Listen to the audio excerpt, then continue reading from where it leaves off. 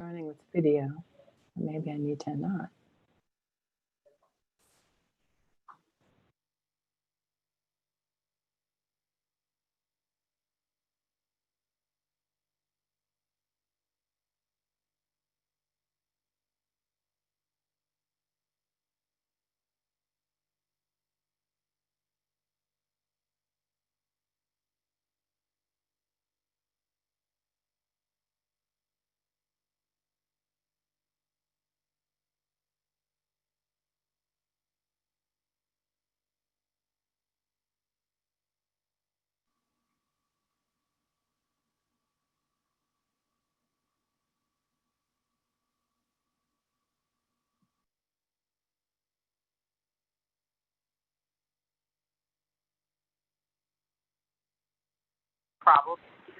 Good morning. This is Delegate Amber Naabik'íyáti calling in. Thank you.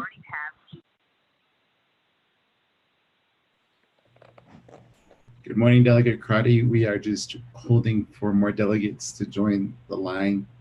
This is Byron. Oh, yeah, thank you for the update. I'll be on mute. Okay.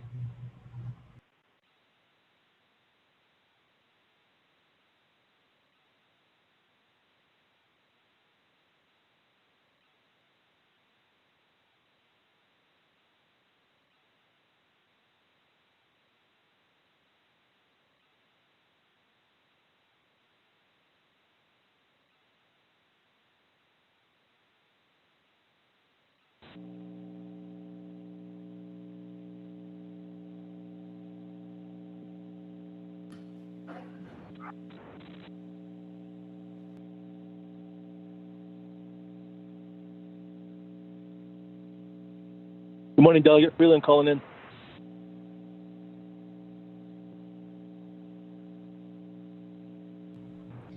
Good morning, Delegate Freeland. This is Byron. We're just waiting for more delegates to join, and then we're getting situated for the meeting.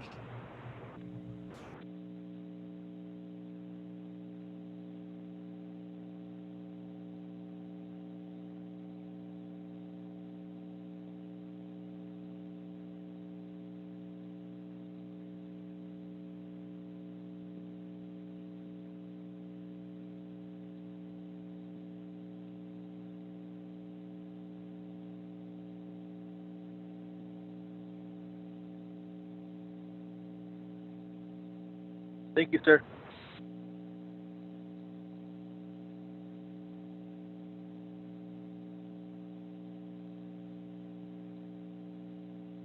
Speaker, are you there? This is Mr. So from Chinle. Good morning, Honorable So. Good morning, everyone. My colleagues of the 24th Navajo Nation Council, Naabik'íyáti committee members. Good morning. I think we have Honorable Slater on the line, Honorable Freeland, Madam Chair Amber Crotty, Honorable Paul Begay. Good morning, everyone. All the staff members, good morning. Morning, Speaker. Morning, Speaker. Good morning. Wherever you guys are at, it's a beautiful cold day here in Window Rock.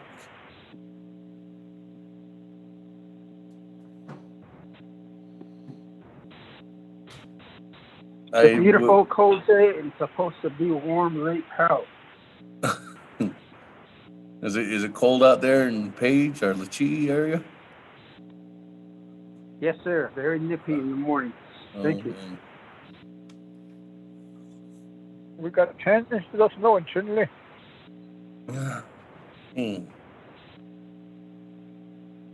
Well, colleagues and everybody on the line, we'll wait a little bit longer. I'll wait till probably here about another 6 minutes. At 10:10, we'll start moving forward on the agenda. Even if we don't have a quorum, we'll go ahead and continue to move on down the line because we do have a couple of reports that were requested to be on this Naabik'íyáti committee agenda. We can start off with those if we don't have a quorum yet, but we will probably have a quorum by then. So let's give it about another 5 minutes and then we'll go ahead and get started. Good morning to everybody that's listening in online. If you're on YouTube, Vimeo, or Facebook, thank you for being with us. Good morning to Honorable Wanika. Look, I see you're with us. Honorable Stewart, good morning. Good morning.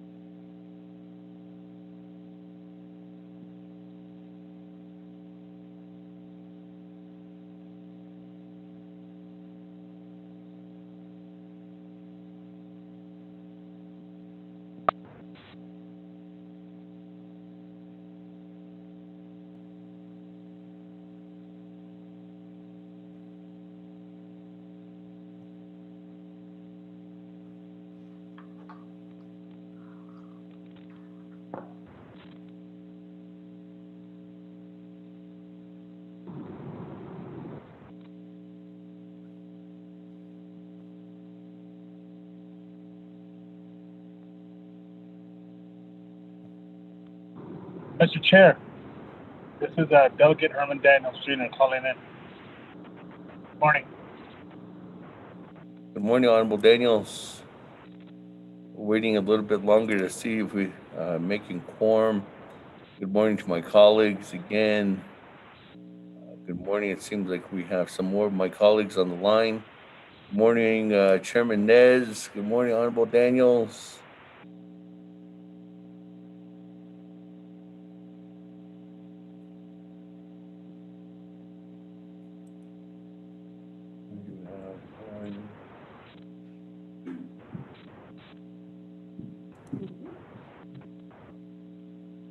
Do we have quorum?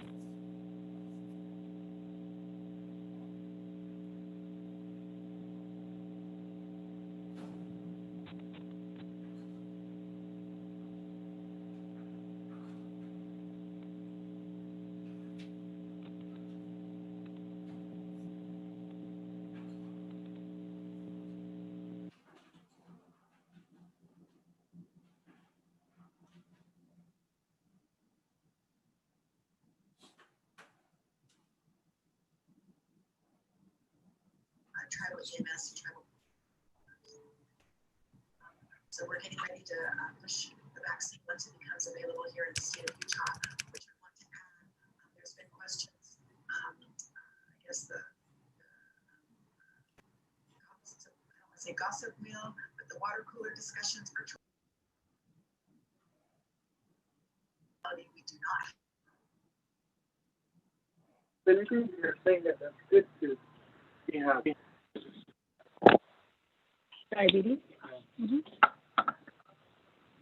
Hello? Okay, we ready? 10:10. That, good morning, everyone. Yeah, hey, Ben, thank you very much for being with us this morning. We are having our regular scheduled Naabik'íyáti committee meeting, which is actually turned into a special Naabik'íyáti committee meeting due to the fact that it's a 2-day Naabik'íyáti committee meeting.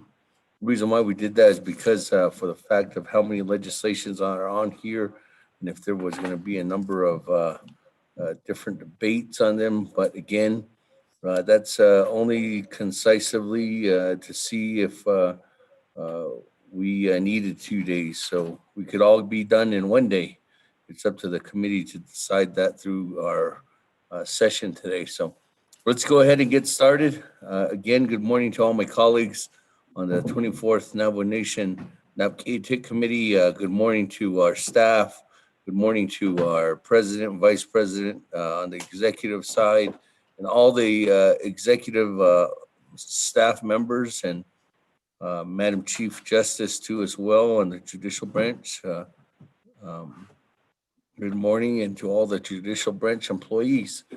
Good morning to all our usual and our listeners and our individuals that are logged in on Facebook, Vimeo, or YouTube. We are running live now. I'm here in Window Rock, Arizona on the Navajo Nation. Today's date is Thursday, December 10th, 2020. The time now is 10:10 a.m. We do have an agenda before us for 2 days, December 10th and December 11th, both starting at 10 a.m. The proposed agenda was distributed and posted. Presiding is myself, Seth Damon, Speaker of the 24th Navajo Nation Council. We'll go ahead and again call this meeting to order at 10:10 a.m. In order to make sure that we are officially in good standing with our statute, let's go ahead and get a roll call going today so we can make ourselves official. Ms. Nota, if you could do that for us right now. Good morning, honorable members. Honorable Elmer Begay. You want to hear it too, baby? Honorable Key Allen Begay Jr. Honorable Paul Begay.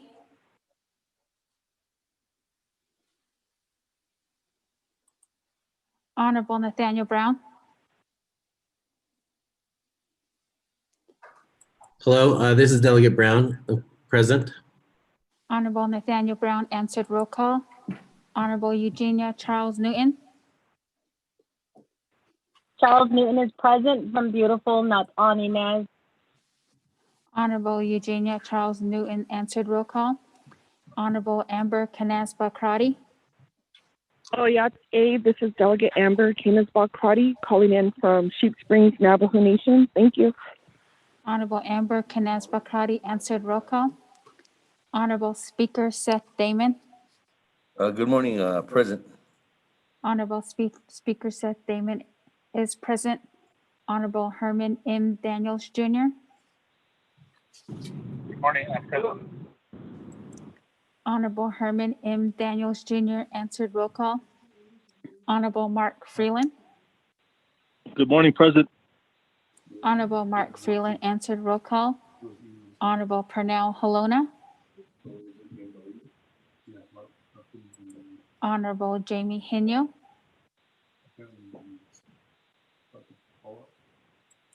Honorable Vince James. Honorable Rick Nez.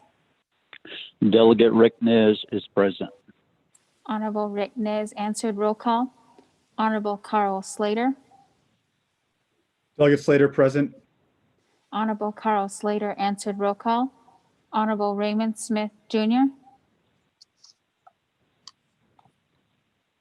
Honorable Wilson Stewart Jr.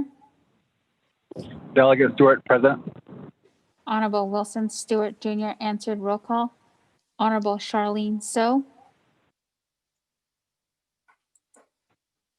Honorable Daniel So. Honorable Eugene So.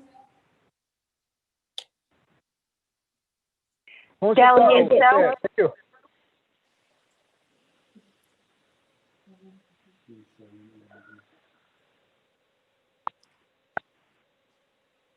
Honorable Eugene So answered. Roll call. Honorable Charlene So. Delegate So, present. Honorable Charlene So answered. Roll call. Honorable Otto So. Honorable Thomas Walker Jr. Honorable Edison Wanika. Here. Honorable Edison Wanika answered. Roll call. Honorable Edmund Yazi. Here. Honorable Edmund Yazi answered. Roll call. Honorable Jimmy Yellowhair.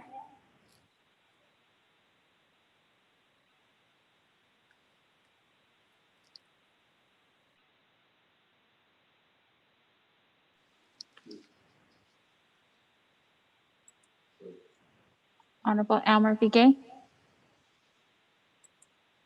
Honorable Key Allen Begay Jr. Honorable Paul Begay. Delegate Paul Begay is here. Good morning. Honorable Paul Begay answered. Roll call. Honorable Pernell Halona. Honorable Jamie Henyo. Honorable Vince James. Honorable Raymond Smith Jr. Honorable Daniel So. Honorable Otto So. Honorable Thomas Walker Jr. Honorable Jimmy Yellowhair.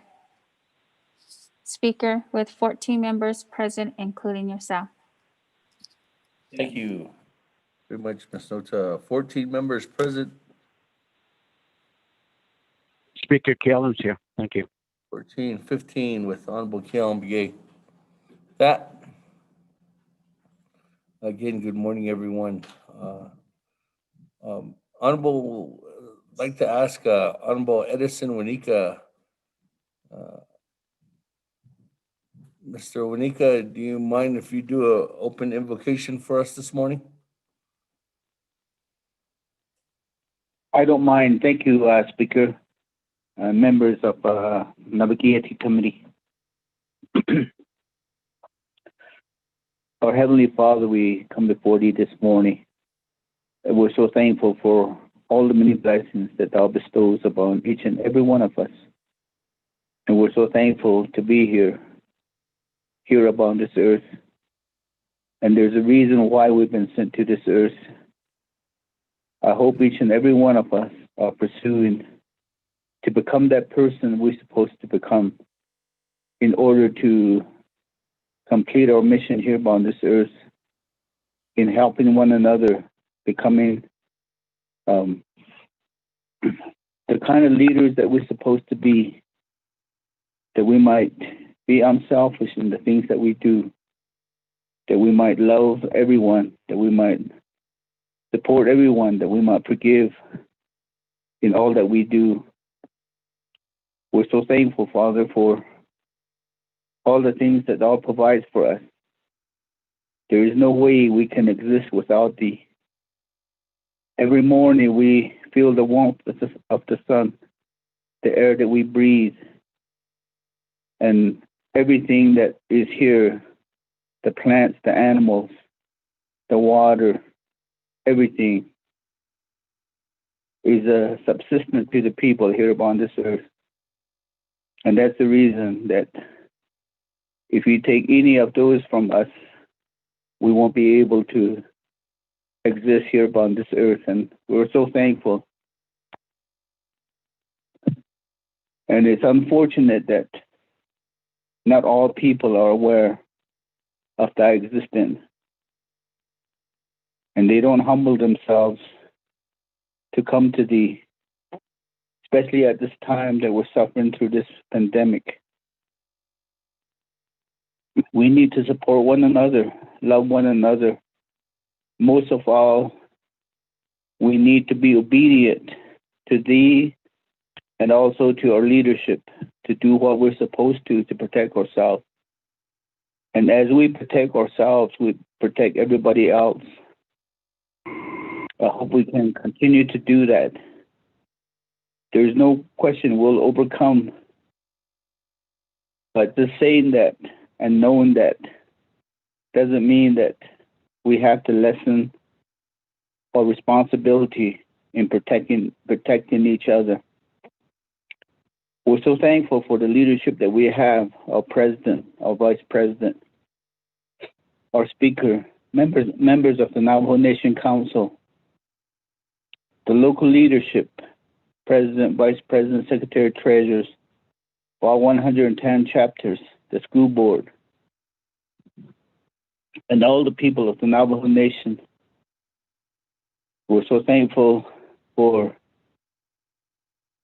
the branches and the executive offices, for the leadership that we have at that level, and the employees of the Navajo Nation. And we're so thankful, Father, for the counties, the state, and the federal government, and all the leadership throughout the world, Father, that we might continue to support each other to overcome this pandemic, that we might be able to learn from it. And I know in thy scriptures you have warned us that the waters will go beyond their bounds, that there will be plagues, that there will be disease. And that's to remind us of our responsibility to ask for forgiveness and to humble ourselves. And sometimes we forget the spiritual side of our lives, and we think everything is just happening, that it's just the weather, or it's just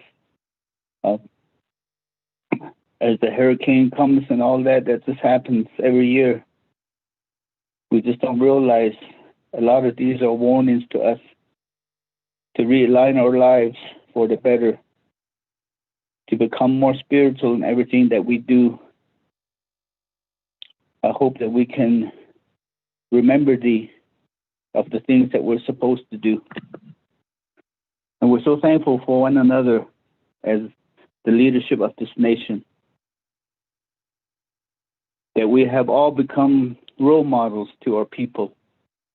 And I hope we act in a manner that we can love everyone and help everyone that is in need, that we might come to consensus to do what is right for the people, that we might help them, that we might be able to do so with prayers to thee, because there's many things that we cannot do without thy help. I hope we do remember that. I hope we are humble before thee and come to thee for answers. And be with us as we partake of this meeting, that we might do so with thy spirit, that we might address all the items on the agenda, and that we might listen to those who will give reports, that we might take it to heart and to help those that need answers. And be with us in all that we do, Father, and forgive us of our weaknesses. Help us that we might overcome them, that we might be able to continue to provide the services that is expected of us. And be with us throughout this day. We humbly pray in thy Son's name, Jesus Christ. Amen.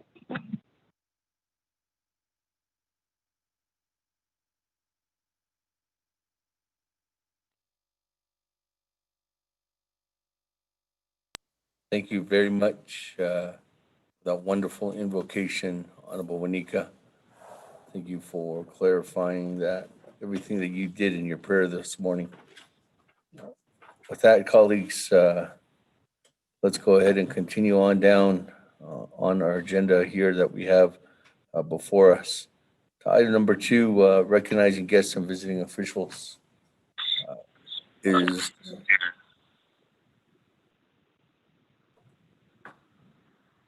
any recognizing guests or visiting Delegate officials? Daniel Cho. Just to say I'm on the call. Good morning, Chairman. Oh, that is a select Oh, colleagues. So any recognizing guests or visiting officials this morning? This is Delegate So. Okay, go ahead. Honorable So, floor is yours. Thank you, Shajat. Adoyat bene natin tin pesh para sa ano daming kliniki. Ado ni staff ado daw angi on the World Wide Web. Yat and hit the schneedle. Shajat, I wanted to recognize a influential person in my community. The Quincy, I think it's been a week now, actually. The Quincy Gent link. We've lost our father, our brother, our uncle, our Che,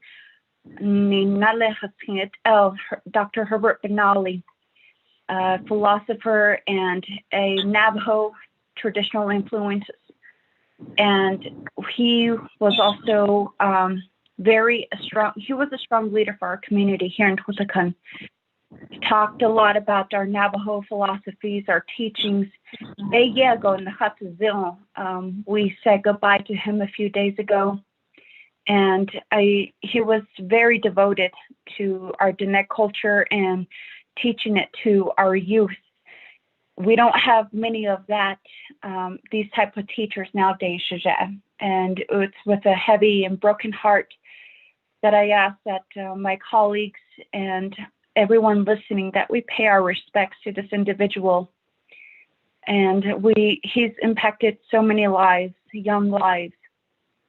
And also the father of Moroni Benali, who ran for Navajo Nation president. So you can see the kind of influence and impact he's had on the young people. And Ashi Ben Beniyekwe, moment of silence at that the next Ashona Shaja.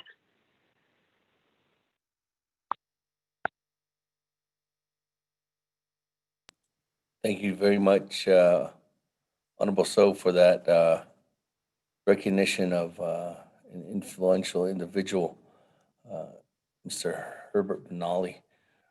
With that, colleagues, if you could just take this moment right now to remember Mr. Benali and be his prayers for his family and as they're going through this time of mourning. So at this time, we'll go ahead and have a moment of silence for Mr. Herbert Benali.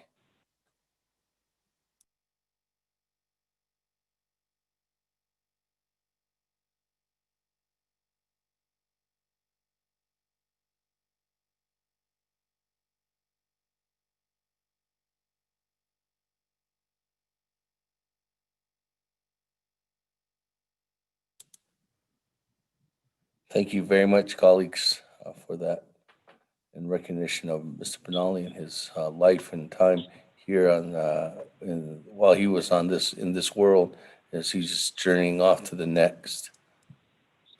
All right, colleagues, let me go ahead and move on down. Recognizing guests and visiting officials. Honorable Slater.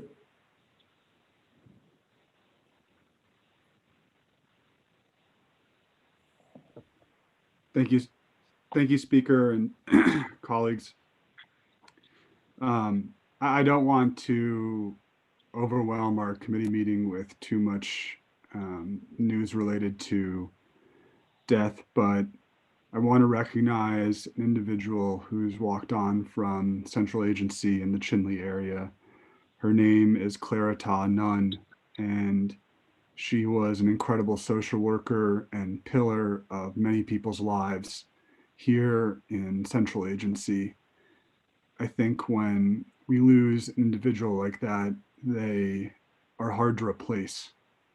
And people who are committed to the safety and welfare of our children, to households that create promise for the next generation instead of instilling fear and despair, those are the heroes that we need to respect and support. And as I said, their loss is immeasurable, and Ms. Ta Nun cannot be replaced. But instead of a moment of silence, I just ask my colleagues that each of you live your life with purpose and try to support our youth, our young people, healthy families in any way that you can. And that each day we wake up, pray for that, and make it a promise and commitment to our lives. So thank you for listening to me, colleagues. For your information, Ms. Ta Nun did an excellent job raising her own children, and she raised a nurse who is currently on the front lines of COVID down in southern Arizona, and also Ms. Drea Teller, and also Orlando Teller, who is a state representative who has advocated for our nation in the state house in Arizona, as well as dealing with his own COVID diagnosis. So let's pray for strength for those who are enduring this disease and battling, and pray for strength for all of our grieving families. Yeah.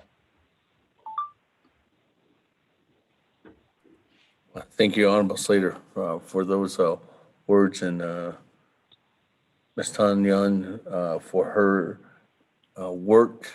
I've known her for a couple of years, and she was on the front lines working together with our youth and with our social service unit. So again, colleagues, take this moment. It's in time for all of our individuals who we've lost. It's a great number of people that we've lost. And I think every single one of us on this call has known somebody either in our families that's either affected by this disease or has been taken and journeying off to the next world. So again, thank you, Honorable Slater, for those words. And pray for their families, as most of them are still continue to be in mourning. With that, colleagues, I don't have anybody else who's texted in. Is there any other guests or visiting official recognitions at this time? Speaker, this is Delegate Brown. Honorable Brown, go ahead. Thank you. Let me turn the other two meetings down. Chair of Naabik'íyáti, Speaker of the 24th Navajo Nation Council, Shanant Rado Shadneda Sinoltsagi, in the great Navajo Nation and outside our sacred mountain, Chik'e. I know that we are in unprecedented times. Our nation and the world is going through so much. So, and I really want to acknowledge previously Shadeja and Shatla Ash, remembering our heroes and so many more of our people. With that, I did send an email out to your speaker, to yourself. I did talk to Mr. Byron Shorty, and I did send an email out to Chief of Staff as well. And yesterday I stopped by the office, and I want to, I asked the Speaker's office to see if we can, on behalf of leadership, the 24th Navajo Nation Council, to honor these individuals' hard work, dedication, giving their souls and their lives to the Navajo people to make it better, to make her better, to make her children better through social service, through education, and so much more. When a delegate requests to honor the family with a Navajo Nation flag from the Speaker's office, I would appreciate if I could be accommodated. I was yesterday for Dr. Herbert Benali. I did receive the flag. And the other thing is, like, if we can just have a little token, like one of those little Navajo Nation pins to give to the family. And I think it will show the families who are mourning that leadership see them and acknowledges their family's hard work. That's the smallest thing that we can do as leadership. And I try myself, and if we can write up something, I did send the email out also on paying tribute to these individuals. Again, they have given to the nation and her children so much, and just a small token of appreciation on a certificate of appreciation on behalf of 24th Navajo Nation Council. If when delegates make that request, if those could be acknowledged, and if we can get a response on that, I would really appreciate that, Speaker. Yeah.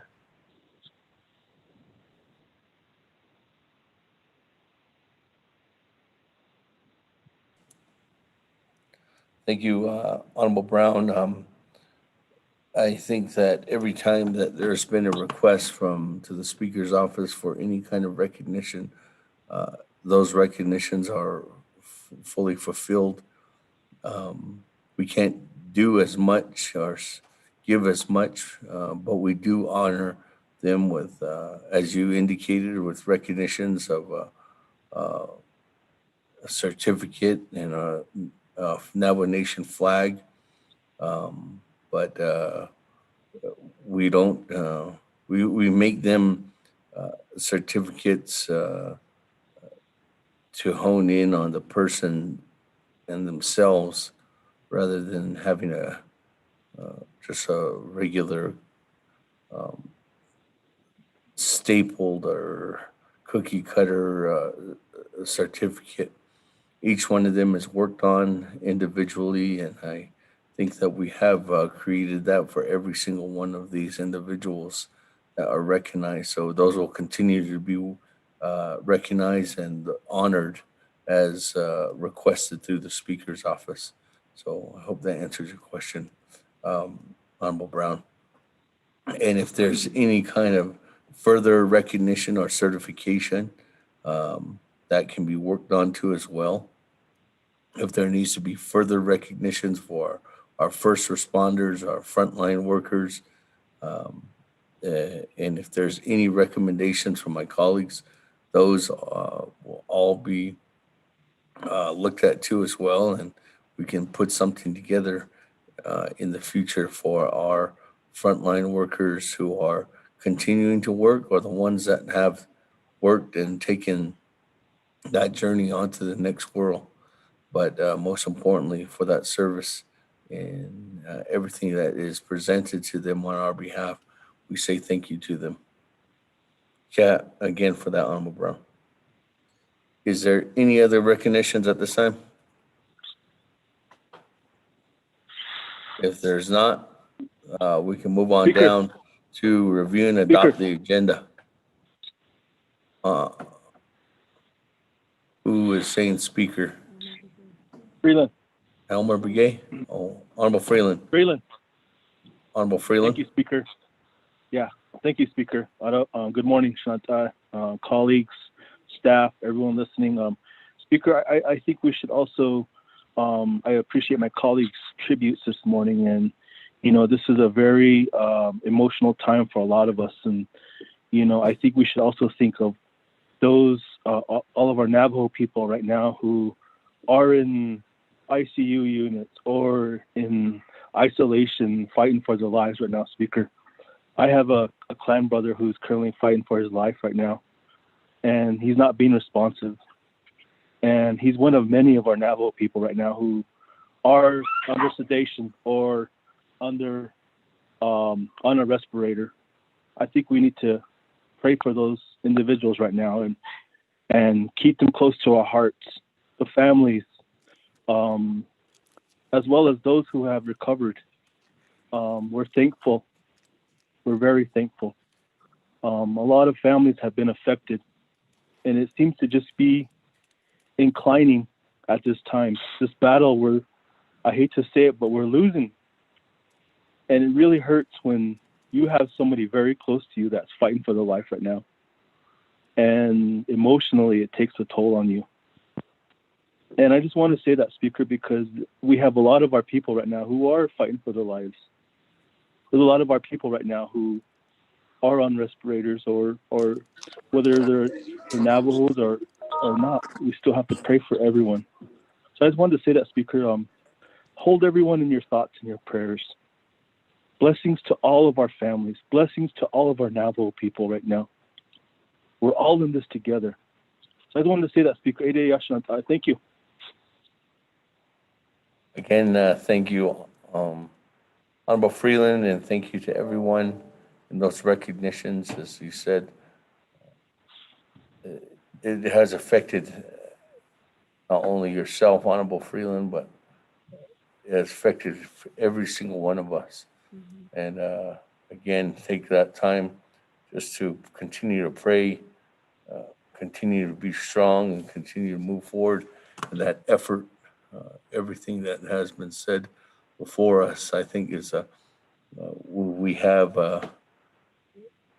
endured this, and we will continue to continue the fight in this battle, and making sure that we will prevail one of these days. So again, thank you, Honorable Freeland. That, colleagues, if there's no more recognitions, we can move on down to our agenda now. Thank you, everyone, this morning for sharing with those recognitions. Let's go ahead and review and adopt the agenda. Mr. Rico, if you could read that into the record. Mr. Speaker, members of the 24th Nomination Council, Naabik'íyáti Committee of the 24th Nomination Council special meeting via telecommunication, Window Rock, Navajo Nation, Thursday, December 10th, 2020, Friday, December 11th, 2020. Proposed agenda, Presiding Chair, Honorable Seth Damon, Speaker, 24th Nomination Council. 1, call meeting to order, roll call invocation. 2, recognize guests and visiting officials, 2-minute limit per delegate. 3, review and adopt the agenda. 4, review and adopt the journals, November 17th, 2020. 5, receive reports. Report A, update report regarding special and hazard duty pay by Perlin Kirk, Controller, Navajo Nation Office of the Controller. Report B, report on School Connect of Arizona, narrowing the digital divide for Navajo Nation schools and communities, presented by Tracy Bill, Executive Director, School Connect. 6, old business, none. 7, new business. A, legislation 0278-20. B, legislation 0280-20. C, legislation 0282-20. D, legislation 0288-20. E, legislation 0301-20. F, legislation 0302-20. G, legislation 0303-20. H, legislation 0304-20. I, legislation 0307-20. J, legislation 0287-20. K, legislation 0291-20. L, legislation 0292-20. M, legislation 0293-20. N, legislation 0294-20. O, legislation 0299-20. 8, close the meeting. Announcement, adjourn. Mr. Speaker. Motion by Otto So. Second, thank you. That was a motion by Honorable Otto So, second by Honorable Eugene So. That, colleagues, any request, there's Delegate Daniel So. Before I recognize the request,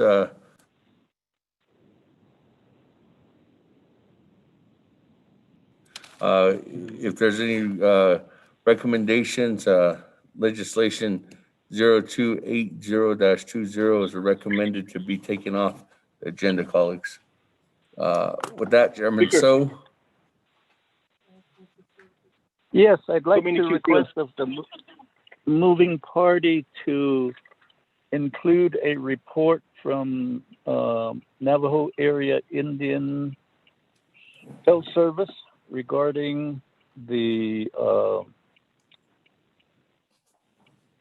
vaccination, the COVID vaccine availability, Pfizer vaccine and Moderna, as well as include a report from Health Command Operations Center regarding the same, as well as Dr. Laura Hammett, that is basically conducting the research study with Navajo volunteers. I would request that of the moving party. And then I would also like to ask the moving party to include a response from Navajo Nation Attorney General regarding the use of the CARES Act funds. There's an appearance that the Navajo Business Opportunity Act is being just pushed to the side. Navajo businesses aren't being afforded access to these funds, and that is two items that I would request the moving parties to include in their motion to adopt the agenda. Thank you, Speaker Otto. Good morning, colleagues, and all the folks that are listening in, and appreciate all the words that have been spoken so far, including Brother Edison Wanika. Thank you for that wonderful prayer. During this pandemic, our prayers certainly have grown in strength, and we certainly hold each other dear. Thank you. Okay, so number one is thank you, Chairman Daniel. So I'm actually going to recognize this as Amendment 1, and the number 1 is to add on item C onto the report under receiving reports, and that's a update from IHS on the vaccines and the HCOC Center, and an update on update from, well, actually it's going to be Dr. Laura Hammett on the vaccine process on the nation. And then 2 is going to be an update, or actually asking the Navajo Nation Department of Justice for an update on the CARES funds and how there's concerns in the business regulatory and procurement laws that might be bypassing Indian and Navajo preference. So that's the second one. With that, Chairman Daniel So, there's a motion. Is there a second? Second, Wanika. Second by Charles Newton. Man, Honorable Wanika, second. That, colleagues, any other further comments, questions on Amendment 1?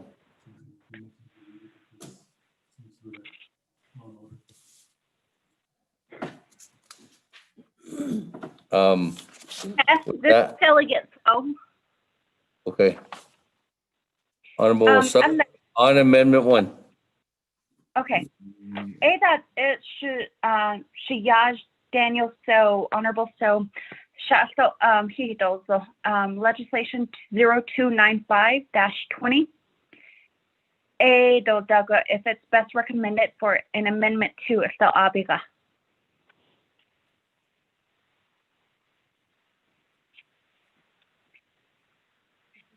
What is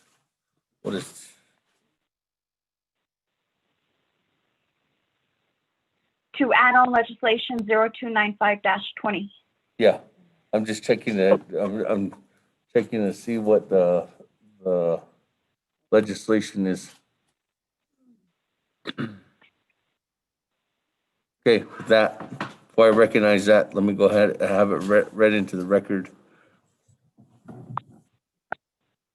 What is 295?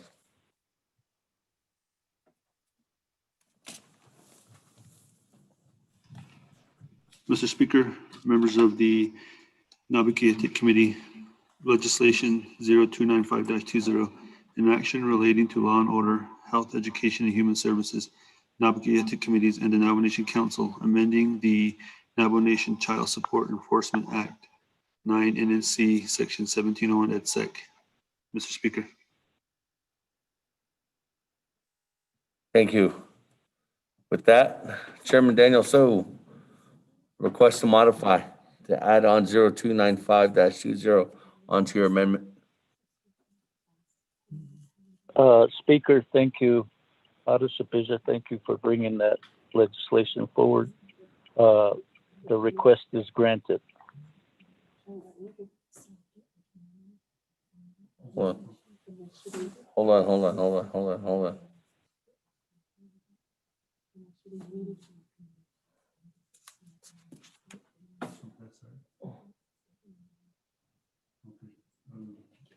What is that? Honorable Charlene So and to Chairman Daniel So. Unfortunately, I can't recognize that. Actually, I'm going to redact or retract from what I recommended to you, Chairman Daniel So, in recognizing to put 0295-20 on there. And the reason why is I can't allow that legislation to go on the agenda at this time. And the reason why is because Naabik'íyáti committees as of right now at 10:50 a.m. I have not received a committee report from Health, Education, and Human Services Committee. So once that committee report is sent over, Madam, our Chairman Daniel So and Honorable Charlene So, then we can add that onto the agenda. But as of right now, we don't have a committee report. Thank you. So as is, we're still with just those two reports. Speaker, I'm about 15 minutes away from Window Rock.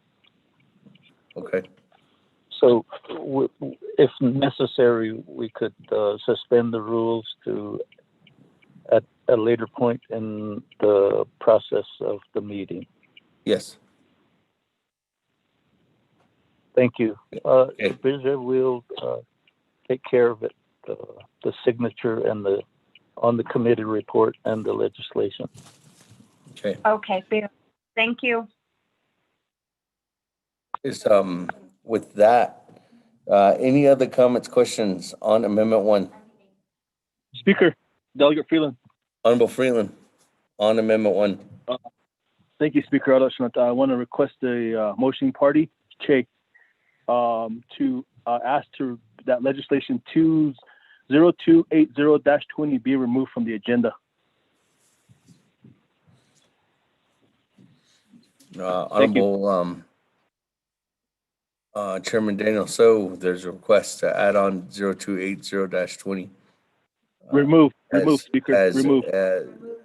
There's to be added on to the amendment, and that would be to remove legislation from the agenda. Chairman, a request to modify. That request is granted. Okay, and also with that, since we're talking about removing legislation 0292-20 would also need to be removed as it was put on the agenda, but it still has not gone to the Law and Order Committee. So that one, I'd request that to be on the adding on to the list too on your amendment, Chairman Daniel. So to be removed from the agenda as well, 0292-20. Thank you, Sachila, Honorable Speaker. That request will also be granted. Okay. Thank you, Chairman. Any other comments, questions on Amendment 1? Speaker, this is Delegate Charles Newton. Speaker, I don't know who said speaker. That was Stewart. Okay, Honorable Stewart, go ahead. Oh, yeah, the Speaker. Good morning. Colleagues. I am requesting to add on legislation 220-20 under old business. 220-20. Okay, with that request add on legislation 0220-20, and that legislation is referring to the Navajo Nation Washington office building purchase. Okay. And it was referred from RDC over to the Naabik'íyáti committee. So with that, committee members, back to Chairman Daniel. So if this legislation is added on, it goes under old business. Chairman Daniel, so there's a request to modify your amendment to adding on legislation 0220-20. Thank you, Speaker. I think the legislation has met the requirements to come back to NABI, and I would grant that request too. Okay, legislation 0220-20 be included in the amendment. Thank you. That, Honorable Madam Chair, I think that was you, I heard. Charles Newton. Yes, Speaker. Good morning. Good morning. Auto colleagues, good morning. Speaker, I'd like to add on a report by the Office of Management and Budget regarding the transfer of funds to the hardship pot. I would like to get an update on whether that has happened, and if it hasn't happened, why that has not occurred. So if we could add that report on so that the people are aware of what's going on with the funds. Thank you, Speaker. Per legislation, what was that? NABIO NABIO-49-20. 49-20. Okay, so there was a request to get a report from Office of Management and Budget for the transfer of CARES funds per legislation NABI-49-20 in regards to the hardship account or hardship. Yeah, hardship funds or account. With that, this would be item number A, B, C, D, E. Item E under receiving reports. There was a request to modify. Chairman Daniel So. The request is granted.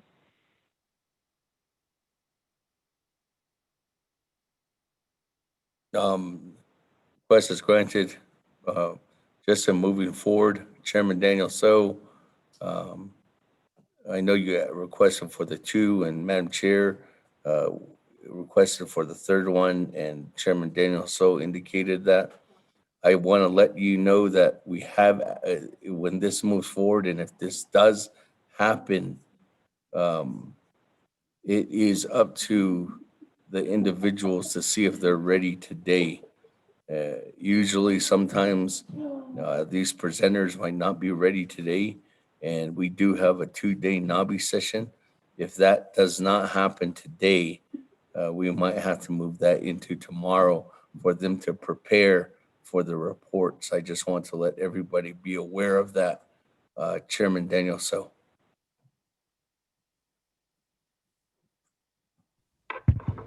With that, any other Thank you, comments, Speaker, questions? Go ahead, Chairman Daniel So.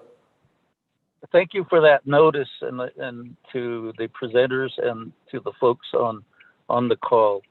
That would be a good notice. Thank you. Okay. Any other comments, questions for Amendment 1? Keon Begay, Chair.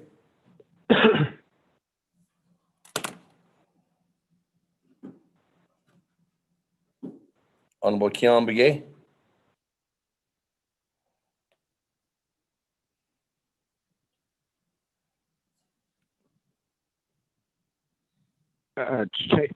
You hear me now? Yes. Okay.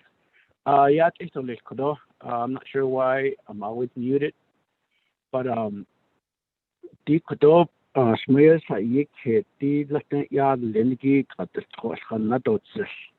Do Kodon hit Nab Kodo Luis had me go Kodo update and hit on Mr. Hutner. The call ADK in out source Baka.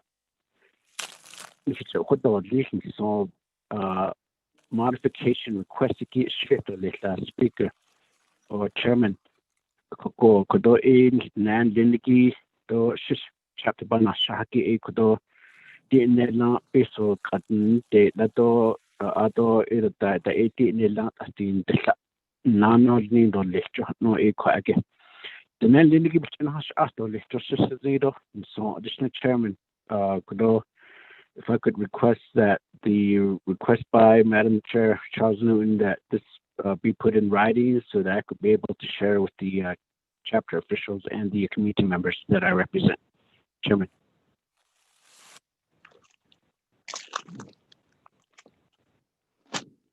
That's in ref.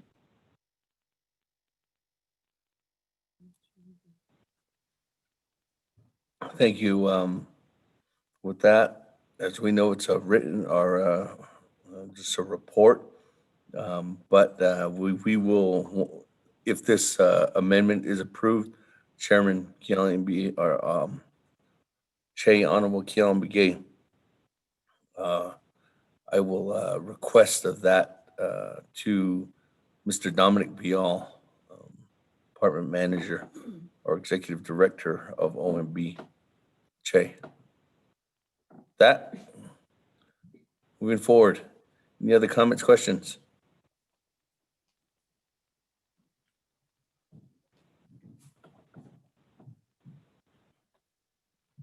There's none. Honorable Slater. What's in the queue?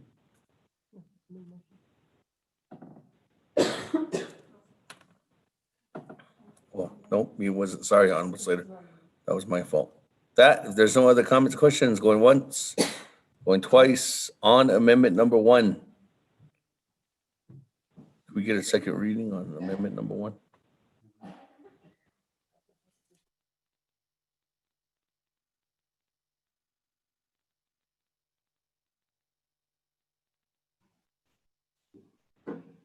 Mr. Speaker, members of the Naabik'íyáti Committee, amendment number 1 is to delete legislation 0280-20 and legislation 0292-20.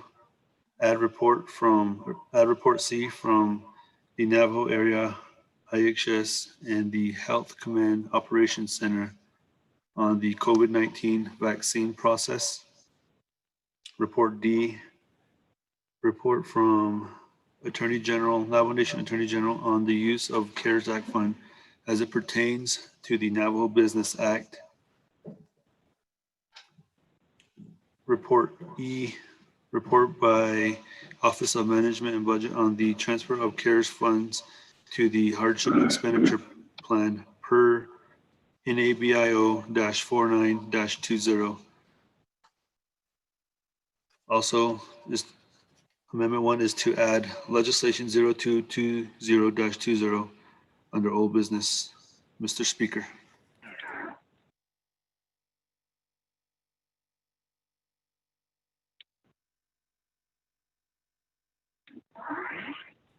Thank you. That, colleagues, go to the board. Roll call. Honorable Speaker, Elmer Begay. Speaker, just a point of clarification. Under report C, that includes Dr. Laura Hammett on the vaccine research project. Okay.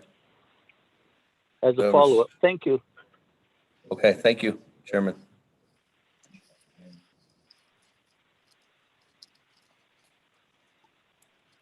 Honorable Elmer Begay. Honorable Key Allen Begay Jr. Delegate Kealan votes green. Thank you. Honorable Key Allen Begay Jr. votes green. Honorable Paul Begay.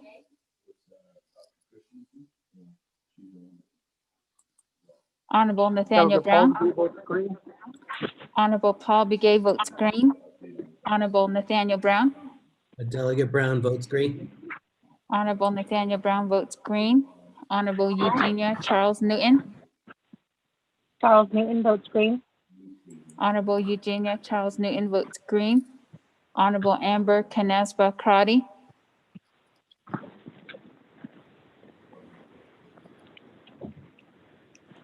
Honorable Herman N. Daniels Jr. I vote green. Honorable Herman M. Daniels Jr. votes green. Honorable Mark Freeland.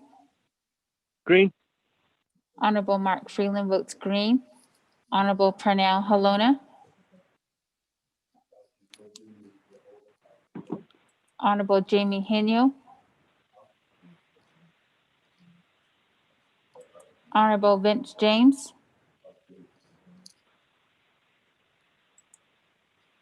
Honorable Rick Nez. Delegate Rick Nez votes green. Honorable Rick Nez votes green. Honorable Carl Slater.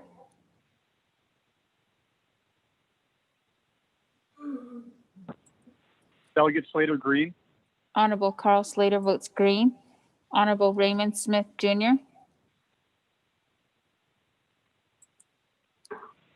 Honorable Wilson Stewart Jr. Green. Honorable Wilson Stewart Jr. votes green. Honorable Charlene So. I vote green. Honorable Charlene So votes green. Honorable Daniel So. I vote green. Honorable Daniel So votes green. Honorable Eugene So. Here, thank you. Honorable Eugene So votes green. Honorable Otto So. I vote green. Honorable Otto So votes green. Honorable Thomas Walker Jr. Honorable Edison Wanika. Green. Honorable Edison Wanika votes green. Honorable Edmund Yazi. Green. Honorable Edmund Yazi votes green. Honorable Jimmy Yellowhair. Honorable Elmer Begay. Honorable Amber Canaswell Crotty. Honorable Pernell Halona. Honorable Jamie Henio. Honorable Vince James. Delegate James votes green. Honorable Vince James votes green. Honorable Raymond Smith Jr. Honorable Thomas Walker Jr. Honorable Jimmy Yellowhair. Speaker, with a vote of 16 yeas and 0 nays, speaker not voting. Thank you very much. On Amendment 1, 16 in favor, 0 opposed. Chair not voting. A motion carries, colleagues. With that, back to the main motion. Honorable Speaker, on the this main is motion. Thomas Walker. I'm voting green on that amendment. Honorable Walker. What, did you get his vote? No, he didn't answer. Honorable Walker's green. That moves the vote to 17. 17, Honorable Walker, we got your vote. That, colleagues, moving on. Back to the main motion on our agenda. Honorable Stewart, you have the floor on the main motion.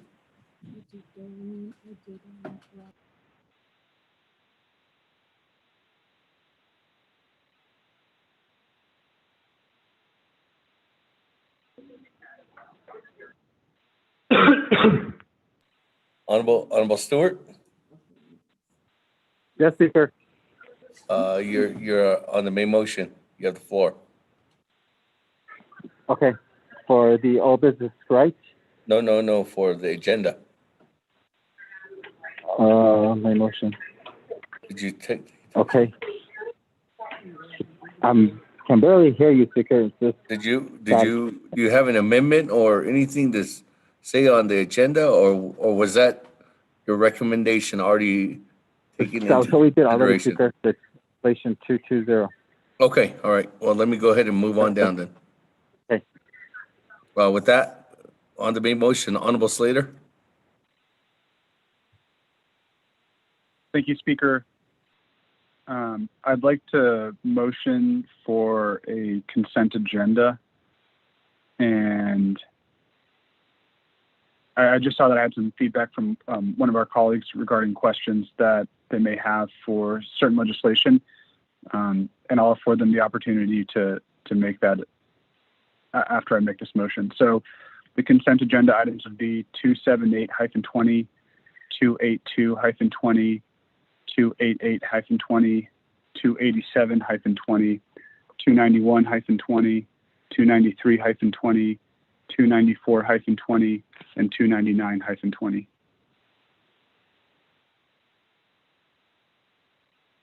So 278, 282, 288, 287, 291, 293, 294, and 299.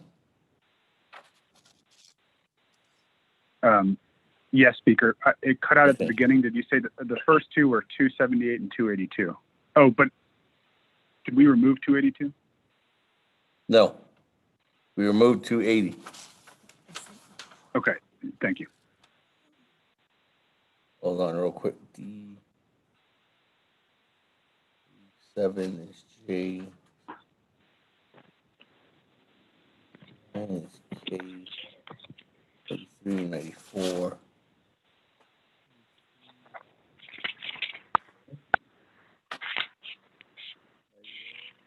Oh. Okay, with that, colleagues, amendment number 2.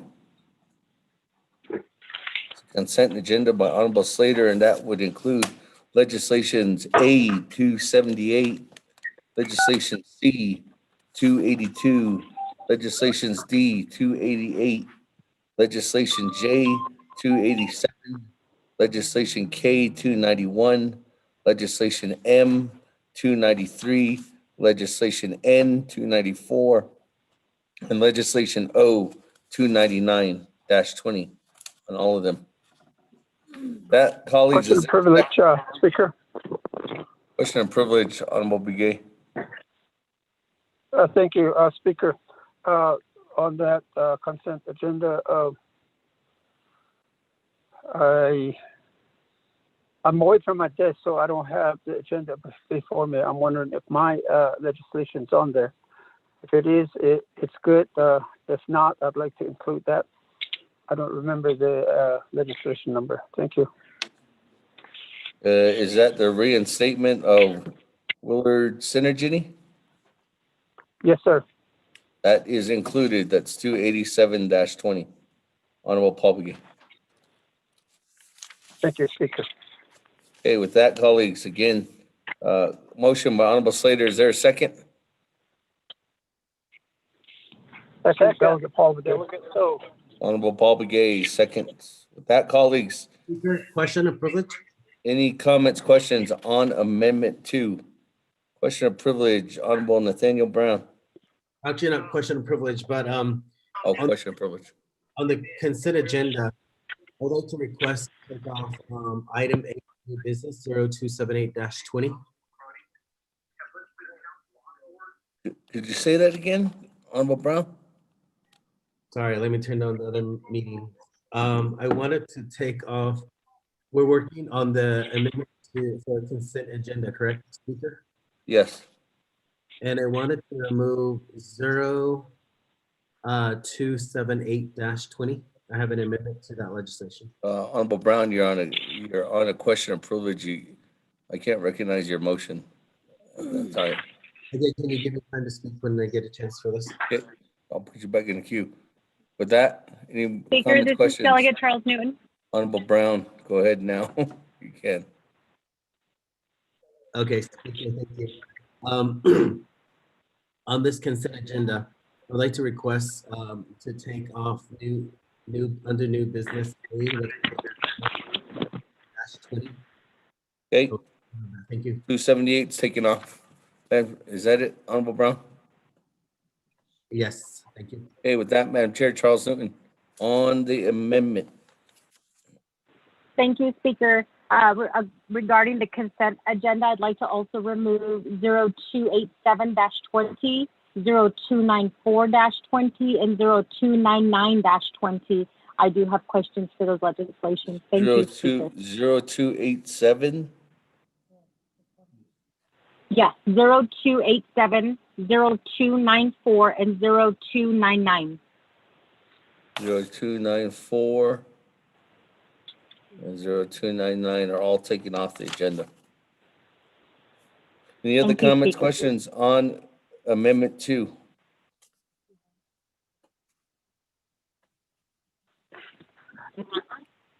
As of this time, Mr. we have, Speaker, this is Mariana Khan.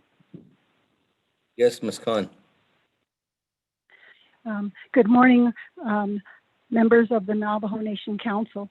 The legislation 0282-20 is in need of an amendment with regard to a citation that's in the title and in about 3 places in the document. And that would need an amendment, Mr. Speaker. Okay. That is a request from Ledge Council to take 282 off. Speaker, we can add that to my request. Okay, 282 is off. That, colleagues, any other comments, questions on Amendment 2? If there's none, I have legislation D 288, K 291, M 293, last remaining on the consent agenda.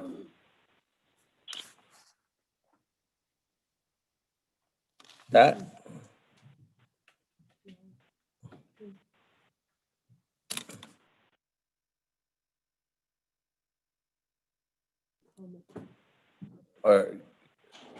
Honorable Kian, are you wanting to make a comment, or is that on the last?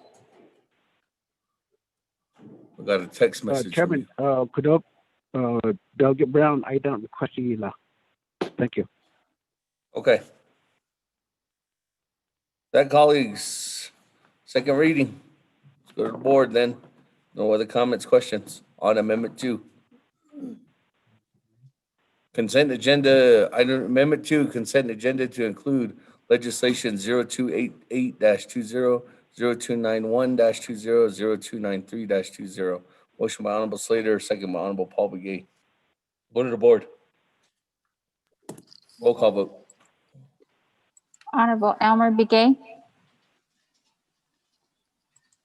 Honorable Key Allen Begay Jr. Delegate Calvin votes red. Honorable Key Allen Begay Jr. votes red. Honorable Paul Begay. Delegate Paul Begay votes green. Honorable Paul Begay votes green. Honorable Nathaniel Brown. Delegate Brown votes green. Honorable Nathaniel Brown votes green. Honorable Eugenia Charles Newton. Charles Newton votes green. Honorable Eugenia Charles Newton votes green. Honorable Amber Canasba Crotty. Honorable Herman M. Daniels Jr. I vote red. Honorable Herman M. Daniels Jr. votes red. Honorable Mark Freeland. Green. Honorable Mark Freeland votes green. Honorable Pernell Halona. Honorable Jamie Henio. Honorable Vince James. Delegate James votes green. Honorable Vince James votes green. Honorable Rick Nez. Delegate Nez votes red. Honorable Rick Nez votes red. Honorable Carl Slater. Delegate Slater, green. Honorable Carl Slater votes green. Honorable Raymond Smith Jr. Honorable Wilson Stewart Jr. Red. Honorable Wilson Stewart Jr. votes red. Honorable Charlene So. Vote green. Honorable Charlene So votes green. Honorable Daniel So. Daniel So votes green. Honorable Daniel So votes green. Honorable Eugene So. Oh, that's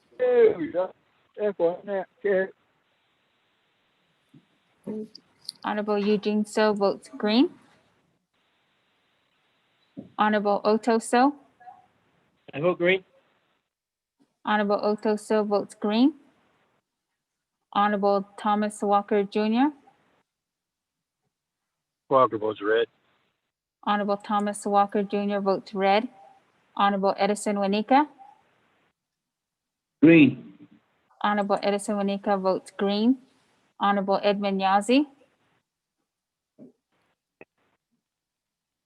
Red. Honorable Edmund Yazi votes red. Honorable Jimmy Yellowhair. Honorable Amber Begay. Honorable Amber Canesba Crotty. Honorable Pernell Halona. Honorable Jamie Hinyo. Honorable Raymond Smith Jr.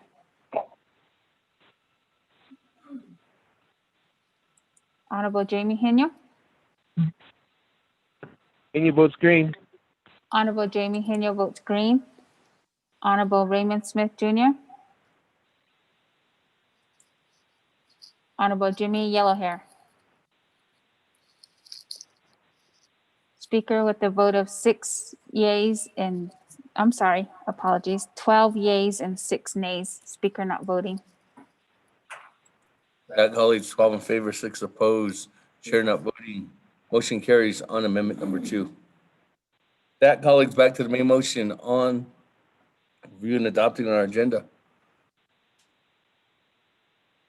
I don't have anybody on the board. Have anybody wanting to speak? Going once, going twice, going 3 times. Second reading on our agenda. Mr. Speaker, members of the 24th Navajo Nation Council, Naabik'íyáti Committee, there are 2 amendments. Amendment 1, delete legislation 0280-20 and 0292-20 from the agenda. Add legislation 0220-20 under old business. Add new report C, the report from Navajo Area IHS Roslyn-So on the COVID-19 vaccine process, and an update from Navajo Health Command Operations Center, Dr. Laura Hammock, on the Navajo Nation COVID-19 vaccine research project. New report D from the Navajo Nation Attorney General Doreen McPaul on the use of the CARES Act fund as it pertains to the Navajo Nation Business Opportunity Act. New report E from the Navajo Nation Office of Management and Budget, Dominic BL, on the transfer of CARES fund to the hardship expenditure plan per in resolution NABIO-49-20. Amendment number 2 is to create a consent agenda, which will be new item A under new business. Consent agenda will include legislation 0288-20, legislation 0291-20, legislation 0293-20. Mr. Speaker.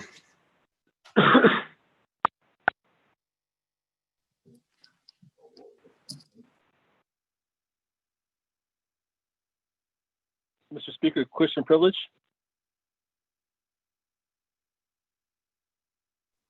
Question of privilege. Who has a question of privilege? Freeland. Freeland. On that reading, on that second reading, was 282 also included? 282 and 288 on the consent agenda. 282 was taken off the consent agenda. The only items that are on the consent agenda are 288, 291, and 293. Thank you, Speaker. Okay. Let's go to the board. On our agenda. Honorable Elmer Begay. Honorable Key Allen Begay Jr. Delegate Calvin votes green. Honorable Key Allen Begay Jr. votes green. Honorable Paul Begay. Delegate Paul Begay votes green. Honorable Paul Begay votes green. Honorable Nathaniel Brown. Delegate Brown votes green. Yeah. Honorable Nathaniel Brown votes green. Honorable Eugenia Charles Newton. Charles Newton votes green. Honorable Eugenia Charles Newton votes green. Honorable Amber Canaspa Crotty. Honorable Herman M. Daniels Jr. Green. Honorable Herman M. Daniels Jr. votes green. Honorable Mark Freeland. Green. Honorable Mark Freeland votes green. Honorable Pernell Halona. Hello, votes green. Honorable Pernell Halona votes green. Honorable Jamie Henyo. Any votes green. Honorable Jamie Henyo votes green. Honorable Vince James. Delegate James votes green.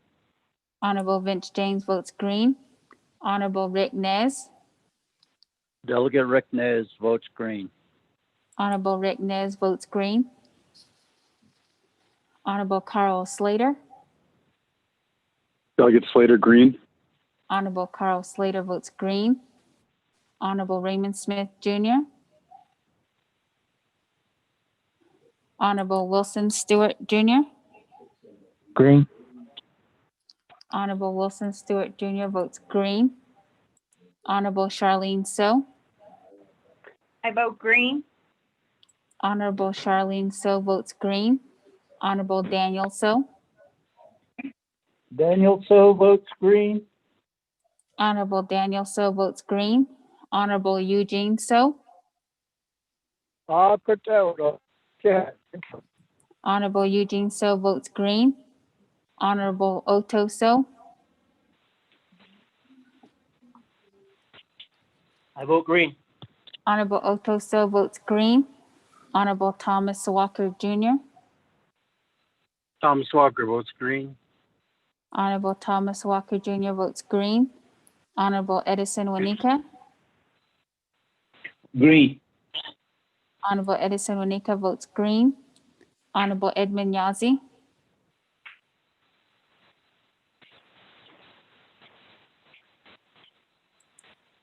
Honorable Jimmy Yellowhair. Honorable Elmer Begay. Honorable Amber Canespa Crotty. Honorable Raymond Smith Jr.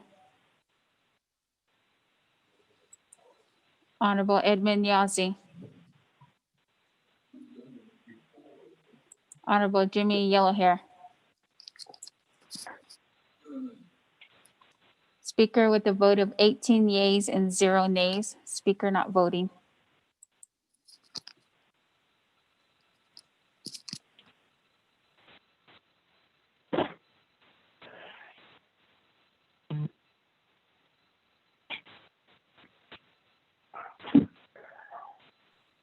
Thank you. That, colleagues, 18 in favor, 0 opposed. Chair not voting, motion carries. We do have an agenda before us. As soon as we get that together, we'll send that out, colleagues. With that, let's go ahead and continue on down on receiving reports. Oh, well, almost jumped I jumped the page or a space there. Actually, review and adopt the journals. We do have a journal that was sent out. When was it? It was sent out yesterday afternoon. Yesterday afternoon, dated November 17th, 2020. What is the wish of the committee? 10:48? Actually, it was sent out 10:48 yesterday morning by Mr. Manuel Rico. Motion, Wanika. Motion to accept that by Honorable Edison Wanika. Eugene So, second. Second by Honorable Eugene So. That, colleagues, any comments, questions on the journal dated November 17th, 2020? Question of privilege, Eugene So. Question privilege, Honorable Eugene So. Question, did we just got the agenda? Could you say that again, Honorable Eugene So? Did we just got the agenda, Yes. What? taking all the enters out. I mean,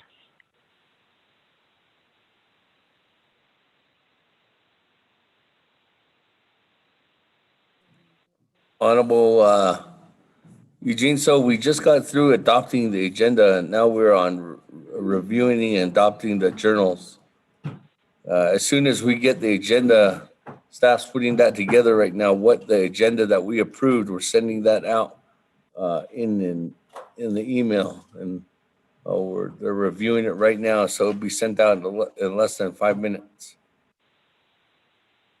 I do understand, Speaker. I'm talking about gut, like taking the enters out of something. Oh.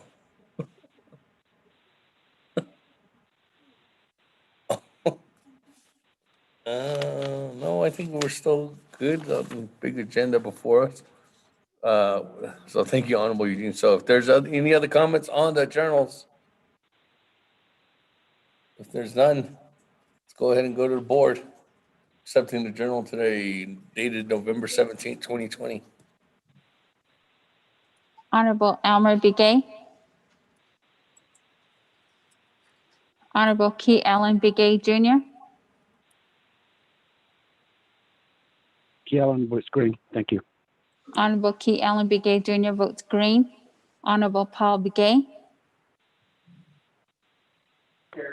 Delegate Paul Begay votes green. Honorable Paul Begay votes green. Honorable Nathaniel Brown.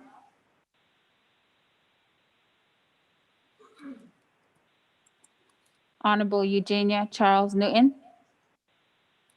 Charles Newton votes green. Honorable Eugenia Charles Newton votes green. Honorable Amber Canespa Crotty. Honorable Herman M. Daniels Jr. Green. Honorable Herman M. Daniels Jr. votes green. Honorable Mark Freeland. Green. Honorable Mark Freeland votes green. Honorable Pernell Halona. Halona votes green. Honorable Pernell Halona votes green. Honorable Jamie Henyo. Henyo votes green. Honorable Jamie Henyo votes green. Honorable Vince James. Delegate James votes green. Honorable Vince James votes green. Honorable Rick Nez. Delegate Rick Nez votes green. Honorable Rick Nez votes green. Honorable Carl Slater. Delegate Slater, green. Honorable Carl Slater votes green. Honorable Raymond Smith Jr. Honorable Wilson Stewart Jr. Green. Honorable Wilson Stewart Jr. votes green. Honorable Charlene So. I vote green. Honorable Charlene So votes green. Honorable Daniel So.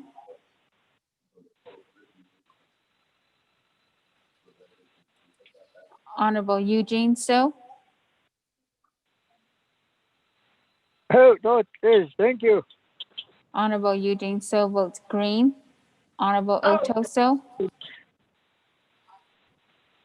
vote green. Honorable Oto So votes green. Honorable Thomas Walker Jr. Thomas votes green. Honorable Thomas Walker Jr. votes green. Honorable Edison Wanika. Green. Honorable Edison Wanika votes green. Honorable Edmund Yazi. Honorable Jimmy Yellowhair. Honorable Elmer Begay. Honorable Nathaniel Brown. Honorable Amber Canespa Crotty. This is Delegate Brown. I vote green.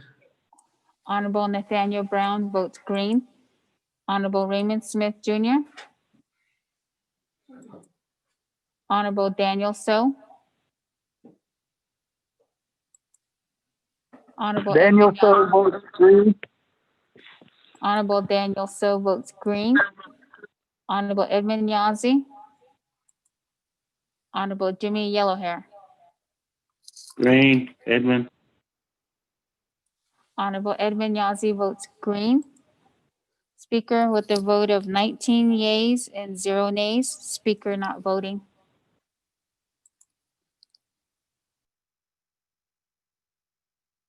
Thank you. 19 in favor, 0 opposed. Chair not voting, motion carries on accepting the journals dated November 17, 2020. With that, colleagues, let's go on down. Item number 5 on receiving reports. Number A, it's an update report regarding special/hazard duty pay by Perlene Kirk, Controller, from the Navajo Nation Office of the Controller. Madam Controller, if you're on the line, you and your staff, the floor is yours. You have 20 minutes for the presentation. If you have anything that you would like sent out to, please email it over to, oh, did you already send it out? When was it sent out? 30 minutes ago, it was, there was a report, a document sent out regarding this report. That was sent out by Mr. Manuel Rico, colleagues. That, Madam Controller, the floor is yours. Okay. Thank you, Speaker. Otto, Akia, Speaker, and members of the committee.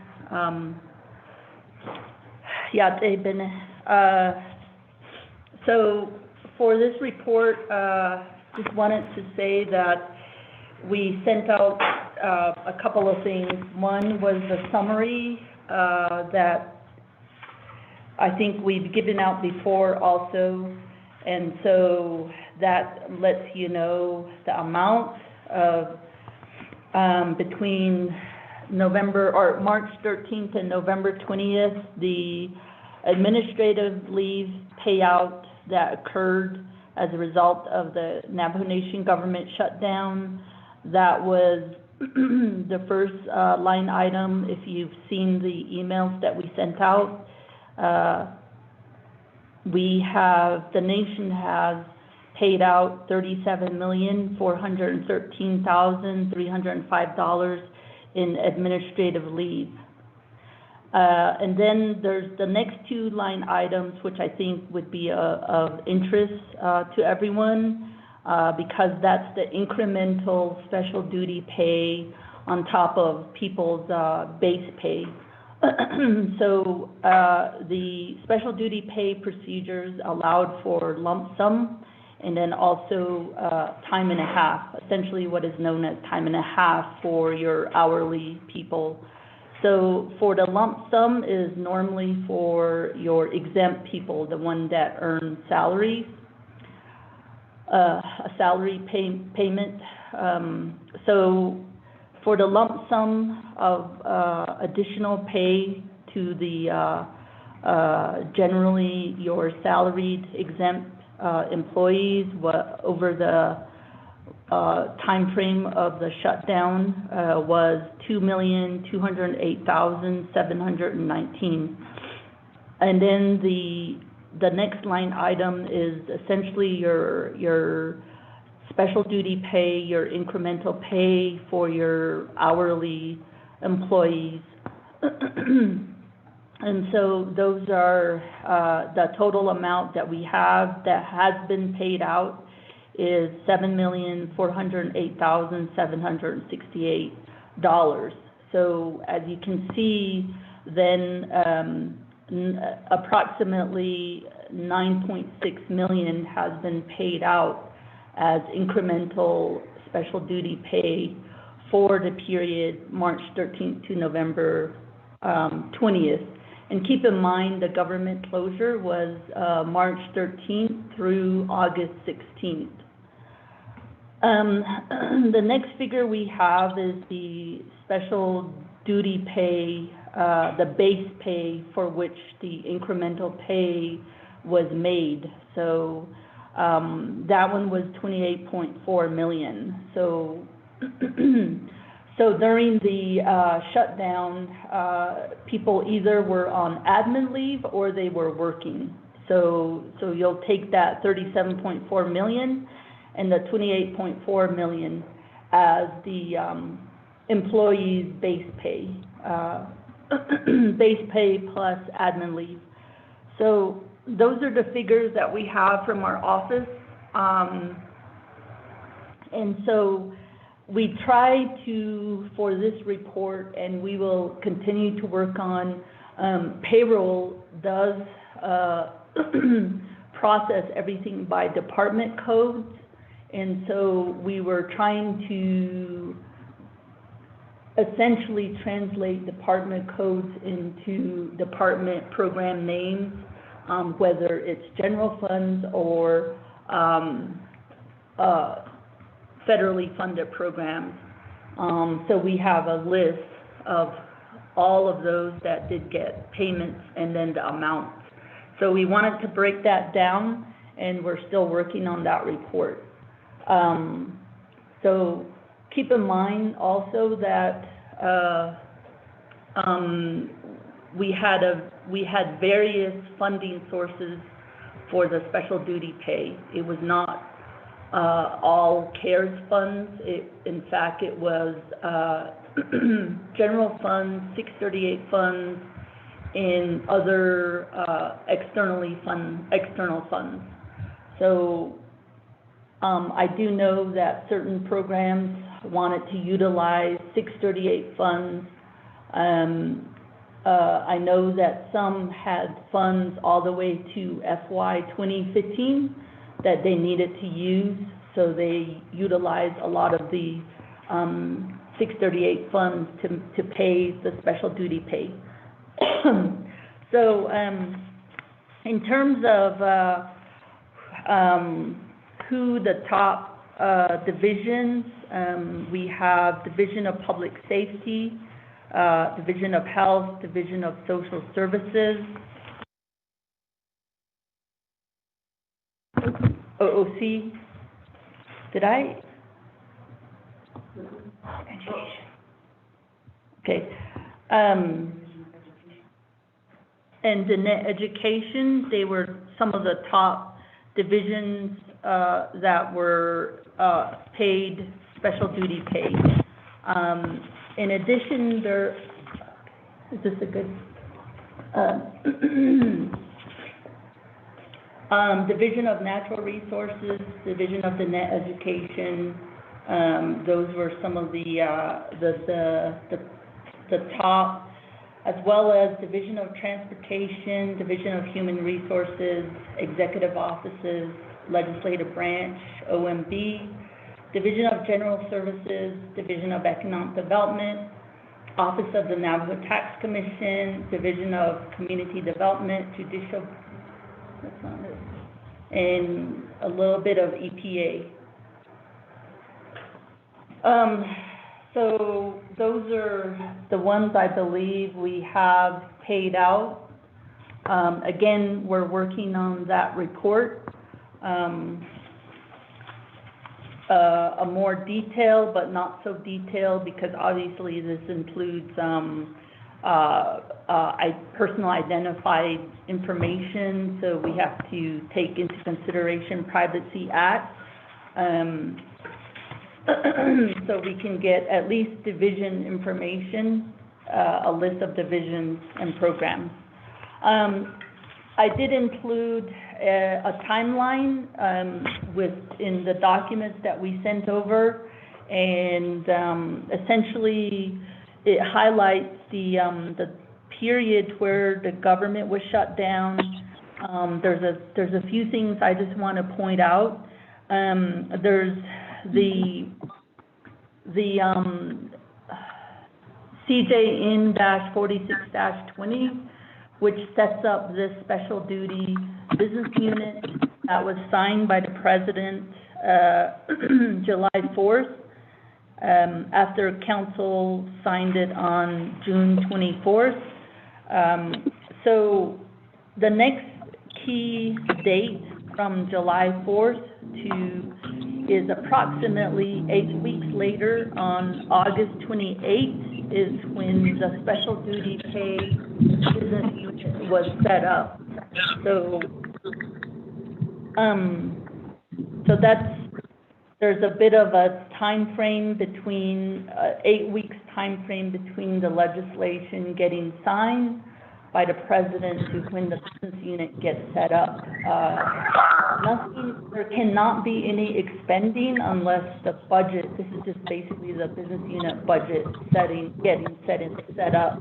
If you recall, during those times, you'll see that there's some delay in setting up business units and budgets, because I think way back then, there were some legal questions, other questions as well, mostly stemming from CMY 44-20. That's, some of those, if you recall, it seemed like such a long time ago, but that's what was happening during that time. So it took a little bit of time, I believe, if I recall all of those. So the next big thing I want to highlight is from there is the 10/26/2020 deadline. And I've mentioned this before, our office, so even though the government opened back up on August 17th, we were still getting a lot of documents. We were aware, our office was aware, because we've got inquiries from employees asking where their special duty pay were, but yet we did not receive any documentation. So those things were occurring. So what we've done was we've put together a deadline, which was October 26th, an internal deadline. The reason for that was from the October 26th, we counted 4 payroll periods. And I just want to say that the December 18th pay period will be the last one for the calendar year. So October 26th to December 18th pay period, we had 4 pay periods. And we felt that with the amount of going back and forth that our office does, we thought that that was plenty of time to work out all these documents with the various programs or DPM, or if there's budget issues, it would be OMB issues. So that's why we put in a deadline. As everybody is aware, then that Friday, August 30th, the Naabik'íyáti-49-20 was signed, and what that meant was the next date that's of interest is on the 11/6. That's the pay period ending that we had to process that was before the November 20th deadline. So essentially our plan of having 4 pay periods to process all these documents went from 4 pay periods to 1 pay period. So, and also, I know my staff had sent a picture of, and this is a picture of all the documents that came in on our deadline, 10/26. So you see all those, I keep talking about getting 10 boxes. So those are all special duty payment requests that came in on the 26th.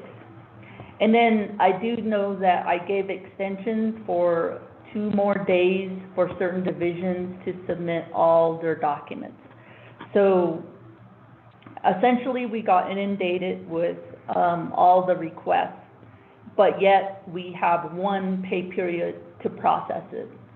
So my staff, and I mentioned it before, they've worked overtime. They worked through the weekend and all the way up to Tuesday, November 10th, to process as many as we could.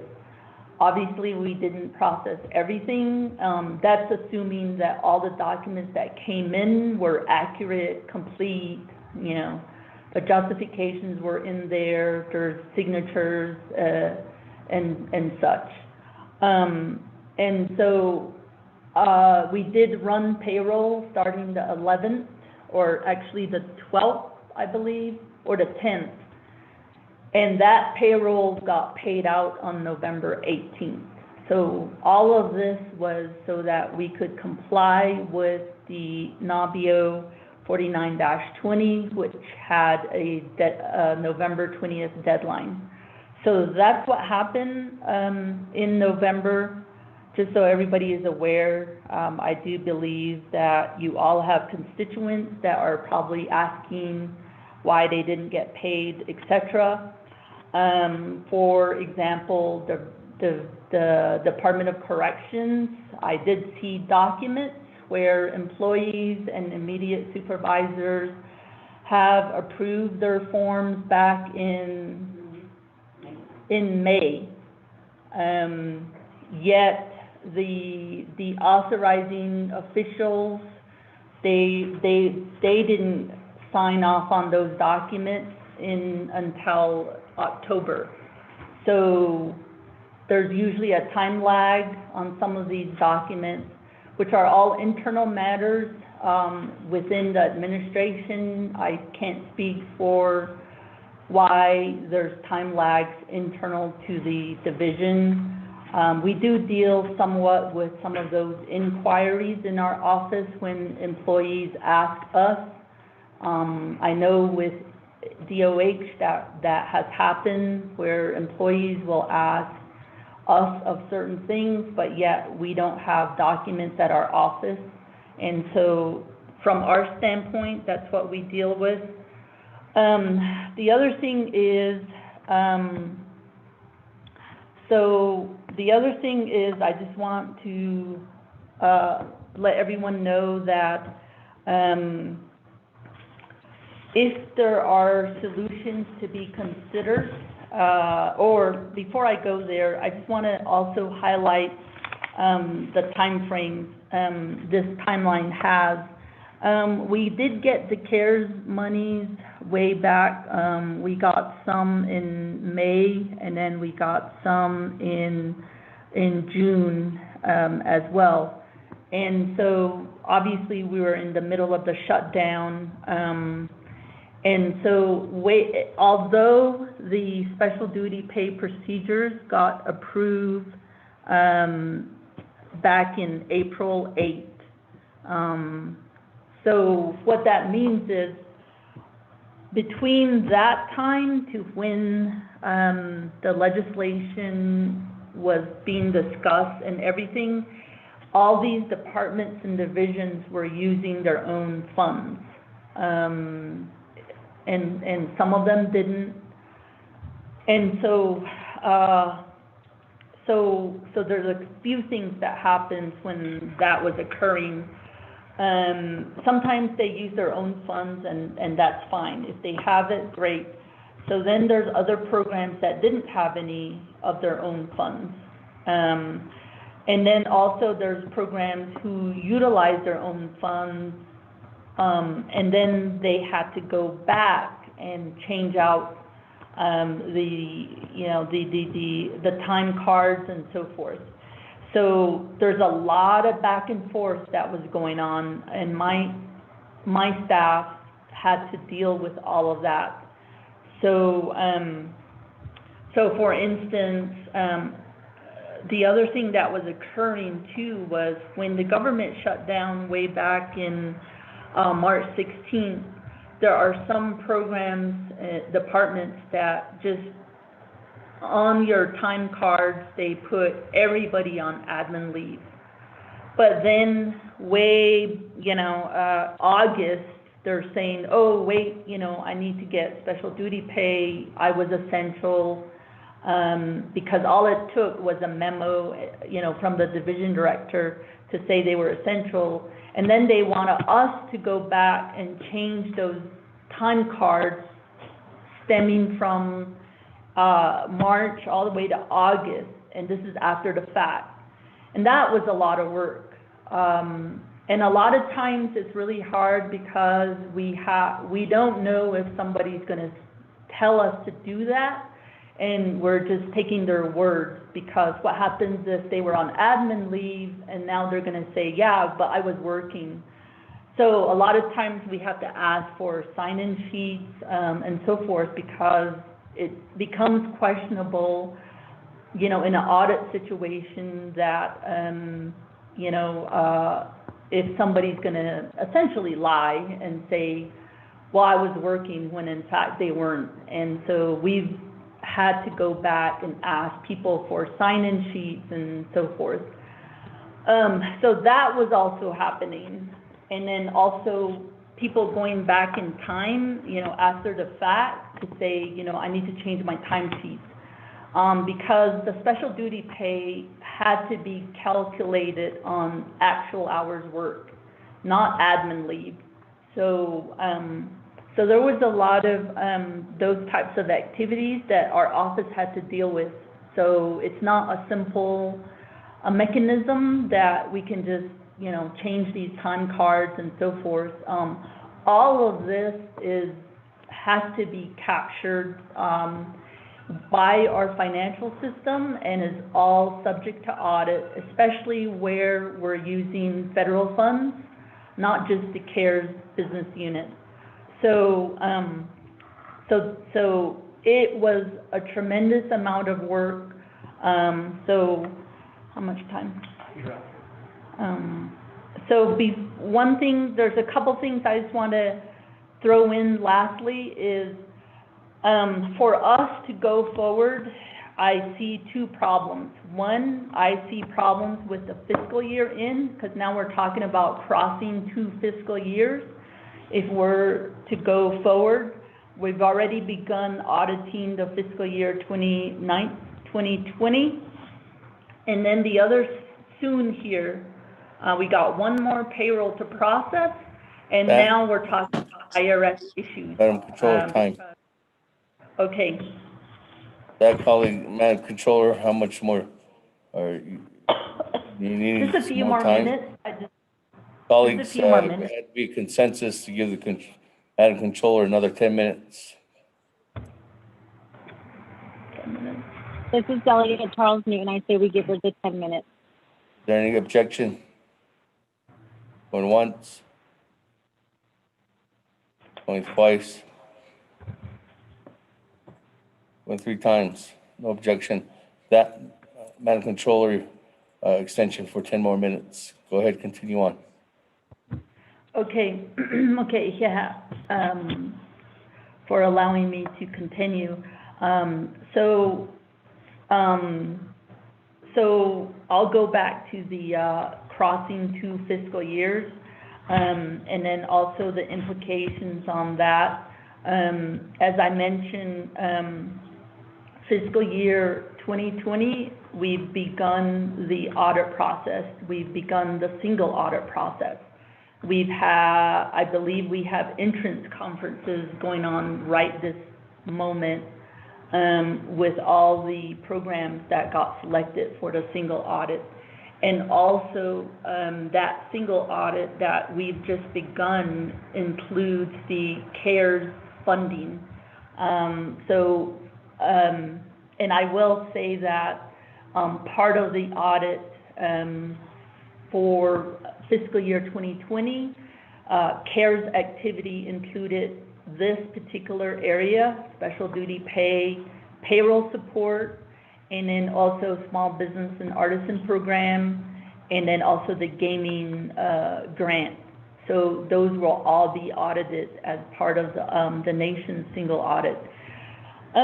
So the reason why I'm bringing up some of the potential issues that the nation will have in terms of the special duty pay activities is because the government shutdown was within that fiscal year. And then also now we've tried the best we can with all the submittals of documents.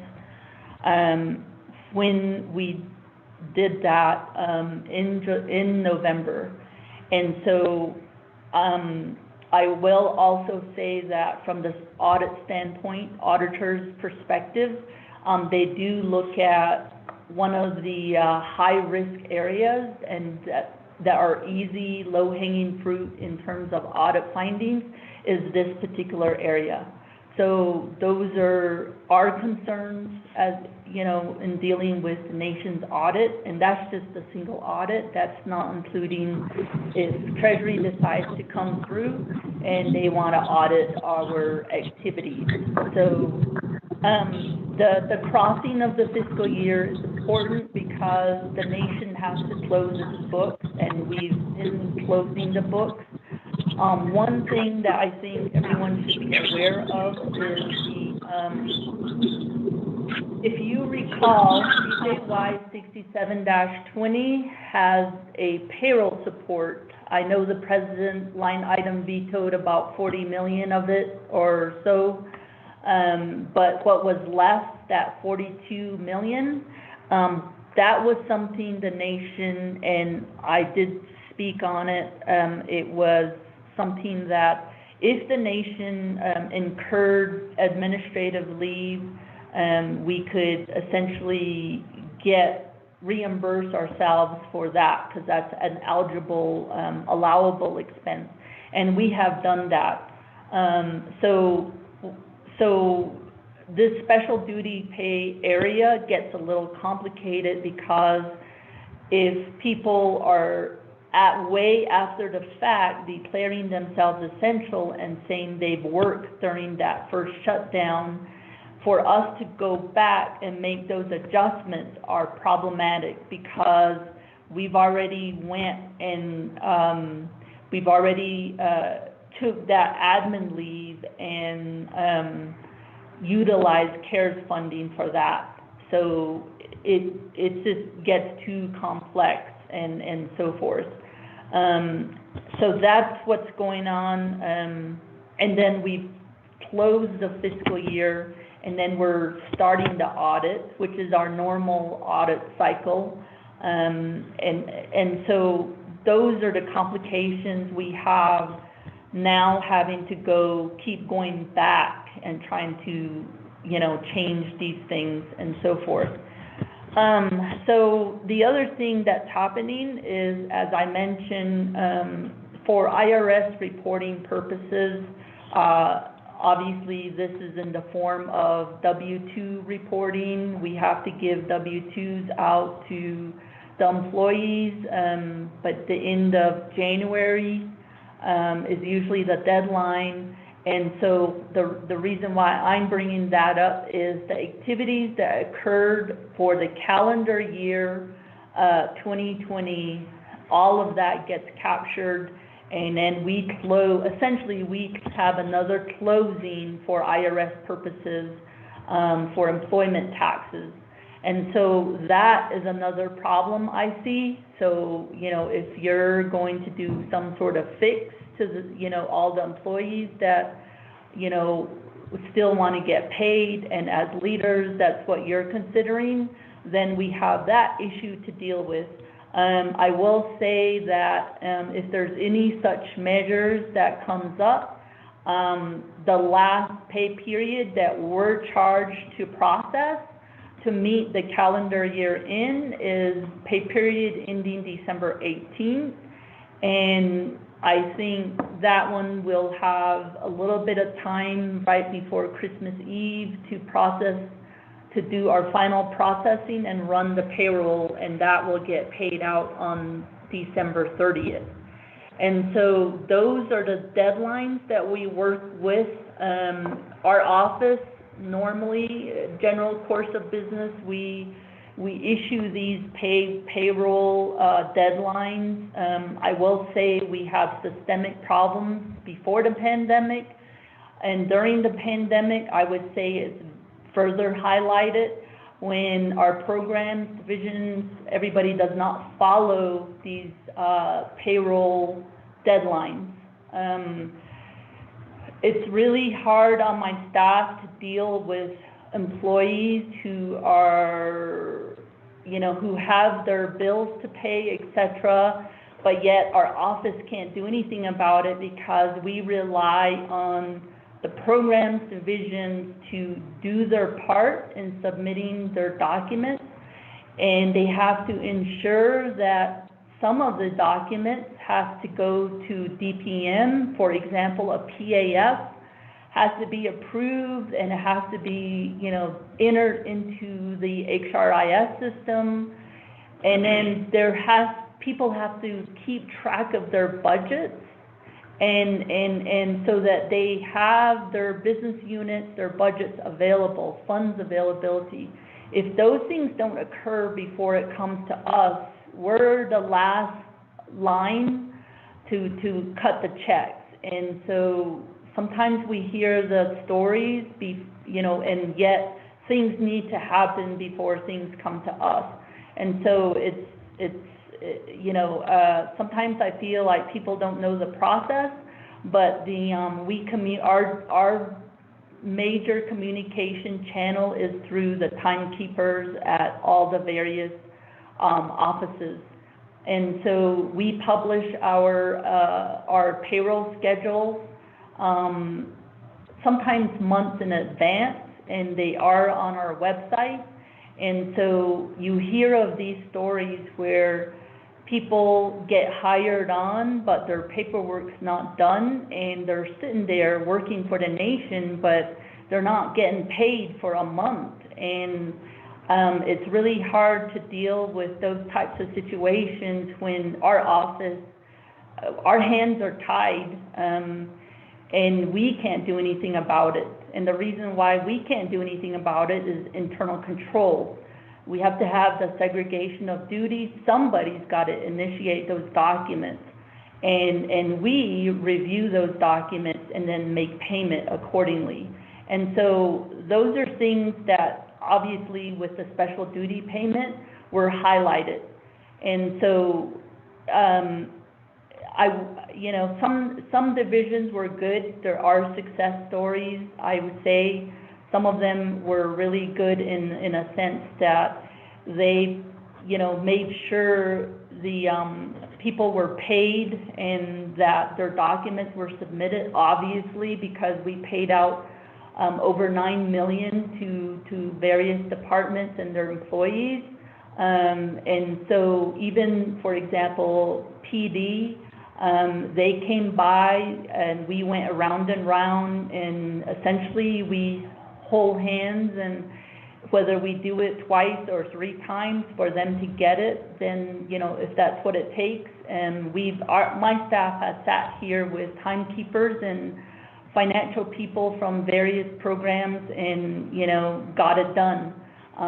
So I will also say we did see abuse in this area. We've gotten, I would call it outrageous requests. In some cases, there was a few of those, and it really is a cause for concern, especially in an audit situation, because these things, if they stand out like a sore thumb, then the auditors will scrutinize those things. And so we've had to push back in some cases because not only do we, if we're talking about federal funding, we also have to follow the uniform guidance. And so that's where we saw some activities to that effect as well. I think my 10 minutes is over again. Thank you. Yeah. Thank you, Madam Controller. Colleagues, we have heard from Madam Controller on the report. Is there a motion to accept the report? Motion by Charles Newton. Madam Chair Charles Newton, is there a second? Second, Delegate James. Honorable Vince James. Colleagues, I'm going to go to the board. Chairman Yazzie, floor is yours. Speaker, thank you. Then members of the council, and then to our controller, Madam Controller, thank you for your report. I can only imagine, the heavy workload that we all have to do, and I know there's a lot of frustrations and a lot of questions on everything that you have done, and even on us as leaders, goes back from all the payments of the CARES Act and then to your report here on the special pay. What else can I say, Madam Controller? You know, I just want to plead with you, and I know you have a great load of work that you have to do. And I just, number one, want to encourage you. You know, there's just no, you know, the frustration. I know we can go on a different route and have a statement and don't want to get upset. But I guess just an encouragement to continue to do what you got to do. But just two things that I would like, need help in. And like I said, I know your workload is a lot. Church Rock C-Store and Crown Point Hotel, these are business owners that have requested a business loan, and the banks are about to pull out on them because the paperwork is within your office, Madam Controller. Once it's signed, then the loans will kick in.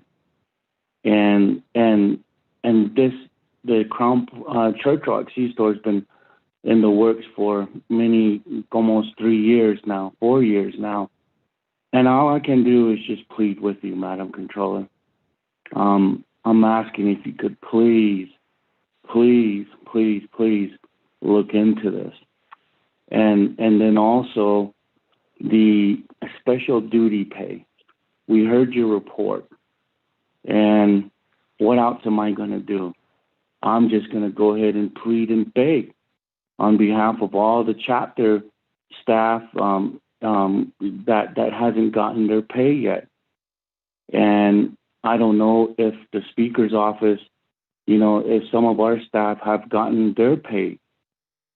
And so, but again, Madam Controller, I'm going to beg online, you know, for the Church Rock C-Store, Crown Point Hotel, and then the special duty pay for our chapter. I know Yamato CSC hasn't gotten theirs, special pay. They're out there on the front lines. And I know Mariana Lake's the same way, plus a lot of other chapters on the nation. What times are we going through with this pandemic? It is really, you know, challenging times, as we say.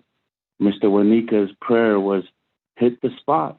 You know, we just need, as leaders, you know, to continue to help one another. And I hope by me pleading with you and asking you in a nice way that, you know, these items that I mentioned, we could take care of it. You know, and I'll leave it at that, Speaker. And Madam Controller, just please help out, you know, the chapter staff. Again, Yambato, Mariana Lake hasn't gotten paid. The Ruse, Smith Lake, Mariana Lake, Pinedale, and Church Rock. And I'm just begging, please, let's get this taken care of. Thank you, Speaker. I don't want to reserve my time, sir. Thank you. That moving on down, Honorable Slater. Floor is yours. Thank you, Speaker, Chair. Controller, for your presentation, and thank you for the updates that you provided to the committee, basically starting in August. I think that no amount of pleading and begging can change the fact that we're at the situation because of poor management across the nation. And the fact of the matter, as you described, is that the funding was not an encumbrance. So therefore, if it was not spent by November 20th, then it goes into the hardship assistance program.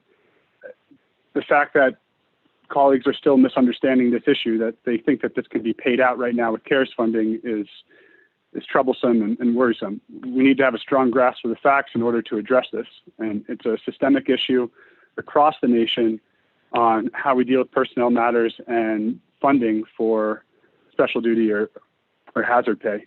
So as I updated my colleagues today in an email prior to your report, we walked through a lot of the similar points that you raised and identified a few key areas. And I think those areas are, we need to have a strong estimation or estimation of what the total hours that weren't paid out. And that's going to take, I think, further coordination between OOC and the programs to determine. And from there, we can move toward looking at either a UUFB or personnel lapse fund request. And maybe there are other options for helping to figure out how we could pay this out for those employees who earned it but weren't paid out.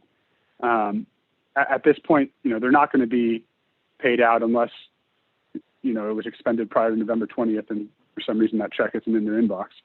But we need real commitment and coordination from the executive branch to identify all of the outstanding hours, who was eligible, what time was eligible that they worked, and then see what requests maybe were provisionally approved, but they weren't able to get the paperwork or the budget transfers didn't take place or whatever before November 20th.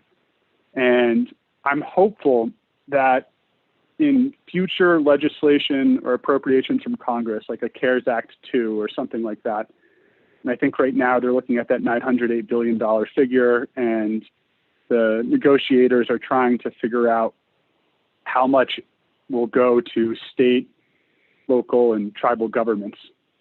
And with that, there's an opportunity, I hope, to reimburse ourselves if the period of performance also extends to the beginning of the coronavirus pandemic, those March timelines. So that's my request to you and to the executive branch, is to move forward on that sort of coordination. And I hope that that's included as a directive in accepting this report. We've made that directive at the HES committee countless times, and it really starts with the programs going back to OOC and identifying what was eligible and what wasn't, what was provisionally approved and what wasn't. And then quantifying that amount, coming back to the committee to develop legislation. It's not the responsibility of your program solely by itself. And it's really sad to see how employees were let down by management, and the situation that you outlined with employees not being paid. I have a constituent who hadn't been paid since the middle of October. After they got COVID, management, I'm sad to say, it seems like they bungled getting your office the correct paperwork. And,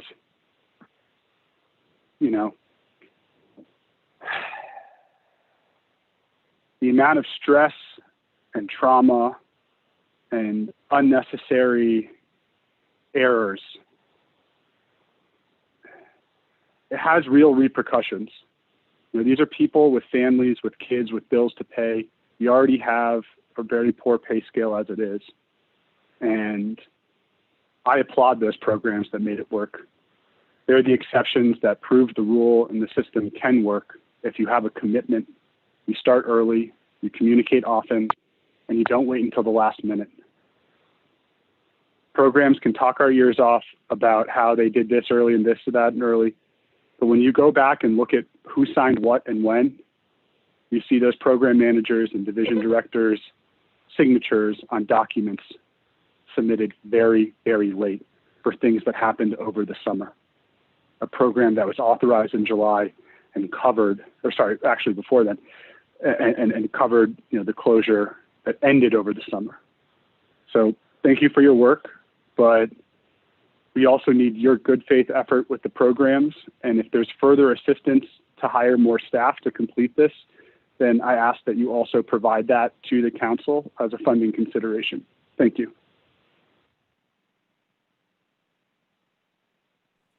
Thank you, Honorable Slater. With that, moving on down, Honorable Elmer Begay.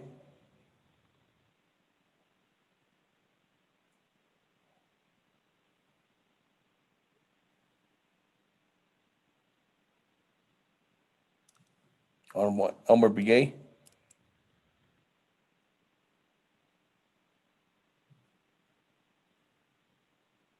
Honorable Elmer Begay going twice.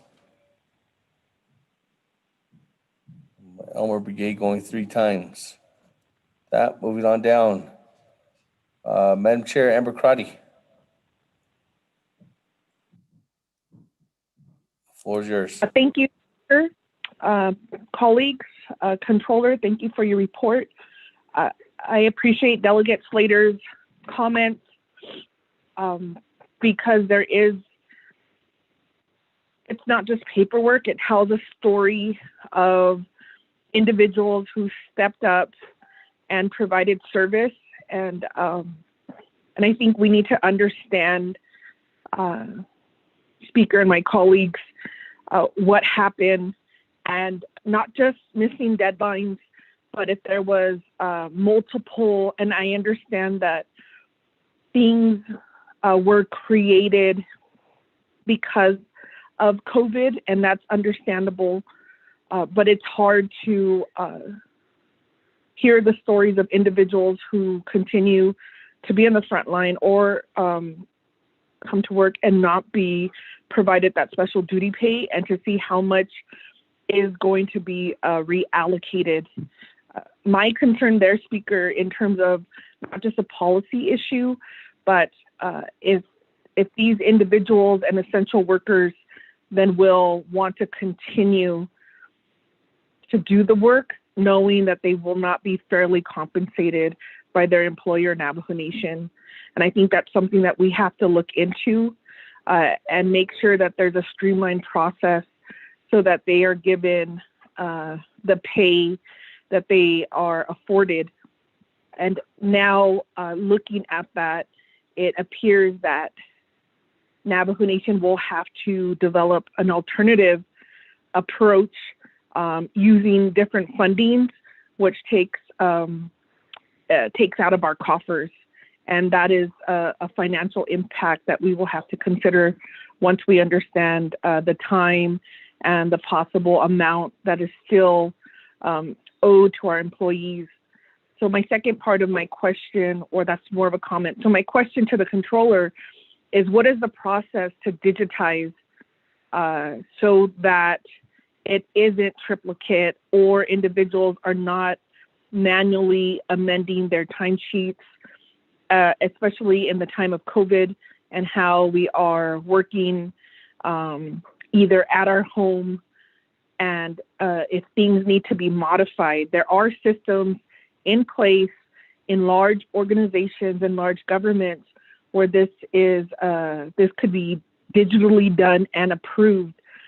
I would like to know if there's plans with the funding that was received to digitize our system so that as we roll down to December 30th, we do not have the same system that did not meet the needs of our people. Thank you, Speaker.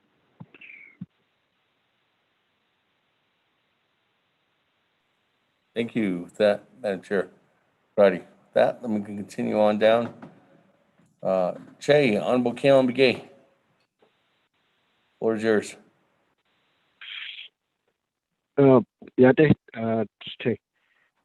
Chairman, Naabik'íyáti committee members, Controller Chanel,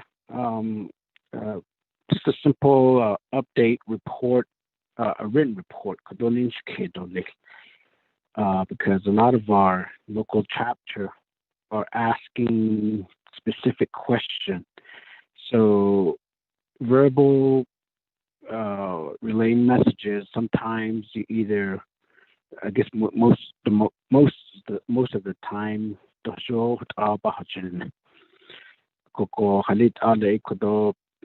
chapter, the staff, the grazing officials, and others, even our agency staff, the programs, administration directors, how they're not much communicating on a lot of these issues where delegates begins to be messengers, go-between. I mean, if the staff or community members asking me what are the hours of the chapter house, I mean, that tells me, and it's obvious that chapters really don't have much information to disseminate. Same way with programs. But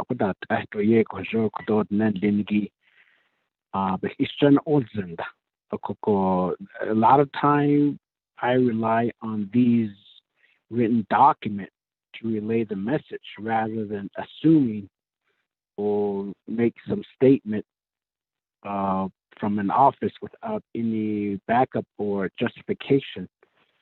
Because additional na sosindinigi na havaka oshe ko nate to chapter official chapter administration be na huilna ajo hot go to na kete do ta to kit na hamneta ko bin na shikodo ni kete na endinigi stop ishan ini zendo bet innocent hala. There's a lot of miscommunication out, especially on the social media. One person says another thing, another person says another thing. And all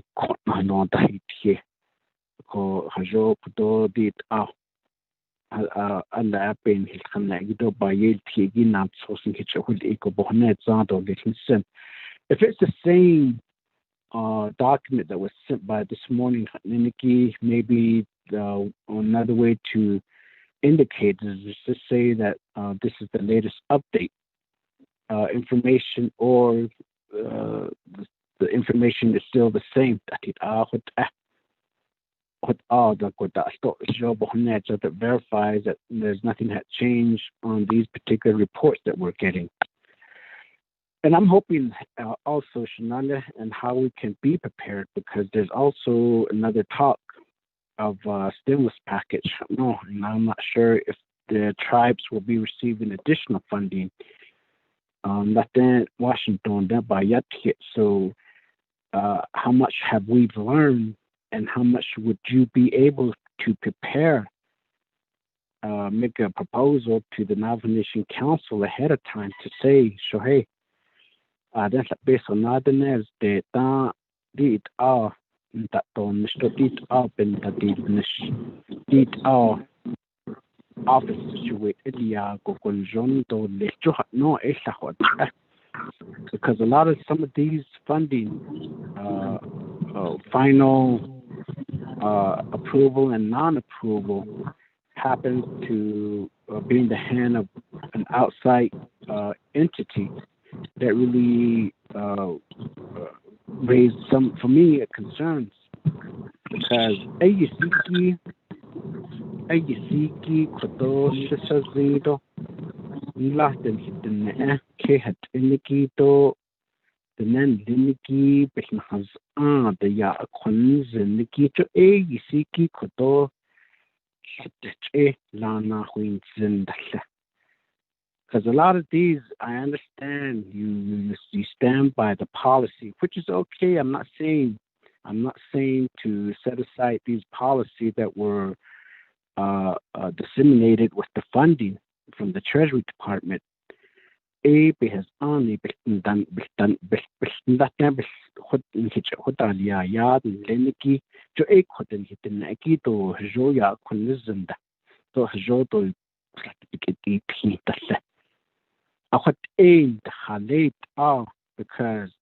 a metropolitan, the city of Phoenix and Albuquerque, is almost a 180 difference of how our Navajo people lives on the Navajo Nation.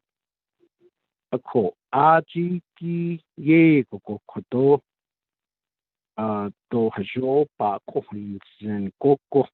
We're in this particular situation. Be in this case, do the net nish do the net based on diniki bitch hota do niki da satoshi a 8 benina to jo it's to jo ben da ajnista. Again, we thank you. I mean, every day. I mean, it is frustrating as much as I'm frustrated and so on. But at the end of the day, I always say that how much accurate information and services and communication had we relayed this information back to our chapters and our Navajo people. That's the key theme. Then sa the non jendo aden sa lingi anhiche non kin koko. Jo e kodo hit aila e kwa agit hojo. Just like this morning, an email was sent to me by chapters asking what is the status of the fiscal year 2021 budget. Because after Schnitten, that initially to Hajon chapters Hajol Baby Khanetta. Ko Oshe with Madam Controller, Chisazido O Chehandishna. But you know that all of our action, all of our input, Kodo, that's for me, that's the one thing that's driving me in what I say and how I make my statement. The then Liniki Quake Nation Hach, what I like e Ade, Hot Edo, Hahot Edo, and Aden his Jenna Hona Art, Hadahot, just that no, just a quite been Nashadikid or Kodobina is that done that it is kid. And you've seen it too. And there's a person that literally made a photocopy of the check that this aren't me. My address was right, but the name wasn't even in there. So that's how far, and I know technical glitches and so on plays a major factor, especially with the timeline. So even go hit alle batch at the deal nisto a kushina na get or dit up on yale to get that dodly. Rather that this is how we'll be prepared and this is how much we'll be prepared. So Ashid Ekodoch, Speaker, Chairman of Naabik'íyáti Committee, maybe that's one thing that the controller could provide the council, the anticipation of any further funding that will be allocated, that how and what will be the sufficient that these funding will be administered and be worked on locally. So I guess that's the key theme. Different states that are the Dashin Ada and Nashtato Ada Dashin A Kodo the Nen Liniki Paonish. Because it are quite again Nagandiki that's all, yeah. It are the initial question to Bonet Zand or list. And then how effectively can we set up on the pandemic situation in the Dashin could ask to hit all the AD at Hajashi. There's certain time that people are staff, they Nishiki don't die Nishigita. The job patch out the go ito be Pilik Hata Art. Nahas Art, Nit Neto, staff, the Nishikita, Ipinata, the shit all huge and pick up deadlines that again he came upon us. Kodo these deadlines indicate done that the potential Kodo COVID did a sabinado no benadic office the dana that no the whole just the whole jish accord to even go telecommunication infrastructure ticket window at was ya and war leader at phone again to Yandi that the central officer was and war. You probably have to redial back in almost 4 or 5 times. But nonetheless, Ishin Kudo Obananich Madam Controller, I appreciate this. And sometimes my statement or comment may say otherwise, how it's being interpreted. Request Speaker Thank you.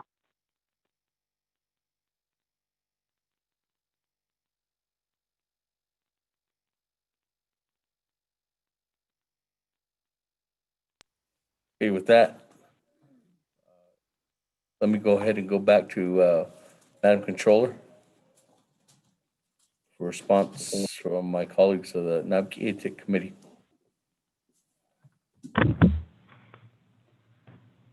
Okay, Speaker, and then Kudo and Daibos Kidigi. So, Ada, Delegate Edmund-Yazzie, you had two questions.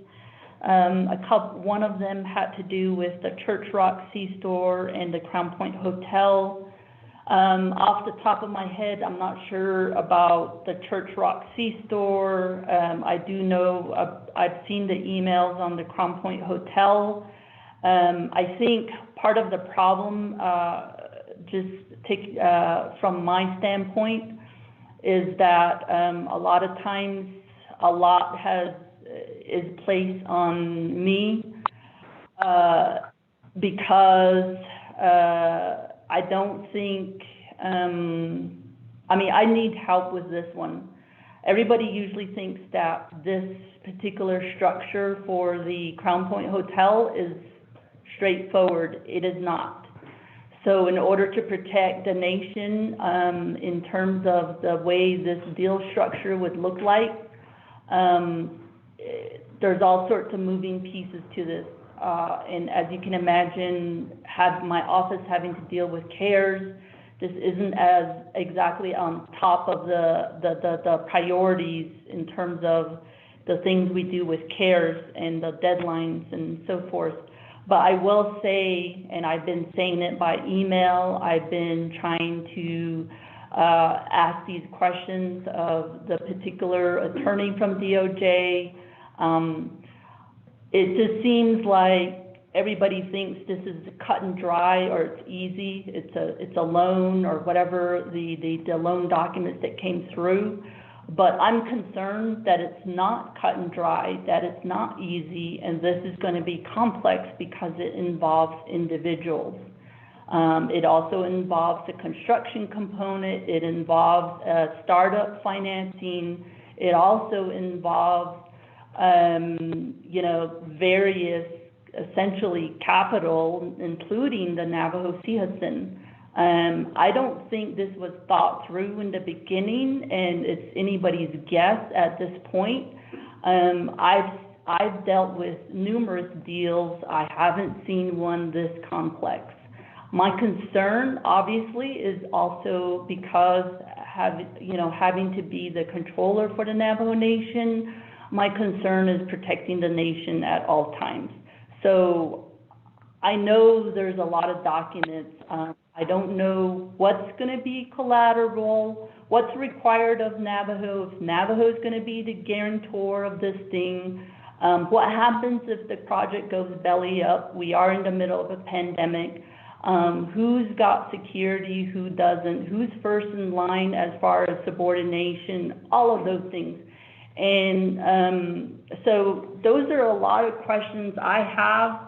And I don't know if anybody has if they've gone down this road, I'm asking these particular questions. I don't think DOJ is aware of how complex this is. Maybe they are. And I don't know if this includes a BIA loan guarantee. I've done one of those, and they're not easy. Everybody thinks it's easy, but it's not. Those are the last line of financing that people get. And so there's a lot of moving pieces to this thing. And I think people expect me to just say, oh, the documents got reviewed and it goes on to the next. This will be a highly complex deal. And so obviously, in any deal I work on personally on behalf of clients and whatnot, I usually try to make sure that we're in a good position. So I think that should be everybody's best interest. So it shouldn't be something we can just push it through. So that's what I have preliminarily about that deal. I know we got the documents a week ago, 2 weeks ago, the end of October, so we haven't looked at it. I haven't looked at it, my staff has. And so those are all the things, you know, we need to go through. I mean, if we weren't dealing with CARES, you know, we might have moved faster, but I just wanted to stress the importance of the complex nature of that. So I think we're using CHUDSON funds. Frankly, I think we're just funding this project. I don't know in what ways the Navajo can be protecting its interests. I don't think we're getting our money back out. I think the only way is a tax base, but that requires an ongoing business. And so, but at the end of the day, my concern is if middle of construction, this thing goes belly up, then what happens? You know, those types of protections that I'm thinking regarding this deal. So I just want to say that for the Crown Point Hotel. The other one, but we will look at it. I'll have staff take a look at it, at least those documents that came through. And there are a number of them. So that's going to take some time for my staff. And then I think your other question was essentially saying you're pleading for me to pay special duty pay. The reason why I pretty much my staff, the reason why I walk you through the timeline is essentially we're complying with that NABIO 49-20. So unless you want me to go against that, which I don't want to, I can't proceed, you know, and obviously then the business unit probably got reallocated. So at this point in time, I cannot pay out of that business unit because NABIO says it should be automatically reallocated. So unless the particular program divisions have their own identifiable budgets of other sourcing that they can identify with, that's what we're processing. However, as I mentioned, we have issues on timing because we have one more pay period to go through for the calendar year in purposes. Otherwise, we're up against the IRS deadline. So we have issues on that. And as I mentioned, going forward, if there's a fix for this, then those considerations really need to think about because can we make payments, you know, in January for activities, hours incurred in, you know, the previous year? I'm probably going to need help from DOJ on those questions. Then the other issue is, you know, we have audit issues. So I don't know what form this payment's going to happen. So my suggestion is we do some sort of lump sum payment that's equivalent, and it's next year, and it's other funding unless there's, of course, there's issues with, not issues, but ongoing activities at the federal level regarding whether there will be additional CARES dollars, et cetera. So those are all moving things happening. So those are my suggestions going forward as to addressing those that didn't get paid. Again, next would be Delegate Slater's comments and questions. I appreciate the emphasizing that we're pretty much got past the deadline, and a lot of it, I think those questions need to be answered by management to the extent. We do deal with those situations where PAFs are not done. And I'll give you another example. Fiscal year in is a time when programs essentially drop the ball and they're not updating their PAFs. And so I believe one program went a full month without getting paid.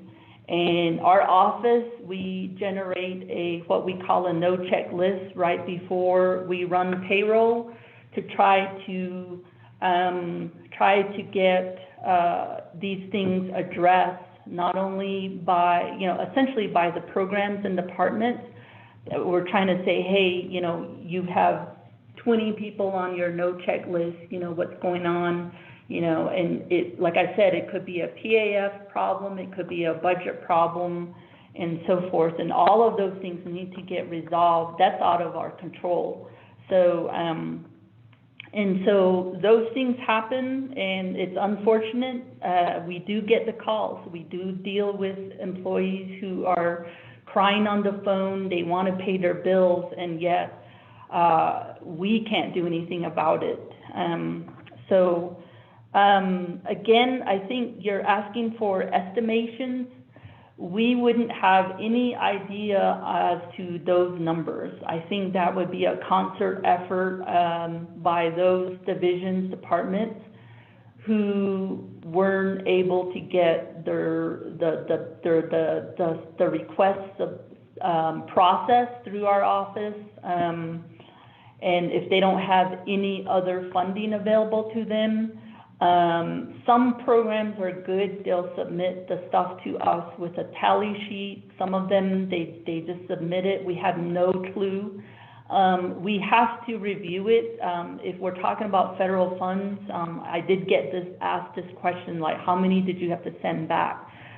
So unless the programs are good about summarizing what they're submitting to us, we have no clue. The other thing is that we have to review them, not only at contract accounting if it's federal funds, and then we also get them reviewed by payroll. Sometimes that we also get them reviewed at general accounting for those general fund business units.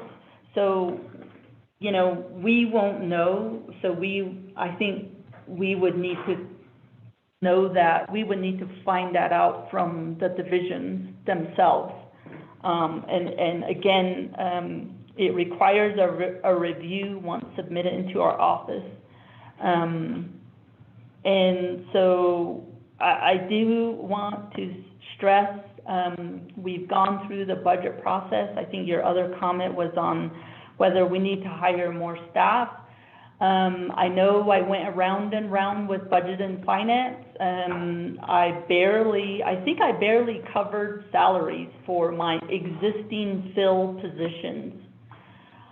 And this is the second year. I don't remember what the third year before looked like, but 2 years in a row, I barely get what's allocated to me just to cover the bodies that I have in the office. So we usually can only cover salaries, and we don't have anything operational-wise.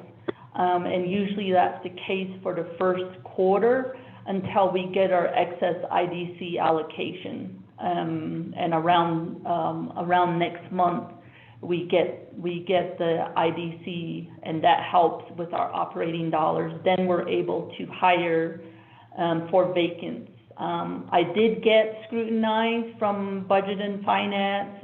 Comments were made that I should be hiring people because I have vacant positions, but keep in mind, I can't hire if I don't have a budget. I do have vacant positions, but I don't have the budget to hire people until usually after the first quarter when I get my excess IDC dollars.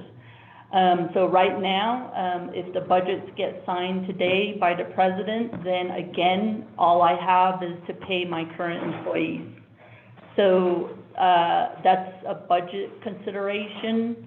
So OOC's been usually underfunded at times. We have to shuffle money between our 3 business units that we deal with. I'm sure that's the case in a lot of situations. So I just want to highlight that OOC is usually barely funded, underfunded, etc. So Deja, Delegate Crotty, in terms of your comments, I believe you were highlighting what's required, what are the resolutions, I mean, what can we do to make it better, the process better, etc. We've always been maintaining here, it's not just a OOC problem, it's a system-wide, Navajo-wide problem. I believe just OOC trying to do things electronic is not enough. I believe the PAF system that DPM has, we still do paper PAF forms.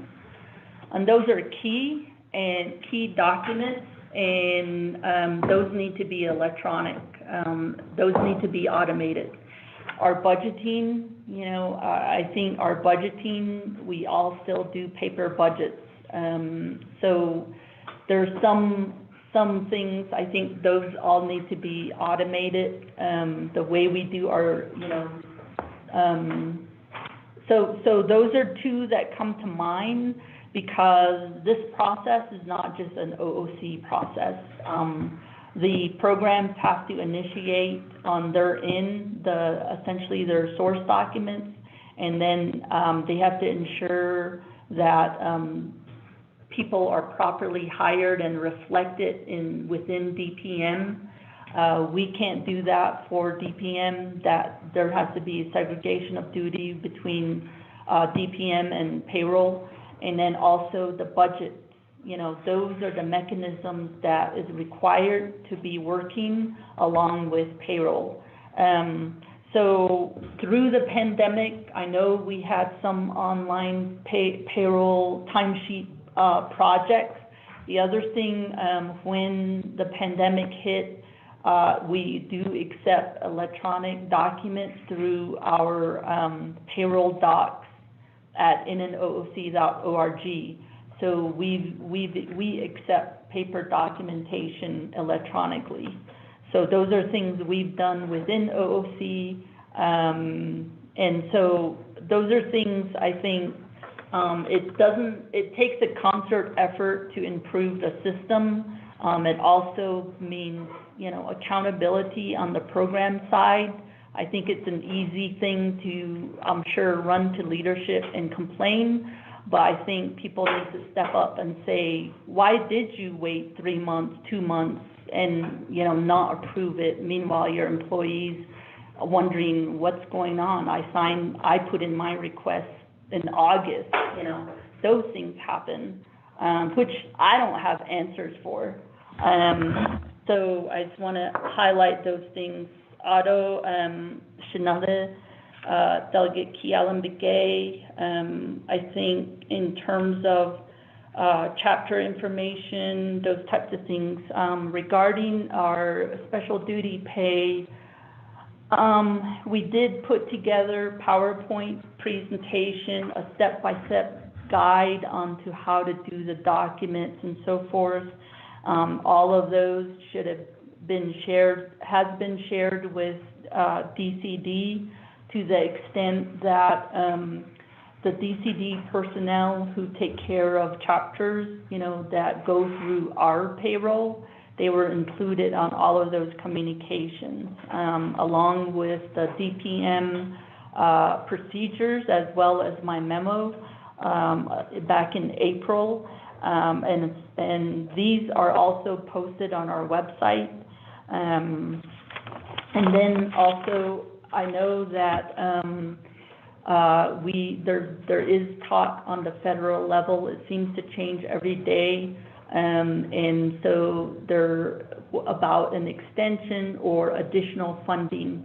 So I believe that we will have another round of these types of funding. All of that remains to be seen as to what pans out at the federal level. We were thinking that we'll know by tomorrow, but it looks like maybe into next week as to what will happen. But if there is another round of CARES funding, we're going to go through the same thing. I think we learned a lot. For here at OOC, I just want to remind everybody, In the beginning, I think I made comments about the amount of money that has to go through the Navajo Nation's process.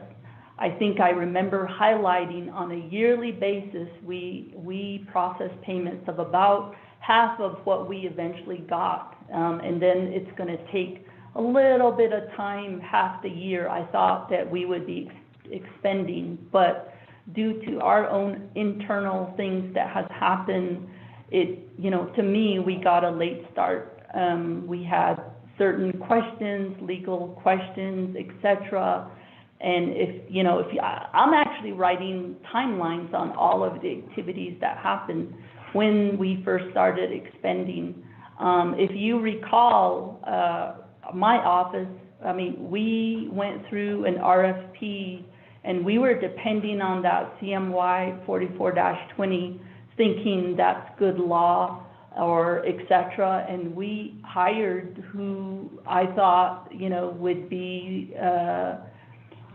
not only a Navajo-owned CPA, but a larger CPA with resources, and our external auditors, so that they can help with the compliance aspect of the CARES money. And we did that the first thing in June. But yet we had all the challenges with CMY-20. That was an unfunded mandate at the time. And so now I had to scramble to get a budget together to figure out how we're going to tackle all this work that OOC has to be responsible for. If you know, as you all know, that budget got line item vetoed. And, this is the budget that is responsible for compliance for the CARES. And so we didn't get one signed until October 9th. So the money came in back in May and June, and yet I don't have a budget until, something got signed until October 9th. Our office had 3 weeks because of the NABIO 49-20 that moved up the deadline. Our office had 3 weeks to scramble around and get things encumbered or expend. And so I think that if we cared about the financial process and the compliance component of these CARES funds, those things shouldn't happen. I think our office should be funded right away, and so we can deploy resources to make it better. So if there's going to be a round 2 of CARES, I don't want to see that. I want to make sure I have a budget and that we have the resources to carry out the compliance work, because our office is ultimately responsible for the compliance. So I just want to say that as well. I think those are my responses. Speaker, Naabik'íyáti.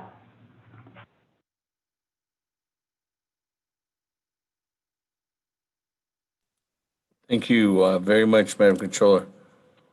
With that, colleagues, let me go ahead and go back to our queue lined up in there. Next is Madam Chair Charles Newton. The floor is yours, Madam Chair. Thank you, Ishatilla, Speaker Damon, and also colleagues. Thank you, Madam Controller, for the report that you provided to us, and especially the breakdown of the costs. I don't know if that's the right term to use, but basically your breakdown of the admin leave, the special duty lump sum payment, the special duty pay, and the base pay as well, giving us an idea of what we are looking at financially. And then also the timeline.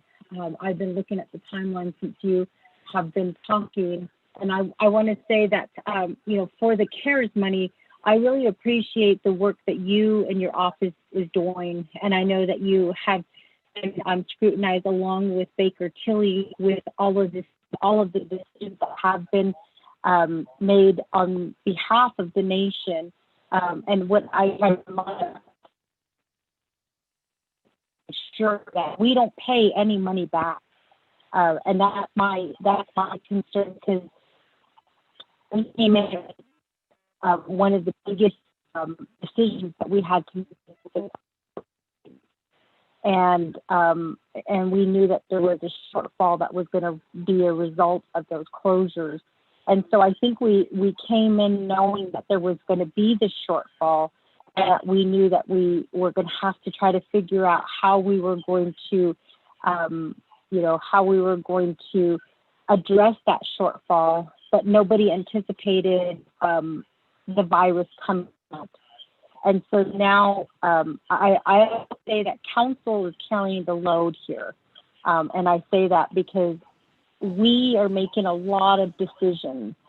And, as a result of that, we're sometimes not very popular.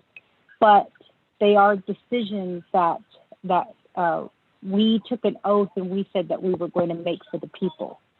And so I think in a lot of ways, our constituents are holding us accountable. And I know that there has been a lot of comments made about social media, but I think that to me is a way to keep us accountable is, what is happening. And we, as leaders, we could choose to allow the gymnast to continue, or we could get in front and say, this is what I understand. And everybody is not all knowing, as we know, that omnipotent and I guess the being omnipotent is not something that we possess, and we know that only God, knows everything that's happening. But we have a responsibility to our people to, share the information that we know. And that's why, I think it's very important that we have these meetings and that we talk about these things, and that your report was given on special duty pay, and especially this timeline that you presented to us. So I appreciate all of the work that you're doing, and I do appreciate, the work that Baker Tilly is doing. And unfortunately, for every story, there has to be a bad guy. And in this case, I think that your office and Baker Tilly has definitely been appointed to be the bad guy. But I just want you to know that I appreciate all of the work that you're doing, all of the long hours that you're putting in. I know sometimes I've texted you late at night, the night before Thanksgiving at 11 o'clock p.m. I texted you a question and you answered me. And so I was really surprised at that. And even on Thanksgiving Day, I text you and I asked if you were taking a break. And throughout this whole time, you have done certainly a lot of things. You're taking care of the Navajo Nation, and you're also taking care of CARES. And so I just want to say I appreciate everything that you're doing for the nation, for our people, and for the work that you're doing for me as a council delegate. So thank you to you and to Baker Tilly. My first question is, I'm looking at your timeline. So my understanding is the special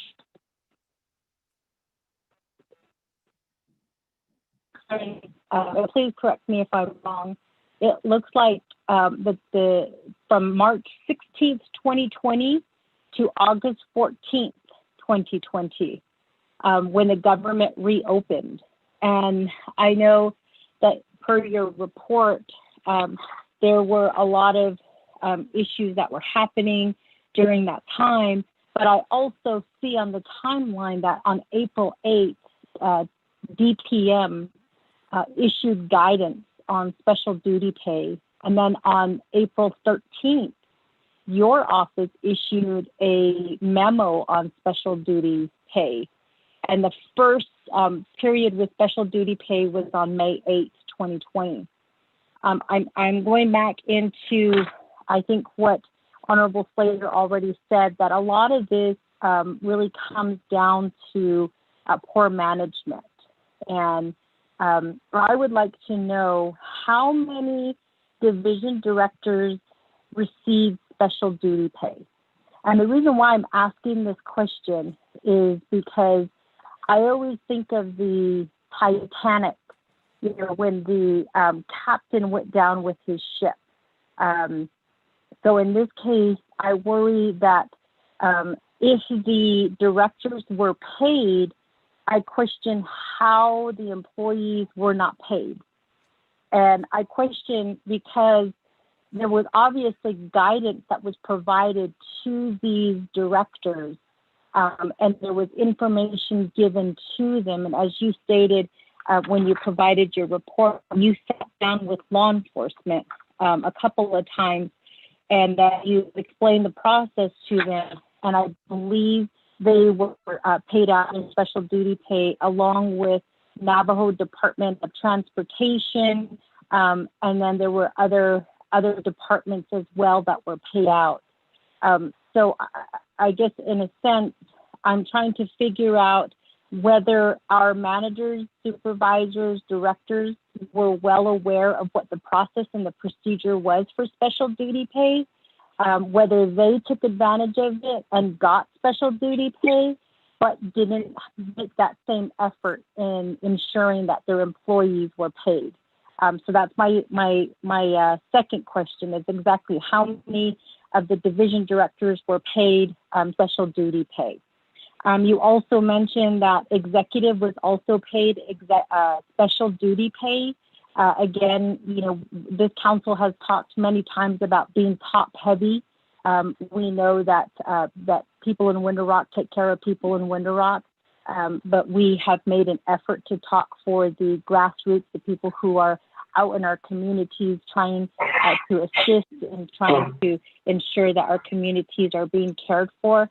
So I think that these questions are relevant and should be. Can someone mute their phone? Speaker, I'm not sure if somebody doesn't have their phone on mute.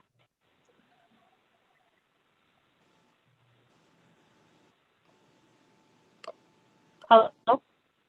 Hello, I'm not hearing anything on our end. Oh.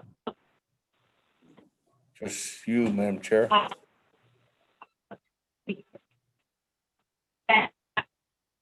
Now you're breaking up, Madam Chair. Can you hear me now? Yeah, I can hear you now. Okay. So those are my two questions at this time. I hope that you're with them. And then more importantly, thank you for the timeline that you provided to us and ensuring that we don't pay back any of that CARES money. Thank you. I'll bring back on mute. Thank you, Speaker.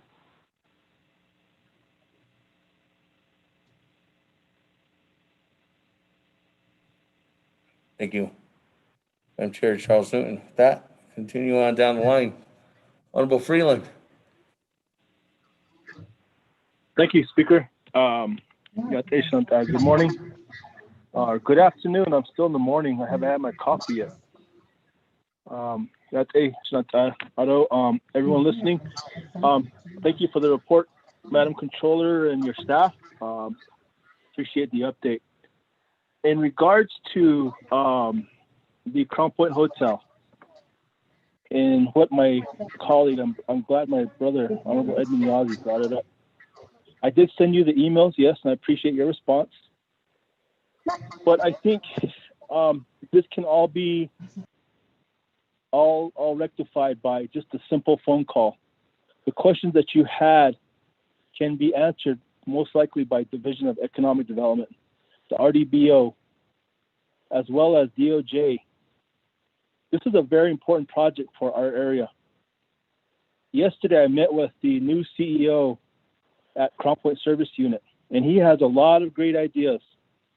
We received 3 teams of IHS, PHS teams that came in from the national level. And, you know, the first thing I asked them is if they had a place to stay. And, you know, with this new hotel, there's going to be a section that's going to be offered for extended stay. And I thought, the first thing I thought is, man, we could really use that hotel right now. And these PHS officers, are really going to be, there for a while. Laboratory, mental health, ambulatory care doctors. And if you have issues, we need to sit down and talk about this. You mentioned protecting the assets of the Navajo Nation. I appreciate that, but I thought also DOJ had that responsibility as well. It's really important to us in Crown Point what this hotel means. And, all we need to do is sit down and talk about it. If you have questions, we'll get everyone together. I asked the Speaker's office to set up a call on Monday morning. So I hope that you'll join us with all of your questions on Monday morning, and we can have them all answered.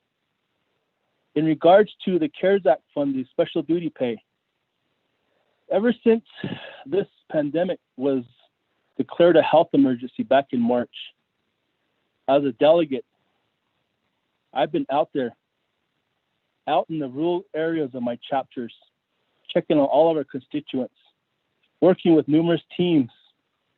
I'm really proud of our people out there, our employees. The first ones are our chapter staff, ASC, the ASC teams, all of our chapter managers, the ASMs, and as well as the PEP workers. The CXRs have been out there. I got to talk with them frequently. Division of Aging and Long-Term Care Support personnel. I have 6 senior centers of my 8 chapters, and I've gone to all 6 of them, and they've been delivering hot food to our elders each and every day. Sometimes we have to help supply PPE to them. But these are personal sacrifices that we put upon, that we help our people so they can help our staff so they can help our people. I think instead of us pointing fingers at one another, we should all take the responsibility. If somebody dropped the ball, we all drop the ball. And if the division directors, sometimes maybe they were tied up like you were as well. So I think instead of us pointing fingers, we really need to look at the overall picture. How could this be a learning experience for all of us? And maybe if we do get CARES funding again, how are we going to do better next time? And I think just an assessment needs to be looked at overall. And lastly, I guess my other question is, was any indication provided to the division directors as far as notifying them on these K accounts, with a K account number sent out, telling the division directors or the program managers to bill these certain K account numbers out for the respective payrolls of the employees. So those are my questions, and I really hope we can get this hotel situation, rectified, because it's too important for us. We've come too far, and I would really hate for funds to be returned. BNF was asking about the funds, so I appreciate the opportunity. To speak, Speaker. We have a point of distribution station at Standing Rock.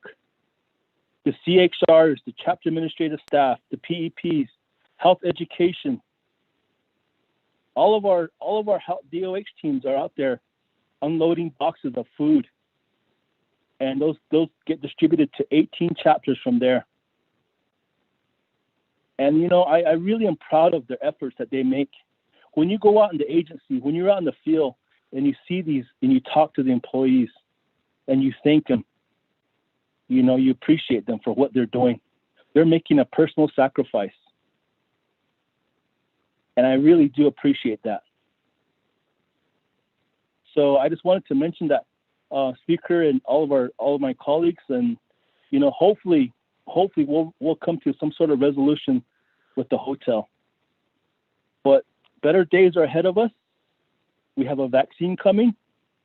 We have to keep our defenses up, protect ourselves, protect our elders, protect our children. And I really hope that we can, come to some sort of resolution with this hotel. So Eria, Speaker, thank you.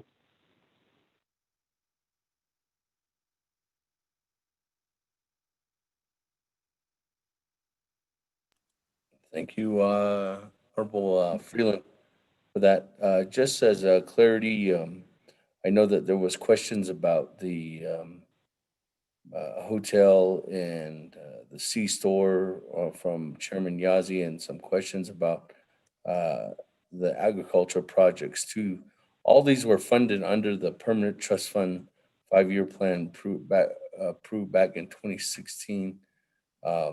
And there hasn't been a Permanent Trust Fund Task Force meeting recently. So because of these questions that are raised and rose up from colleagues from Naabik'íyáti committee, or just from the council itself, I had staff put together, working together to schedule a PTF update meeting.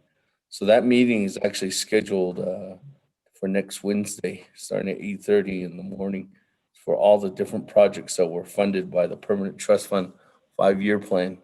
So that's when that notice will be sent out today. If not, if it didn't go out already, it will be sent out today.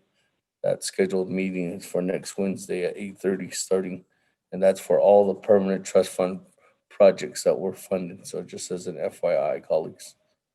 That, moving on down. Honorable Adolfo. Thank you very much, Speaker. Do you guys hear me? Yes. Okay. Thank you. Thank you for your report. And I think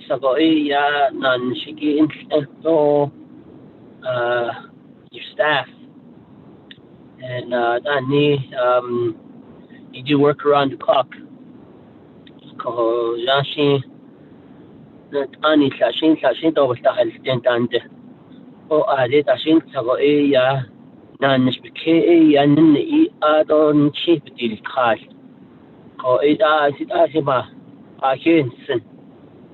idea is for the expenditure of the dollars up to December 30th. Alcohol, special duty pay on the you alluded as you made your presentation. You alluded to a lot of these documents that came in the last minute were due to the fault of the division directors and the managers of those offices turning in these documents late, or not signing off on documents until 1 month, 2 months later, 3 months later. And hey, if you can maybe give us put it on the spreadsheet for us somehow. I know you guys are tied up with you're trying to get every person to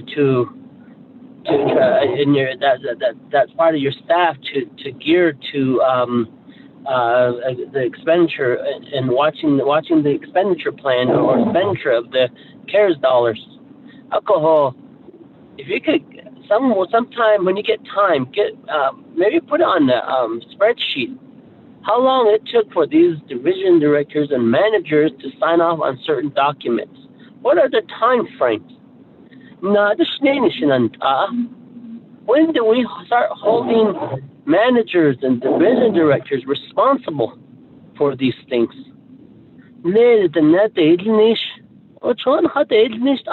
As Honorable Freeland alluded to. Our managers and our division directors, and this is the type of management and time management that they're providing us, the nation. And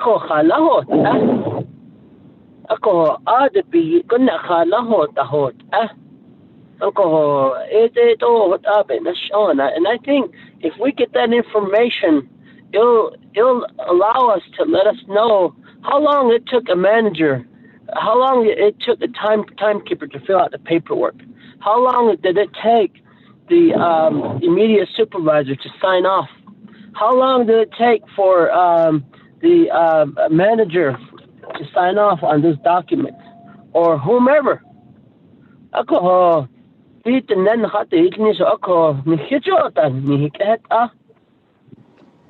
And I know you're working your work is geared to policy, and that's great. In this matter of what was presented, you are painting a picture that our managers and our division directors are not on the ball. Who are those programs? Ako led any thought in her car. She needs no no. Ako up here.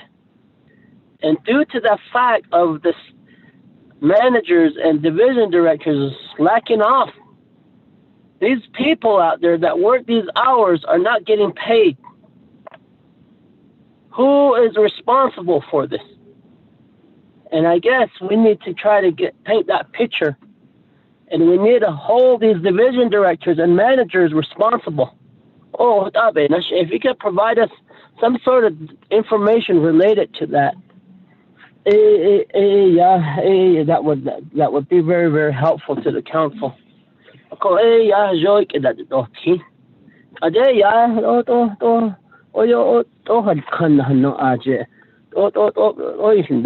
But someone is sleeping at the wheel there, and it's really unfortunate that our Navajo people that work those hours right now, that's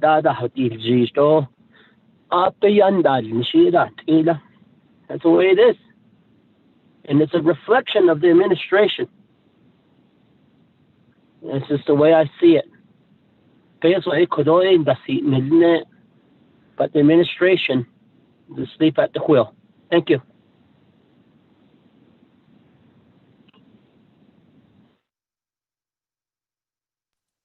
Thank you, Honorable Otto. So with that, colleagues, let me go ahead and go back now.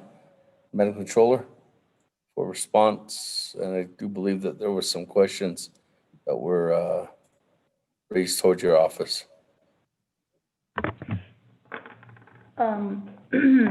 Speaker, Otto, I believe, Shadeja, Chair Eugenia Charles Newton asked a couple of questions.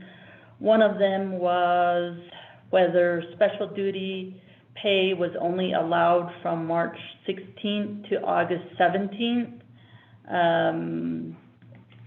Yes, in terms of the particular incremental pay would only apply to that when the Navajo Nation government was shut down between that time frame.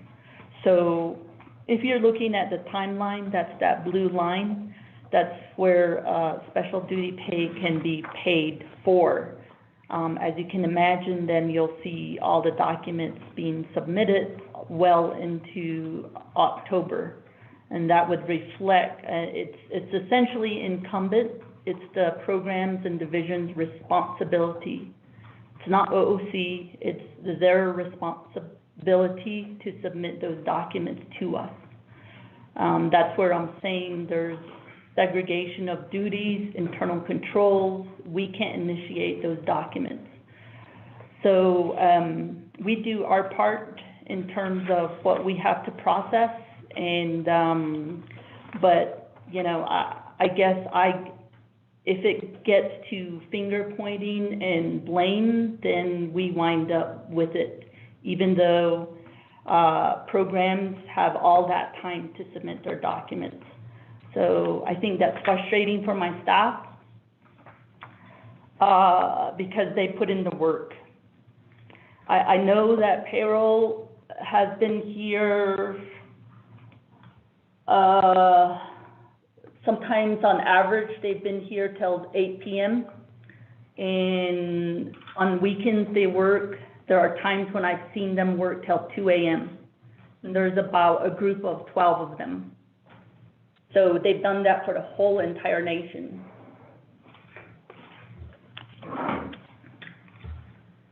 So the other question you have was division directors. I think we have some privacy issues if I have to give specifics, But as mentioned before, our office is working on a report because we operate on a division or department codes. We're going to translate that to department names and then the relevant payouts by department. That's the report we're working. We were hoping to get that done in time to disseminate to everybody, but we're still working on it at this point, so we can send that out. Just keeping Privacy Act in mind.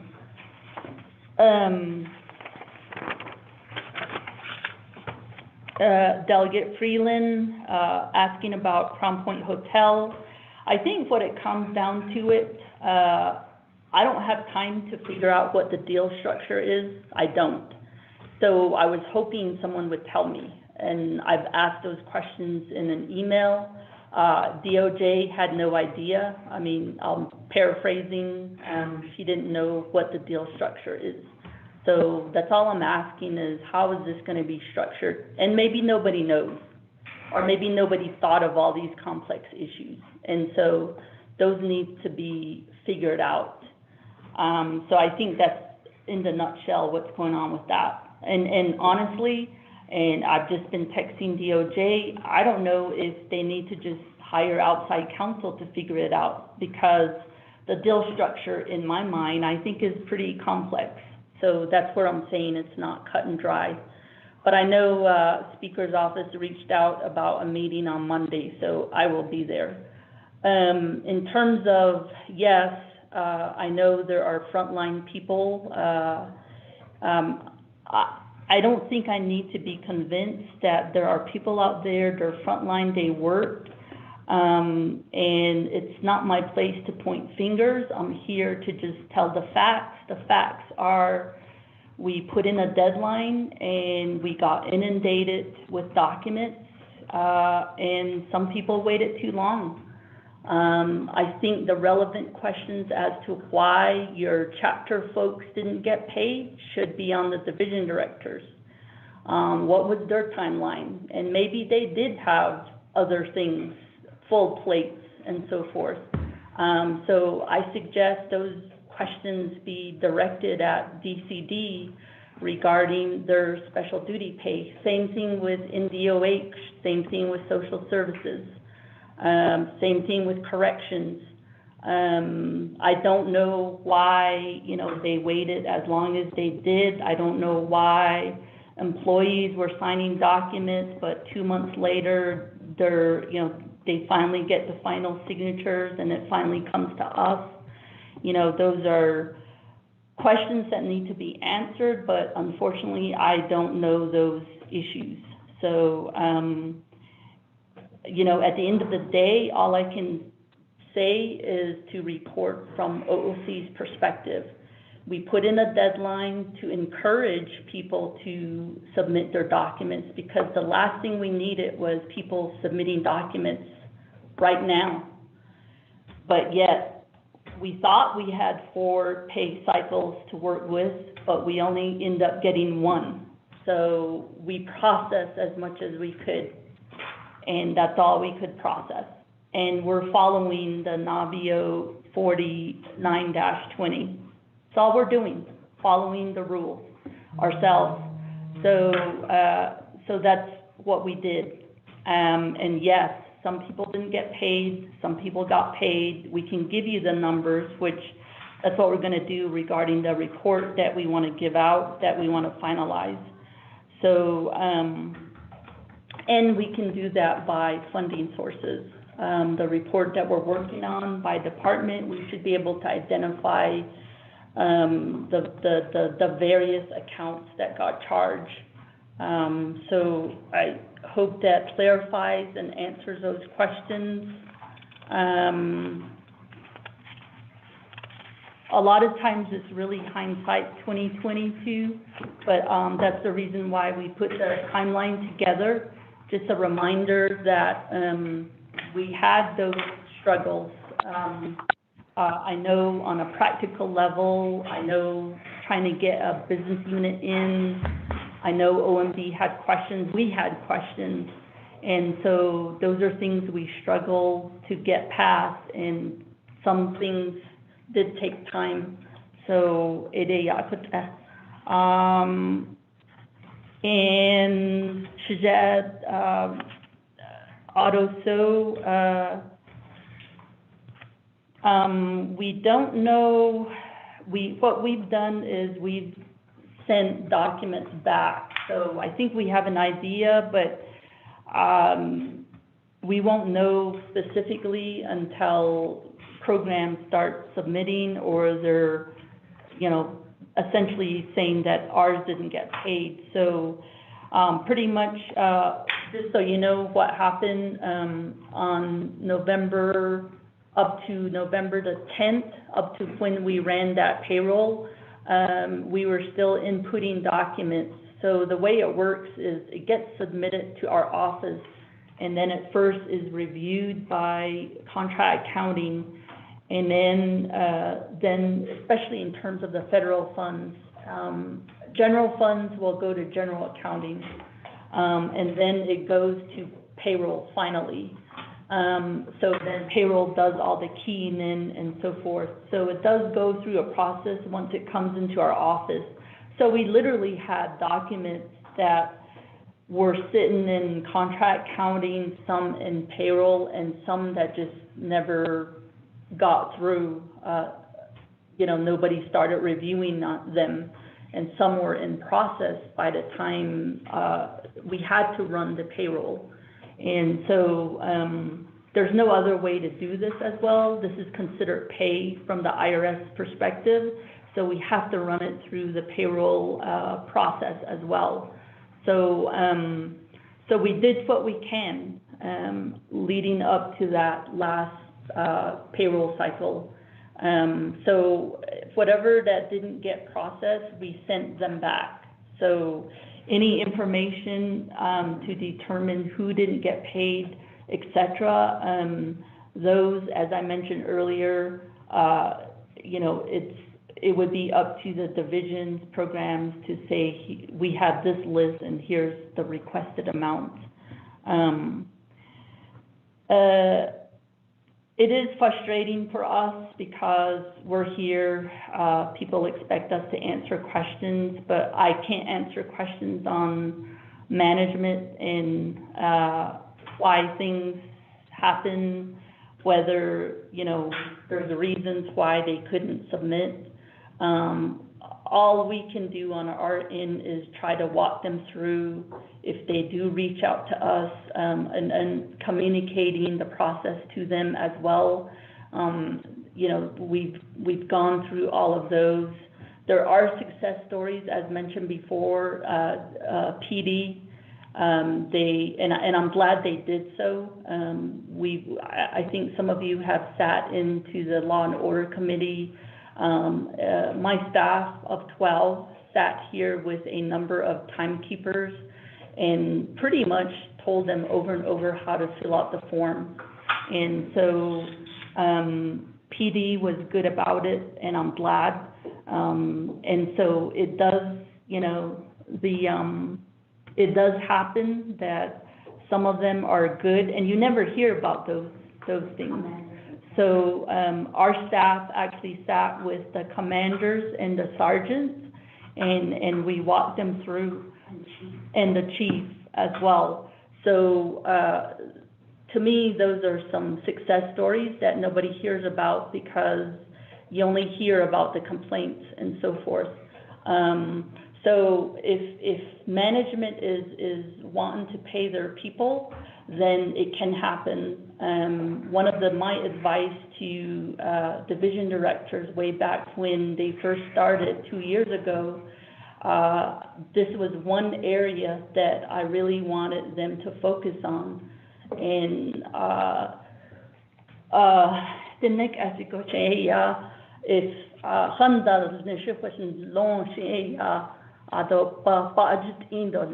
that's what they say. That's what I always tell people. So some of them are good. If they really, care about it. I mean, there's some times in OOC where we we enforce the same rules. I do with my managers. And twice I had 2 situations where somebody's PAF didn't get through. And we looked at each other. I held my manager, my credit manager responsible, and I said, you guys dropped the ball. And I believe it was last Christmas, and I said, it's Christmas time. What are you gonna do? So my manager stepped up and gave a $500 advance out of his own pocket. And I said, we can't, do anything else because we hold the same standard to everybody else. And so that happened, and, the employee was happy. But I hope that's a learning lesson for that particular manager to not drop the ball. So those things happen, but it's really sad when some managers may not care because it's happening for a month. Somebody doesn't get paid for a month. And if you have whole departments that don't get paid for a month, then those are problem areas, which I think, it's out of our control here at OOC, but we see it because we have to deal with employee calls. They call and we're having to tell them, we're sorry, we can't do anything until your manager, your program has to submit the documents, the PAF has to get entered into the HRIS. If there's a budget issue, there has to be a budget associated with it. And then we can run it the next payroll, and we deal with the employees who are upset as well. And as Delegate Slater mentioned earlier, it's sad to see that, but again, we OOC cannot initiate those documents. We are at the mercy of what happens before things come to our office. So,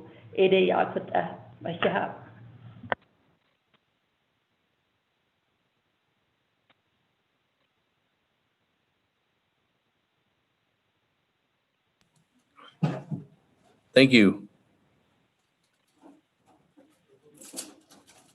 Madam Controller, with that, colleagues, we go back to the board. At this time, I don't have anybody else on the board. Is there any further comments, questions for Madam Controller? Mr. So. Honorable Eugene So, go ahead. The floor is yours.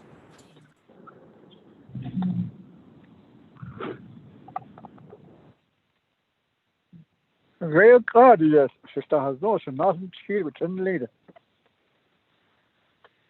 Yes, it's on that education, so regards to Navajo Nation, 24th Navajo Nation Council.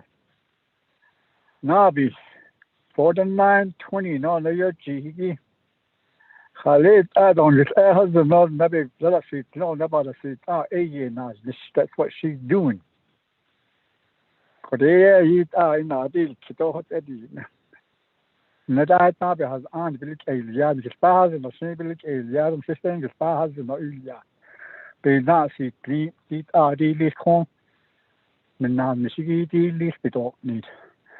So I just feel that control is going by that legislation, Nabi resolution now 49-20. And I feel we should already know about it as a council delegates. We should all been aware of what's going on.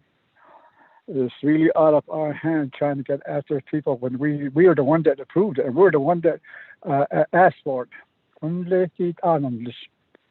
Each money that comes from any other funds that come 638 that agent fund that they are the agent of Bahato and it's about the area has the regulation. The feet I chong, what I cheat on, feet are 8 or Kahai or etc. I Thomas Bars and all this. Slow, that is how I understand it and how I perceive what is going on. We're trying to get after everybody else that's in their backyard. Obviously, that we see open now. And she don't see that it is all control.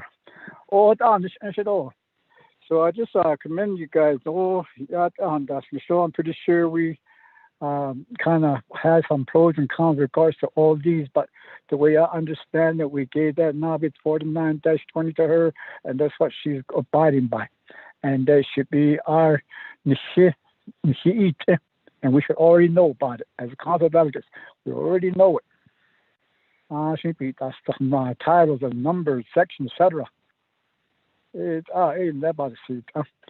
So why do we ask questions? So could all over in this case don't see or us.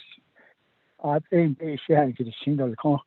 John the Shiggy Nasi it all a share or your shin sit on the out at the area. But our square yes, I'll think about sit the gay. I think that that's in Holland, but it's not really in our backyard as council and the control.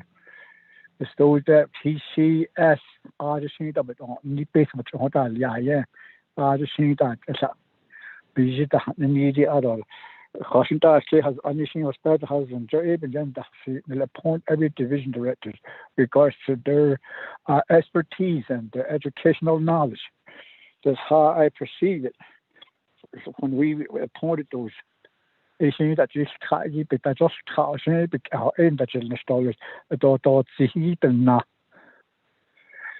so that's how I understand. I thought we were already up to par. I thought this better hasn't and so on this case and there you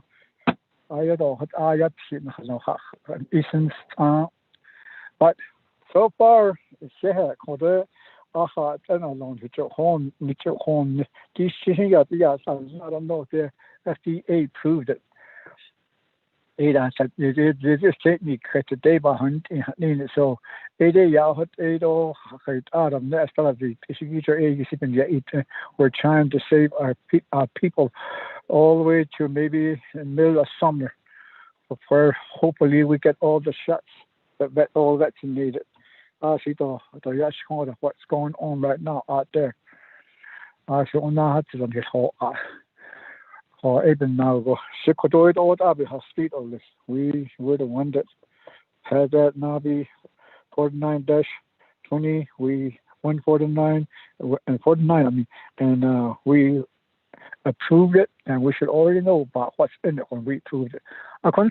Speaker, thank you.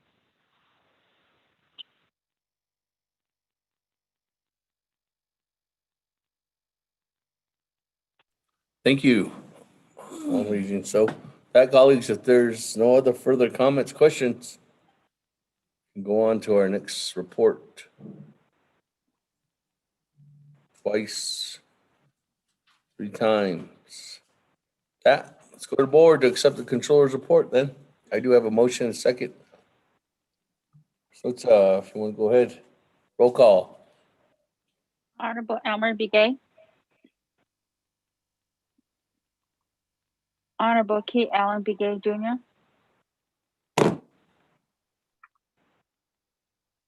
Honorable Paul Begay. Honorable Nathaniel Brown. Delegate Brown votes green. Honorable Nathaniel Brown votes green. Honorable Eugenia Charles Newton.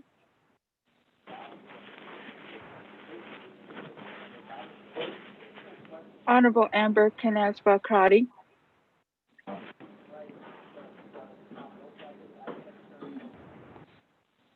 Honorable Herman M. Daniels Jr.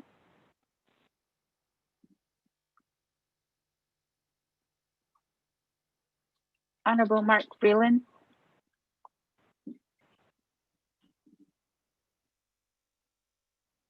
Honorable Pernell Halona.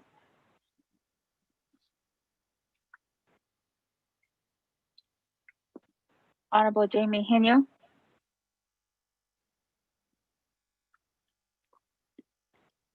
Honorable Vince James.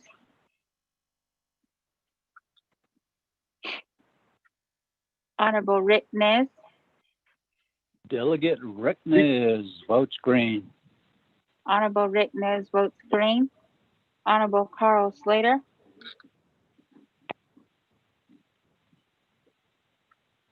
Honorable Raymond Smith Jr.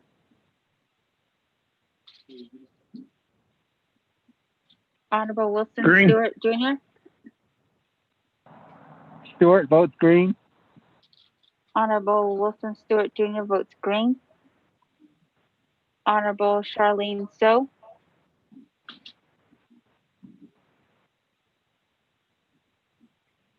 Honorable Daniel So. I vote green. Honorable Daniel So votes green. Honorable Eugene So. Vote is overshared. Thank you. Honorable Eugene So votes green. Honorable Otto So. I vote green. Honorable Otto So votes green. Honorable Thomas Walker Jr. Walker votes green. Honorable Thomas Walker Jr. votes green. Honorable Edison Onika.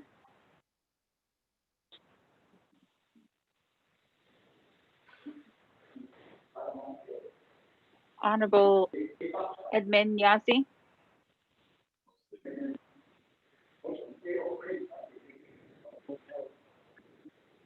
Honorable Jimmy Yellowhair. I vote green. Honorable I'm Jimmy over here at Yellowhair. Whipplewell. Honorable Jimmy Yellowhair votes green. Honorable Carl Slater votes green via text. Honorable Elmer Begay. I vote green. Can you hear me? Honorable Elmer Begay votes green. Honorable King Allen Begay Jr. David Allen votes green. Thank you. Honorable King Allen Begay Jr. votes green. Honorable Paul Begay. This one's funny. Honorable Paul Begay votes green. Honorable Eugenia Charles Newton. It's money and steamed corn.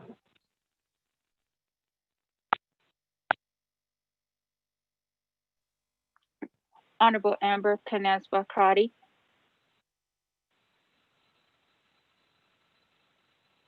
Honorable Herman M. Daniels Jr. Green. Honorable Herman M. Daniels Jr. votes green. Honorable Mark Freeland. Votes green.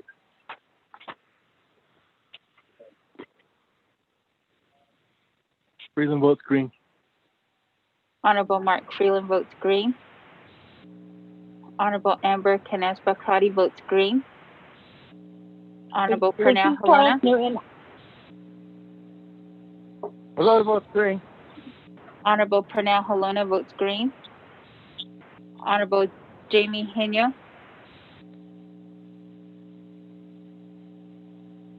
Honorable Vince James. Delegate Vince James votes green. Thank you. Honorable Vince James votes green. Honorable Raymond Smith Jr. Green. Honorable Raymond Smith Jr. votes green. Honorable Charlene So.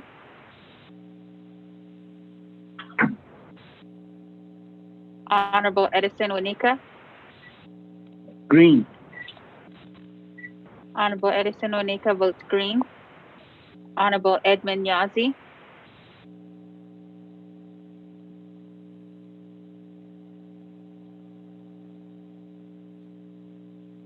Speaker with a vote of 19 yeas and 0 nays. Speaker not voting. Speaker, this is Delegate Charles Newton. Can you hear me? I can hear you, Madam Chair. Speaker, I tried to vote green on the first time I was called, and then the second time I didn't realize that somebody had muted me and I had to do the *6.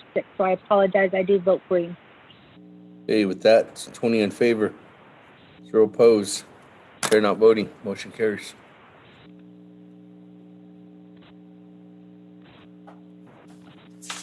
Hey, thank you, colleagues. Thank you, Madam Controller.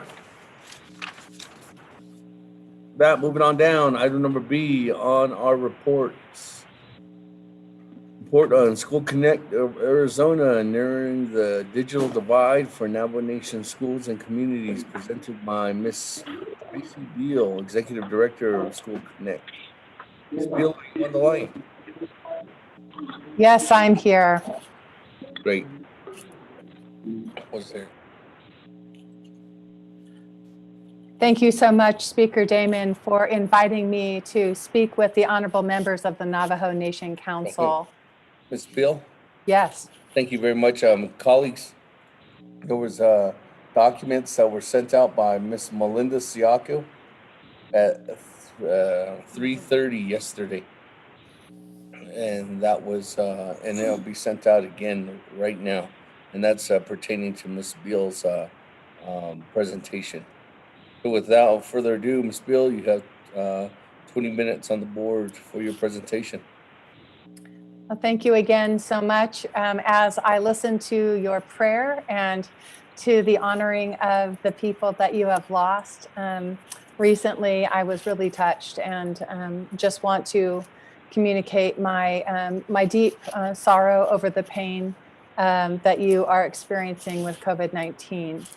And truly heartbreaking and difficult. And I hope that School Connect can build a partnership, a relationship, and come to understand your needs in a greater way and connect you to some resources that I may be connected to. School Connect is a nonprofit. We were created because we really believe that our children are our most precious treasure, and that it will take a village to really surround every child to help them reach their potential. I know that you would agree. And so what School Connect does is it helps schools to build partnerships, to kind of develop that village around their school with businesses and churches and other community organizations. And how that looks, what those partnerships provide, really is determined by what the school says they need and what partners are present to help them. But when COVID-19 hit, so many schools all across the state of Arizona were in great need. And so School Connect worked with community partners to help them have food and clothing and cleaning supplies and school supplies and PPE. Even there was Goodman's Furniture provided some furniture for some of our educators who did not have a place to be able to teach school from home. We helped to connect teachers and parents and students to social emotional support. We had trainings and support from counselors for parents and educators. We just did something we called Love Our Schools, where we had 10,000 teachers be provided a care package and a personal card saying thank you to them and really trying to encourage them because they've gone through so much as well.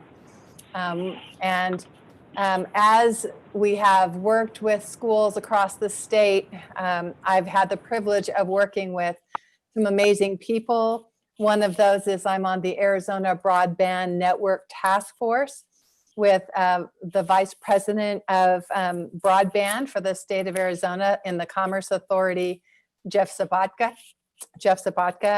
I'm also working on Superintendent Kathy Hoffman's Technology Task Force.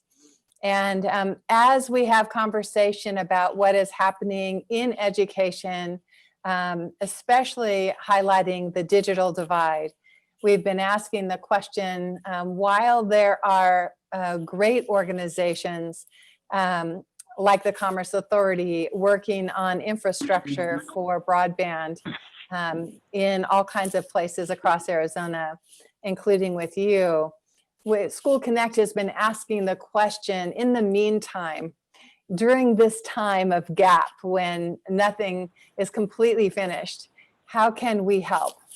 And so one of the ways that School Connect did that was by working with the state librarians, Amali Murli Dadlan and Nicole Umayam, and with Common Sense Media to create a statewide Wi-Fi hotspot map. And this was really in our effort, knowing that not every home was going to have internet. It was our effort to be able to highlight those places where there might be Wi-Fi that students and families could go to access the internet. part of that website, which is called connect-arizona.com, also has a phone number with the state librarians offering a free tech support hotline. So anybody who is struggling to work with any technology they do have has access to that free service where they can call and get help. But we also knew that there was great need for computers as well. And so we began to work with donors from all different kinds of sectors, from businesses, from nonprofits, and from faith communities, to really begin to ask the question, what was needed? What more computers were needed by school districts, and also hotspots? What might be available for those school districts? What did they need?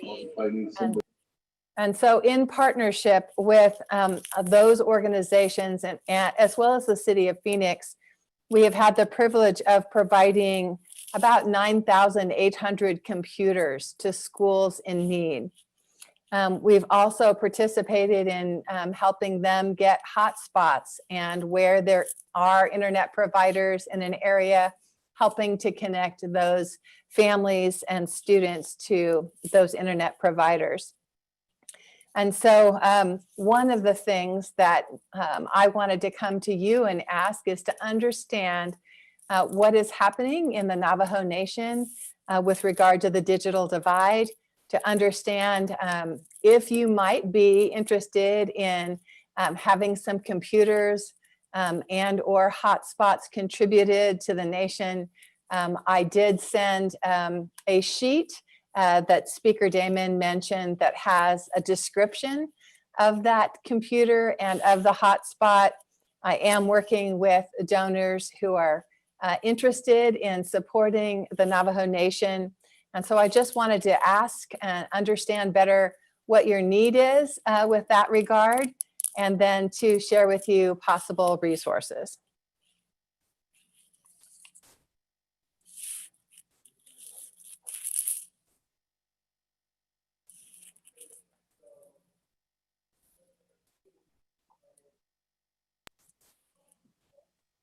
Thank you very much, Ms. Beal.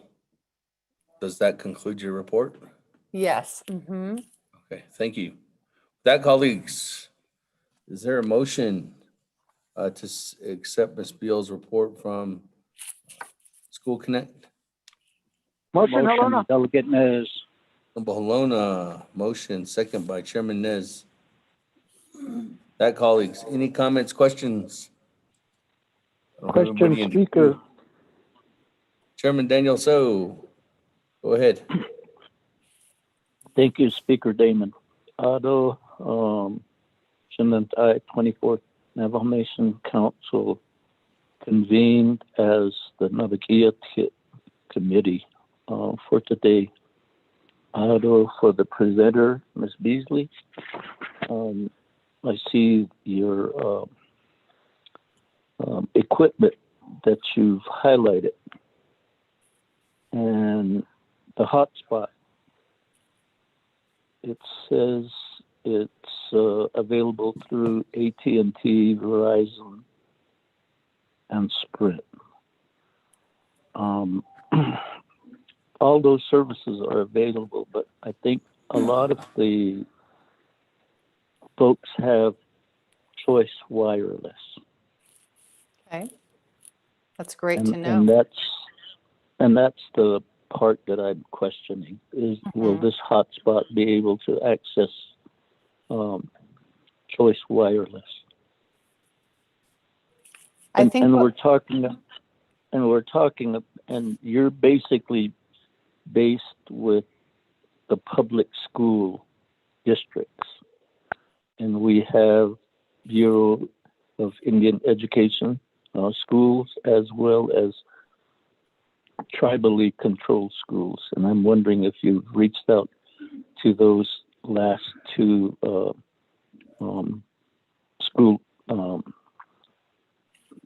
schools that operate on the Navajo Nation.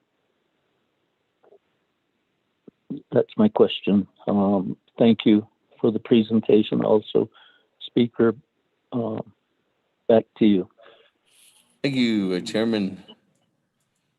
Thank you very much again, Ms. Beal, for being here with us to listen to my colleagues' questions and concerns and recommendations too as well. So with that, I do have my Che, Honorable Keon Begay, up next. Che, the floor is yours.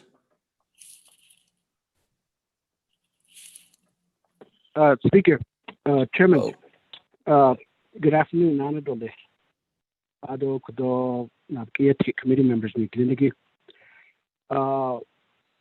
also to the presenter regarding the School Connect. Mr. Speaker, colleagues, I'm not sure how to make a statement to where I don't want to sound like this item may be useless at a certain location of the Navajo Nation. Just this past Wednesday, was it yesterday or the day before, we had a lengthy discussion of broadband telecommunication at RDC. There's a lot of internal area that the Navajo Nation really needs to get our act together. I'm saying this to myself, that one particular community that I represent, I mean, even if we gave one to each of the students in the community, in the rural community, I mean, they won't be able to have access to the internet, the intended purpose of these laptops, just because that they don't have a cell service or a cell tower within the community. And this goes with the majority of the Navajo Nation. The internal process, the internal issue in establishing telecommunication continues to have a bumpy road ahead. The nation, through CARES funding, had allocated several $1 million for telecommunication development. But if you review some of these funded appropriation, a lot of these fundings are reverted back or had been transferred to different infrastructure projects, just because that a cell tower could not be established, and just because that internal issue continues to play a major role in developing infrastructure. And this goes with the 911 system, Amber Alert, and whatnot that is utilized for the communication purpose. So how do we accept this particular report, Speaker? I mean, generosity to the Navajo people is being offered, generosity. But yet, within our own internal programs or the nation, the government, or even some of the entities, we have not mapped out specific map of how we can deploy and develop an effective telecommunication across the Navajo Nation. The Navajo Nation Council passed a resolution, emergency legislation, to develop a lot of these programs, these infrastructures, back in March. And now we're almost at the end of the year, and I believe we only established 1 or 2 towers, new towers. A lot of these fundings were geared towards upgrading at the existing towers. But that doesn't reach majority of our Navajo students, because a lot of time the thinking is always that Navajo reservation, we have a lot of our Navajo people live within a few square miles of each of the community. When we say Navajo, our Navajo people are sprawled out into, I would say, a good 20 to 30 mile radius of each of the community that we represent. and putting in factors of the terrain and so on. And a lot of our Navajo people don't have electricity. A lot of our Navajo people don't have running water. So especially if their students receive a laptop and they don't have electricity, how will they be able to connect to an internet? Especially if the battery is going to go down. So these are, I'm sure you're aware of it. I'm sure you're aware of it.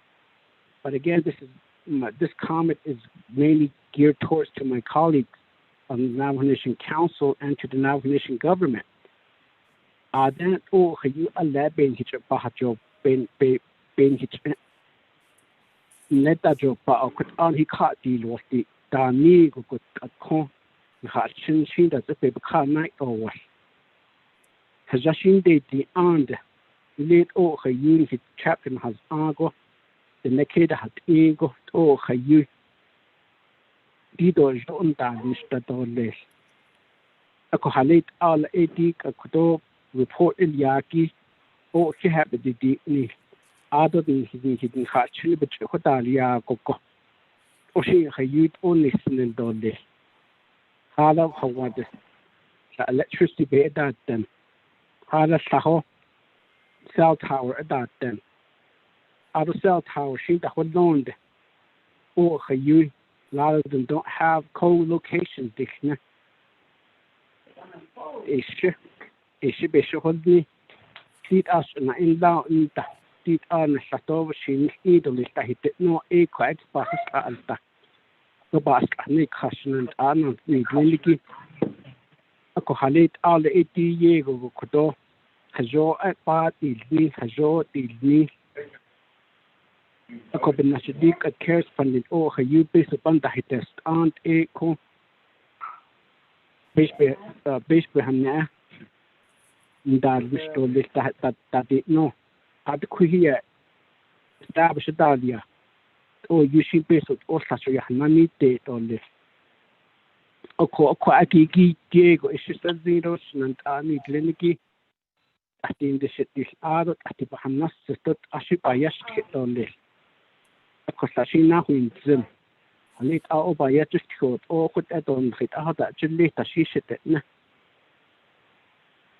Just that I sat out 8 or sat on the 8 be kitten crate, journal source needs so quite a ban yet get up a kitten at the Jodo with ego go obey RG eat art. Joe quite geeky could and him and then get on Handa and Shiki programs. Through one of the legislation, we've asked for an overall assessment across the Navajo Nation regarding basic telecommunication infrastructure. Let I see Yego and the has the or the house ego like home telecommunication in that on the stop and that the straw thought it ego could be seated at on the hitch a hood nesta. I could only to it all in his chapter that the when in she what the Shimiki at other chapters to Haba Consenda. Seek assessment overall Navajo Nation D go. The shame the issue hate Allah to agitate on hot last to whom and don't live in the 18 so it any case. Shouldn't no Seniki a got in the sheet or it that the need identity on he kite the just on he cut the lot not he hatchin have a cut the just to have any gigi it or that the need. The dick a quadricate all a base Jota Iliado Jota is making so and hit the station and Arnoldiniki. Dick you based on another hit I've seen some legislation and designate under UUFP does a peso Hato Nhatne. She has sent funding does a peso Hato Nhatne. That the Kodor speaker legislation that's just requested this verbally at the moment. While we're talking about a lot of these infrastructure regarding telecommunication, there's a legislation that will be a support for a bill at DC level. So we ask and we support a lot of these things at certain locations, but when funding comes down to the Navajo Nation, there's a lot of obstacles that needs to be resolved. because it has to deal with right-of-way, it has to do with assessments, it has to do with art clearance and so on. Ko yego ko agi basis eka. Ko eti dat aaj peso ko dat ego dat pandedot after that aaj pinde be khatonish. But I would say the non-aki banahun age ekotne our program, a telecommunication regulatory officer, land department. At eti ko agi jodit a ilia ko epohnet zandole. Johde do ni higina so si be helpe be peso ito kihidat ito lehin sonch hioban saskation and ani kliniki. A ko agi ke edit ao Speaker, I believe that in order to have these devices be effectively that could have no problem in being utilized on the Navajo Nation, every square inch of the Navajo reservation, which is 27,000 square mile, that each area of the Navajo Nation needs to be connected in order for these devices to work. So with having 110 communities, I can't even estimate how many lacks all these infrastructure. And I know from the 5 chapters that I represent, each community only has a service that is like within only a mile or 2. Beyond 3 or 4 miles, they're out of service. So ediki kodosh and ani kliniki di that hengitahne hat ehotik apa nas tolle topa yastik tolle. Be kini kodo khasha di li kodo iro. Hot ashi ita nini adon diki di alen hitche.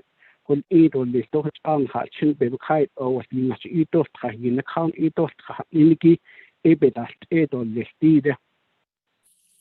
Even right now, a lot of the communities of the 5 chapters that I represent, all the communities that I represent have a community school or BIA school or public school. So just within the community that I represent, which is Green Farms, they have over about 2,000 to 3,000 students going to school at the high school, community school, and the public school. Then I got Nazini Community School. I got Conwood Day School. I got Low Mountain Justice Community School. Touchy Blue Head Start building. Head Start facility. So it's got the Ecuador in Hashin Linigita of Ad. Could the Data called did Ad Ede Holiago. I would say that half of the world will probably won't be able to access unless they all park at the chapter house. So Kabeda Sakis toward the Shita Illido and so on. She did the Shita Beta then. Because that age never between the hot a double between the Hoyil. According to go assured in his decision and any clinic could all hasha. Basis upon the deed, ask public equity, lease public legal group binti, and overall assessment store. Ado Hajo, Ecuador, Kaya, Linigit, Ash, Public Adadot, after door, Ash, Pash, the needs and the list are there. Basis at Nabones, they died Ash, Quaggy Patch at the need Edo list. One can not Ash, Quaggy Towers about say. So, Ada, Hekishin Kodo, Bahasit on this, Mr. Speaker, door, Chairman, and Naabik'íyáti committee members. So, I appreciate the report and appreciate what you're doing, the kind gesture to the Navajo people, for our Navajo people, especially our young kids. We thank you. But nonetheless, there's some additional work that the Navajo Nation needs to do addressing the telecommunication infrastructure. Chairman, thank you. Thank you, Honorable Keelan Begay, for those words and for those concerns. Let me go ahead and continue on. Well, let me go. Let me continue on. Madam Chair, Naabik'íyáti, the floor is yours. Speaker Coley.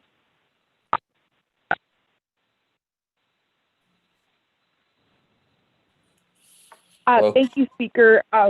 Briefly, I just want to say thank you for the report and reaching out to Navajo Nation to help empower our students and communities meet the digital divide.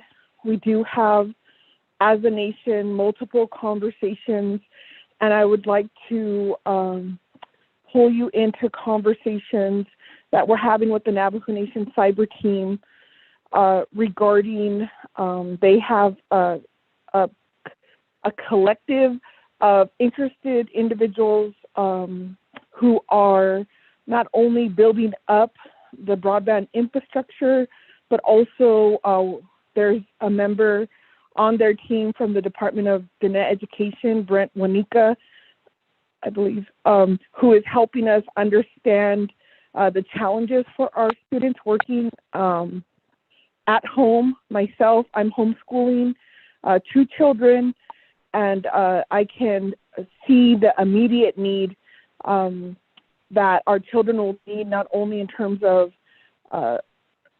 capacity, knowing the technology, but also supporting our schools.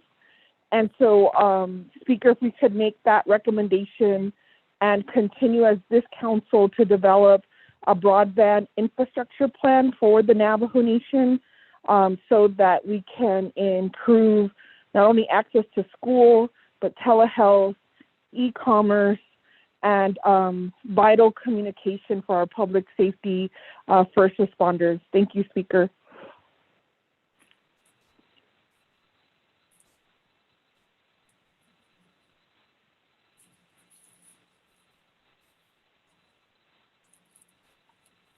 Thank you very much. With that, if there's any remarks or comments, back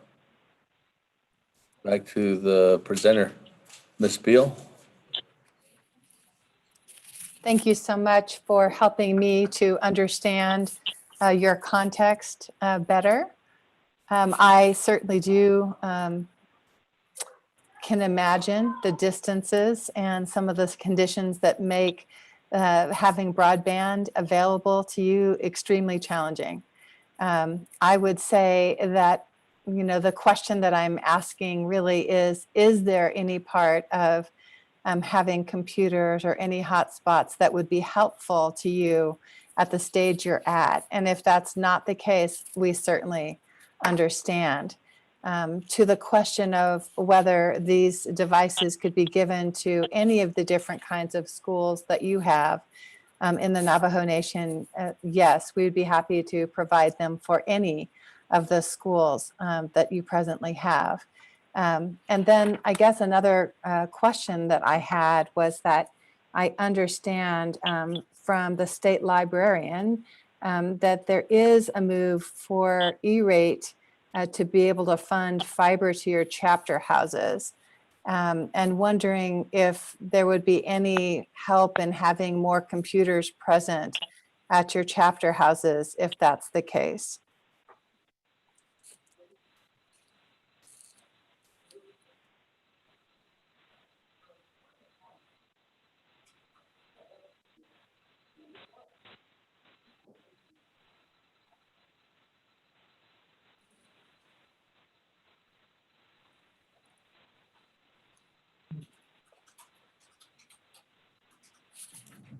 Thank you very much, Ms. Beal.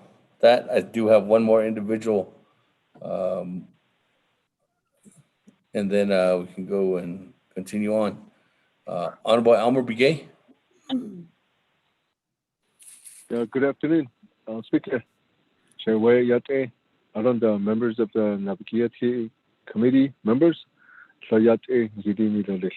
Kahagi ba, ekie ba, kahagi didn't ba gidini lolis. Yate gidini lolis.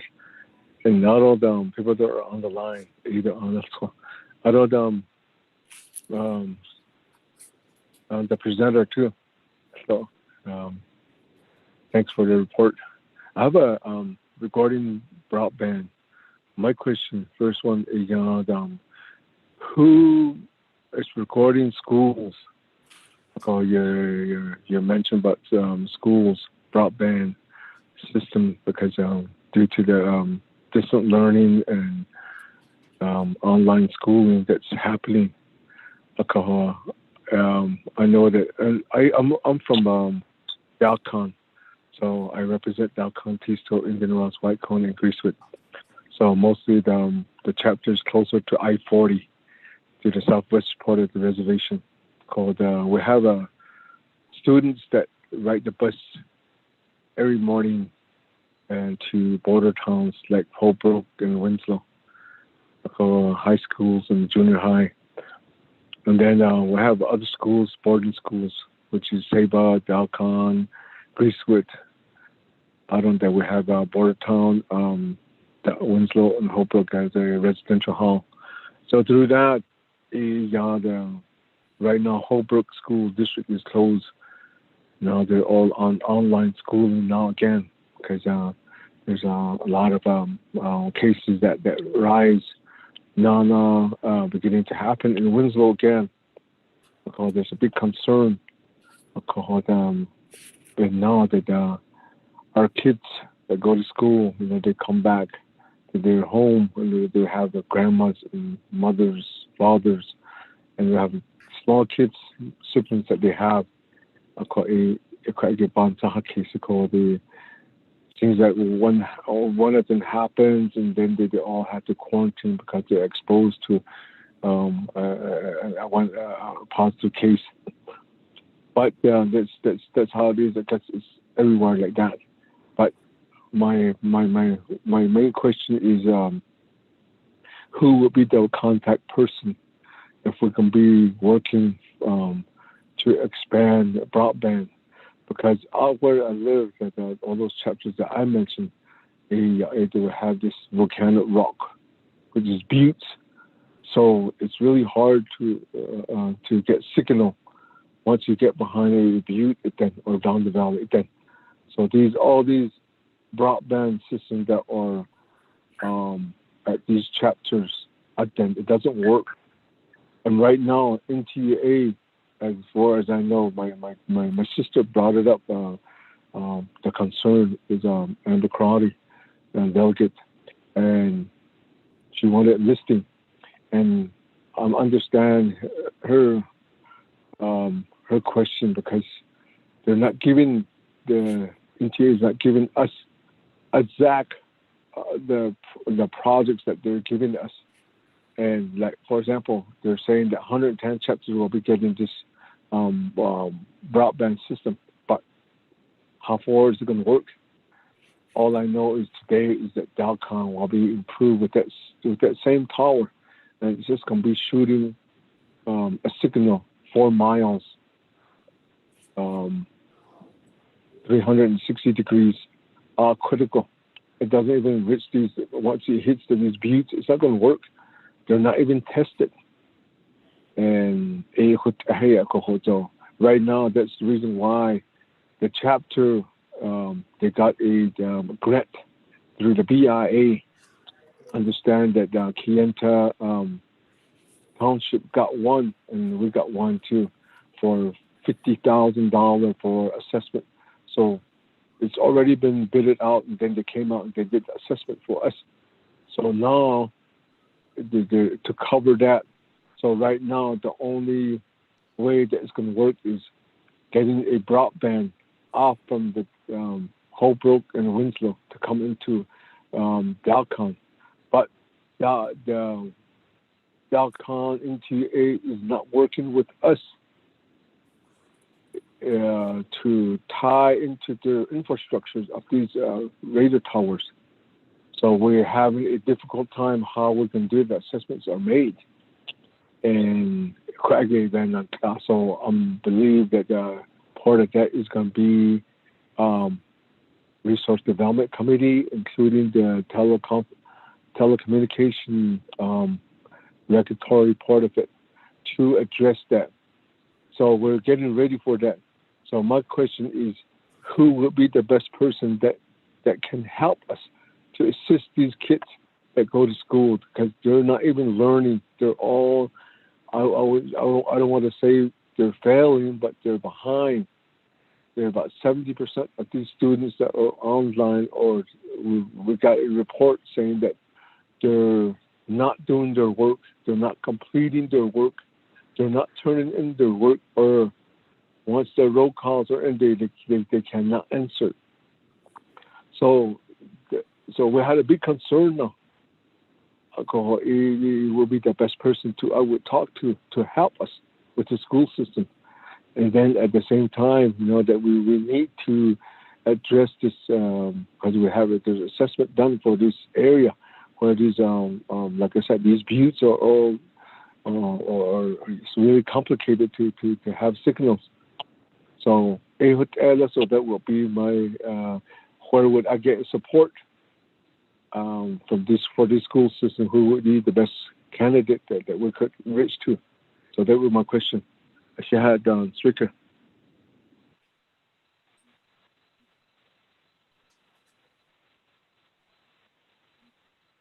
Speakers, Vice Chair Smith, put me to please. Okay, with that, let me go to you, Vice Chair Smith. Thank you. Perfect timing. Thank you, Ms. Biel, for the report. I represent 5 chapters within the state of Arizona, starting from the state line, Lupton, Houp, Sanders, also known as Newlands, not Udzeel area, and on up to Wide Ruins and Flagato. My question is all of Arizona going to be provided the equipment that you were presenting within the counties of Apache, Navajo, and Coconino? And if so, thank you. However, there is dead zones within the Navajo Nation. Even if we did get this equipment, most of our folks would have to get up on the hill or park right next to a source in order to connect to the school. The other question is School Connect of Arizona. Is this just for the public school? We have charter schools, we have missionary schools, Catholic schools, and other schools that are not within, I guess, how are you going to do that? That's the second question. And is this going to be a grant to the nation and communities to have that narrowing the digital divide for our students to go to school and attend school? I mean, we're like going into the winter months and still got 4 more months before, I guess, summer break. Those are my questions, Chair. Damon, thank you for letting me speak and ask these questions. Excuse me. And appreciate that. Yeah. Thank you. Vice Chair Smith. Let me go ahead and go back. I don't have anybody else in the queue. Ms. Beal, go ahead and give you the floor. Thank you so much. I appreciate, again, the information of the great need that you have for infrastructure to really create the opportunity for internet in all of your locations. One of you asked, who's the right person on the infrastructure side to work with you? And I believe that that is Vice President of the Commerce Authority, Jeff Sabaka. I wish that I could say that my job is creating infrastructure, but it's not. And so my heart goes out to the great need that you have. I know that Jeff was the one who has been talking to me about all of you. And so he's working over broadband for the state of Arizona and would be the right person to speak to about that infrastructure. What School Connect does is, as we connect resources with needs, we're kind of like a matchmaker. So when we have donors who understand need, they come to us and say, boy, we would love to help. And that's what has happened in this situation. We have, computers and hotspots, and we have donors who are willing to supply those. But if at this point in time for the Navajo Nation, those are not helpful to you, I certainly understand, and there is no problem. Another question was asked, what kinds of schools are you helping? We'll help any kind of school. So a charter school, a missionary school, any kind of school that needs help. That's what we do. We try to connect needs and resources together so that our kids can flourish. Thank you so much, Speaker. Thank you very much. With that, if there's no other comments, questions, Speaker, this is Delta again. Continue on. Speaker, can you hear me? This is Delta yes. Speaker, can your staff get the number and the person, the contact that I was asking? Can they get that information for me? Thank you.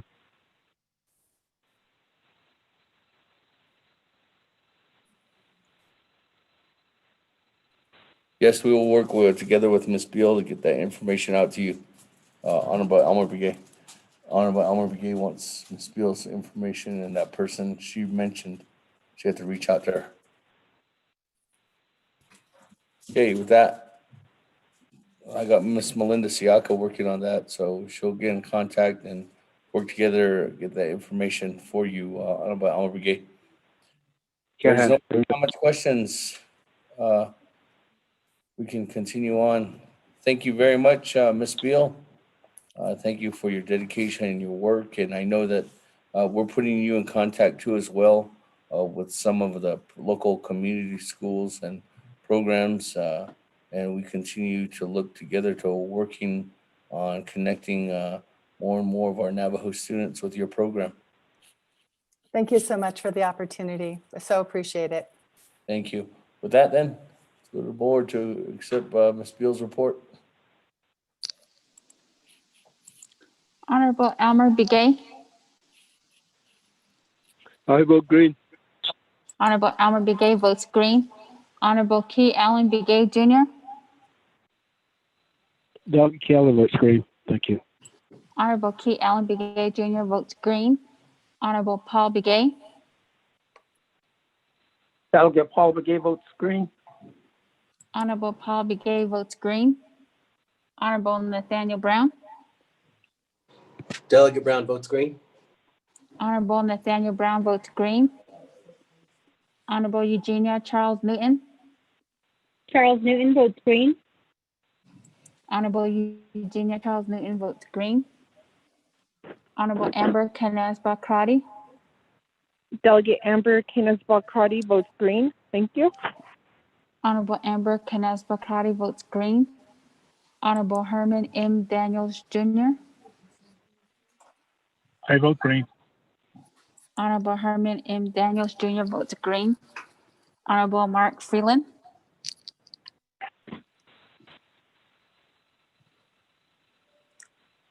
Honorable Pernell Halona. Halona votes green. Honorable Pernell Halona votes green. Honorable Jamie Hiniel.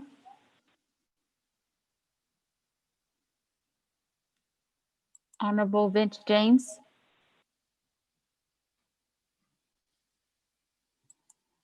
Honorable Rick Nez. Delegate Rick Nez votes green. Honorable Rick Nez votes green. Honorable Carl Slater. Delegate Slater, green. Honorable Carl Slater votes green. Honorable Raymond Smith Jr. Green. Honorable Raymond Smith Jr. votes green. Honorable Wilson Stewart Jr. Green. Honorable Wilson Stewart Jr. votes green. Honorable Charlene So. I vote green. Honorable Charlene So votes green. Honorable Daniel So.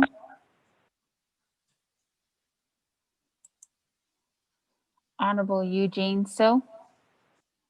I vote green. Thank you, Chair. Honorable Eugene So votes green. Honorable Otto So.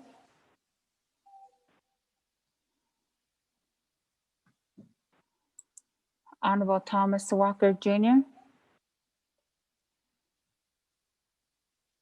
Thomas Walker votes green. Honorable Thomas Walker Jr. votes green. Honorable Edison Wanika. Green. Honorable Edison Wanika votes green. Honorable Edmund Yazzie. Green. Honorable Edmund Yazzie votes green. Honorable Jimmy Yellowhair.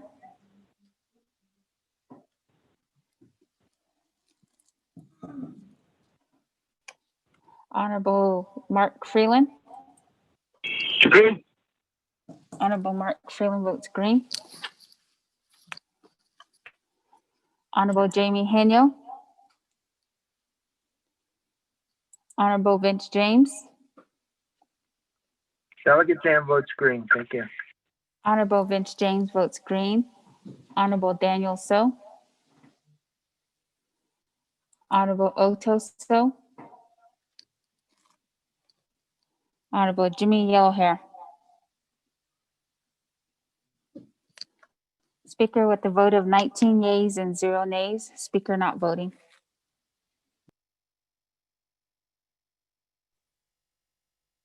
$19 yeas and 0 nays. Speaker not voting, motion carries. Thank you very much, colleagues. Thank you very much, Ms. Beal, too, as well. Have a good day. That's moving on down on our reports. I do have an update on our reports as indicated before. Seems like item number C and D will be available to go today. Item number E, colleagues, to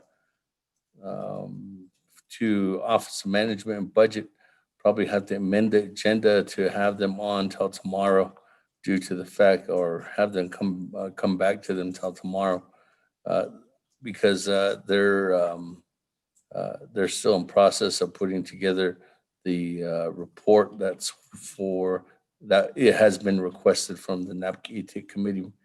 So with that, let's go ahead and go on back. Item number C, report from Navajo Area IHS, Ms. Rosalind So on the COVID-19 vaccine process, and an update from Navajo Health Command Operations Center.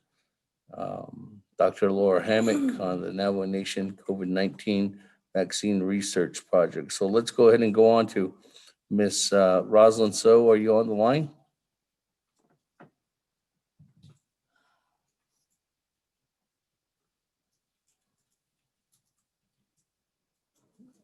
Or Dr. Christensen?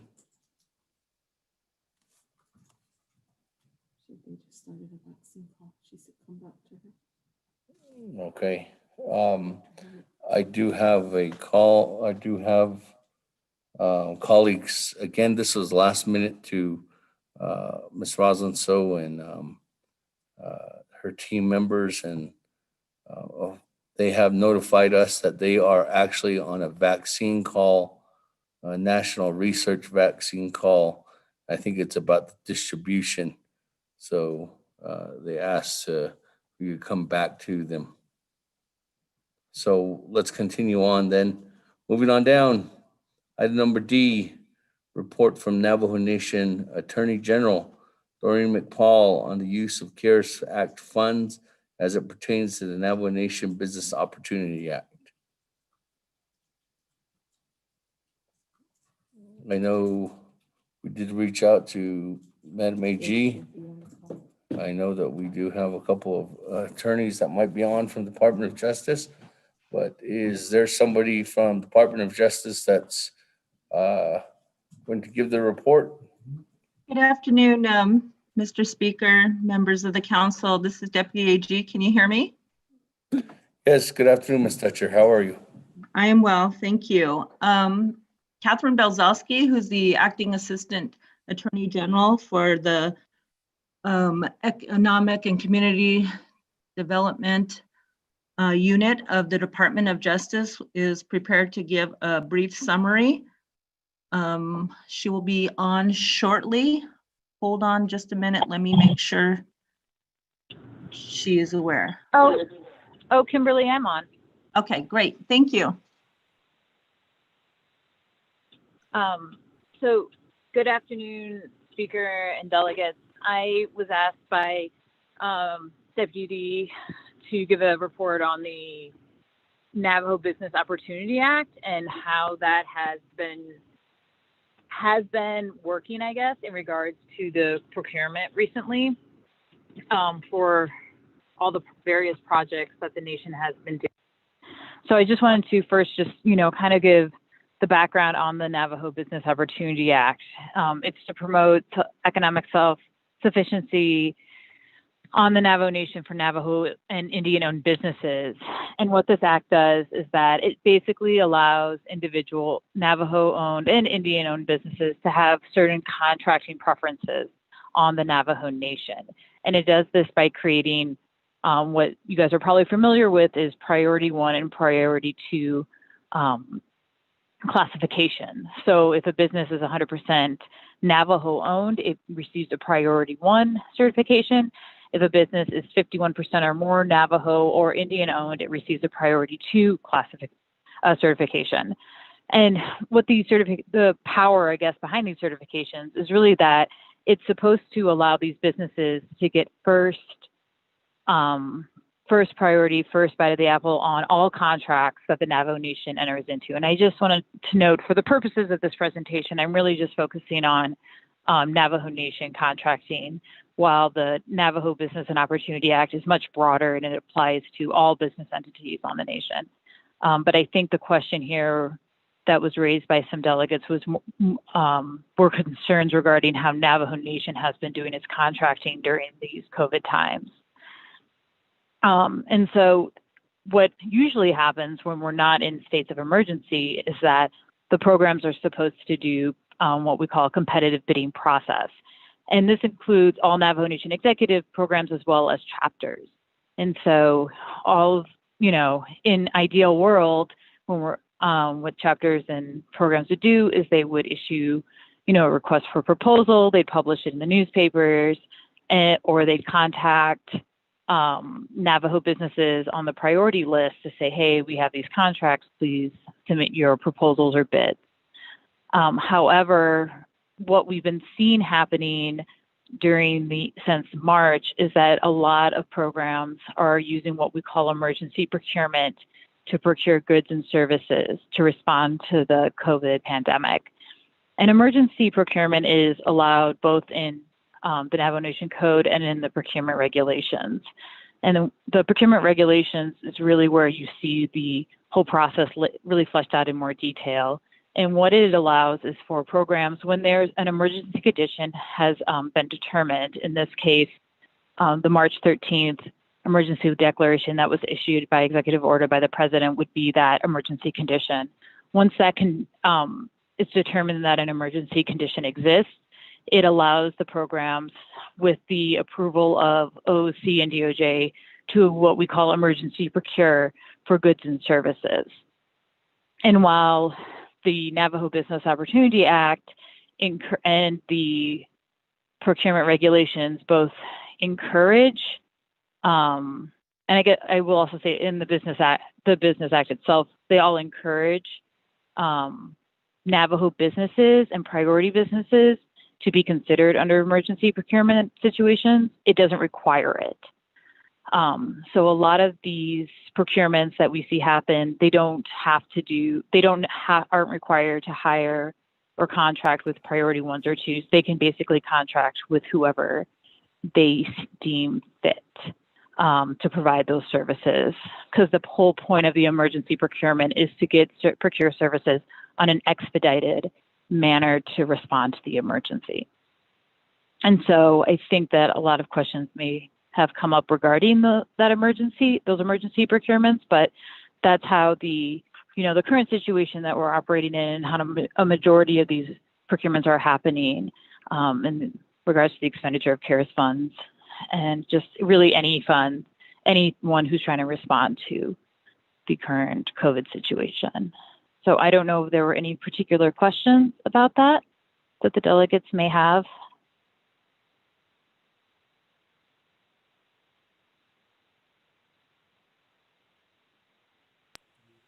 Thank you for that presentation. Ms. Dutcher, does that conclude your presentation at the time? Speaker, the only thing I would add to what Catherine has to say is that we're aware of the concern of Delegate Daniel So that expressed, and we do not have more specific detailed information to report on at this time, but we certainly could work with the departments involved to provide additional information upon request. We just don't have that right now, and the background information, I hope, will provide some additional information to Delegate So and to the other delegates to give them some context about that and the question that was posed to us. Thank you.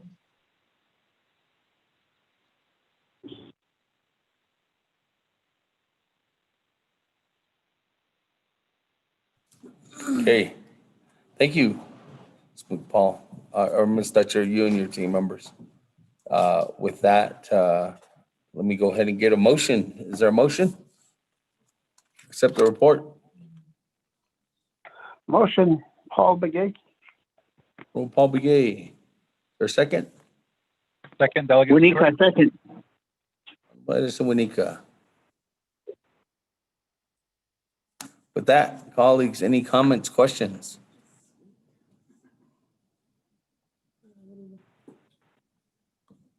There's no comments or questions. Thank you very much for the update. Let's go to the board to accept the report. Honorable Elmer Begay. I vote green. Honorable Elmer Begay votes green. Honorable Key Allen Begay Jr.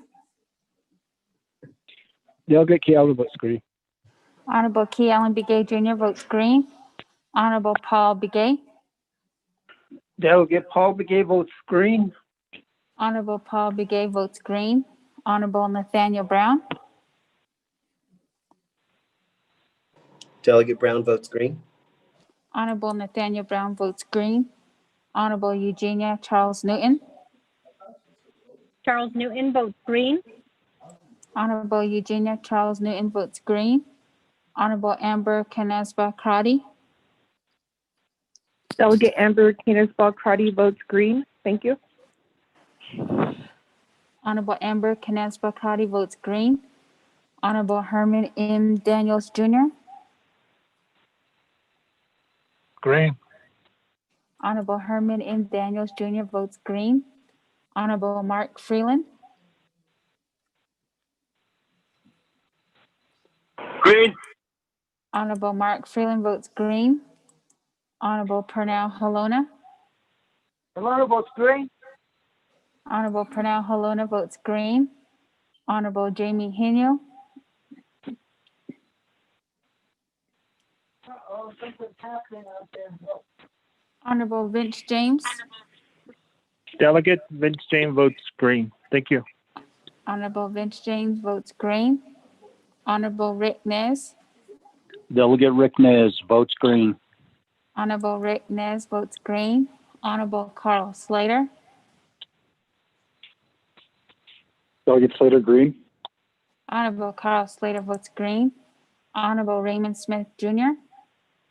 Green. Honorable Raymond Smith Jr. votes green.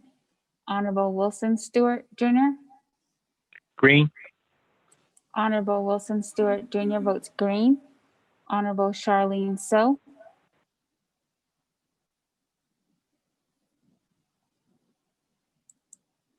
Honorable Daniel So.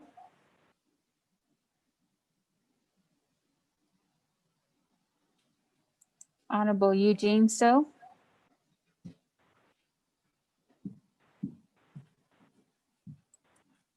Honorable Otto So.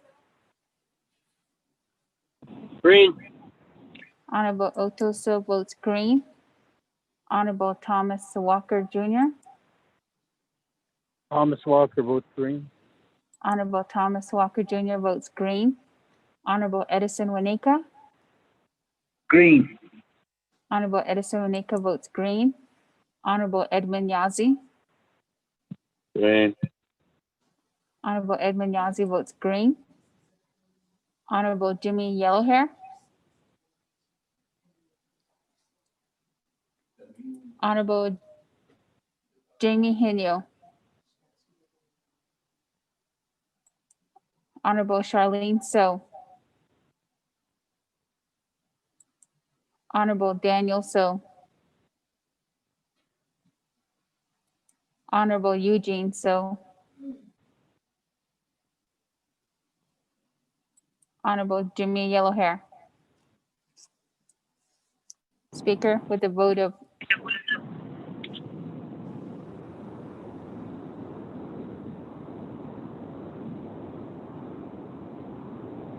Speaker with a vote of 18 yeas and 0 nays. Speaker not voting. Thank you. Speaker, this is Delegate, so I vote green on that report as well. My phone call dropped. Honorable Charlene So votes green, 19 yeas and 0 nays. Speaker not voting. Okay, with that, thank you. 19 in favor, 0 opposed. Chair not voting. Motion carries. That, colleagues. Let's continue on down. Again, item number E, report from Office of Management and Budget. They have indicated that they will not be able to present until tomorrow, colleagues. They're still working on the report. So that continues us on down to item number 6, old business. Item number A, legislation 0220-20. Sponsors by Honorable Stewart. Second, co-sponsor is by Chairman Rick Nez. Let me go to Mr. Rico to do an overview on the legislation and then get it read into, I do believe it's already read into the record. So let me get him to state where we're at, and then we can go from there.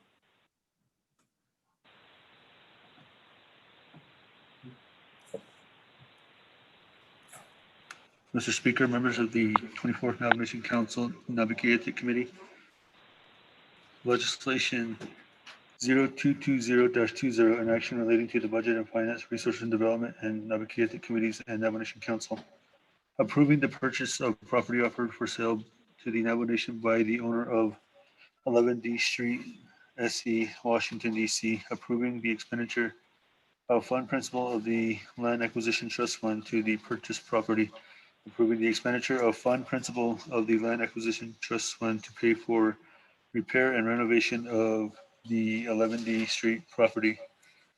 You have a motion by Honorable Edison J. Wanika, a second by Honorable Jamie Henio. On October 8th, 2020, Naabik'íyáti motion to refer legislation 0220-20 with one amendment back to the Resources and Development Committee. Before it is taken up by the Resources and Development Committee, a complete benefit cost analysis must be provided by the Office of the Controller with the assistance of the Washington office in reference to comparing purchasing and long-term rental in Washington, D.C. That was motioned by Honorable Carl Slater and second by Honorable Eugenia Charles Newton with a vote of 12 in favor, 11 opposed. Chairman Damon broke the tie and voted in favor.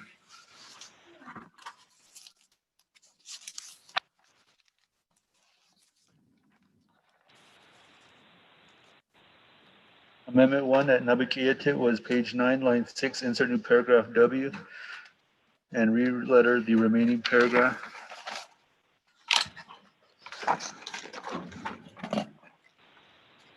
W, the Eastern Navajo Land Commission opposes the purchase, repair, and renovation of an office building in Washington, D.C.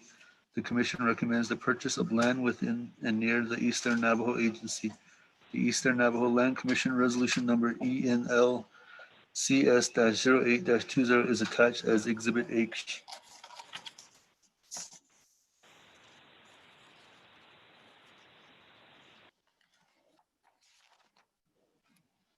On December 9th, 2020, the Resources and Development Committee addressed 0220-20 and has had it under consideration, reports the following. The Resource Development Committee, RDC, listened to the controller, Ms. Perlin Kirk, and Brent Wanika, financial analysts, explain the attached cost-benefit analysis memorandum dated December 8, 2020 from the Office of the Controller. The Office of the Controller's written memorandum was provided to the committee by email the day before today's December 9th, 2020 meeting. RDC listened to the Navajo Nation Washington, D.C. Office Director, Ms. Santee Lewis, verbal response to the Controller's Office cost-benefit analysis. The RDC asked Ms. Lewis to put her verbal response into writing and provide the written response to the RDC and the Naabik'íyáti committee. Ms. Lewis said she would have her written response by the end of today's workday. In addition to the presentation by Controller Kirk, Mr. Brent Wanika, and Ms. Lewis, the committee also heard from real estate agent Mr. Luke Joyce, Mike Colonna, Director of Navajo Nation Land Department, Dr. Rudy Shabala, Division Director of Navajo Division of Natural Resources, Martin Ashley, Director of Office of Navajo Tax Commission, Robert Willie, Office of the Controller, Vice President Myron Lizer, and other Navajo Nation Council delegates. After the presentation, the Resource and Development Committee voted to approve and refer legislation 0220-20 back to the Naabik'íyáti Committee with the recommendation that the Naabik'íyáti Committee insert the attached Office of the Controller's cost-benefit analysis as an exhibit to legislation 0220.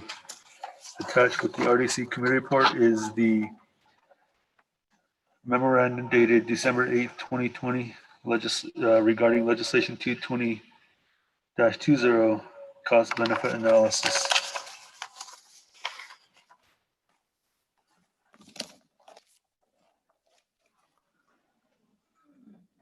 Council is final authority. Mr. Speaker.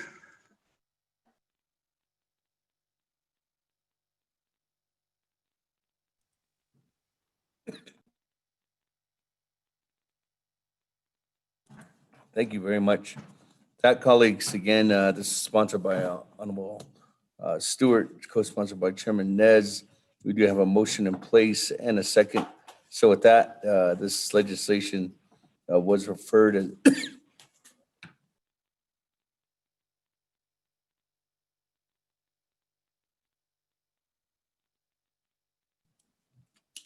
as indicated.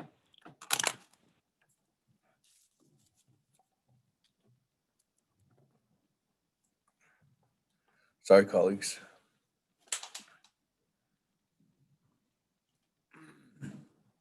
As indicated by Mr. Rico with that. Bringing it back through the process, this goes to Nabi and then on to back to Navajo Nation Council. That, colleagues, is there any comments, questions? Or are we just moving this back onto council? Going once, going twice. So Delegate Slater, I have questions. Honorable Slater, go ahead. Floor is yours. Thank you. My first question is, what are the annual operations and maintenance costs for the facility, and where is that detailed breakdown? Hey, with that, let me go back to the sponsor. The reason why we didn't give the sponsor some time because it was a referral. But Honorable Stewart, go ahead. Thank you, fellow speaker, chair, and colleagues. I should have Ms. Santee Lewis on the line as well, the agent, and also Mr. Mike Colonna as well. So I'll defer that question to one of them, Chair. Thank you. Referral to one of the agents as stated. Any of the agents on the line? Going once. Going twice. Agents. *6.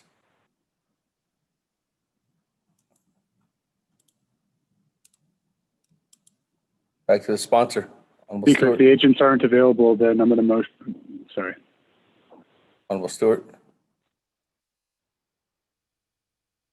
Okay. I know Honorable Slater, to answer your question, I know that was in the last meeting that was discussed, and they were supposed to supply that. But as you stated, I don't see it as well. And I'm looking through my emails right now, and I don't have that in there either. So I don't know if you want to just wait on this one again, but I'll go back to you, Honorable Slater, if that's okay, Chair.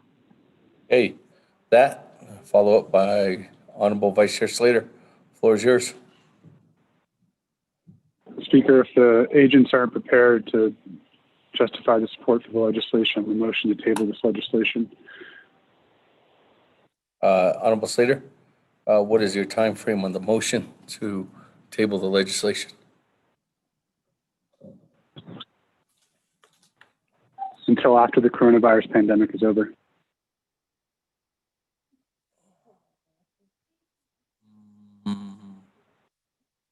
Honorable Slater, I can't take that as a can't take that as a possibility due to the fact that one, I can't see that as a possible timeline to the pandemic might never be over.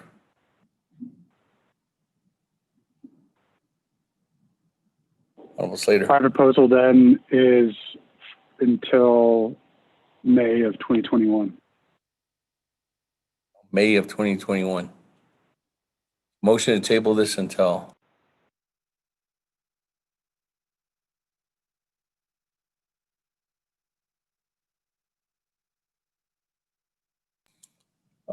Honorable Slater, the motion due to the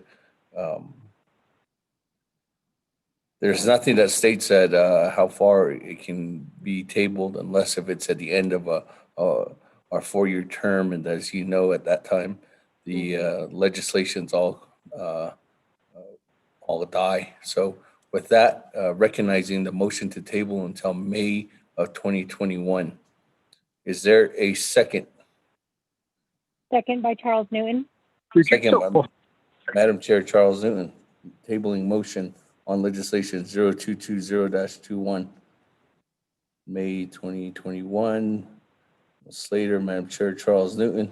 That, colleagues, go to the board. No debate on a tabling motion.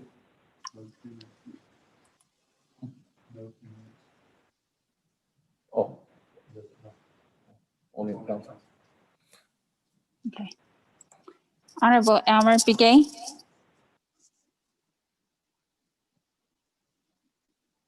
Honorable Key Allen Begay Jr. This is Elmer Begay. Vote green. Delegate Kellen votes red. Honorable Key Allen Begay Jr. votes red. Honorable Elmer Begay votes green. Honorable Paul Begay. Delegate Paul Begay votes red. Honorable Paul Begay votes red. Honorable Nathaniel Brown. Delegate Brown votes red. Honorable Nathaniel Brown votes red. Honorable Eugenia Charles Newton. Charles Newton votes.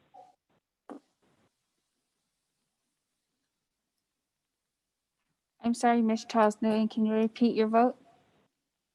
Yes, I apologize. Charles Newton votes green. Honorable Eugenia Charles Newton votes green. Honorable Amber Canes-Balcrati. Delegate Amber Canes-Balcrati votes red. Honorable Amber Canes-Balcrati votes red. Honorable Herman M. Daniels Jr. I vote red. Honorable Herman M. Daniels Jr. votes red. Honorable Mark Freeland. Red. Honorable Mark Freeland votes red. Honorable Pernell Halona.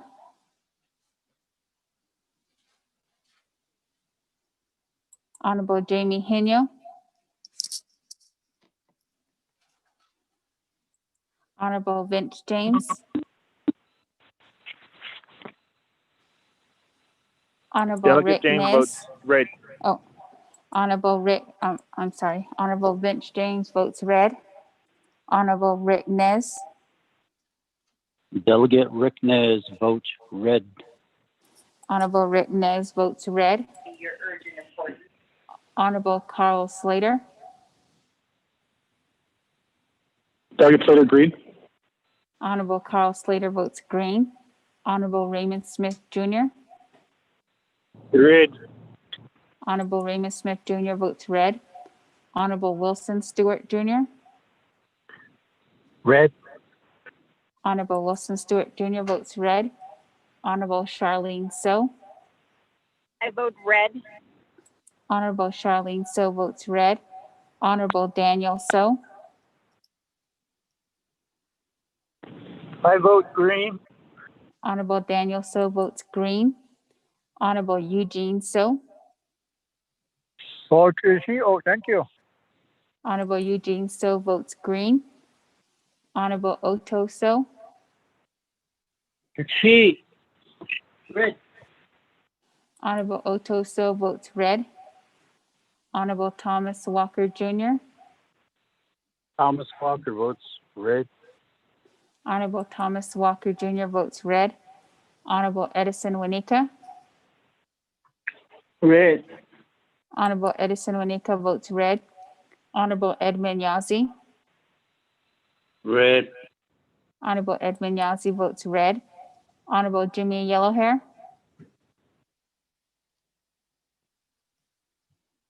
Honorable Pernell Halona. Malone votes red. Honorable Pernell Halona votes red. Honorable Jamie Henyo. Honorable Jimmy Yellowhair. Speaker with a vote of 5 yeas, 16 nays, speaker not voting.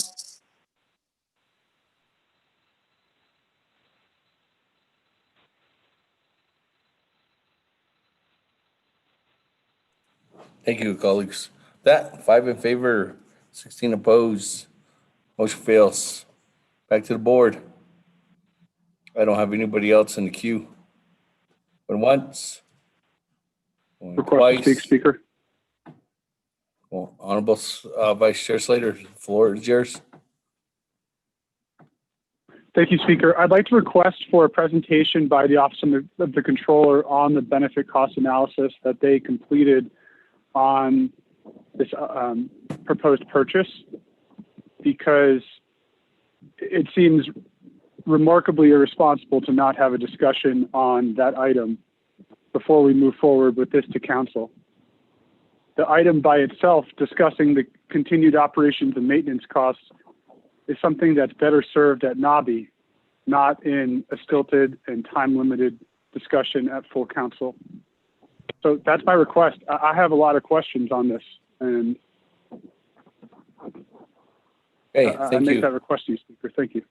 Thank you, Honorable Slater. With that, Speaker, this is Delegate Charles Newton. the cost benefit analysis is attached to the RDC report there. We can have a presentation on that by Madam Chair or Madam Controller. There's a request.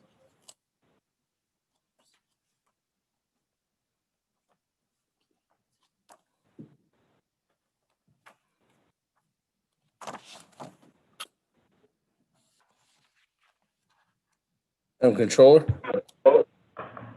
Waiting for our team.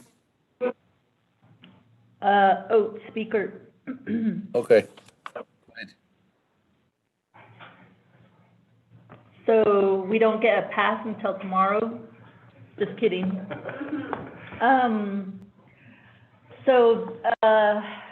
Regarding this cost benefit analysis, we approached it from the standpoint of a buy or lease analysis.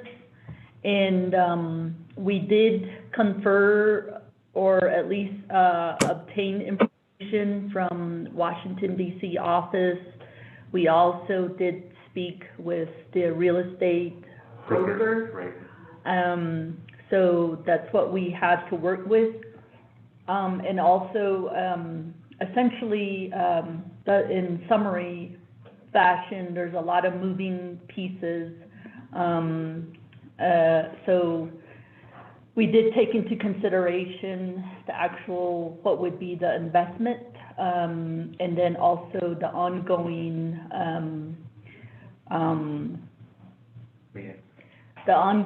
operation and maintenance, and then also the ability to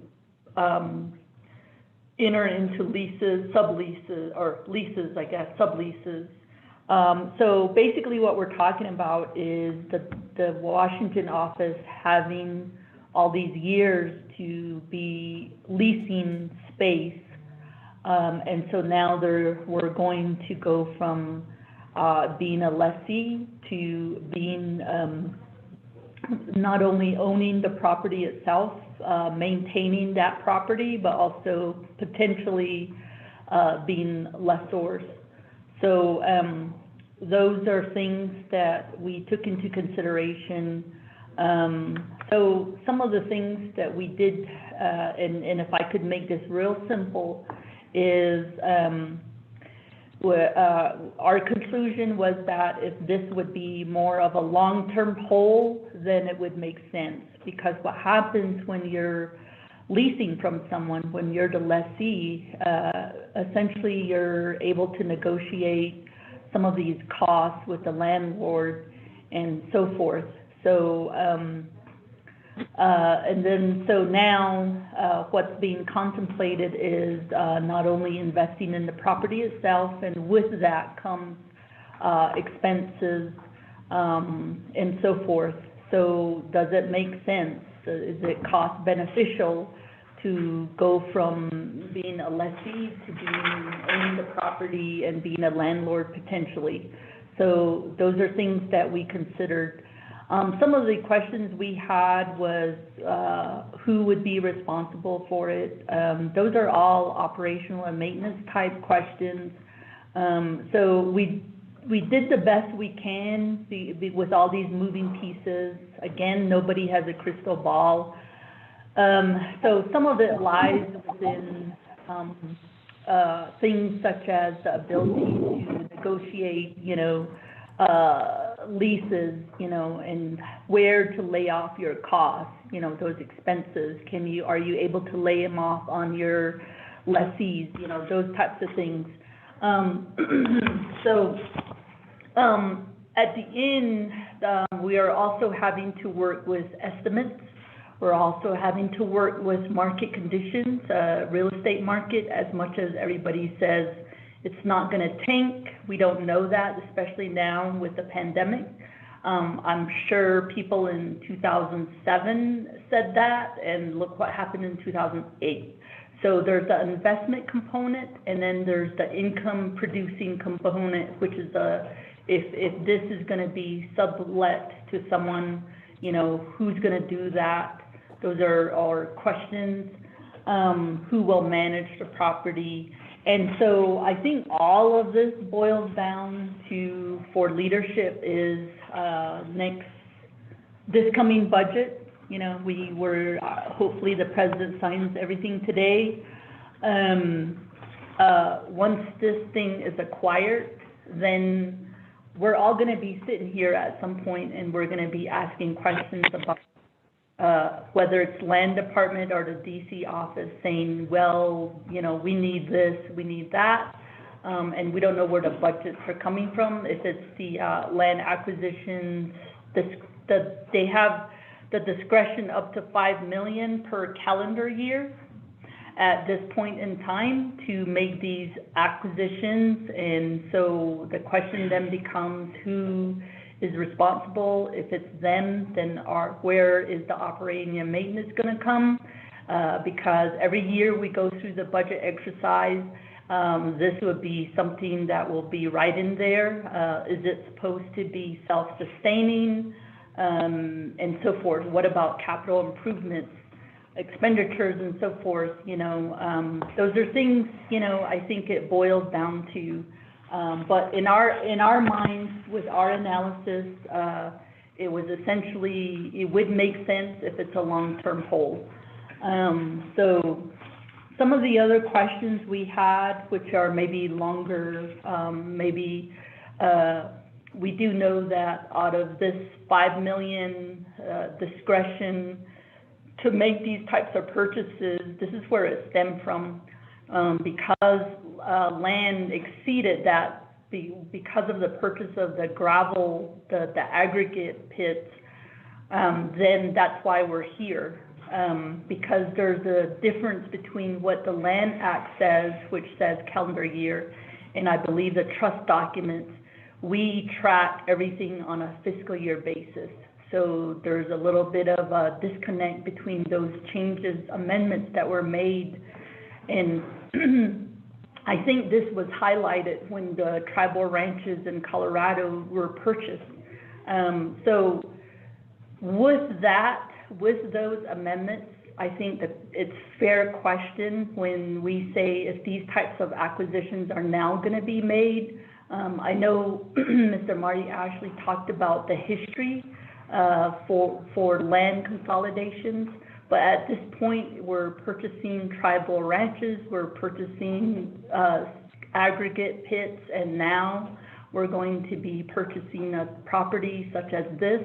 Then I think it's fair, like, okay, are these supposed to be self-sustaining, or is there going to be general funds, operational budgets that will need to be considered? I think at the end of the day, those are questions that will ultimately come forth. So I think they, those are considerations going forward for this decision.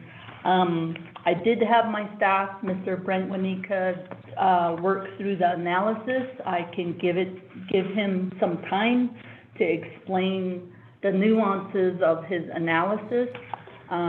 So I'll hand it over to him as well.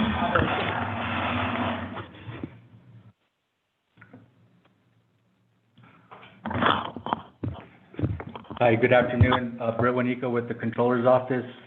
Thank you for having me. I'm just going to kind of keep this very simple. Again, I'm not going to speak on behalf of the Washington office, but just looking at the black graph, again, we just looked at, we looked at it as a present value cost going forward.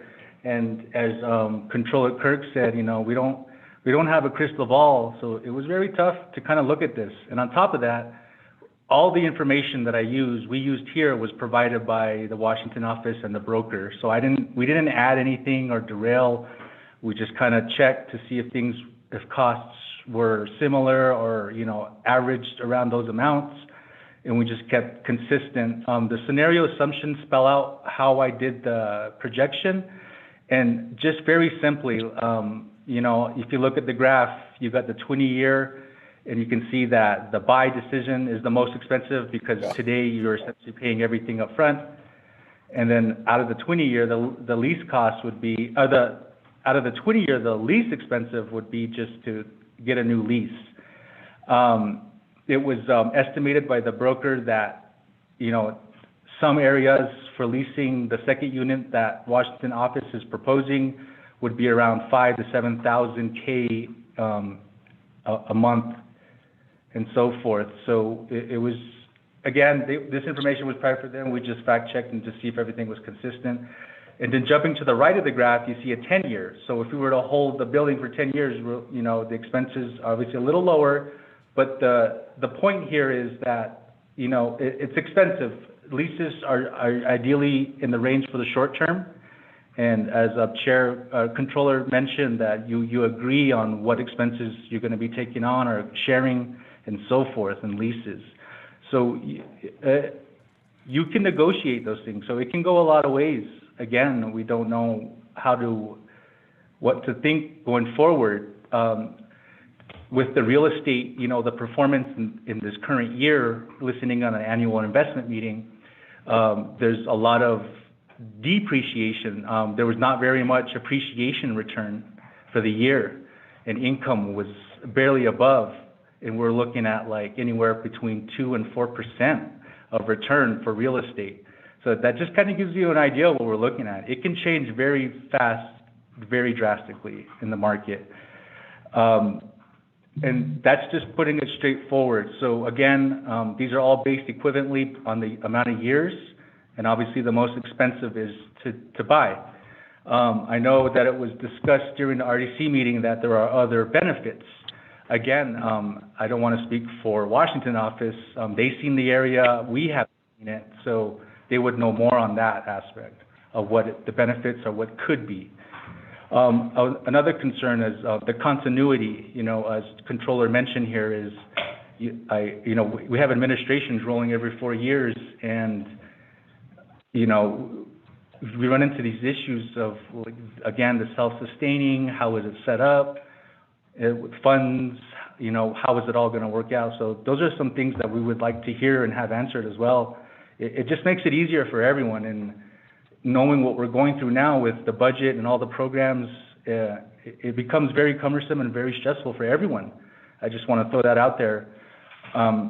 That's all I have. The graph's pretty straightforward. Again, the costs and expenses, these are all just estimates. It could go one way or the other. I like to think that the memo that we sent kind of breaks out generally speaking, I'm not speaking in absolutes here, generally speaking about leases and buying. That's all I have to say. Thank you. And this is the Controller again. Just lastly, I just wanted to say we appreciate the opportunity to kind of do this analysis and also going over it, just make sure it's being considered as well. But at the end of the day, we just look at the numbers from our level for the nation as a whole. And obviously, there are needs out there. Obviously, the DC office went through what they went through regarding their office space, etc. So with that, that's what we have.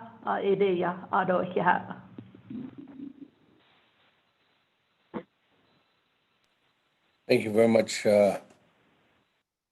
Controller. So with that, colleagues, I don't have anybody else in the queue. Speaker, this is Delegate Stewart. I have Santi and Mr. Halona on the line now. Okay. Thank you, Honorable Stewart. Honorable Halona, if you could mute your phone, we can hear your dogs.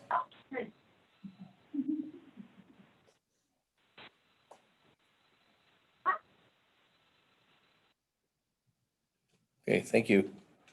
Madam Chair Charleston, was that you? Yes, can you hear me, Speaker? Yes.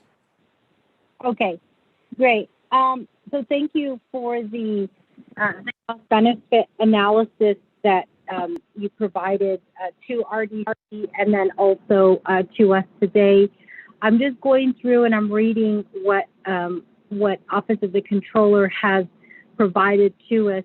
My concern is, and I'll say it, I've said it so many times before and I'll say it again, we don't have a plan in place right now for our economy. And as a delegate, I guess I worry about how are we going to recoup the funds from the closure of NGS? How are we going to assist gaming with staying open? How are we going to, find the funds that we lost because of COVID? I feel like we're just spending, and not really. We don't have a plan in place on how we're planning to improve our economy. We have businesses reaching out to us saying that they need assistance. And we're sitting here and we're debating purchasing a building that is going to cost the Navajo Nation, I'm looking for the actual cost. That I guess is going to cost the Navajo Nation some money, and $4.8 million to buy this building. And there's still a lot of open questions out there. We don't know about, the renovation cost. this building is old. We don't know, what it's like, what kind of, money is going to have to be put into this building. And what really worries me is the more money that we're spending, the less money that is coming into services. So has COVID-19 not been going on, I think this would have been a really good time to have this discussion. But again, we should be thinking about how are we going to be helping our people? What kind of services are we going to be offering them in the next year? I believe Honorable Otto has said, who are we going to send home? Because the reality is we don't have a plan in place to secure the economy on Navajo Nation. There's no plan in place. It hasn't been offered. We all have been in this pandemic since March, and we don't have a plan. The Vice President is currently working on a plan now when that plan should have been in place. It should have been in place months ago.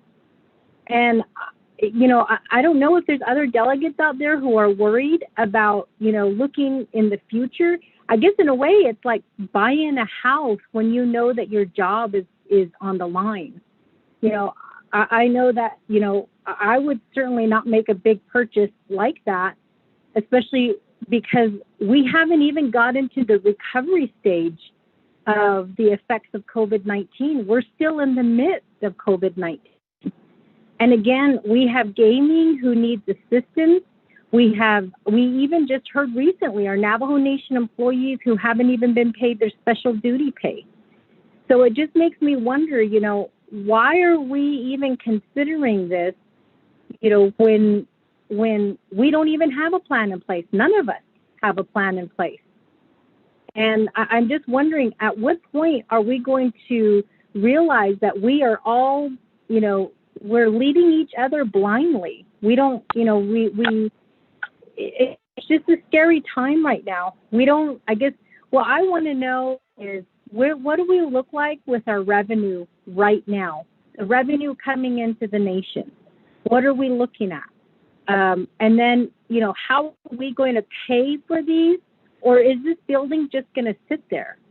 A lot of people have been reaching out, asking about the ranch in Colorado. What was the purpose behind purchasing that ranch? And are we really using that ranch to bring in revenue? This is just another purchase that we're making. And yes, there are some benefits to owning a building, but how are we going to own a building and care for it when we don't even know what we're going to be facing in the next year? I feel like this $4.8 million could go to different things. It could go to things that we need here on the nation for the people.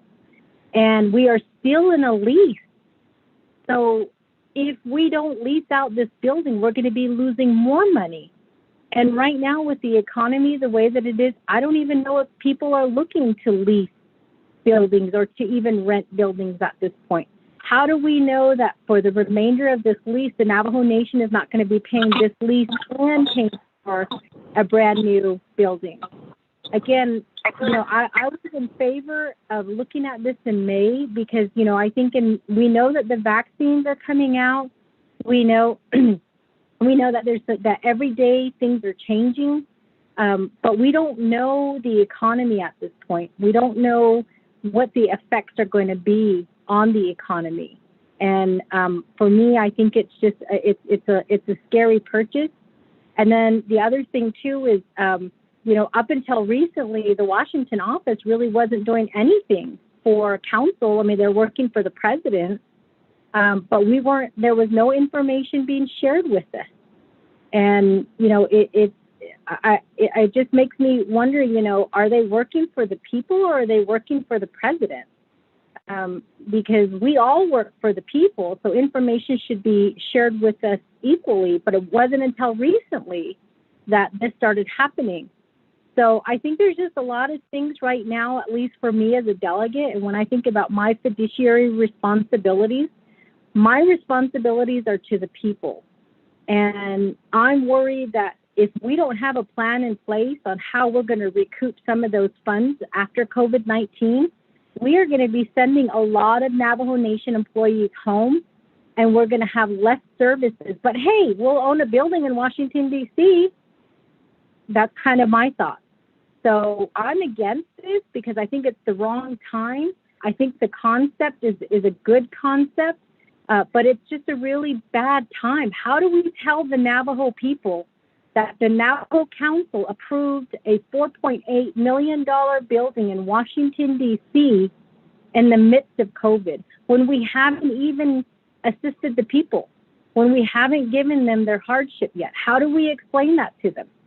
I just think that this is a really, it's a purchase that again, had there not been any COVID, I would be in favor of it, but we're in the midst of COVID, so I'm against this legislation for that reason, because I cannot face the people and explain to them that the council just approved $4.8 million to purchase a building in Washington, D.C., a building that many of our Navajo people will never or may never get to see.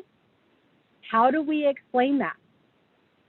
So with that, I know that there was a lot of open-ended questions that were presented to the agents the last time.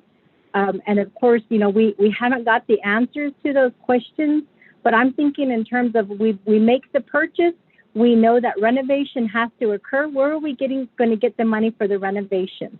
We know that there's going to be maintenance, and that's going to be required on this building. Where are we going to get the money for maintenance?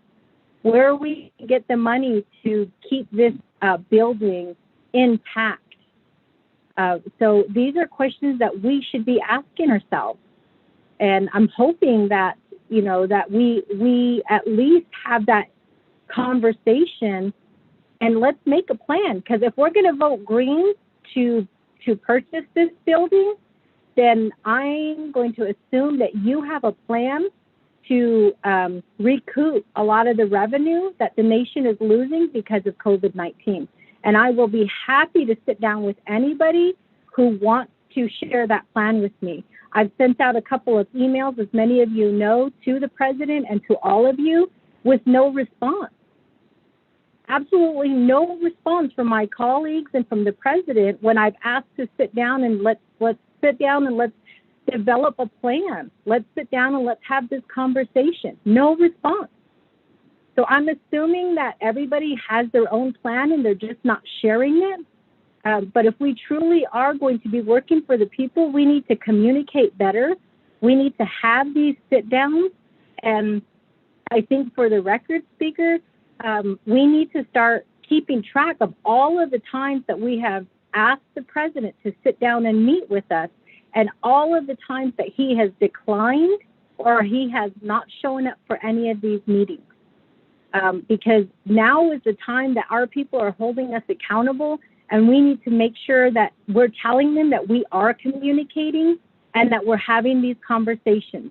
And I'll say it for the record again, to date, I have not received any email from anybody, from any of my colleagues, from the president, from the speaker, saying, yes, let's sit down, let's have this plan.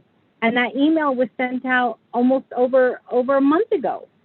So again, if somebody could just tell me what the plan is to recoup revenue, I'm in favor of purchasing this building as long as we have a plan and as long as we can tell the people what that plan is.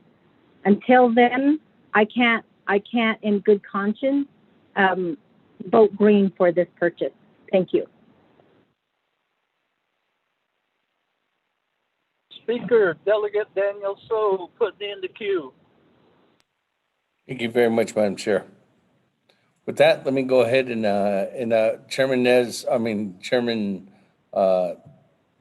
Daniel So, I put you in the queue. Let me go on down to Chairman Nez. Chairman, the floor is yours. Thank you very much, Speaker Damon Patterson, and my respectable, honorable colleagues. Thank you for this discussion. It is a major purchase. We always have to step back and look at it and say, are we ready for this? Even when you buy a home, off the Navajo Nation, you consider the costs and you realize, Abinshwa, we can do this. And you purchase the real estate. And later on, you realize that you have property that has appreciated and you sell it for quite a bit of money. And you get a good return that way. And it's Honorable Stewart for sponsoring this legislation. And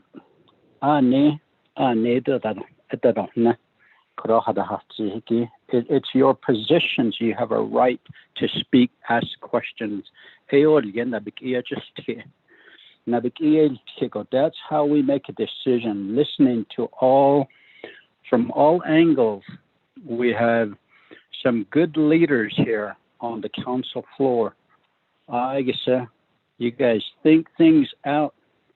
We debate these issues and then we vote red or green. That's where it matters. We vote. We have that ability to vote yes or no. It is quite a lot of money. And the Navajo Nation office in Washington, D.C., we have had an office there since 1970. All these years. Or rent. A lot of us know when we're renting, we're just living there. We're just using it. We don't own the property. There's no appreciation.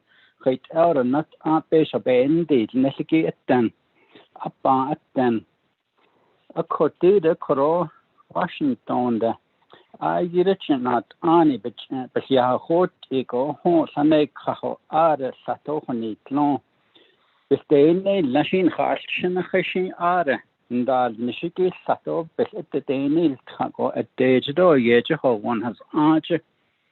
Not a baby yet, they'll tend any campes at the needs and that no consadeka.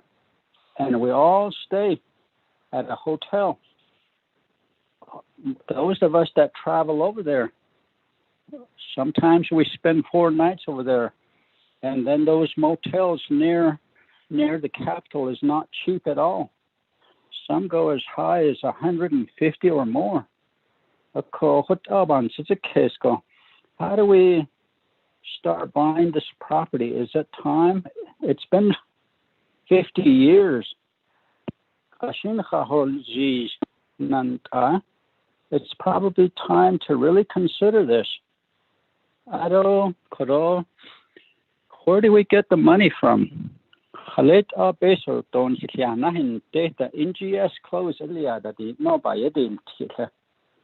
was my legislation, was to purchase it by Intech.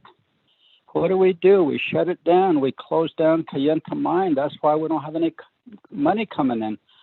And then we never had a plan in place. We had no plan whatsoever what we were going to do and how we're going to generate revenue.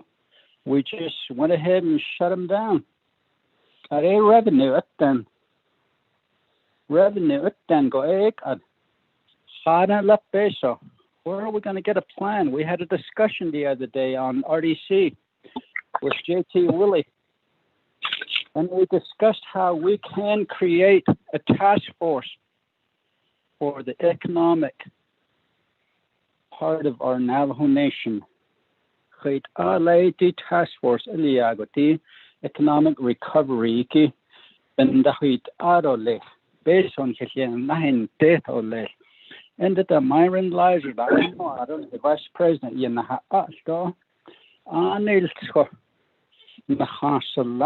and I Koroba Hadit, Zito Hodit, Asiki, Dik of Naabik'íyáti, Ahunanat Ashnant. This, I believe, really is a really good investment. This pandemic will soon but I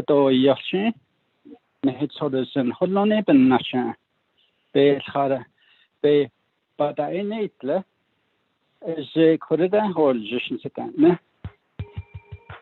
preventive medicine is not a cure, but it's preventive.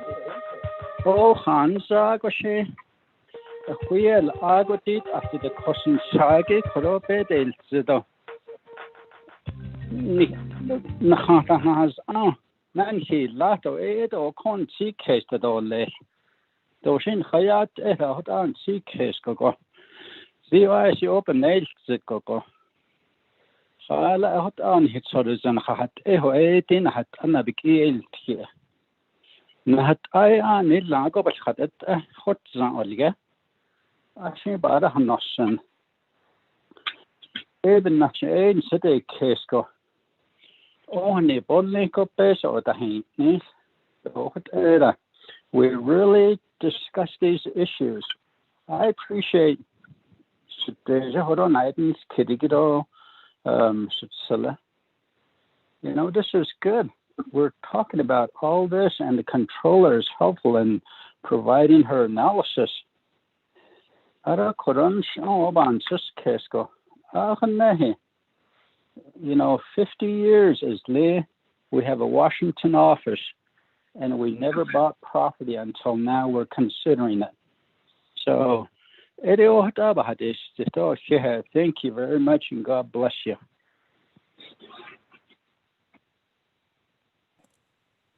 Thank you, Chairman Nez, for those comments. With that, let me go ahead and continue on. Chairman Daniel So.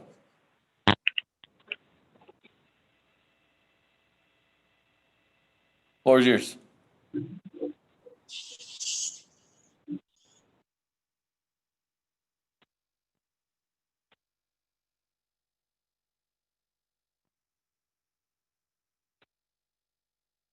Thank you,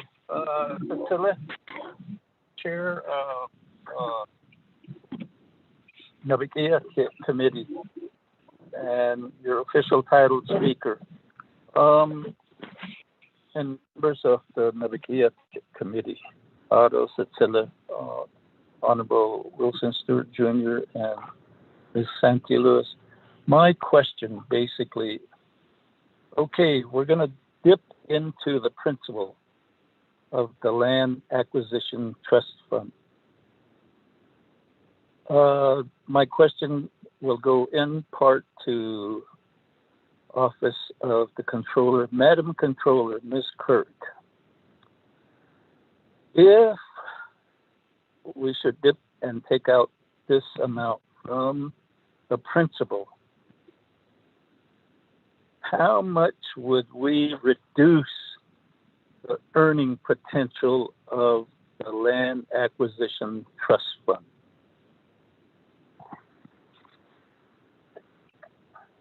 The other is, I think, what is the projected operating budget for this building, including taxes, including depreciation, including the fact that, you know, there is that aspect of appreciation. And I just, you know, we were never really apprised of the appraisal. We were just told it's, and the part that I'm really concerned about is the value. Is the renovation going to add to the value? Or is it just a cost that is to be absorbed to make it habitable? And the other is, my question basically is, there was, you know, the potential to rent out. What is the, when you look, if you're going to rent out a portion, what is the gross rent multiplier effect? In appraisal work, there are that view in the appraisal. And the other is, what is the square foot cost? this purchase will entail. I really have those thoughts that I'm concerned about. All the other issues, the pandemic, this, but what's in front of us right now, the decision, buy or not to buy, continue to lease, those are considerations. And that's where I'm focused on. Tim and I, members of the Navajo Nation Council, and that would be my thoughts. The real question is, there's the aspect of appreciation, there's the aspect of depreciation, there's the aspect of taking monies away from the principal of the trust fund, and then what projected income will we lose if we reduce the principal of the trust fund.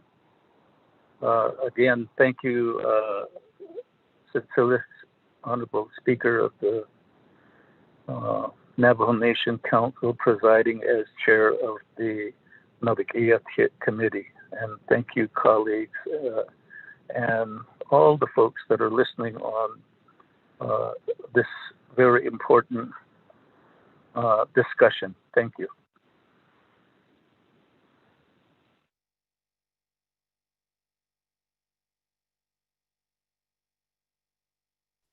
Thank you very much. With that, there were some comments back to the sponsor. So there was a comment to Madam Controller. Madam Controller, you still on the line? Yes, Speaker Oak, we're still here. So the first question is essentially the opportunity cost after, should the acquisition go forward, we're going to be pulling from the principal of the land acquisition trust. And right now, the way we're invested in across all asset allocations, a little bit of everything. So until the decision is made, usually we get a recommendation on where to liquidate and pull from. So the various asset allocation, of course, is equities, fixed income, and then there's more illiquid type assets, which for sure we're not going to pull from those. But we can, and I think you're asking what we would be making if we were to pull from a certain area. So I believe Mr. Wanika can give a little bit more further detail. Hi, good afternoon. This is Brett Wanika again.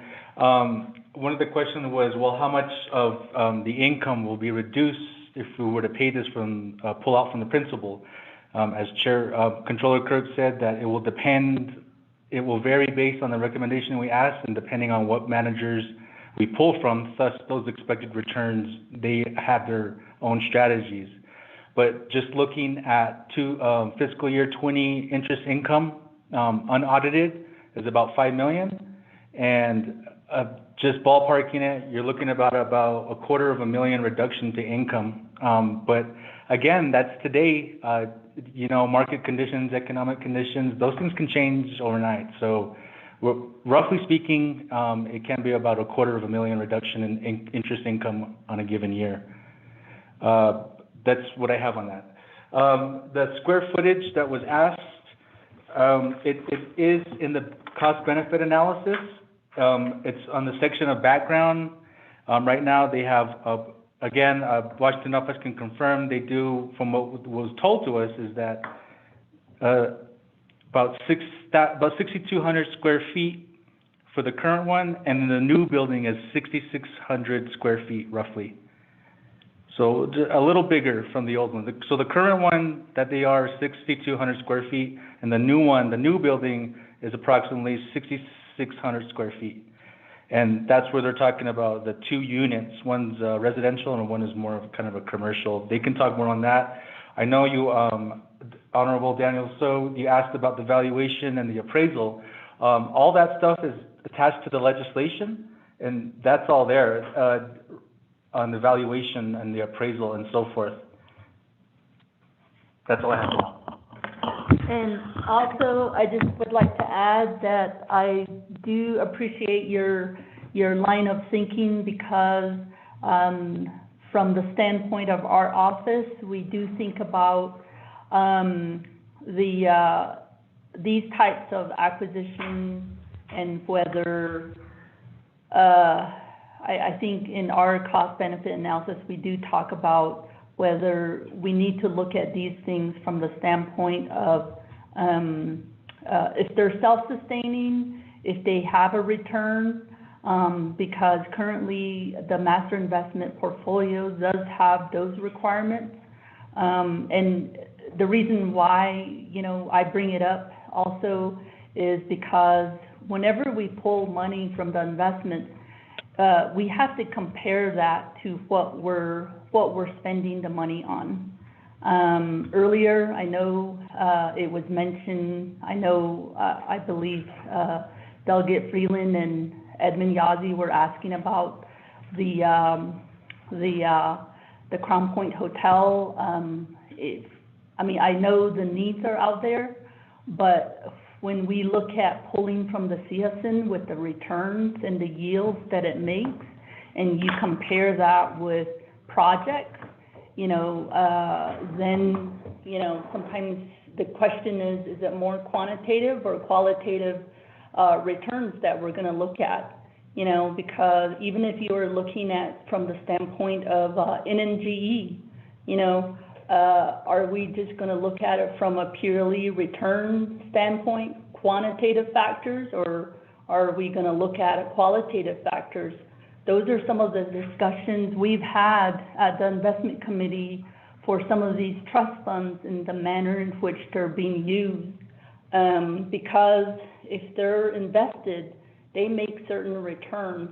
So I think it's just prudent if we're using the people's money, Navajo Nation investments, to go and do some of these things, to make those comparisons and to see if these types of acquisitions make sense. Because it's just something that it should be front and center, and everybody's aware, and we've discussed it, and then obviously, leadership makes the decision fully informed. So I just wanted to add that. Okay, thank you, Madam Controller. Let me go ahead back to the floor. Chairman Yazzie, the floor is yours. Speaker, thank you. Also to the sponsor, Ms. Lewis, of legislation regarding the in office. I do fully support this cause, but I want to let everyone know that we're not going to be using any CARES Act funds for this purchase. For the record, this building is from the Land Acquisition Fund. And so that, of course, I know we've been updated before. That started off with purchasing land on the Eastern Agency area. However, in this case, it's going to be shared. And so I've lobbied for public safety in the past, and the old Fort Wingate RA Depot in the past, and on, and up in Washington, meeting with our local senators and representatives. And yes, it is costly. And I know for some of the delegates, they stay across the river in Crystal City just to get a lower rate on hotels and lower rates on food. And it is a lot of work when we do lobbying up in Washington. we have a new president that's coming in now. And from what I've seen, the president is going to be more helpful, if you will, and it's going to be more friendly to the Navajo Nation. That's the way I look at it. And so there's going to be, once the pandemic is down, work has to continue to go forth. If there's more funding that's going to come down from Washington, then there's going to have to be negotiations that has to be made. And I've always heard that in the past that having rent payments was very costly. And so, and this here, and I know the controller said that it's going to be costly in purchasing the property, and all, but in the long run, it's going to benefit leaders that are going to come in and continue to do their work. We have a lot of work once this pandemic slows down. And so, trying to change Fort Wingate into a national, the dormitories, the Army Depot as a national landmark. That's one of the issues that we are going to be working on based on Navajo Nation. But I just want to stress to everyone with the CARES Act funds, yes, we're not going to be using that fund. This is from the Land Acquisition Fund. So I would just ask my colleagues that we support the legislation, and then once everything settles down, then business will take place, and do what we got to do for the Navajo Nation. Speaker, sir.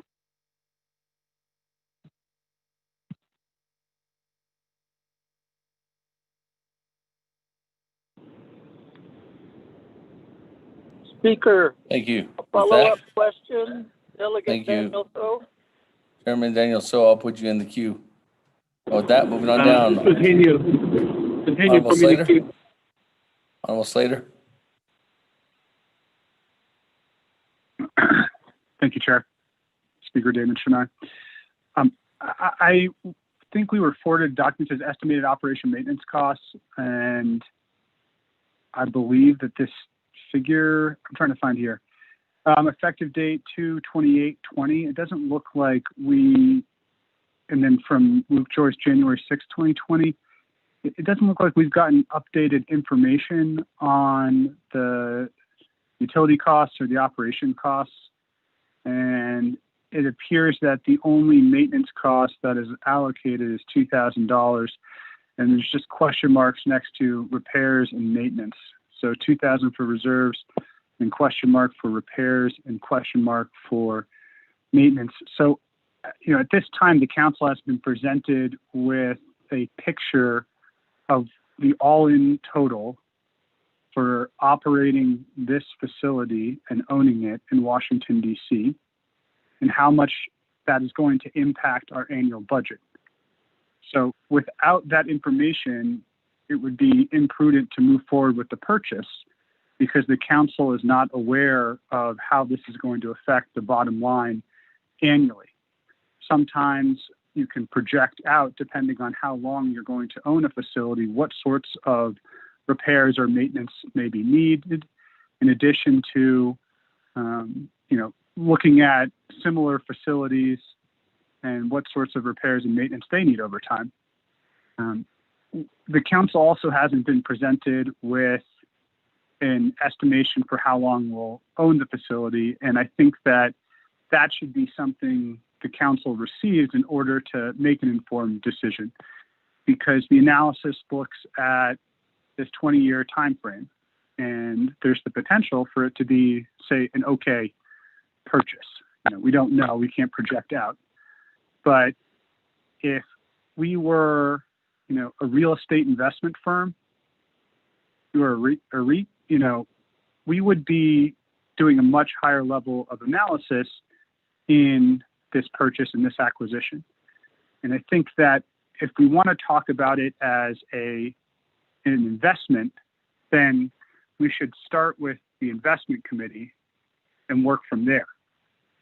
And if it has these more qualitative attributes, then we need to understand what the limits are within our budget for a purchase, because these ideals about having, this presence in DC and it's going to fundamentally change the relationship with the federal government and it's going to yield this or that are even more speculative than the quantitative analyses that have been provided.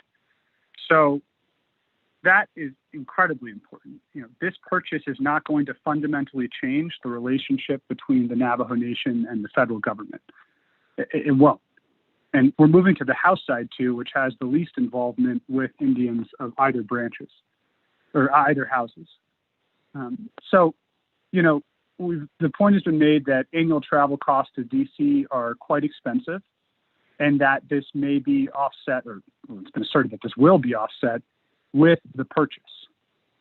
Now, we don't have that analysis at council of what the estimated annual travel costs to DC are of council delegates and Navajo Nation personnel.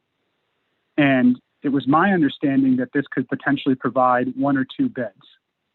So if we think about that, that's not going to outweigh these annual costs.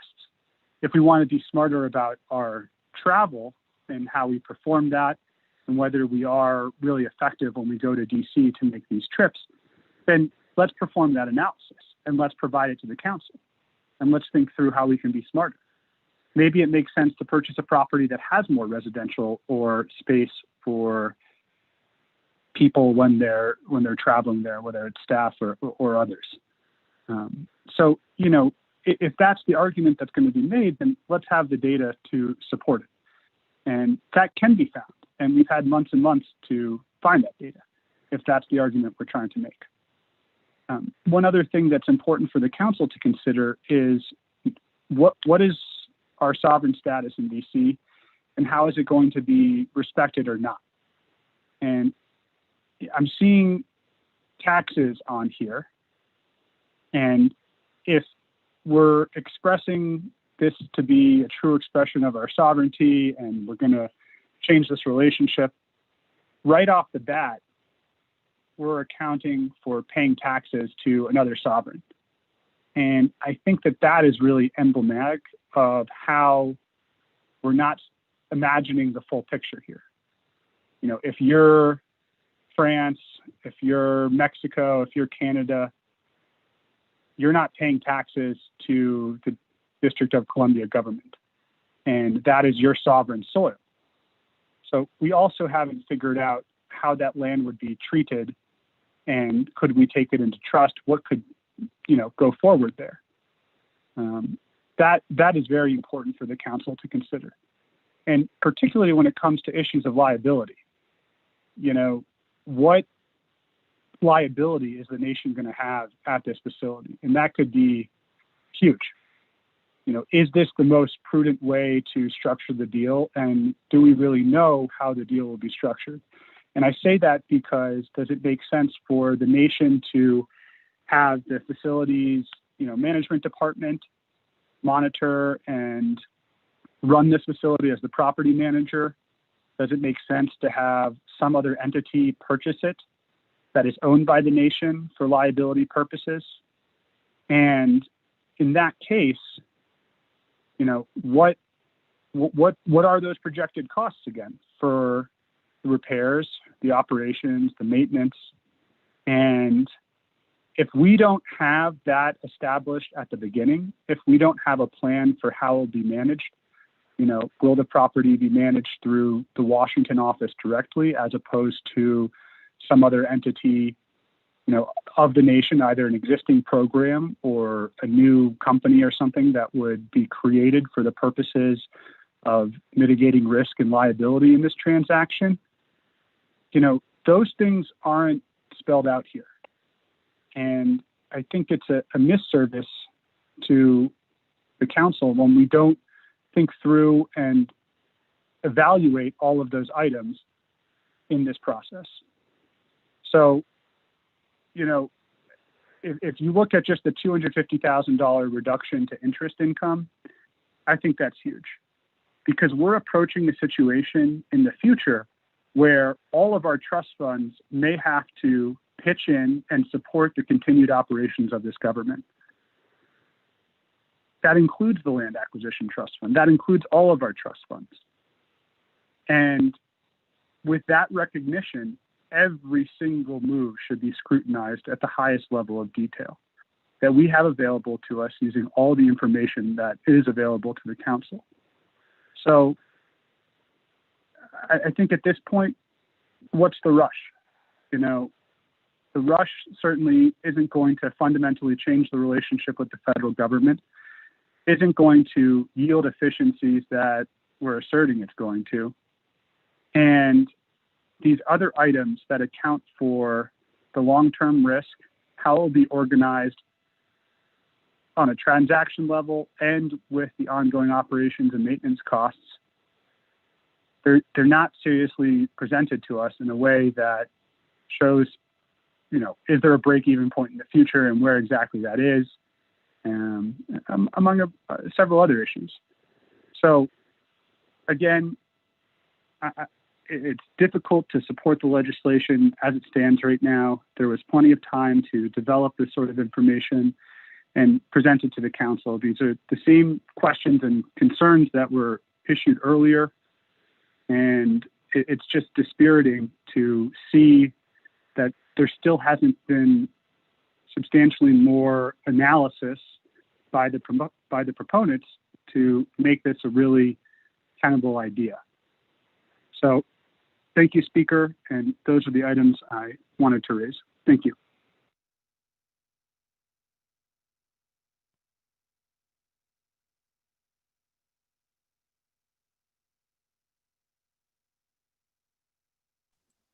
Thank you very much, Slater. Let me move on down. Honorable Freeland.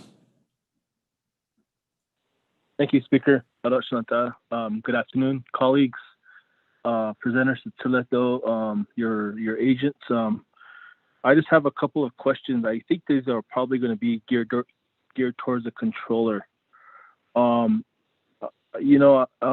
we had a really good presentation by Mr. Martin Ashley at RDC. I wish all of my colleagues, all of us could hear that presentation. And for me, historically, looking at the Land Acquisition Trust Fund, why was it, or how was it developed? What was its intent? And what changes were made to it? For us in Eastern Navajo, and I'll always say this to my colleagues, we are always at a disadvantage compared to trust land.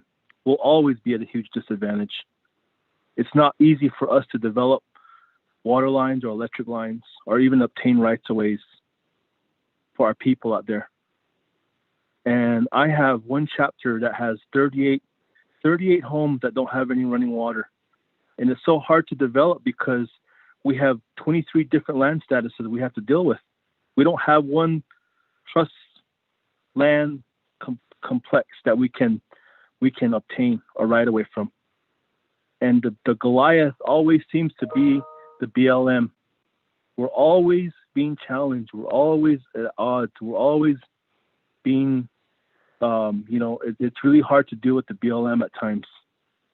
We have allotments, we have state, we have private, we have fee lands, we have tribal trusts. But the complexities of the land status is what sets apart Eastern Agency from the rest of the Navajo Nation. I thought about the original intent of this Land Acquisition Trust Fund, and who created it and how it was created. Our Che, Peterson Zaw, and previous leadership had a lot to do with this. And what was the original intent of this Land Acquisition Trust Fund? And, for us, the changes were made. How were they made?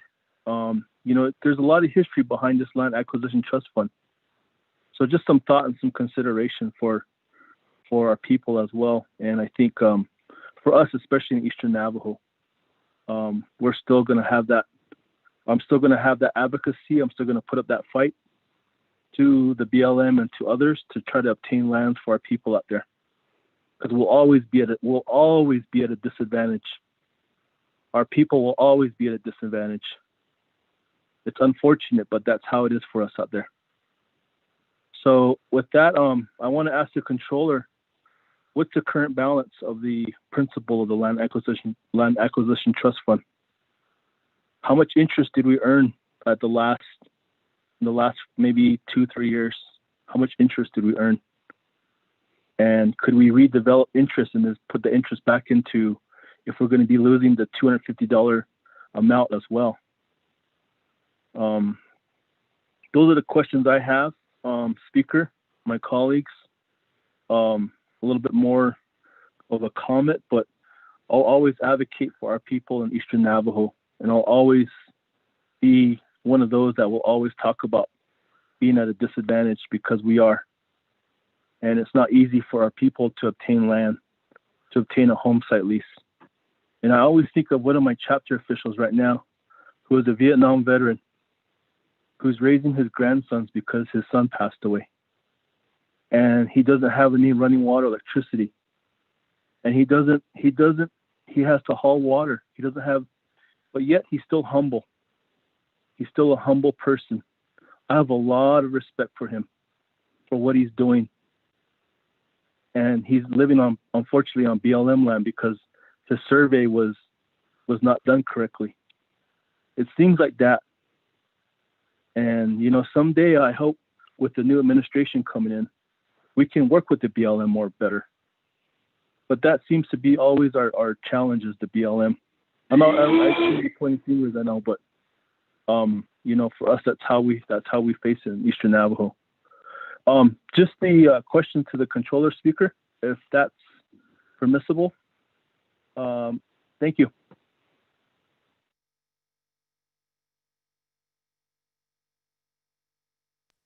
Okay, thank you.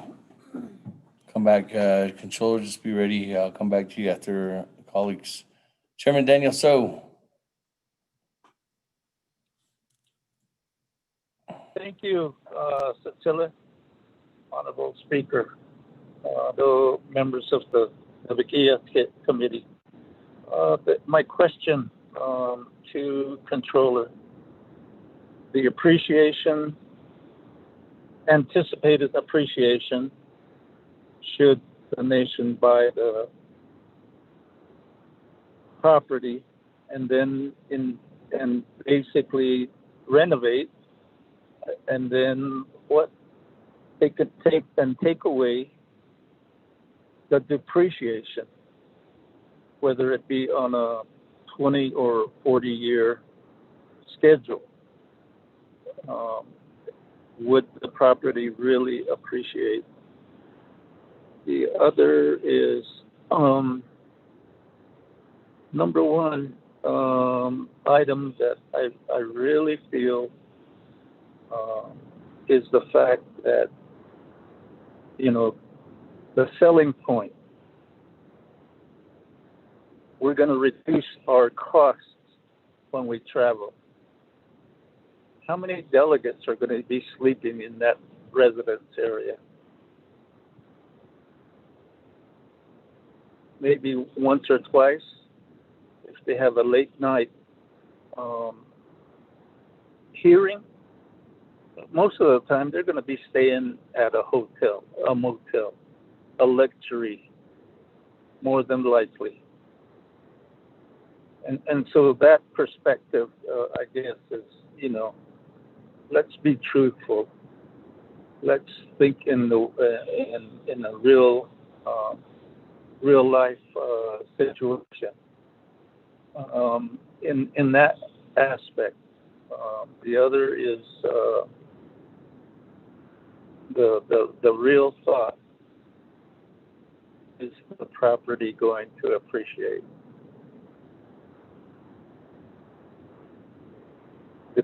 And if it's an investment, how many years would it take for us to recoup our investment?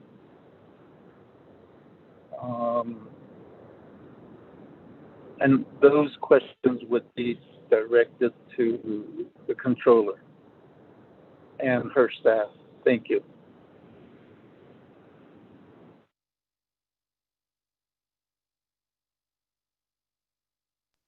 Thank you, Chairman Daniel. So that, we go to one more individual, then I'll come back. Seems like there's only questions to controller, but we'll go back to Honorable Stewart too as well. Chairman Hino, floor is yours. I can see it. Yeah, there's speaker name. Can you hear me? Yes. Oh. Okay. All right. Listening to the conversation regarding this real estate purchase, and when it comes to real estate, it's the land that we're talking about, not the building, but the land, what actual real estate is. And anything attached to that land becomes property.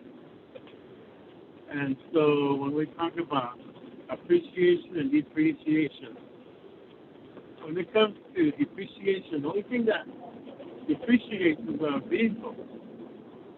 When you buy a brand new vehicle for $50,000, and the moment you drive it off the lot, it depreciates by 25%.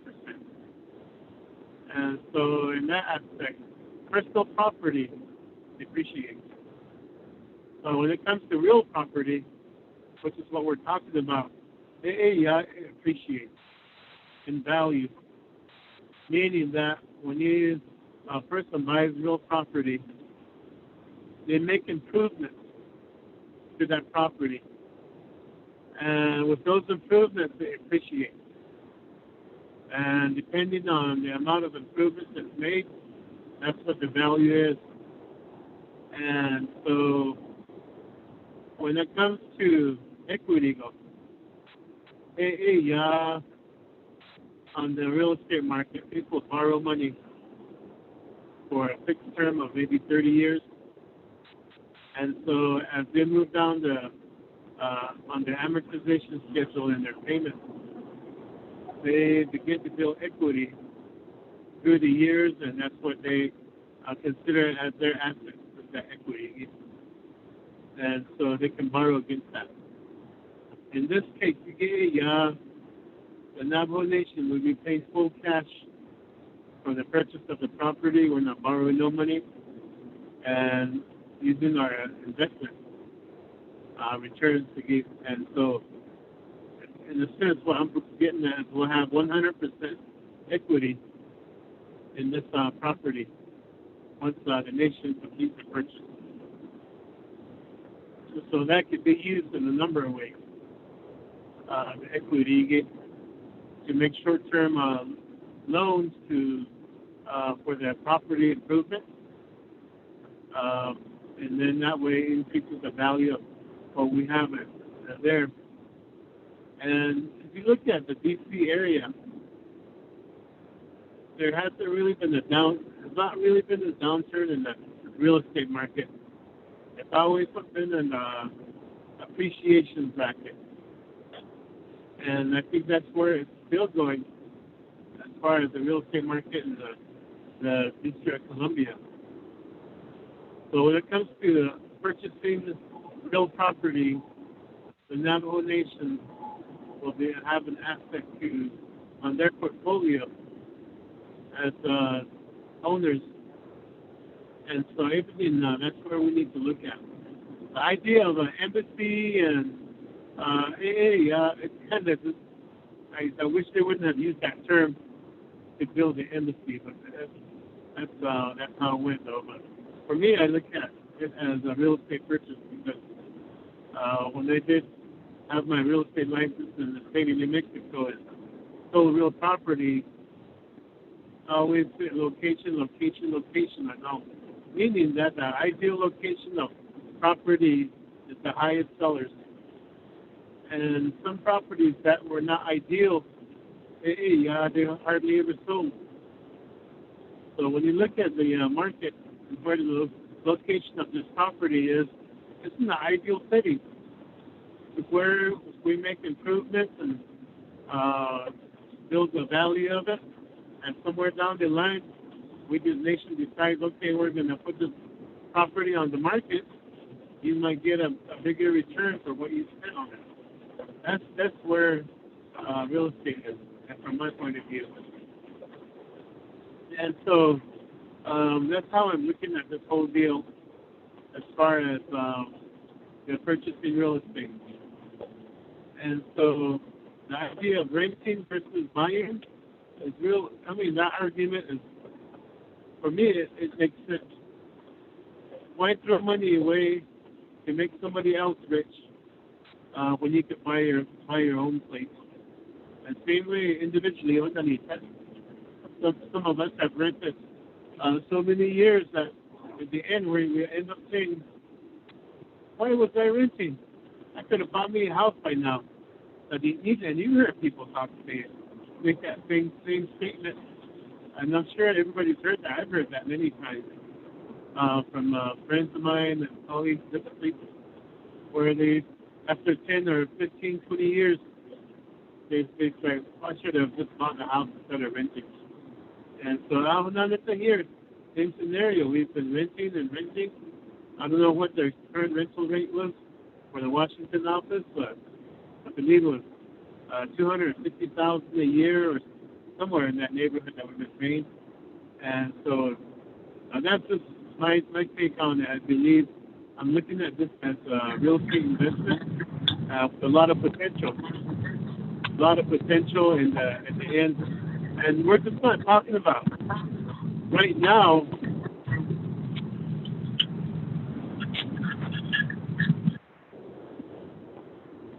We're talking about several years down the road, our next younger generation of leaders. What are we going to leave for them? And real estate, I mean, when it comes to property, they don't hold it back. Money talks. And if I was a seller and I had a client that was just waiting, kicking the tires, I'd go to the next seller and say, hey, you have the money, I'll sell it to you. And that's how it goes. I don't know how many times I've heard the story about the Vegas property that Navajo Nation missed out on, and now how great that property is doing several years back. And and so I think opportunity is here to make a purchase, and that way younger leaders several years down the road, not just the 24th council, but we're looking at possibly the 27th council, 30th council, even Bunsack case is what I'm looking at. And so right now, I do believe that this is opportune time to make the purchase and move forward with it. I was supposed to select Speaker Damon, Chairman of the Naabik'íyáti Committee.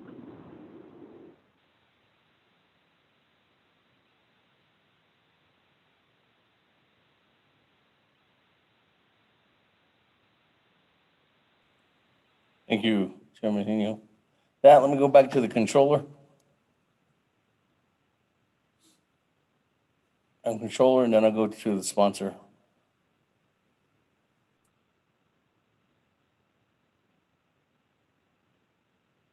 Mr. Speaker, this is Robert Willie. I have Brent Waniki here also. I can help provide some of the answers, and Brent will cover a portion of it also. So the question about the principal balance of the Land Acquisition Trust Fund as of October 31st, 2020, the principal balance was $1,096,662,771, and that's as of October 31st, 2020. The interest question, as far as going back in years, we'd have to do some research on that and compile that information. And the reason why the land acquisition was set up was to consolidate Indian holdings in the checkerboard areas wherever the best interests of the Navajos residing in that area and the welfare of the Navajo Nation are served thereby. Two was to provide grazing lands for the members of the Navajo Nation who do not have grazing permits.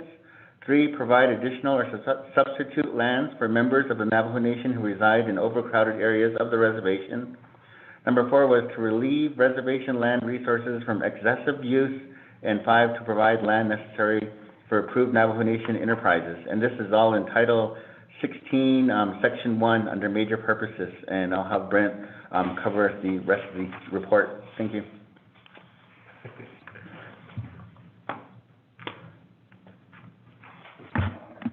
Hi, good afternoon. Brent Winika here again.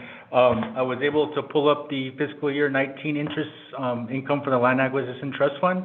For fiscal year 19, we do have a number of $5,042,124.40.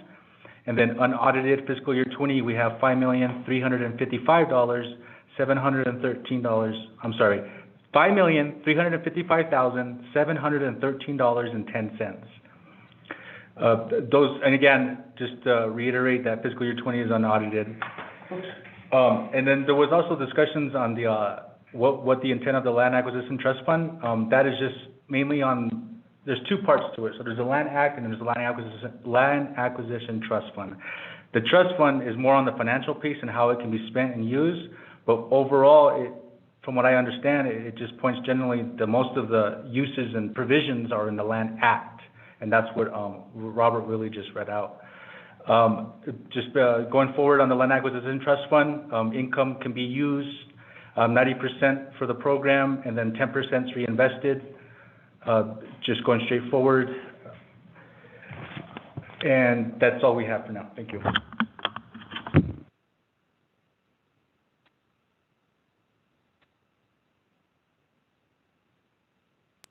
Thank you. That, back to you, Honorable Stewart. Any further comments you want to make? Okay, Chairman Damon, the Speaker, Naabik'íyáti committee members, Danny Glennigy. I will go ahead and, for now, turn the floor over to Ms. Lewis and also Shanad, Mr. Halona, to answer questions first, and then to answer the questions that were raised on the operations maintenance part of it. To the Speaker. Okay, thank you.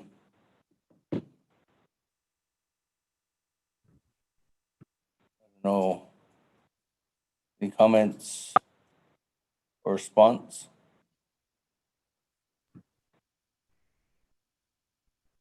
Good from evening, Speaker Damon. Presenter, or I mean from the Good evening, Speaker Damon. Can you hear me?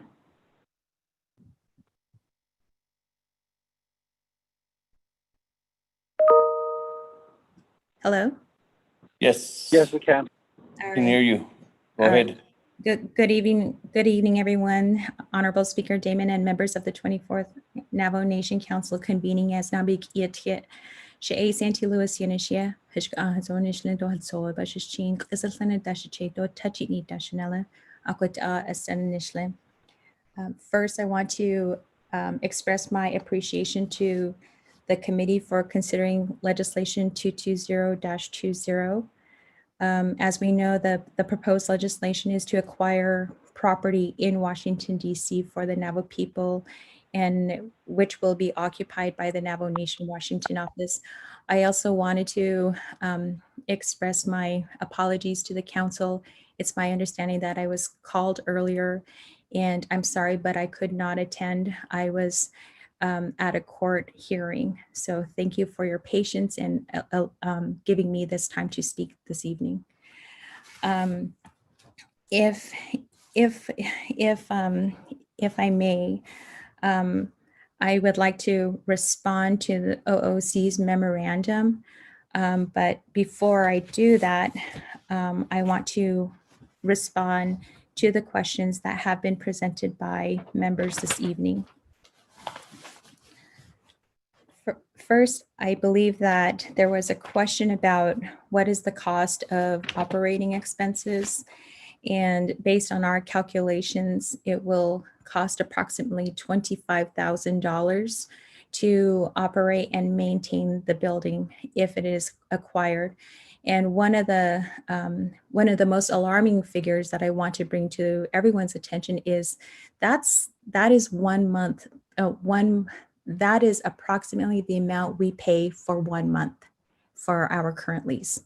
So under our current lease, which is set to expire December 31st, 2022, our current monthly base rent is $24,424.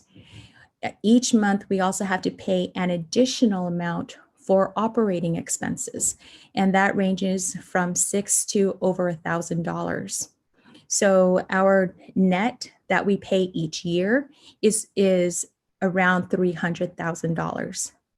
Beginning January 1st, 2021, our rent will increase to $25,033 each month, in addition to the monthly operating expense.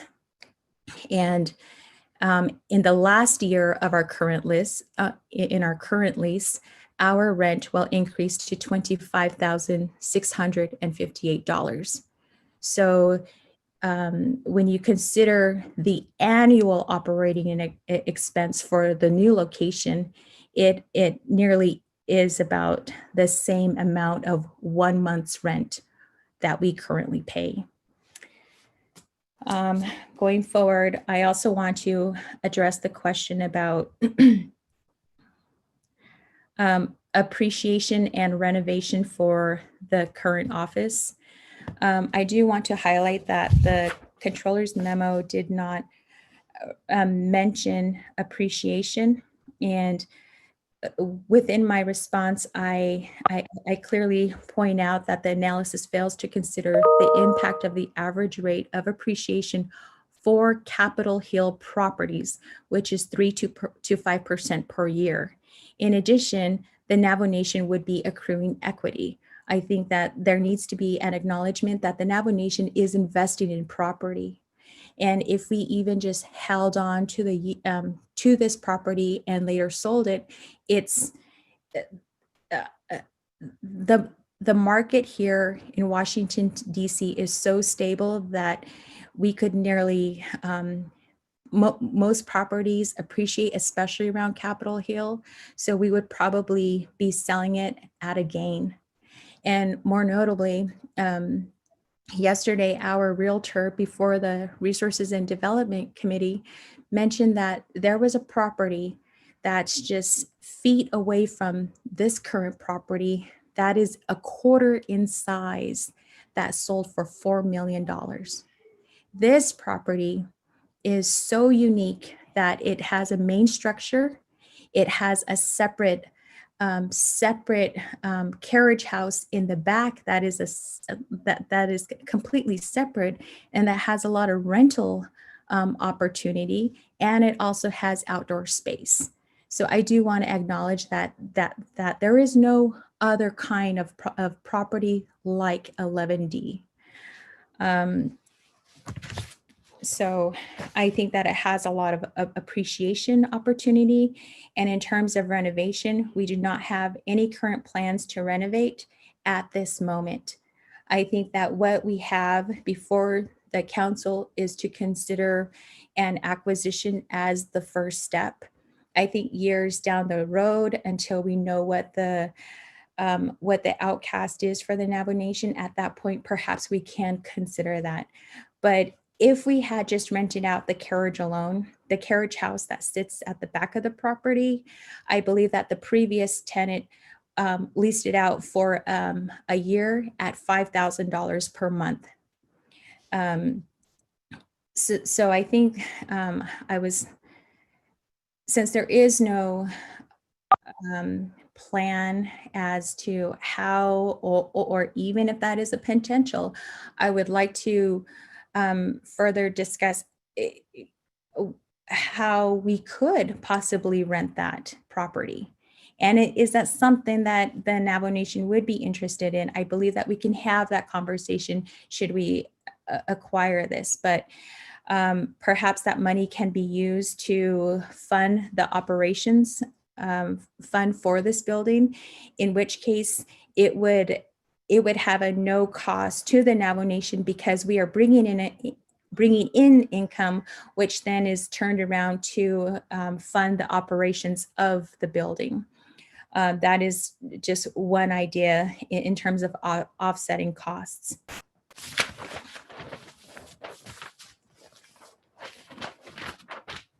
The other question that was mentioned was, what is the Navajo Nation Washington office bringing in terms of revenue? One of the Navajo Nation Washington office is not established to generate revenues or to bring direct revenues into the nation. However, we support that. And I want to highlight some of the work that we have been doing over the year, which is also not captured in any of the analysis, which is that like one, for example, the Navajo Nation Washington office is solely responsible for collecting the data that resulted in the award of more than $714 million in CARES funding. It was Navajo Nation Washington office staff that have been and continue working with Navajo's congressional delegation to get the CRF extension.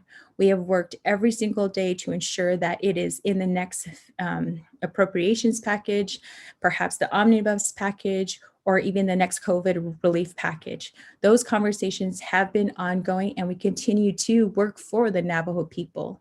And so I want to clearly state for the record that we work for the Navajo Nation. We do not work for, although I am appointed by the executive branch, we work for the Navajo people.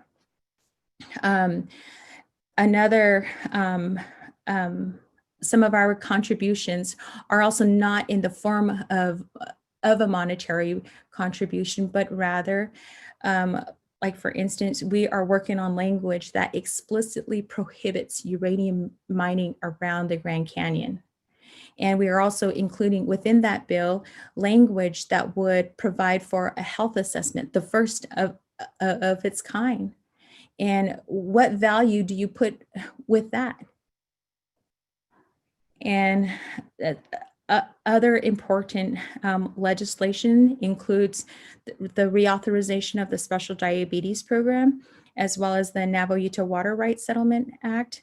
We have been actively working on tracking opportunities and impediments to the passage of NUARSA, which we enable Navajo leadership to effectively help shepherd legislation through Congress.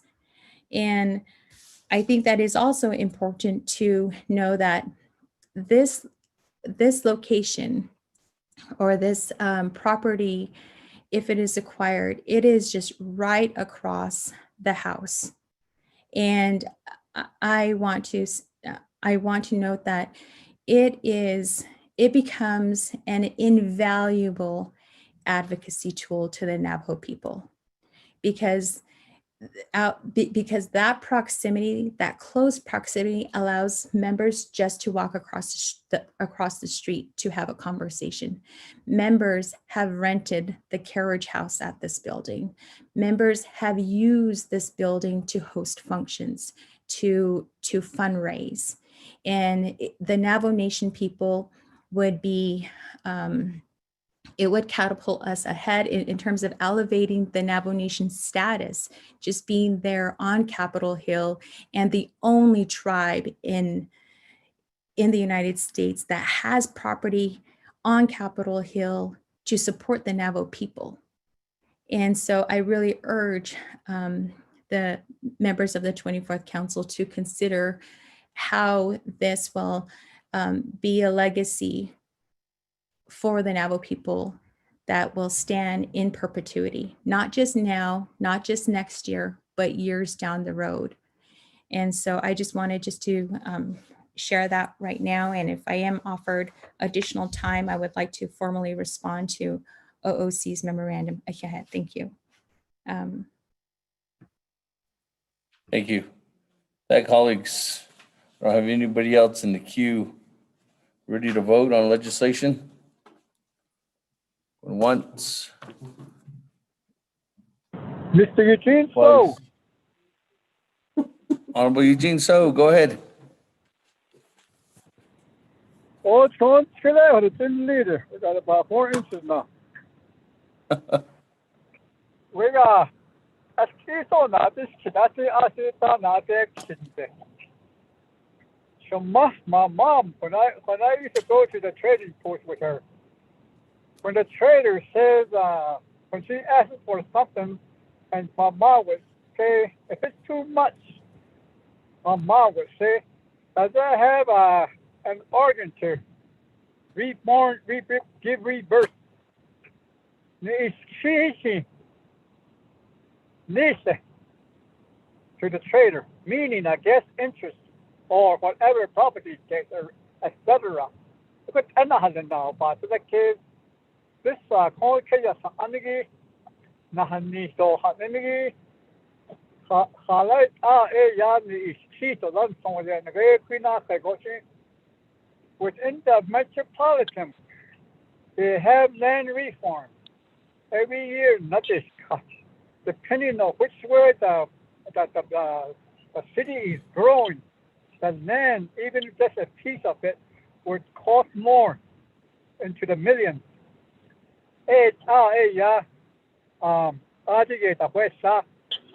Reservation, if it doesn't have any grass, that's only maybe 2 cents an acre. Other land department, hold on, she's knowing. You should say the I don't know how I'm shit on it. So reservation, maybe $2 an acre. Of course, it's not in development where it's really developing. See what the next icon. The price is still the same, $2 an acre. That's it. That's what I'm for example. But in this case, in Washington, the DK has not been their property every year. That would be my question. Okay, something has no that queen is the queen. Isn't it that the when this the price of the property will it be generating over to millions and billions of dollars? So those isn't has no about that case. Okay, of course, it is now that's getting so because Phoenix, a brother of mine bought a house. And it was in development area. So they bought him another house right down towards the South Mountain. Only a real fancy house on the east to get the land that where he was living. So he made money with it. So it's land. According to that, based on the hand the note that has not I can date all that. If I could because within the land reforms and every metropolitan, they are generating the money is going up every time, which way the city is going and growing faster. It is because I don't I see need bonnet not also I need what that I didn't get all is later just every month and we're just losing money. I need what that might as well have the property. You don't have to really buy it. I mean, have to pay for anything. On the system legal or on the system that way we can know. Like I said, if it's going to build money for us in the property, maybe we'll have trillions of dollars before long. If Trump doesn't win, he's still thinking he's a winner. It is what that's all. The whole government might turn into a dictatorship. If that happens, we're no longer minorities. It is what this is all shit up. How many of these can be cranked out? Wait.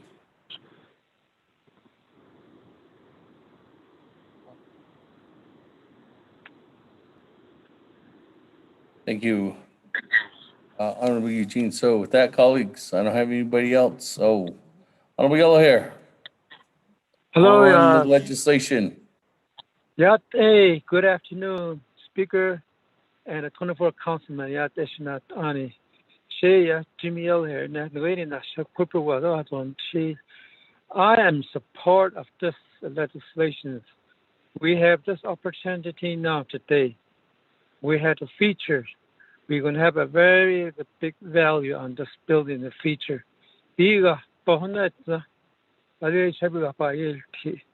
obe that the another date the man na sa obe the whole ni to the Washington the na yen ho sunny one shit on this nas voites Congo she be lot shin lon han na to ne hot so one so e kodo e in his house the journey so be la bella agos kitigi the queen al get ato me gon ta to skit the queer the queer expenditure the zero na zero ne hota and they one shit on this. This is better than buying that Colorado, the land that was purchased by 23rd Councilman. This is better value in Washington. We will benefit a lot out of it. This actually the nation tinani kiss over nation can cabanara to the auto the Johnny the car door that is not big a share that it needs a shit of let's vote on it and let's take care of this business. Here, not the speaker here. I don't think that's still doesn't have any door. If you're not I got order, shouldn't here. Thank you very much and go back on mute now. Thank you, Speaker.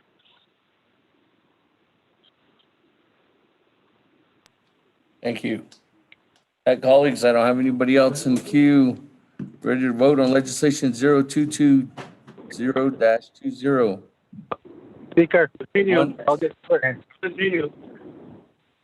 Chairman Henio, go ahead. Again, to the Speaker Damon.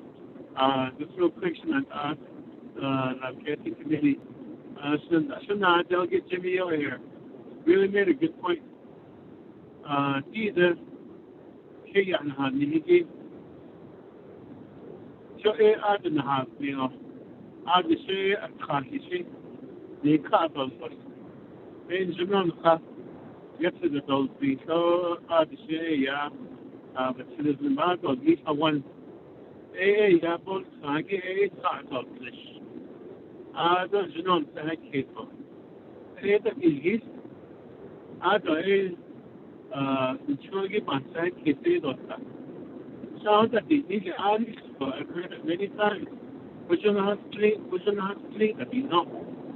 So that the again. But not on to the kids with the Alchemist. Johnson is not in clinic. Don't you know a car on it? You are down to that kid, so it's really quick. So you're talking to kids, so get up. Now, you had been able to the kids go. I see the way the net. The AS and Bundy. Although, you know how one is special. Kaya, but Kaya, but based on it, get up. The Indian sovereignty. It's a lot of it's this data. I'll try on this case. Again, to the Speaker David, Chairman.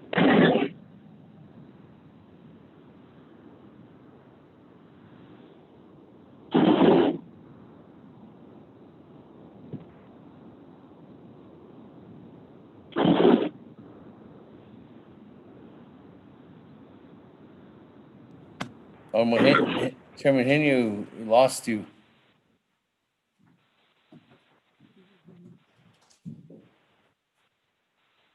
Chairman Henio. What about now? I can hear you now. Okay, just real quickly, what I to say was that Kadoshna, they'll get yellow hair. You know, see, and they, case again. So you're Kia. Now, a coffee need cut out with the show. The engineer in Hayat to the Dolby. The Senegi to the Tash. One both Kagi, the young cut out list. The one be in Hunted Tasha. You know that it is. You know, Panther case of. You know, positive thoughts again, you know, not so, but to that is the engineer hard on it or that. So that they need to set up is the we should not clean that we need it. So, so, you thought about this case of even that needs the regular needs and the funny. So that's our sovereignty. So, other needs sovereignty be a lot of Kian has, You thought a you know, make it that is Java. So that but so that not this.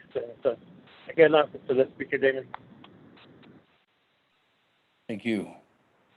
That, colleagues, any other comments, questions on legislation 022-0-2? Speaker Damon, this is Cardi. Honorable colleagues, if you don't mind, if we do have the text messaging communication going too as well. I have Honorable Daniels, I heard. Honorable Daniels? Yes, Mr. Chair, good evening here today, Mr. Chair, and also colleagues, 24th Navajo Nation Council, Naabik'íyáti Committee,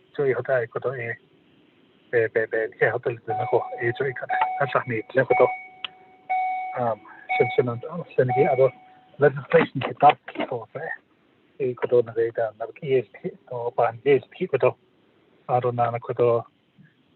delegate recognized and then it the dash out a panfik Aronan dash out a by years I knew what Ecuador Aronan when it comes to voting say Jane Hinhasul Nako and other big I see Senegal Hashita Bansi case or Nihita Nedabansi case a night as Ecuador.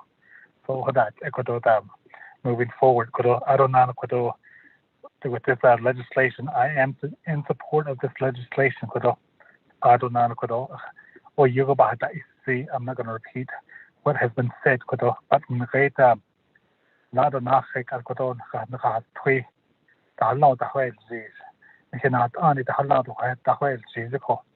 Washington office. So he get a whole lot of this city at a National Nation. I don't know what we net or let go. Kaya Gishito, so equal net here rando less so it Nakodo. Bigeto Hasin for a not a high ladoles. Aronan Yat on that case, Aronana, Hamiko, or Quishin a car, a canal case also. A user which make that or less. Aronat on it and Lenigi. Aronan on the rate.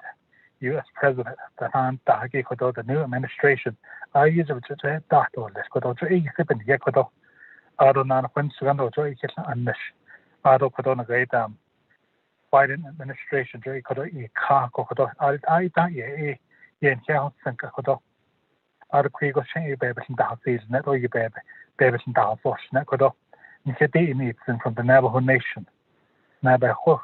Need Lingi Hui needs and Dabadi no able to have a seat vehicle.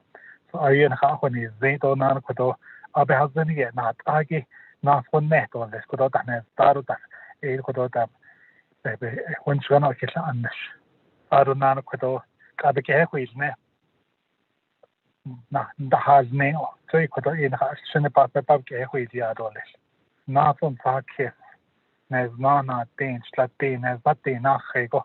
In fact, case could not understand the creed is chained down, not three, none null, or that evolution at Ani, not unclean or less, not arguing off my day after less.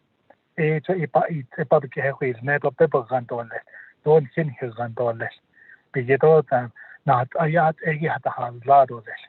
So the yard eggy at the house, lard or could on a great down. Should not on Lenny could all down, Chairman Henry, and then get up. So that zone of the best egg it out Elia.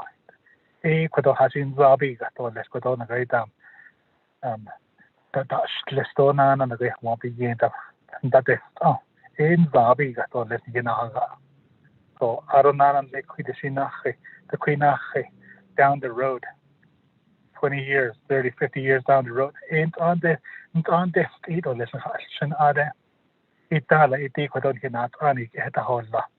I see here, since the $1,000 ago. So it is young for about this. I see what not feel Yado better, support Idian, $1 ago.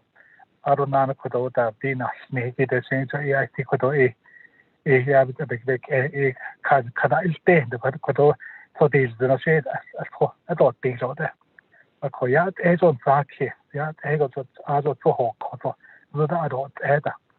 I don't know, you did, no, because you, or I don't let me just not again, just I see, means but because you on see carefully, but they're going to be the bendy comes and be there, because don't care to that. So also, about the Mr. Chair.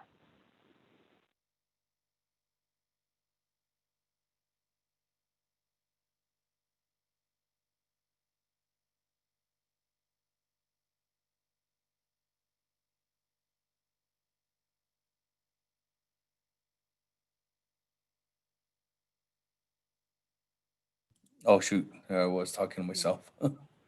Thank you. With that, thank you for that, Honorable Daniels, for your comments. Let me go ahead back to the queue. Madam Chair, Amber Crotty, the floor is yours. Yes, thank you, Speaker, colleagues. So, Speaker, I'm going to ask as a point of privilege that this council be provided the comprehensive budget and what was line item vetoed by the president.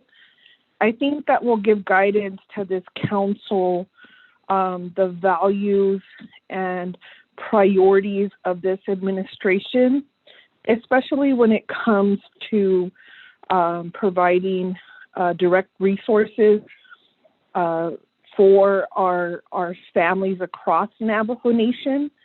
And I think this council then, in hearing from my colleagues, will need to address, is this government here to protect the people, the Navajo Nation people, or is this government here to cater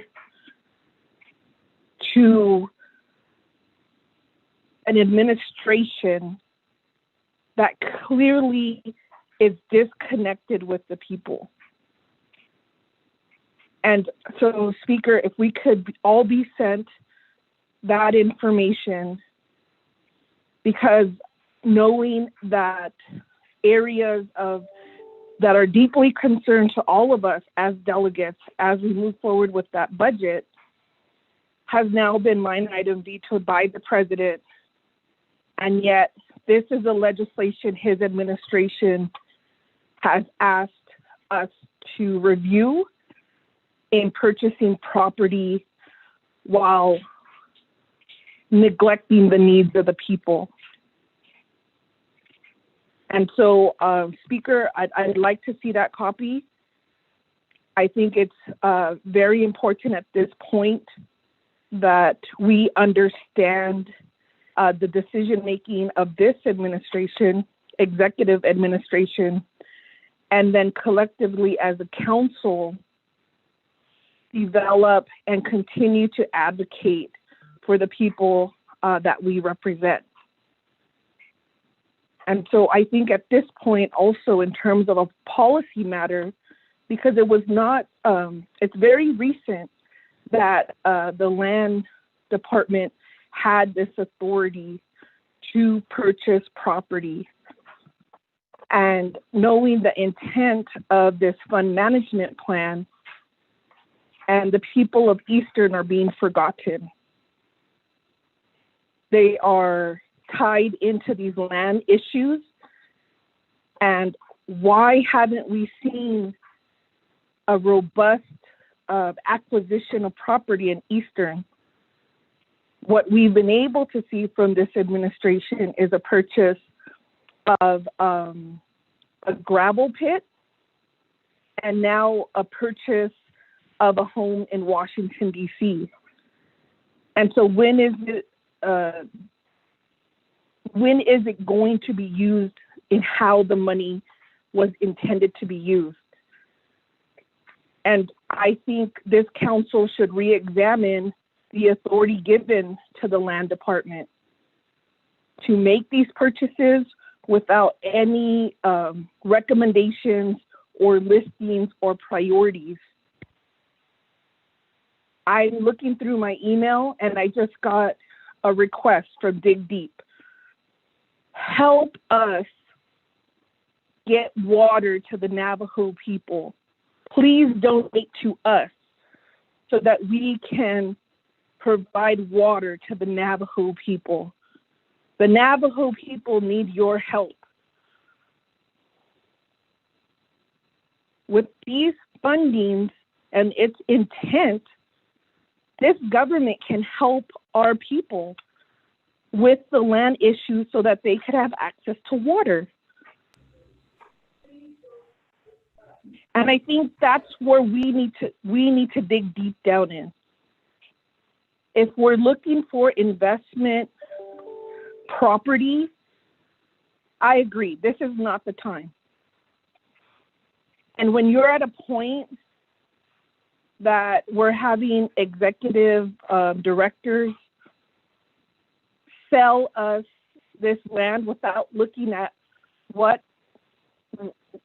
who's going to insure this, what's going to happen while we're trying to expand our CARES dollars, get an expansion of, get an extension. And I listened to the RDC call, and I thank my colleagues on Resource and Development for providing that call. But I also think the Washington office misstated their role in the CARES application. Because it's my understanding, and looking in my documents, the Speaker's office was involved and others. We had our chapters involved providing that information. We reached out with our enterprises, so it was a collective effort. And I think to say, well, the Washington office was the only entity or the sole entity developing that application is a misstep.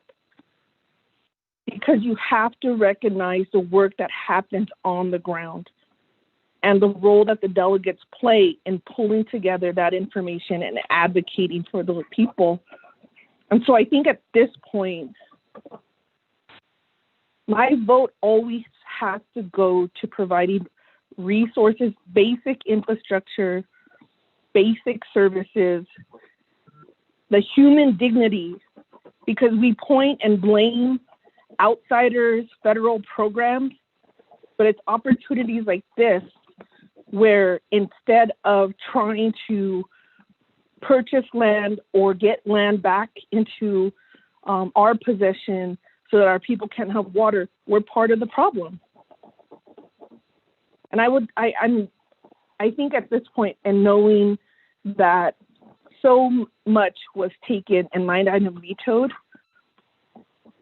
I would say, colleagues, let's have that conversation right now before we move forward with this legislation. We need to know, where is the executive department at, administration at, when it's talking about our people's needs? Because when in making these decisions, this is where the council plays a role in saying, we're not going to move forward with this project until we see movement that the folks in Eastern and in other areas, Navajo, Hopi areas, when there's a plan for them to benefit from these dollars, because that's what this legislation is. This could have been any property purchase to benefit our constituents. And that's what I can't get past. Because we have the ability right now as a council to develop that and to guide that and to say, if this is your priority, that's where your vote goes.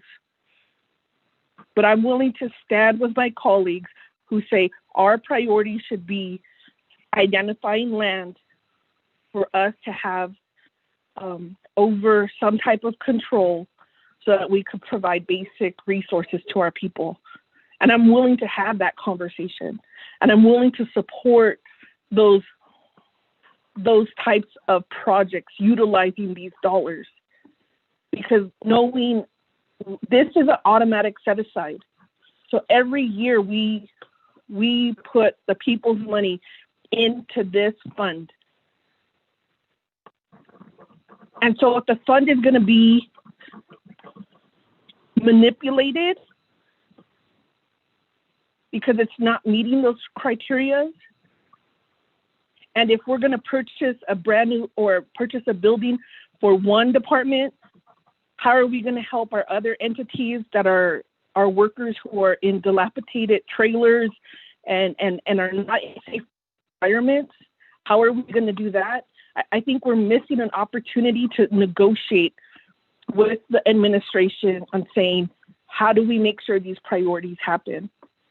And that's the power of the council to speak for the people, is to negotiate and not just say, well, this sounds like a great deal and we need to act on it now.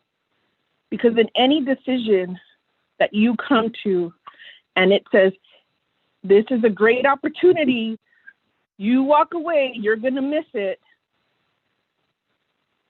I think I'd rather and be more conservative and say, this is our people's money. And we'll need to push and continue to push and advocate for this pot of money to be used appropriately. And if we're going to pivot into using this for departments and programs, then there should be equity, because we know that senior centers, Head Start, veterans buildings, across the board, OMB, everybody needs a new facility. And so then we should re-examine then, if we're going to do it for one program, then we should do it for all. And that's what I got to say at this point in reading this memo. And where is the heart of the people and the leadership? Thank you, Speaker. Oh. Thank you for that those comments, Madam Chair. Just colleagues referring to Madam Chair's Amber Crotty's question to the Speaker about, or request to the Speaker about the line item vetoes and of the comprehensive 2021 budget. The Speaker's office has just received that back, and we are making copy or scanning, in the process of first closing it out, and then they'll be distributing that information to everyone. So it is coming through the pipeline. Just probably within 10 to 15 more minutes, it'll get to colleagues. Thank you. With that, Honorable Elmer Begay, the floor is yours. Okay, thank you for that, Speaker. I don't know the members of the Naabik'íyáti committee members. Ms. Luce too, for your report, and it's a little Delegate Stewart for sponsoring this legislation. First of all, Ms. Luce shared watching because halsone bashin ko tapang hato ilke dahit ne halsone do tobas la aje ibtla shi ya shi nastes tapang hansle ho shi ka shewe le dishti ko ya to aro my question is right now, you know that there's a nahoti hasli, there's a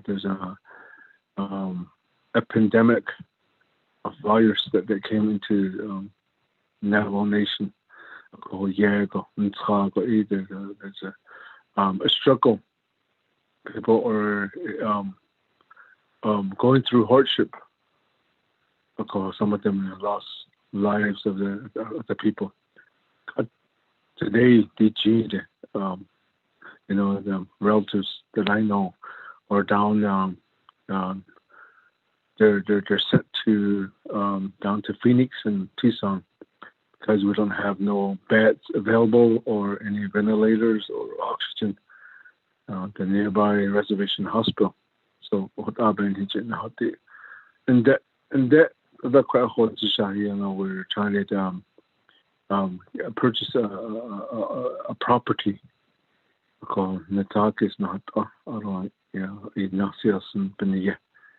That's going through that. So at the same time, you think about it, how does this office is going to help us?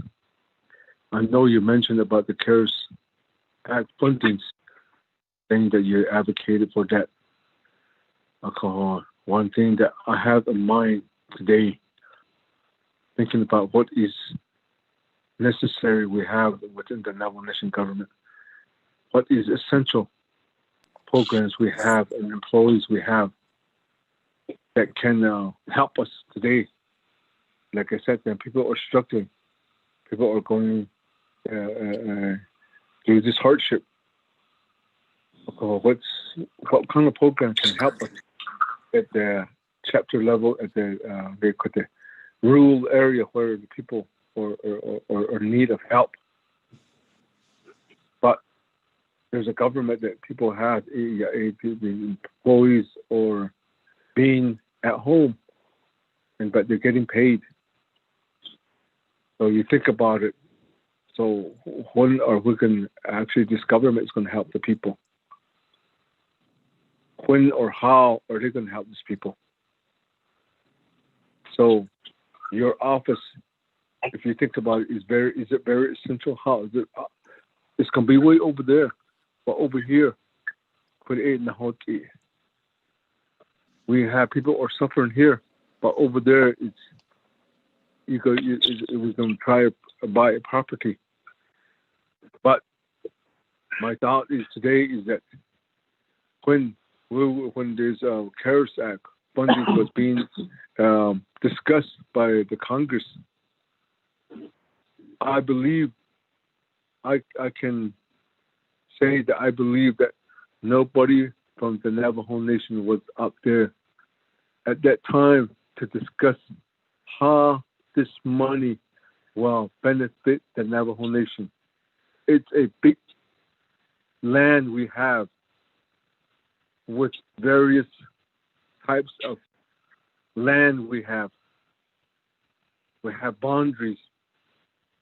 Nobody thought about us, how this money will be used. There was all this straight across saying that this money will be used, that this was the guidelines were developed, regulations were set in place. How this money will be used, how it will benefit the Navajo people. So right now we're struggling. We're trying to use that funds, but there's all these guidelines and all these that is tied with this funding, federal funding.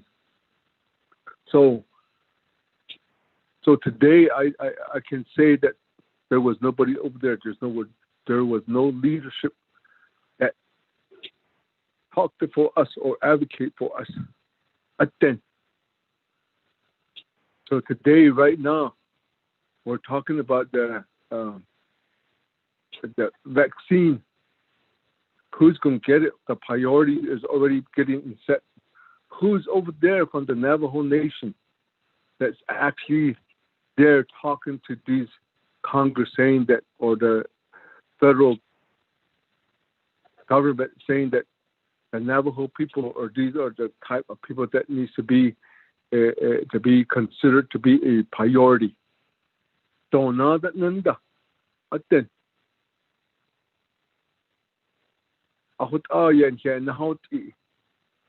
everything's just been set for us to do. We just go along with it.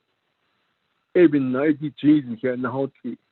I thought if that office is like that, all these attorneys that are over there, if they could advocate for us or think about how it would benefit the Navajo people, if you know your people, if you know your land.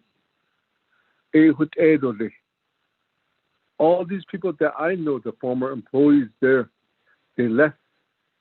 They go out to other tribes other Indian country, their attorneys over there again. Nobody actually came back and tried to help the Navajo people again. Today, if so, my thought here today, my question is, how is this office going to really benefit the Navajo people today? The Christ that we're in it now, what the nation is faced with. That will be my biggest question I would have until the speaker. Thank you. Thank you, Honorable Begay, with that, for those comments. Let me go ahead and go on down to Honorable Slater, then I'll go back to the presenter. Honorable Slater.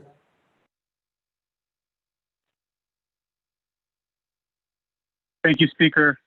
I know it's getting late, and I'm glad that we've had the opportunity to discuss this matter this extensively. I'm reviewing the line item vetoes to the budget right now, and it looks like the Navajo Nation Council's general fund business unit number was vetoed. Line item vetoed. It looks like the Speaker's office business unit was vetoed. Looks like the Office of Legislative Counsel was vetoed. Looks like part of the funding from the Ethics and Rules Office was vetoed. Supplemental funding to the Auditor General was vetoed. Colleagues will remember that a lot of that was potentially directed toward NHA and the Veterans Administration. Human Rights Commission supplemental funding was vetoed. And then you look at all of the personal lapse savings funds allocations that would be made toward the judicial branch, they were all line item vetoed. You get into assistance on fiscal management. The personal lapse savings fund allocations made to the Department of Justice, OMB, Tax Commission, Controller, and also our chapters in the amount of $440,000 was line item vetoed.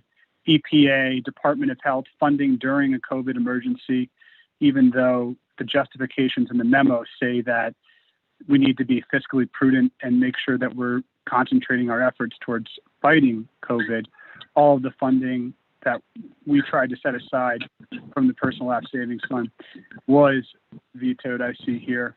In addition to human resources, natural resources, public safety, and Division of Social Services, NDOT was also vetoed. So I think that, as was explained earlier by Shima Delegate Crotty, the priorities of the administration are on display here. And to you, Shadana, it's not you. This memo reeks of petulance. I just don't understand how to completely understand this. There's so much disdain that's contained in it. And unfortunately, I think that that's reflected in how many division directors communicate with this branch. They're upset that they have to engage with oversight, and they're constantly petitioning us to say, hey, how dare you question anything that we do? We're in the middle of a pandemic. Well, accountability never ends. And that's why it's important for the council to apply accountability in this matter. None of the issues that I raised about how this endeavor would be constructed and how the ongoing operations and the maintenance costs would be incurred, what the vehicle will be for the acquisition, none of that's been answered. And it's incredibly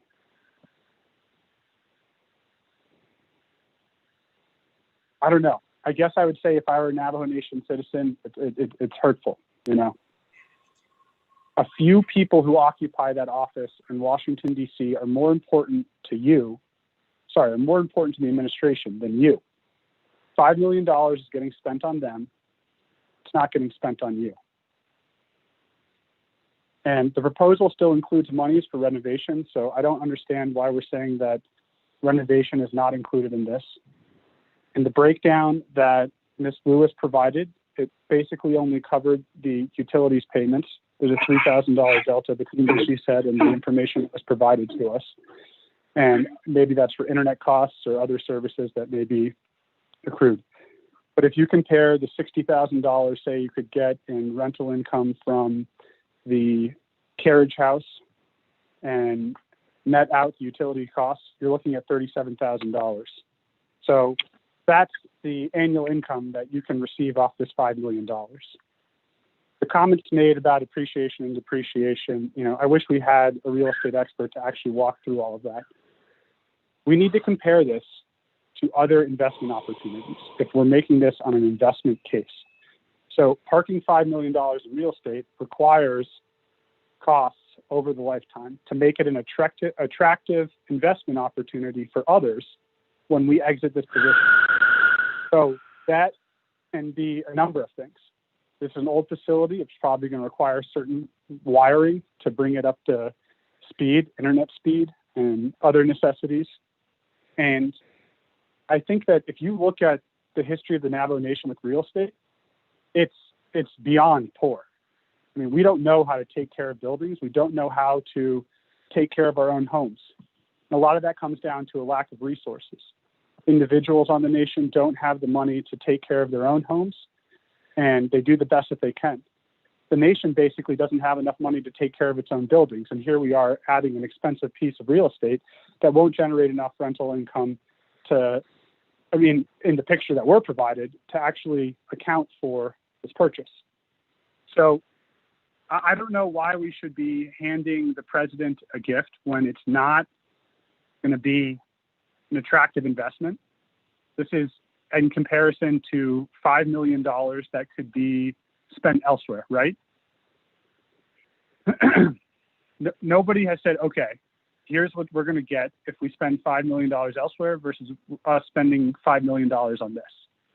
And yes, the DC real estate market is very strong, but I have friends who work in DC real estate, and this isn't how they do their analyses for their real estate investment trusts for their clients. Institutional investors just like us. It's not. Some of these fundamentals are included in there. But if the president is saying that we need to all band together and stick together and look at our costs and the future of the Navajo Nation's revenues, reducing our trust fund income is not a way to do that. Because if it stays in the trust fund, it's going to earn more money than if it's in DC.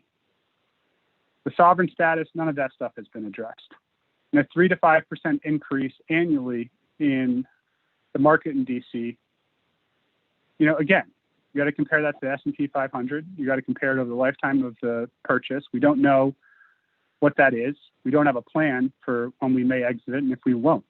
And if the plan is not to exit this ownership in this position, then it's not really an income generating property, right? $5,000 is not income generation. Exiting the position will potentially be income generation. None of that's been explained.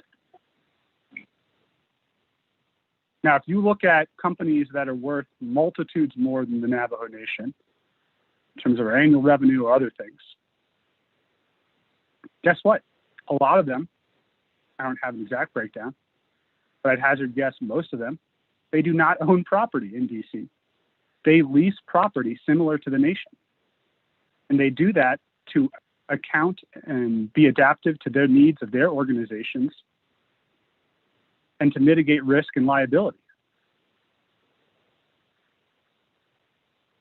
Now, if we think that this is a really suave financial move, it needs to be taken in the whole picture of the nation's finances. Properties do depreciate. Real estate does depreciate. And we can't say that it won't in the future. At the beginning of the COVID pandemic, there was a lot of instability in many real estate markets because tenants were leaving their leases or having to end them early. They were reducing their workforces. Revenues were down. We're one of those companies. The Navajo Nation is one of those companies that has revenues going down. And just owning something for the sake of ownership isn't good. Ms. Lewis explained to us that she seems to be doing a perfectly adequate job in her current position based off of all of the things that they did in relation to the CARES Act, all the things in relation to these other bills on uranium and other matters. So in making that argument, the NNWO director expressed that they're able to do their job within their current environments. But that office has not been particularly stable. There was a huge turnover between the administrations, and it wasn't pretty. So if this office is fully capable of performing this very high level of work that they are expressing they are doing, then why do they need $5 billion to continue doing it?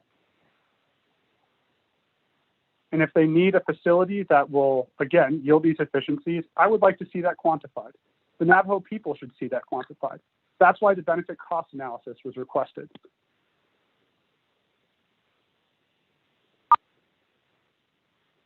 But if the position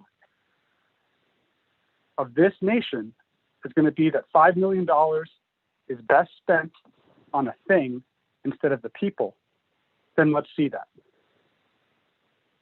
Let's see that real justification. Our member of the Budget and Finance Committee, Shemot Miskrati, brought up this very important point about the CARES Act and where real work takes place. And that is from the experiences and the work that then becomes the data of the grassroots here on Navajo. Our people, their experiences, what they live in and with, and what they need. And pulling data from a program or a division with a team effort. But if the metric for success is that you were successful in the CARES Act process, then that's a categoric failure. Because what happened? Why did the money not come in on time? Why were Alaska Native corporations included? If you want to be measured on that metric, how is this building going to fundamentally change that relationship? It was the White House and it was Republicans in both houses who sought to deny Indian country funding or provide jokingly small amounts for us. This building is not going to change the balance of power in DC. It's not going to change how tribes are viewed. It's not going to change the number of Navajos that exist in this country, the number of American Indians who exist in this country, and how they're viewed as a tally and budget item within the Navajo, within the entire budget and political landscape of DC. We're deluding ourselves if we believe that that is the case.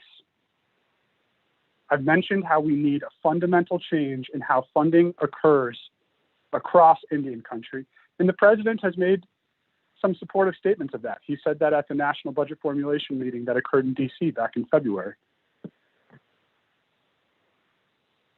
But this is us just playing the game a little bit better and not even providing the justification to actually do that.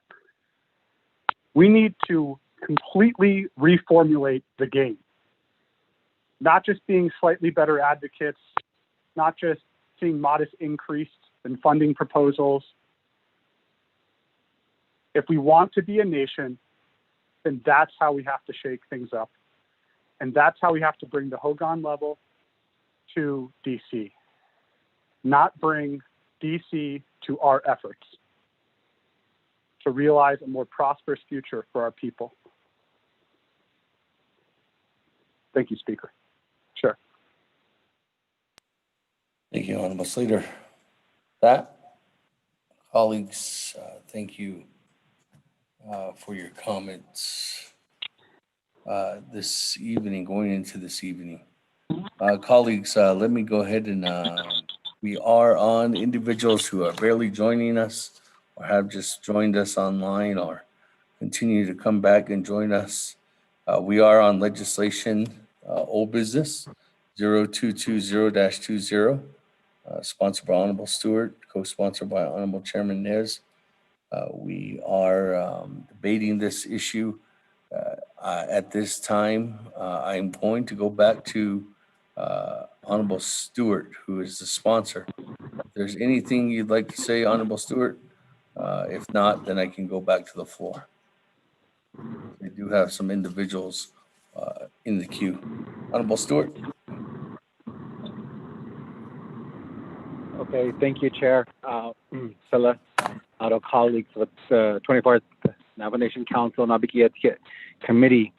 I may lose service here. I'm driving back up the mountain, but this legislation, two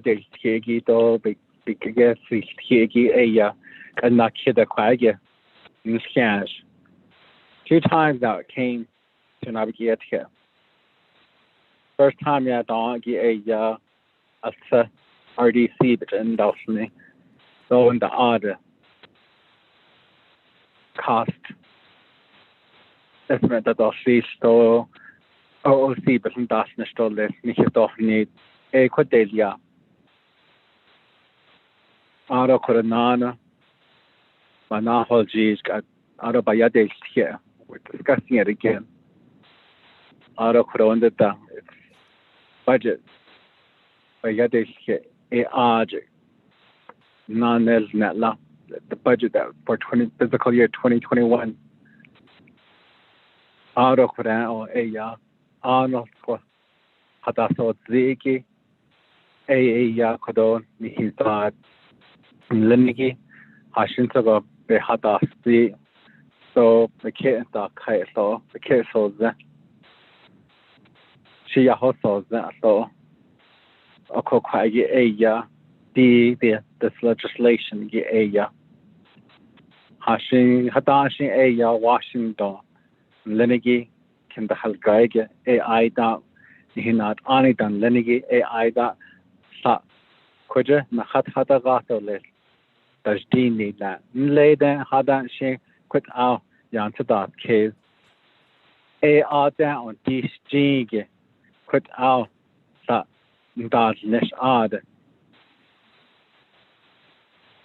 Every 4 years, the new administration comes in, council. There's some that come back, some that get serve one term, then they come back again at a different time. This office, it is important. I believe it is important to have an office there. Property, this property, so the question look at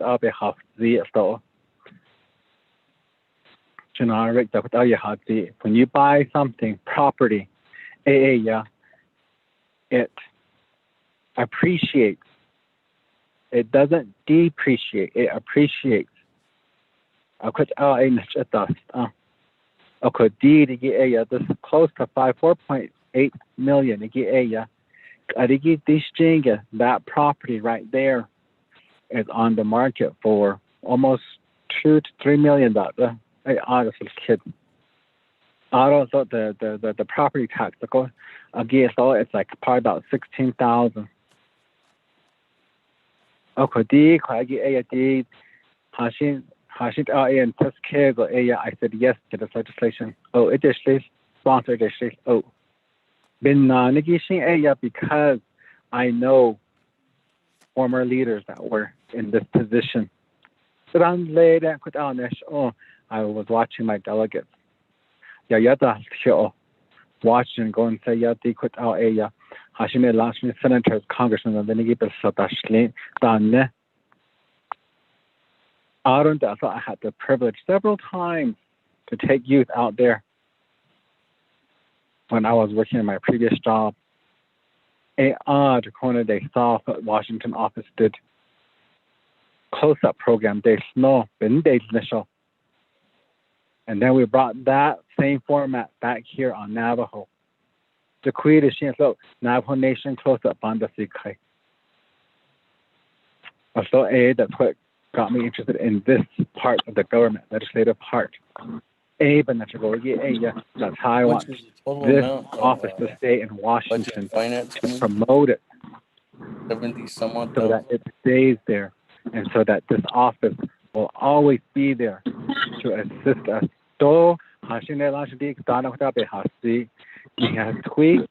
dan linigi, hatkati dan linigi, mahasad dan linigi, pastors, preachers, she are she and son has kai. A are hasn't sorry, I thought about Sarazentis, so Naha Nabeho, dan iglinigi, the net and iglinigi, A Naha, Bay for cut in Hachido Asalis, dan no she Sarazan Hadasti. Dig adigi this property, igik adigi aya. This certain person, Haitian or Yakon, the property adigi, he's waited this long, a year. He could have, yes, he could have sold it. But Hashint Ashi, the yen he called what Kwage.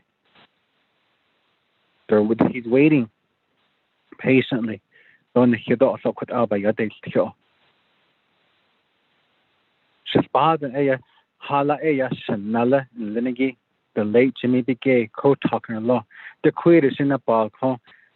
He put it there on the White House lawn. He conducted services there for veterans, for our nation. Edmund Chicarillo, he took it over there, his own teepee, and set it up. Again, prayed for us as a nation, as a government, without a asishne. So this property here, yes, I believe it is in the best interest of Navajo to purchase it. That's what I want to share, and that's how I want to express. I need this budget and the Tigadi, on that hill, Nigi, not on hill, Nigi.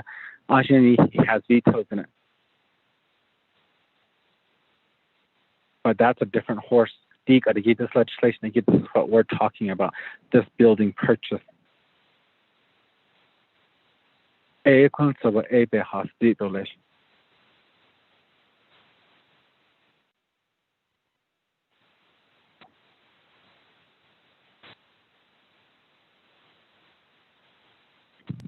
Thank you, Stuart. Let me go back to the floor then. I'm Chair Charles Newton. Floor is yours. Thank you, Speaker. I don't know if this is actually a question of privilege, but I think it kind of does go in line with the legislation that is before us. So my question is, and I just need clarification in this.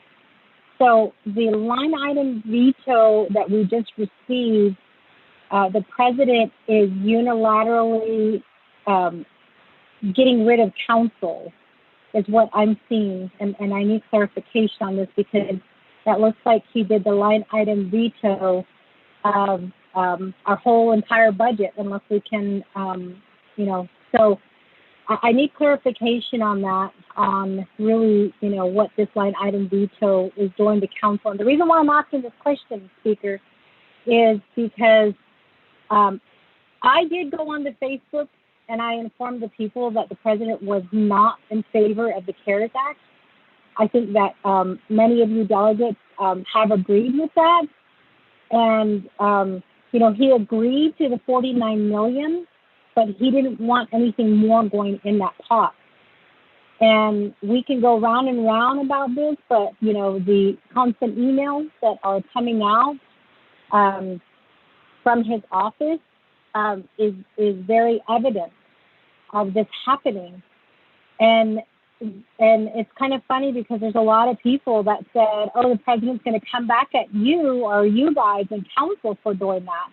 And I think that this is very clear because if you look at the original legislation of the CARES, I believe that was 0116-20, CJN-47-20. There were several delegates that sponsored and co-sponsored. That if you look at the original language, it was to give the entire CARES money to the president's office or to the president of the Navajo Nation. As I am looking at the legislation right now, an action relating to budget and finance and Naabik'íyáti committees and the Navajo Nation Council, establishing the Navajo Nation CARES Fund to be comprised of the share coronavirus relief fund received from the United States pursuant to the Federal CARES Act, authorizing the president of the Navajo Nation to establish an expenditure plan in accordance with the Federal CARES Act and other laws, authorizing the formation of the Decosinsago 19 Relief Fund Work Group, providing for audit of the fund and reporting to the federal government, which to me is just a clear indication that this president is trying to take full control of the entire Navajo Nation. He tried to do it with CARES. It didn't happen. And I'm was very surprised at seeing how many of the delegates actually supported that. And I encourage people who are listening to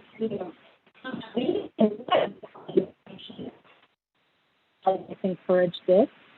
And it fell flat. There was amendments made, and council, came in and corrected that because there was this question. Back then, I remember the argument was, is this a appropriation or is this an allocation? And we thought that argument was done until, 2 weeks ago, we see this email coming out again, from Division of Community Development, saying that this is an appropriation, and one DOJ attorney saying that this was illegal for council to do what they do in moving the funds to the hardship pot. I really question, we have all made arguments about our people. We tend to throw that term around a lot. And I've been telling people our actions speak much louder than our words. And I've been encouraging people to get onto these, look at these legislations, look who is who is supporting these actions. And that's going to tell you where we as council stand. Look at our voting records. In fact, we should be releasing our attendance records. We should be releasing our attendance record to the newspaper so that our people in our community know who is at council, who is at Naabik'íyáti, who is at their committee meetings, because that's where the work is at. And so it's so frustrating right now to see this line item veto with him, and again, I could be wrong. Maybe somebody can explain to me how he could line item veto the entire budget of the legislative branch. Is he trying to create a two-branch system? Because that's what I'm seeing. And again, perhaps I'm wrong.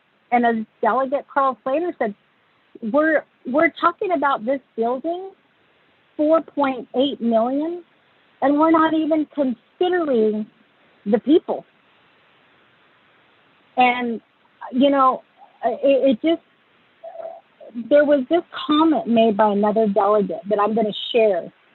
And the comment was, our Navajo people just want and want and want. Our Navajo people don't want, they need. They need water. They need electricity.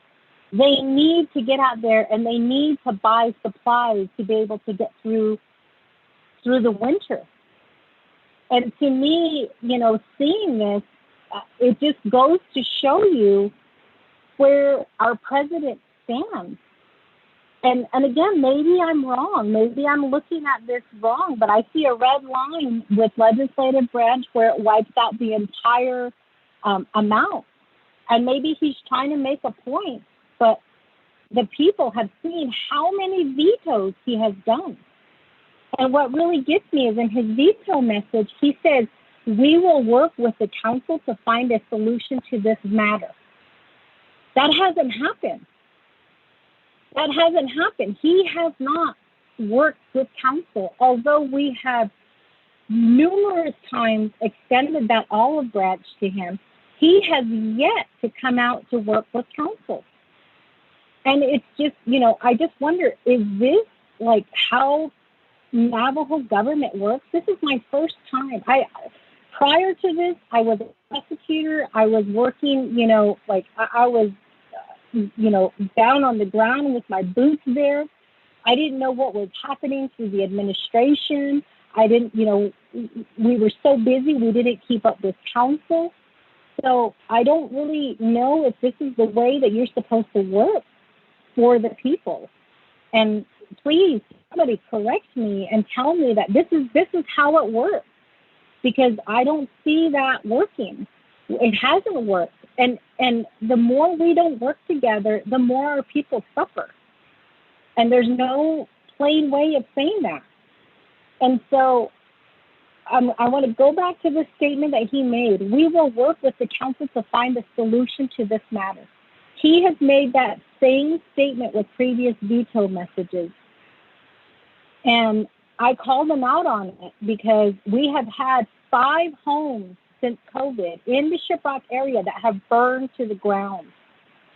And when he vetoed money to help assist those families that have experienced burnout, when he vetoed, that was the same message that he made. And I sent him an email and I asked him, how can we work together so that we can help these families that have lost everything in these homes?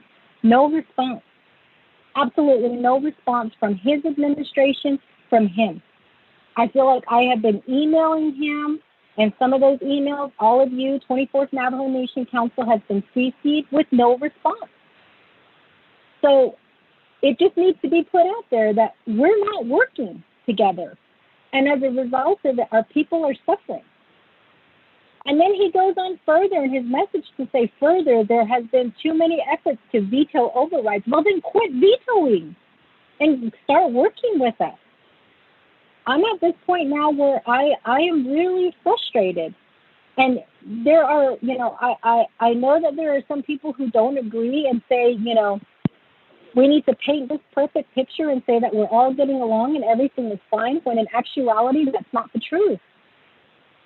And again, it's our people who are suffering. So I guess I'm just trying to figure out, if the people are not knowing this information or we're keeping it from them, are we really being transparent? If we get out there and we tell them what's going on and we're trying to be transparent, are we the bad guys? At what point are we going to start working together to really address these issues? So, Speaker, if you could explain to me and then again, it looks like that red ink may have, it's kind of like a dotted red ink. Maybe he was trying to do the full red ink all the way across and he decided not to, and then he decided to do it again and he decided not to.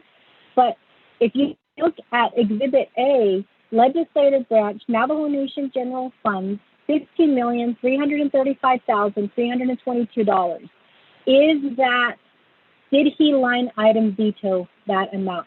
And my next question is, how does council function without that amount? Furthermore, I will point out that none of his executive divisions have been line item vetoed, but he did go through the personal savings fund and then other concerns that were also line item vetoed. And then, as Delegate Slater has already, stated, he's done that with the Office of the Speaker, the Office of Legislative Counsel. Oh my gosh, that's Dana, and that's Legislative Counsel. So how are we going to approve the $4.8 million when he's not willing to work with council, which is obviously shown here in his line item veto, and then also, with his actions with the CARES money? It just makes me question, who is the president working for? Is he working for himself, or is he truly working for the people? I can say wholeheartedly, and I will stand behind Delegate Crotty and say that, Delegate Crotty, I am ready to work for the people. And if you want to spearhead that, I am behind you 100%. Because I think that this $4.8 million, it's sad that we have Delegate Mark Freeland who's saying that his agency, I'm going to make this clear, the only delegate in Eastern Agency who has come out to say that his agency is always being forgotten. His people are always forgotten. $4.8 million that we could use to fix the dilapidated buildings here on the Navajo Nation, to make sure that our employees who offer person-to-person services are being taken care of. And instead of purchasing these broken down trailers to put them in for a short time but not address those issues, we're not having those conversations. So I think that this 4.8 million, it just goes to show you that this needs to go back to the people. I say that we invest that money and start helping Eastern agencies, start addressing the dilapidated buildings that they're in. I was in Tohajale a few weeks ago. They need a command center. They need a police department. Alamo needs a police department. Newlands needs a police department. These satellite offices are asking for assistance, and we're telling them we have no money, but we're ready to consider $4.8 million to go to Washington, D.C., while we still have a lease and we don't have anybody willing to take over that lease. This really is, it's really sad that we are willing to accommodate about 9 people in Washington, D.C., but we can't fix public safety in Tohajale. We can't fix public safety in Alamo. We can't fix public safety in Newlands. We can't fix public safety in Shiprock and in Window Rock. This $4.8 million could be better spent on the Navajo Nation where our people receive services, and not in Washington, D.C. Yes, it will appreciate. Yes, it will eventually, there will be money that will come back. But now is not the time. Public safety is in dire need right now, and we're considering purchasing a building in Washington, D.C. Now, again, if somebody can please tell me, how do I tell, my people in my community that we purchased a building in Washington, D.C., when we can't even get a police station up here in the Shiprock area? So please, if there's a delegate or a speaker, if you could explain it to me, and if you could help me generate that message, I would really appreciate it. Because right now, we are not working for the people. And we need to start working for the people by working together. Thank you, Speaker. Question and privilege. This is Delegate Claudia. Thank you for those comments and concerns, Madam Chair Charles Newton. That there is a question of privilege. Madam Chair Amber Crotty, what is your question? Yes.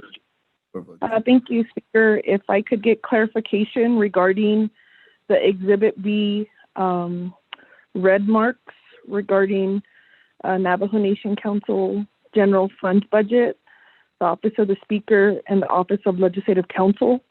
And for the record, I work for the people. And so even if that money is no longer there, I'll continue to serve my people with great honor. Thank you, Speaker.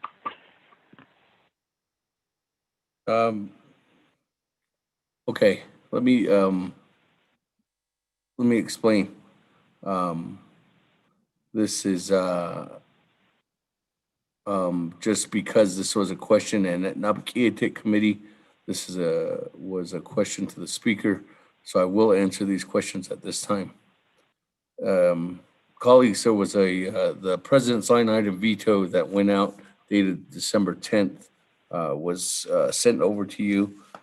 In there, there was specifics on the line item veto. And on this line item veto, there's the president started out on just for consideration on page 3, item A, states that Exhibit K was line item vetoed. So be due to that, everything on K was line item vetoed. That $7.6 million that was given to the executive, $480,000 that was given to the legislative, and 1.1 million that was given to the judicial branch, totaling $9,236,549 was given to the was line item vetoed by the president. So that money is sitting there, unallocated. That's what it means. It's just unallocated at this time due to the fact that the Navajo Nation president has that line item veto authority. Now, on page 3, again, in the president's memo, item number B indicates that the second portion of funding that the president line item vetoed was the legislative branch. That's our branch.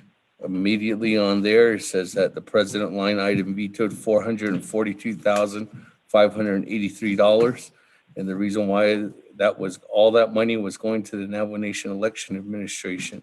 He's stating that the reason why that was all taken out was because of the legislation that Honorable Edison Wanika sponsored, which was to fund the election. So that money was equivalent to the amount on CO-81-20. I could understand that line item veto. Moving on down on the Navajo Nation Council. If you look, colleagues, where Madam Chair Madam Chair Charles Newton was saying where the president looked like he was going to line item, then not line item, then line item. Just like a checkered line on Exhibit A. $15,335,322. That is, colleagues, that is what this is typical of the last year, the Navajo Nation president, I think for the very first time since the line item veto came into existence, fully funded the budget. In years prior, I've never seen that done. In the 4 years I was a delegate prior to that. This year, this is the way it was done in prior years. The president has line item vetoed funding out of the legislative branch. If you look to his memo, BU number 101001, on the third page, it says Navajo Nation Council. If you add all that funding up on 101001, the Navajo Nation Council was line item. He went after the vetoed Navajo Nation Council's budget of $389,861. That's 17% of the budget. Second, he went after the Budget and Finance Committee. He line item vetoed the Budget and Finance Committee $42,335. That's 57% of their budget that he line item vetoed. Next, he line item vetoed BU 101015, the Speaker's Office, $419,747. That's 18% of the Speaker's Office budget. And last but not least, on the page 4, top of the line, Ms. Dana Barbroff in her shop, 101017, Office Legislative Council. He line item veto $220,000, totaling at 12%. If you add that all up, colleagues, that's a line item veto of $1,514,536. That line item veto is 9% of the overall legislative branch budget. So the legislative branch budget is still intact, minus $1,514,536. That's how much money is not in the budget as of when OMB starts putting that budget into the FMIS system probably tomorrow morning and continuing through the process. So the rest of that's the reason why the president on Exhibit A, to answer your question, both Madam Chair Crotty and Madam Chair Charles Newton, under the 1010 or under the legislative branch, that $15,335,322 is a portion line item veto or a partial line item veto. He didn't line item veto the entire legislative branch, unlike the personnel savings funds, which he line item vetoed all three of those, totaling $9,236,549. Colleagues, if there's any further questions on this, we will be having a meeting, most likely probably tomorrow, as soon as tomorrow morning, on these documents and what the president has indicated. But right now we are back at the Naabik'íyáti committee. Colleagues, again, with that, I hope I answered your question, Madam Chair Charles Newton, Madam Chair Amber Crotty, giving some light into some of those questions are raised. So with that, we are on legislation 0. Question of privilege, Speaker. 20-20. Question of privilege, Madam Chair Charles Newton. Speaker, thank you for breaking that down, and that explains the red space,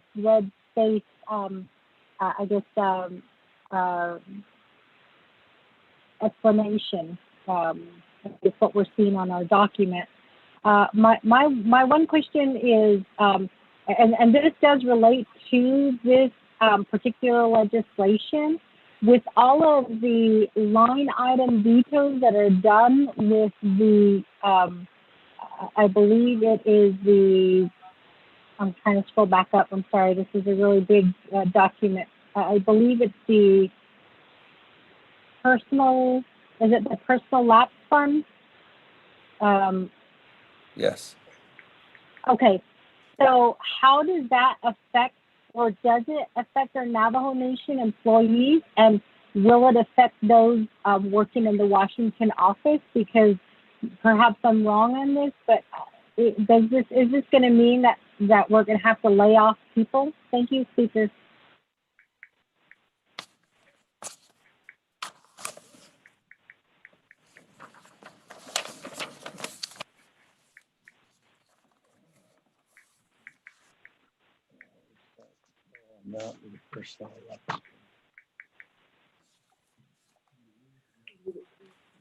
The total amount of the personnel lapse fund, from the controller's office.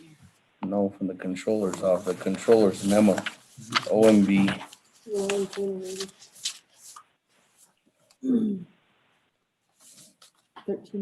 Oh, right here. Just to answer your question of privilege, if you look to the total amount that was given under Exhibit A, under the Navajo Nation Estimated Personal Savings Budget, under that total amount, correct me if I'm wrong, Ms. Barbara, but there was $13,083,541. Out of that funding, there was a general wage adjustment that was given to the Navajo Nation employees. And that general wage adjustment, from what I know, was the only thing that was allocated that wasn't line item vetoed in the, I might be wrong on this. I haven't still continued to look on this, but that's the only thing that was not line item vetoed, Madam Chair.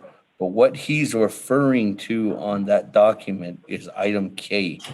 You see that Exhibit K, all that funding in there totaling $9,236,549.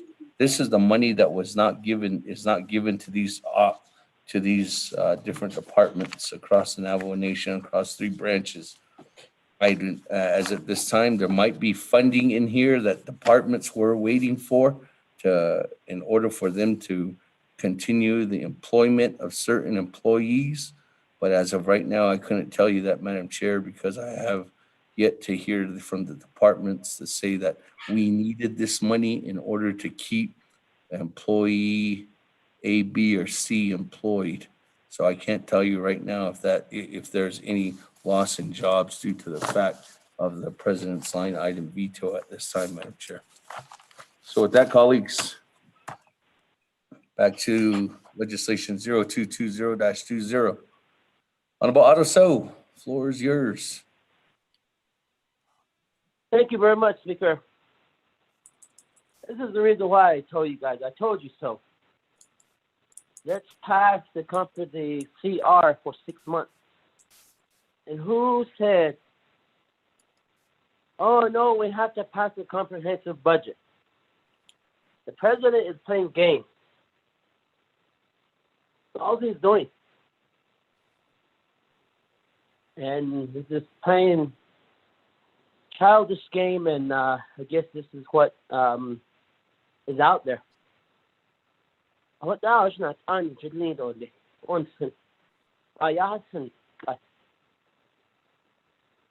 I wish we would have kept that amendment in the comprehensive budget, in the CR to address. That way we would have had the CR out to the end of March. But they didn't, the body didn't want to. That's my concern. But welcome to politics, guys. This is how Russell Brigade played games with the council. It's a monkey see, monkey do now. You know who there was the vice president at the time. Okay, moving forth with this legislation, Shannon. I guess we just need to park this thing in a this legislation on the shelf. So I'm going to go ahead and table this legislation for 90 days. Thank you. Second, Delegate Slater. Third, Delegate Charles Newton. Okay, with that, colleagues, Honorable Otto So on a tabling motion with a timeline for 90 days on legislation 022. Point of order. Point of order. And there's a second by Honorable Slater. With that, point of order. Point of order. Point of order. Daniel. Honorable Daniels, go ahead on your point of order. Mr. Chair, I don't understand. I'm funny. I raised a point of order here. As we all know, when we do business, we only have a motion and a second. We don't have a third. So,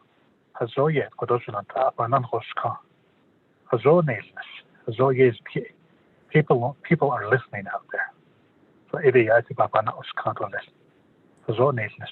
thank you. Thank you. Thank you, Honorable Daniels, for bringing that clarity back and to the Navajo Nation Naabik'íyáti Committee.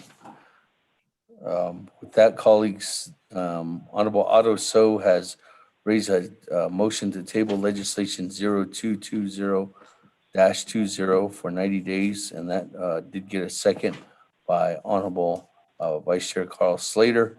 That, colleagues, we are at the Naabik'íyáti Committee level, and due to that, we don't give the presenter the 3 minutes only at Navajo Nation Council to state his or her concerns to the tabling motion or options or comments. So with that, colleagues, we are going to the board to vote on tabling motion 0220-20.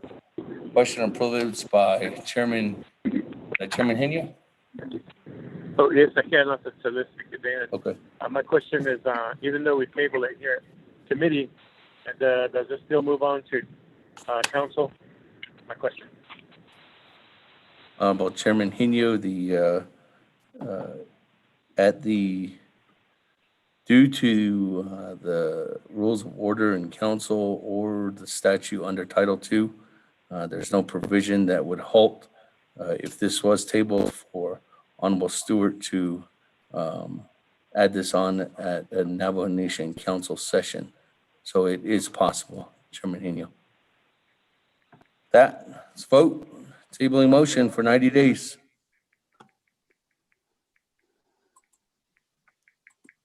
Honorable Elmer Begay.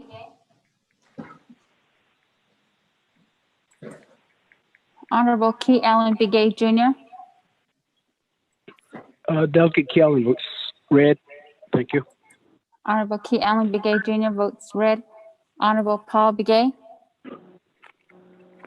Delegate Paul Begay votes red. Honorable Paul Begay votes red. Honorable Nathaniel Brown. Delegate Brown votes red. Honorable Nathaniel Brown votes red. Honorable Eugenia Charles Newton. Charles Newton votes green. Honorable Eugenia Charles Newton votes green. Honorable Amber Canes Bakrati. Delegate Amber Canes Bakrati will vote green on the table. Thank you. Honorable Amber Canes Bakrati votes green. Honorable Herman M. Daniels Jr. Red. Honorable Herman M. Daniels Jr. votes red. Honorable Mark Freeland. Red. Honorable Mark Freeland votes red. Honorable Pernell Halona.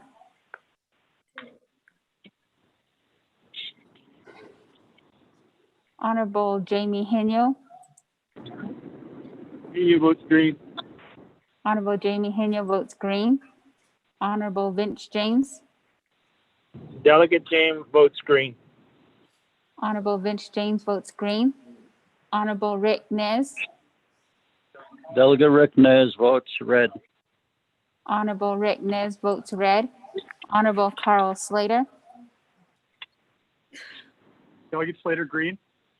Honorable Carl Slater votes green. Honorable Raymond Smith Jr. Red. Honorable Raymond Smith Jr. votes red. Honorable Wilson Stewart Jr. Red. Honorable Wilson Stewart Jr. votes red. Honorable Charlene So. I vote green. Honorable Charlene So votes green. Honorable Daniel So. Daniel So votes green.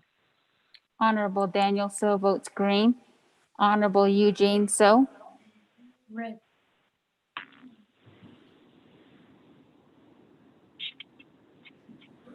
Honorable Otto So. Green. Honorable Otto So votes green. Honorable Thomas Walker Jr. Thomas Walker votes red. Honorable Thomas Walker Jr. votes red. Honorable Edison Wanika.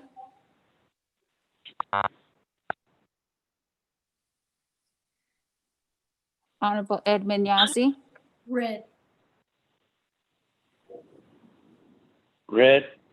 Honorable Edmund Yazzie votes red. Honorable Jimmy Yellowhair. Red. I vote red. Honorable Jimmy Yellowhair votes red. Honorable Elmer B. Gay. Red. Red.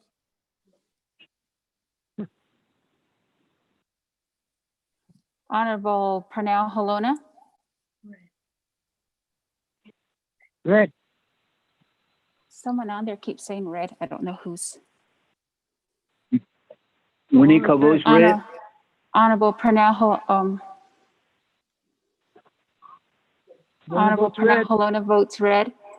Honorable Eugene So. Red. Honorable Eugene So votes red. Honorable Edison Wanika. Red. Honorable Edison Wanika votes red. Speaker with a vote of 8 yeas and 14 nays. Speaker not voting. Thank you, colleagues. With that, motion to table legislation, 8 in favor, 14 opposed. Chair not voting, motion fails. Back to the main motion. That we are, if anybody's listening in, continue to listen in, or just joined us again, we are on legislation 0220-20, sponsored by Honorable Stewart, co-sponsored by Chairman Nez. I don't have anybody else in the queue. Are we ready to vote on legislation 0220-20? This is Henyo, Chairman, if I can speak. Chairman Henyo, go ahead. I listened for the conversation here, and listening back, Delegate Amber Crotty, thank you so much for bringing this to our attention, the line item and the comprehensive budget. I was all 100% gung-ho for this purchase and moving it forward to council. And now, after seeing what happened and how politics are being played here, and It's like I'm going after council type of mentality. It really now makes my vote sway the other way, and because of how this is playing out. I mean, this is not what we call working together. At least coming across and saying, hey, let's see how we can work out these budget items, because there's a line item veto of the personal lapse fund. He just deprived the Navajo Nation judicial court system. Many of the district courts that made it unmet needs, that had unmet needs, they based about the thing. They've been dividing it out as much as we can equally. So he has no support for the courts out there in the field. And I hope that Chief Justice Joanne Jane is listening in, and how the executive branch is not in support of the judicial branch and law and order. That's why every time we talk about law and order on the Navajo Nation and how things are not working, it's because of these type of actions that take place. Here at council, we do our job. We allocate the much needed funds that go to the services out there. But then again, it's line item vetoed. Same thing with the Office of Auditor General. For the way the acting Auditor General needed extra money to hire additional auditors to get the chapter audits and all the internal audits moving, especially the chapter audits. But now, as Budget and Finance, we allocated them $200,000 AIP. So that means there's not support the Auditor General's office and helping us get the chapter governments and audits it back in order. Even ethics and rules, so they disobey. They're taking away those services and so forth. So that's, I don't know, maybe I wish the Navajo people, we should make this transparent, put all the whole veto message on to the people and show them where the red lines are and which communities were affected, especially the district courts. ADE, that services to the grassroots people there. And AIHI took those services away by line item vetoing them. So even in that's why I'm really thinking hard now of my support for this legislation. Can't listen to that, Speaker Damon. Speaker Damon, Delegate Daniel So. Thank you, Chairman Hino, for those comments. With that, Chairman Daniel So, I will put you in the queue. With that, let me go over to Madam Chair Abercrombie. The floor is yours. On legislation 0220. Yes, thank you, Speaker. So on the legislation, I do have a question regarding the exhibit that was added from the floor from the Eastern Land Commission. If I could get a little bit more information from the Eastern Land Commission. It's my understanding that they opposed this purchase. If I could get that clarification, Speaker, and what will be useful for me at this time is if there's an indication on who's on the Eastern Land Commission and how they voted for this resolution. I am looking for the document, so if staff has that available, that would be helpful. And I also would like to ask the sponsor of the legislation to withdraw this legislation until we deal with the CARES and the COVID response. And so if we're looking at all of our funding, we may need to pivot and provide direct, our coffers, our funding may need to cover some of these expenses to help with the COVID response. Thank you, Speaker.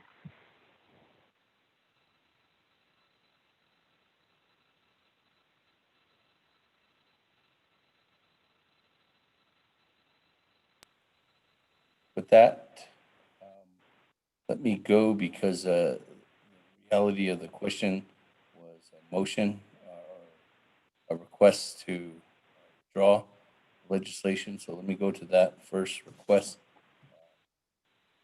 Chair Naabik'íyáti, request to withdraw the legislation. Honorable Stewart. Chairman, Speaker Damon, Aro Shamayaja, Naabik'íyáti, Kudo request in la Gi'eya. These funds, the Gi'eya, they're not any other funds. They're from the Land Acquisition Trust Fund, which cannot be used anywhere else except for purchasing private land. So I will decline the request. Okay, thank you, Honorable Stewart. That questions to your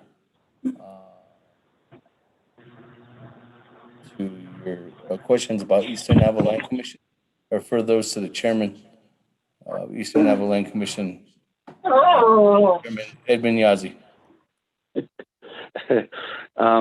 Speaker and members of the council, to Ms. Crotty, to your question with Eastern Council, the opposition at the time, first time, was that the funding was coming out of the Land Acquisition Fund.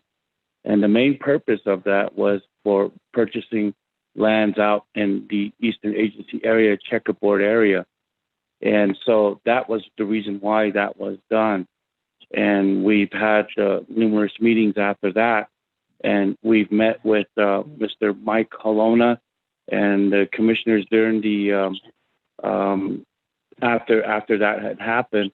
And we worked out and worked together and actually said, okay, you know, we'll go ahead and help one another out. And so that was the agreement with the with Mr. Mike Colonna and, of course, the council, the Eastern Council. So based on that and helping each other out, you know, you probably see votes that are in favor of this legislation only because of the fact that we are helping one another out. So that would be my response, Chair, sir, Ms. Crotty.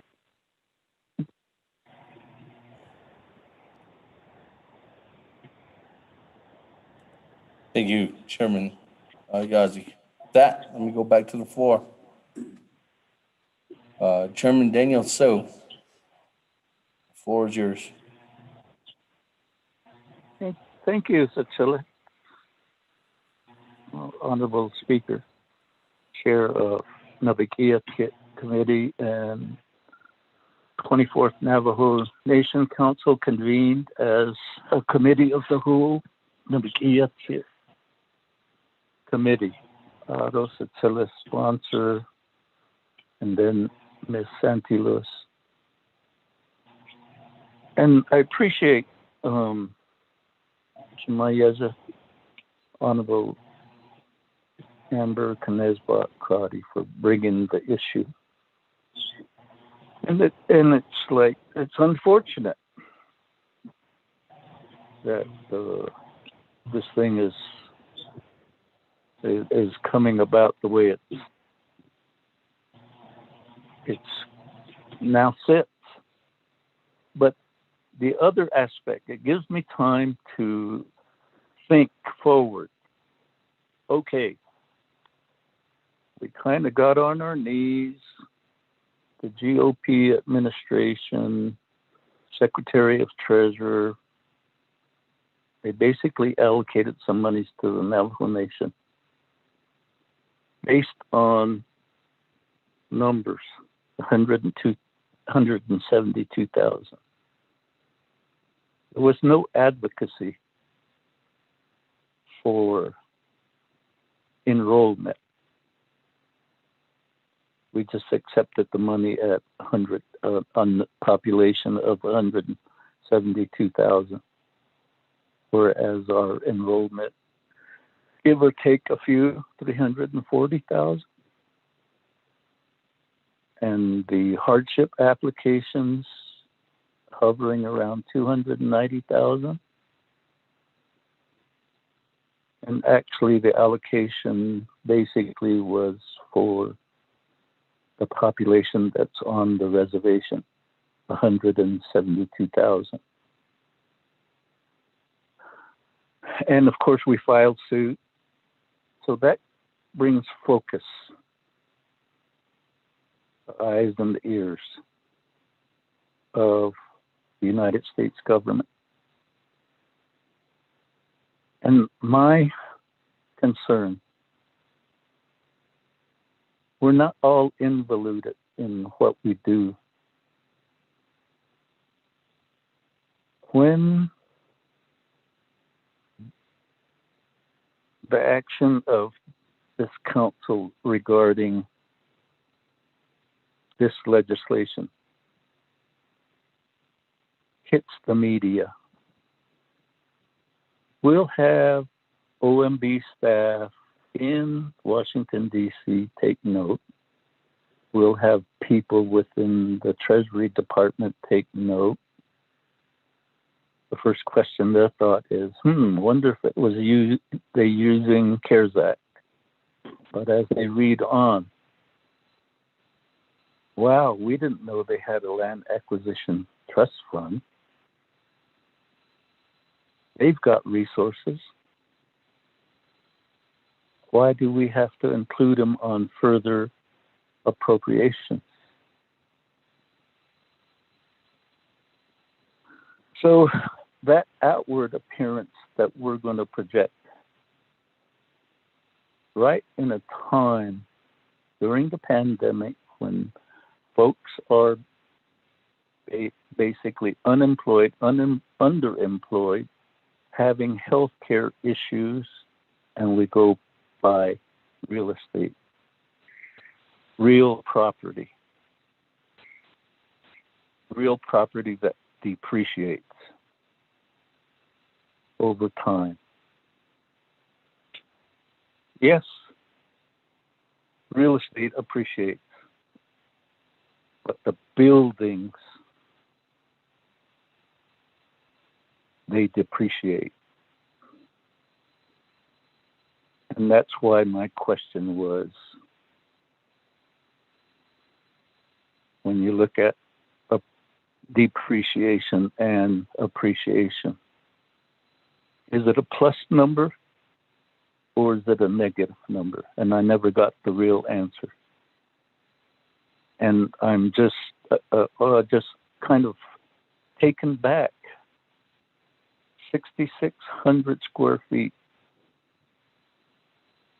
of property only having operational costs of $25,000 annually.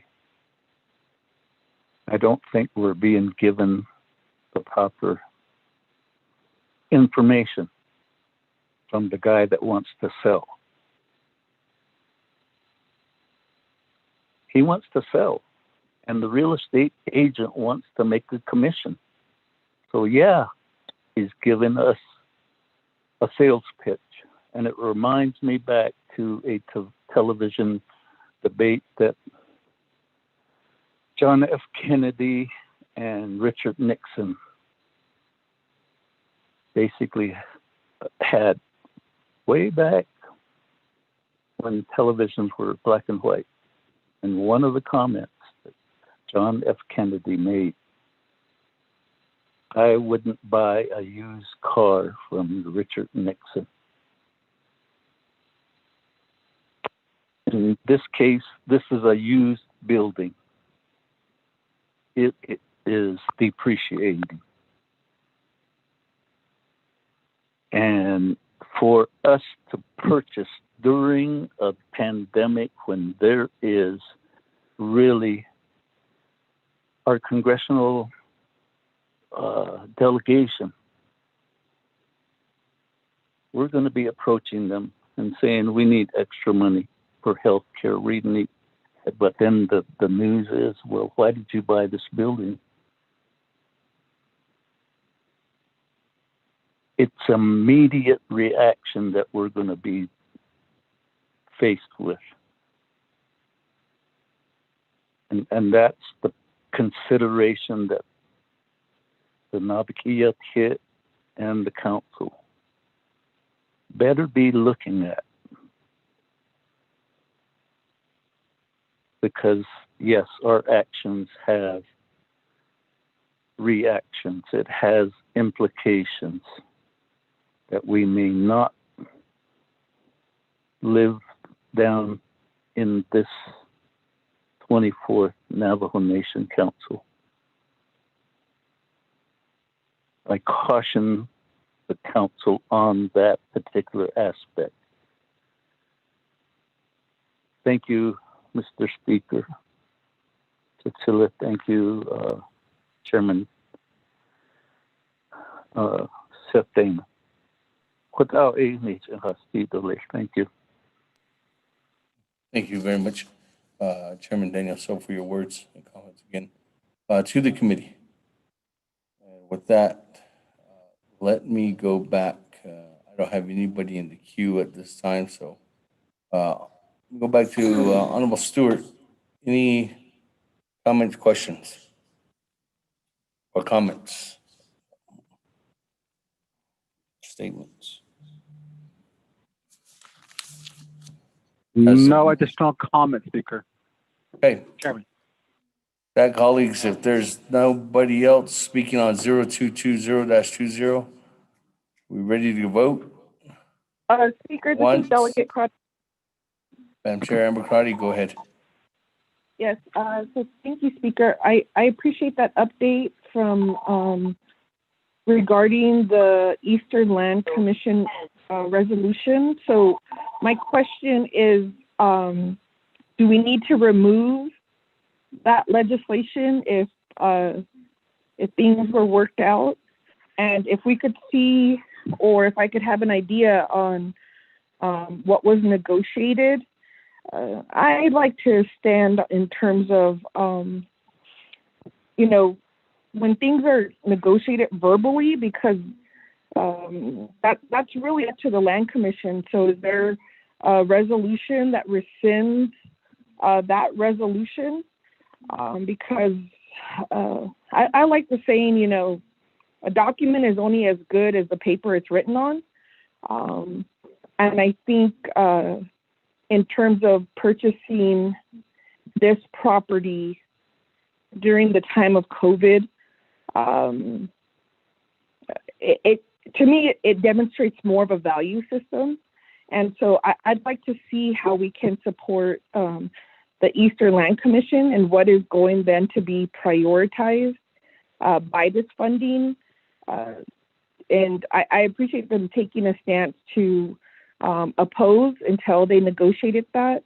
So if that's possible, I would like to replace then the document on what is going to be provided to the Eastern Agency people. Thank you, Speaker. I'd like to make that amendment if we have that document. I'd like to switch out the language from the opposition resolution to what is going to be provided to them. Thank you, Speaker. Madam Chair, Amber Crotty, we don't have any documents. Maybe if I go back to the chairman of the Eastern Navajo Land Commission. Chairman, is there a resolution rescinding that legislation? Chair, members of the council, and to Ms. Crotty, the resolution, of course, was passed by the commission. For it to be removed, it would be up to the Eastern Land delegates, commissioners, if you will. My understanding and my thoughts are, of course, I can't speak for the commissioners, that the agreement that was made was that the commissioners had land in their areas that were up for sale as well. Ranches that were offered to the nation years ago, and so which would benefit, of course, the Navajo Nation. So that was the agreement, that we could work it out, that things could be worked out. So, and I do understand Ms. Crotty in the wording, and I do appreciate the thought that we could keep that in there, but to remove the resolution, I would have to ask Honorable Freeland, Honorable Hino, Honorable So, within the Eastern and also you, Speaker, as well, the Eastern representation. And so I would leave it at that, Speaker. Sir. What, Ms. Crotty? Chairman, I guess the question though is there an actual document that was passed to rescind the legislation? Speaker, and as far as I remember, it was just to oppose the legislation, but to rescind, no. No, I mean, did the Eastern Navajo Land Commission, because I, as being a member of Eastern Navajo Land Commission, I don't remember Eastern Navajo Land Commission rescinding the resolution that was passed by Eastern Navajo Land Commission. So was there a resolution that was actually stating that the resolution was going to be rescinded or rescinding it?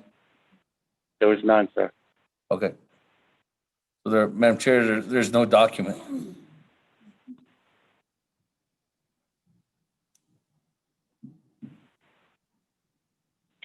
Thank you, Speaker. The second part of my question, is there a document providing what is going to be purchased on behalf of the Eastern Agency peoples? Thank you, Speaker. Okay. Question back to the Chairman, Eastern Navajo Land Commission.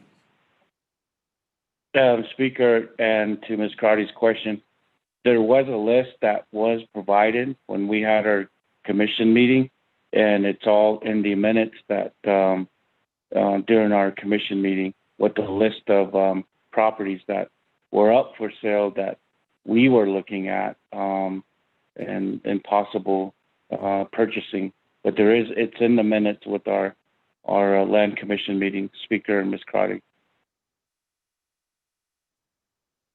Madam Chair, Amber Crotty, right now the Speaker's office does not have a copy of that listing.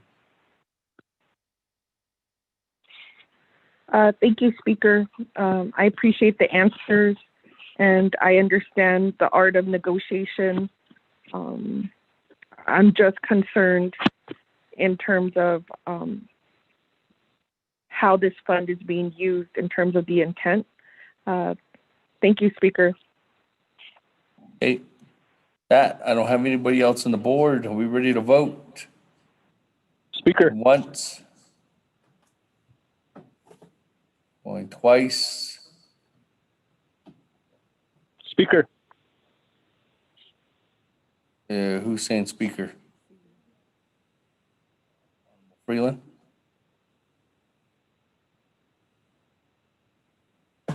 Hello? Speaker? Yes, Speaker.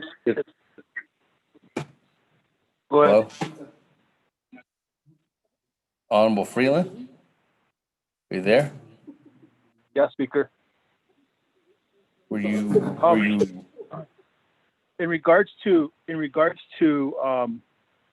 Madam Chair Crotty's question, we didn't have a rescission resolution, but the ranches that we were looking at are including Lobo, Chavez, Crawford, High Country, Highland Meadows, Red Cliff, and Rico.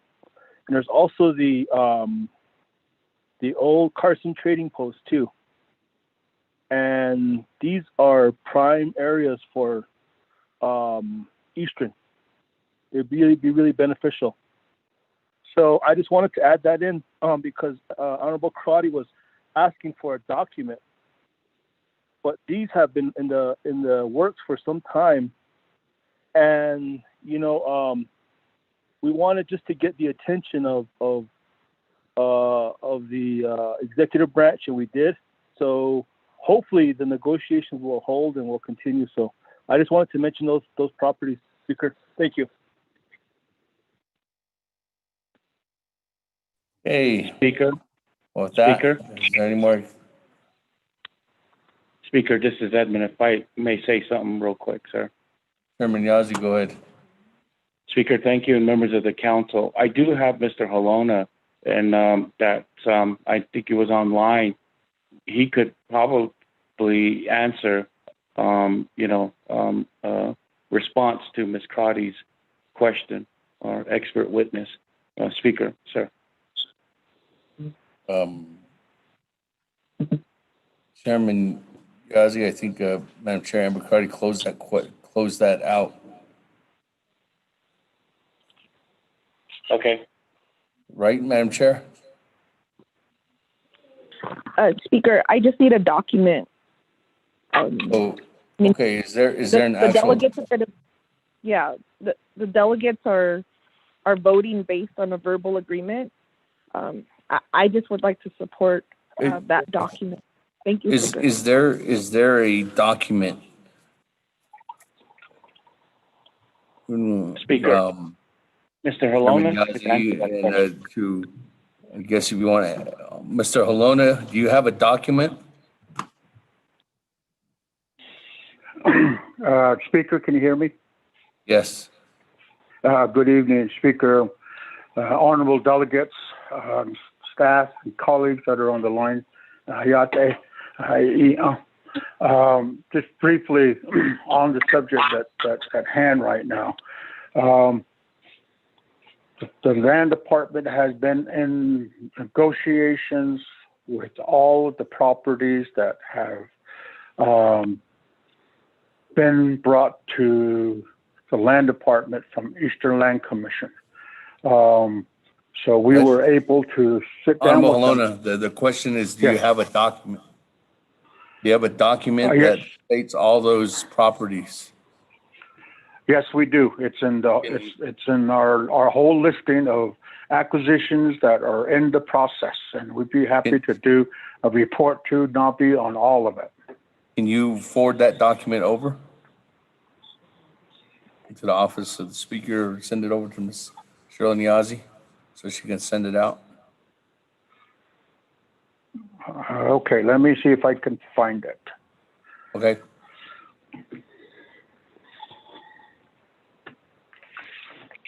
Speaker, Delegate Daniel So.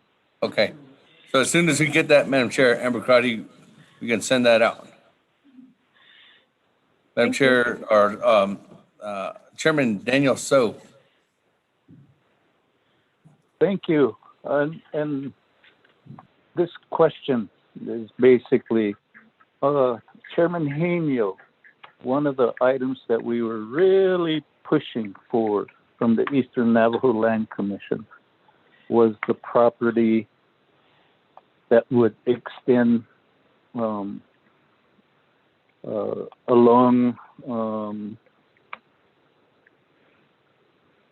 I-25, I-40 on the north side across from Route 66. I can't remember the name of the property. And we were, and I think point was you were really wanting to purchase that, and the commission had supported you. The other is to the rest of the council, including the list that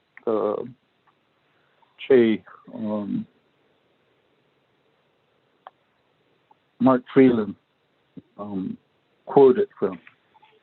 As of the last two meetings, I had included property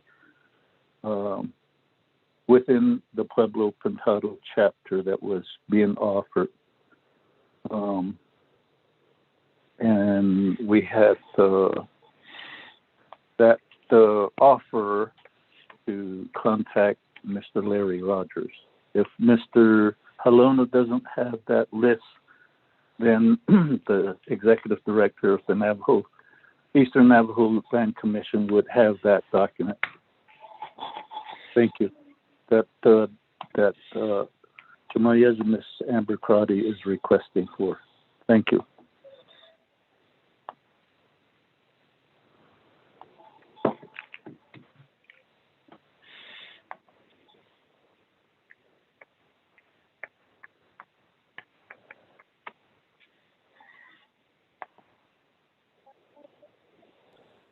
Thank you, Chairman Daniels.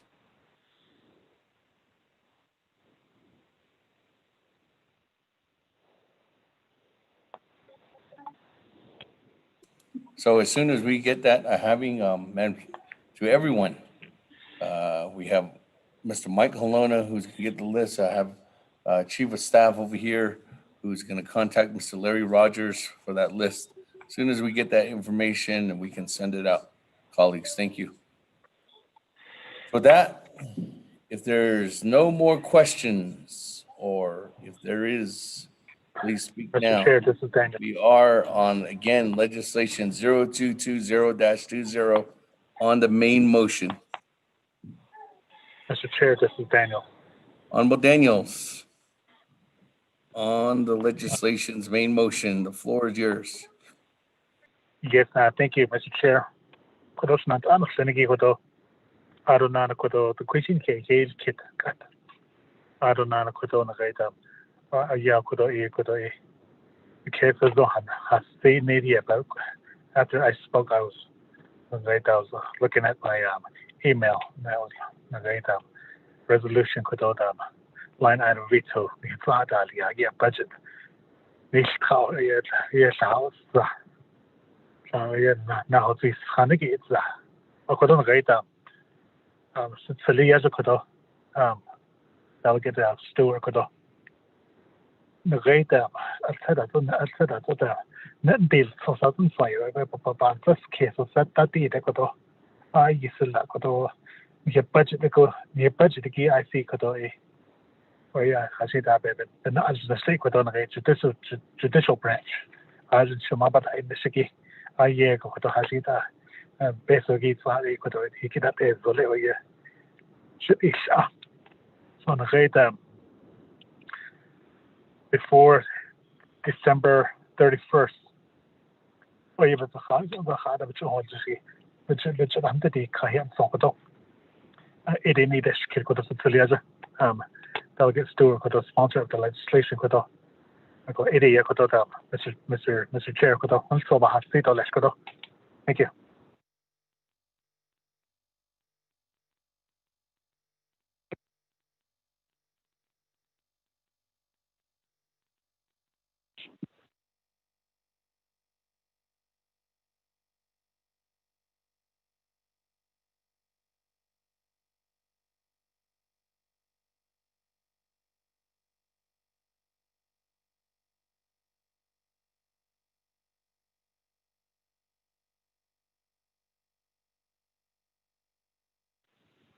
Speaker, question privilege. Then, Honorable Daniels, I need for you. The question is to table the legislation or to withdraw the legislation until after December 31st. Just for clarification. Mr. Chair, thank you. Asking the sponsor of the legislation if we can maybe take this off the agenda and we've put this back on the agenda sometimes before December 31st. Thank you, Chair. Okay. So the next one. Speaker, question privilege. 17. Freeland.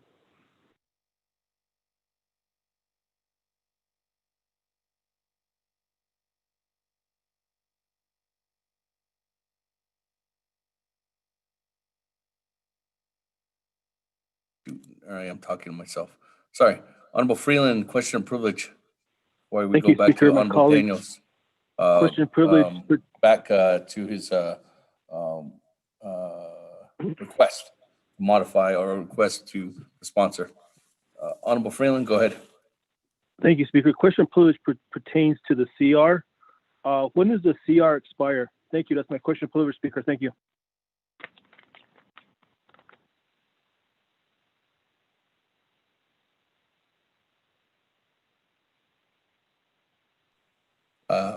Honorable Freeland, the CRs as of right now.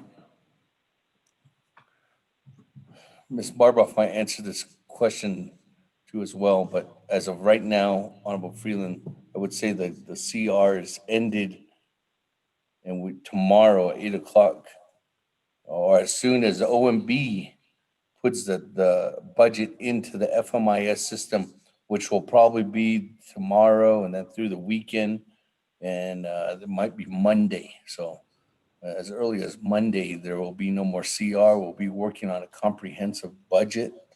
That's my thought.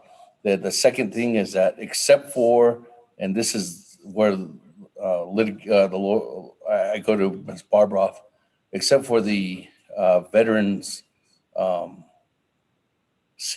that was a continual resolution through the process. So that, I think Ms. Barbroff would give us more clarity on that portion. Ms. Barbroff?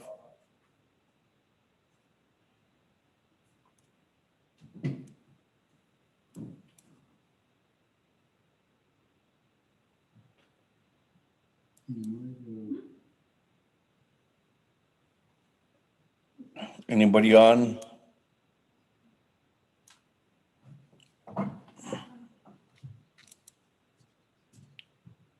Ms. Lowe?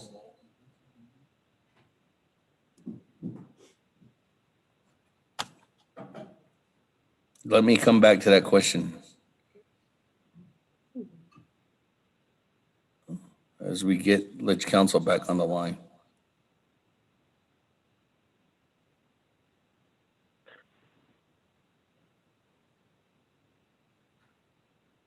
Ms. Barbroff?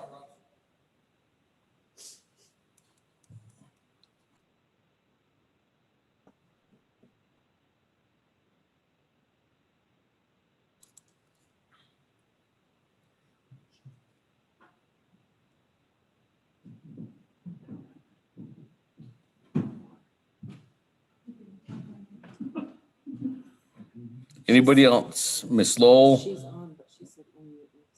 I can't unmute her. Star 6. Okay. All right. Thank you. Okay. I apologize.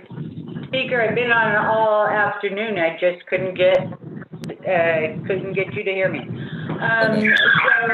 I agree that with what you said, that the continuing resolution expired when the president signed the action or signed the comprehensive budget, even though a line item vetoed part of it, that comes into play. As far as the veterans go, the veterans were operating under a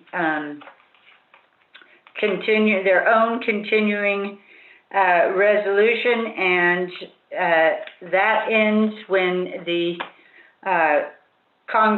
when the council adopts a budget for the veterans, and council has until March 30th of 2021 to do that. Thank you, Speaker. Thank you, Ms. Barbroff. Let me go back to Honorable Daniels. Honorable Daniels request to Stewart to take this up before the end of the month. My one thought is that our usual Naabik'íyáti meetings are on the 10th.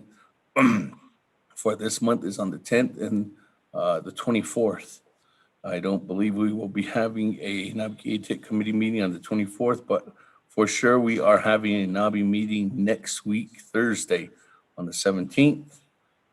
We might be having one at the end of the month, maybe on the 30th, 29th, sometime before that. So the question would be to consider to table this, or asking, to withdraw this legislation until then, but you wouldn't be able to do that unless we deleted the item off the agenda. But if we delete the item off the agenda, we have a motion in place right now, Honorable Daniels.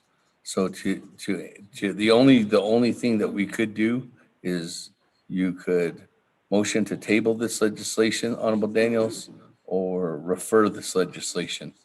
But the referral not come from Nabi. The referral would kill the legislation. So the only thing to do, Honorable Daniels, as a recommendation to the sponsor of the legislation would be to table the legislation until the end of the month. Honorable Daniels, is that your wish? Mr. Chair, thank you. I'll go ahead and make that motion at the table, this legislation, and put it back on the agenda, Naabik'íyáti's agenda before the end of the month. Okay. Motion to table legislation 0220-20 until the end of the month, which is December 31st, by Honorable Herman Daniels. Is there a second? Second by Charles Newton. Madam Chair, Charles Newton. That, colleagues, let's go to board.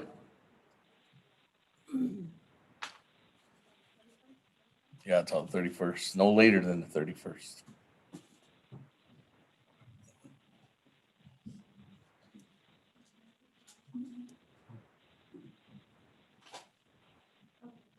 Pat, so to take roll call. Vote. Honorable Elmer Begay. Honorable Key Allen Begay Jr. Key Allen votes red. Thank you. Honorable Key Allen Begay Jr. votes red. Honorable Paul Begay.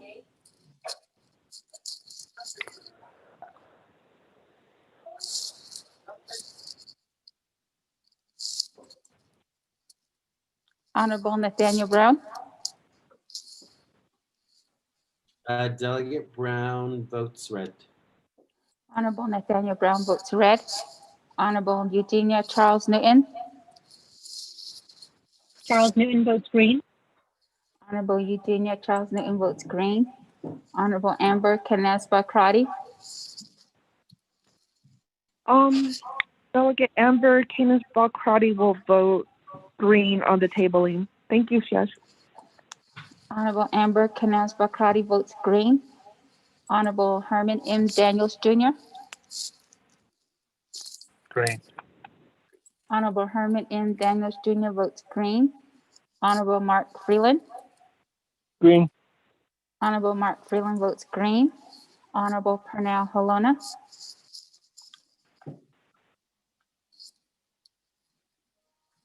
Honorable Jamie Henio.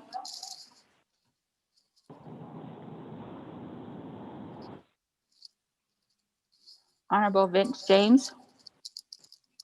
Delegate James votes green. Honorable Vince James votes green. Honorable Rick Nez. Delegate Rick Nez votes red. Honorable Rick Nez votes red. Honorable Carl Slater.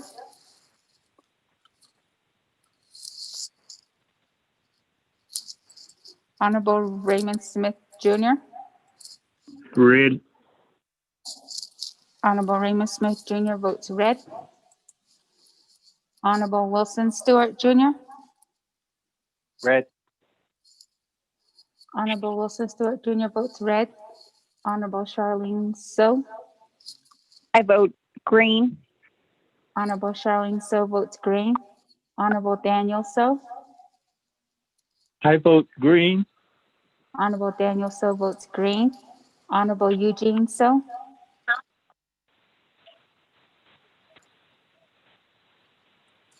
Honorable Otto So. Green. Honorable Otto So votes green. Honorable Thomas Walker Jr. I vote red.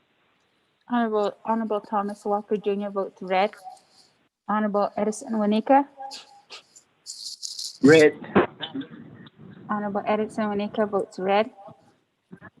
Honorable Edmund Yazi. Red. Honorable Edmund Yazi votes red.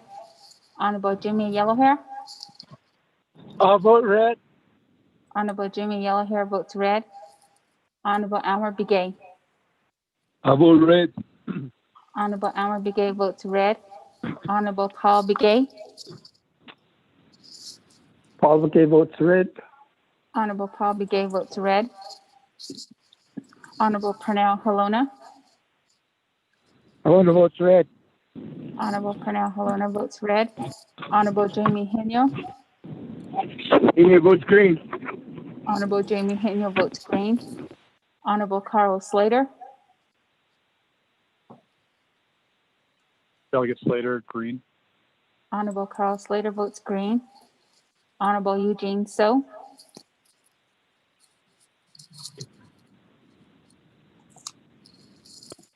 Speaker, with a vote of 10 yeas and 12 nays, Speaker not voting. Thank you. That, colleagues, on the tabling motion, 10 in favor, 12 opposed, chair not voting. Motion fails. That, back to the main motion. On legislation 0220-20. That, colleagues, I do not have anybody on the board. Are we ready to vote on this legislation? One, yes. Get Crotty with the question. Yes, Madam Chair. I'm Crotty. Yes, thank you, Speaker. I appreciate it. And I am looking for the document that we are waiting from Land Department regarding what should be the expectations on how this fund will be used. I recognize the vast amount of power the Land Department has regarding these purchases. And so it's not clear how this purchase was prioritized, has a higher priority than other lands that have had issues with in terms of, I read the newspaper and I think I'm really concerned, especially when it comes to water, on how there's these land issues that create a really hostile environment for our people to access water. So I'm stuck on that, and maybe the sponsor can help me, because I hear appreciation, I hear value of it. I don't see how that outweighs having a solid plan to purchase property that will provide basic services to our people. So that's where I continue to go back to, because I'm continuing to look for that. So if I could get that list of how this funding is proposed to be used in the future. I also want to thank all of our constituents who are listening online and providing additional information. We stand in solidarity with the challenge you face. It looks like even one of our Head Start centers has an issue with the land that they're currently on. And again, so it goes back to, how do we prioritize to make sure that there's early education services for the community versus this property acquisition in Washington, D.C. And with that in mind, a question that I had and I have not asked currently is the risk management, the insurance aspect of this property. If I could get clarification on what entity or what budget would be used to provide the insurance, that would be helpful in again, just trying to outweigh how we could be purchasing property to provide basic services to our people. Thank you, Speaker. Thank you, Madam Chair. That, just to answer your first question, Madam Chair, we have not received anything from Mr. Mike Colonna yet. And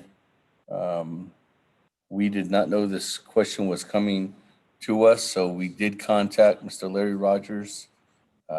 Unfortunately, we haven't got a response back from Mr. Rogers. So there's that for first, just to give you an update and status on that document, or those documents. So with that, let me go back to Honorable Stewart to answer the rest of your questions. Honorable Stewart. Okay, thank you, Chair. I will ask Ms. Lewis to answer your questions from Mayesh. Thank you, Delegate Stewart, and thank you, Delegate Amber Kanazba-Crotty for the question. Unfortunately, I do not have an answer to your question, but what I can say is that the Navajo Nation Washington office is insured through the risk management program. And so when our office space was damaged this past year, we had to file a claim through them. And it's our understanding, just going through that process, that I learned that the Navajo Nation is self-insured. And so we would need to secure insurance through the risk management program, and it would be with their advisement that should we obtain insurance outside of the Navajo Nation, it would be at their recommendation. I also want to defer over to Mr. Mike Colonna, who has more experience with acquisitions. I don't know if there's anything else that he might be able to add. Thank you. Thank you. Any other, anything else? Honorable Stewart.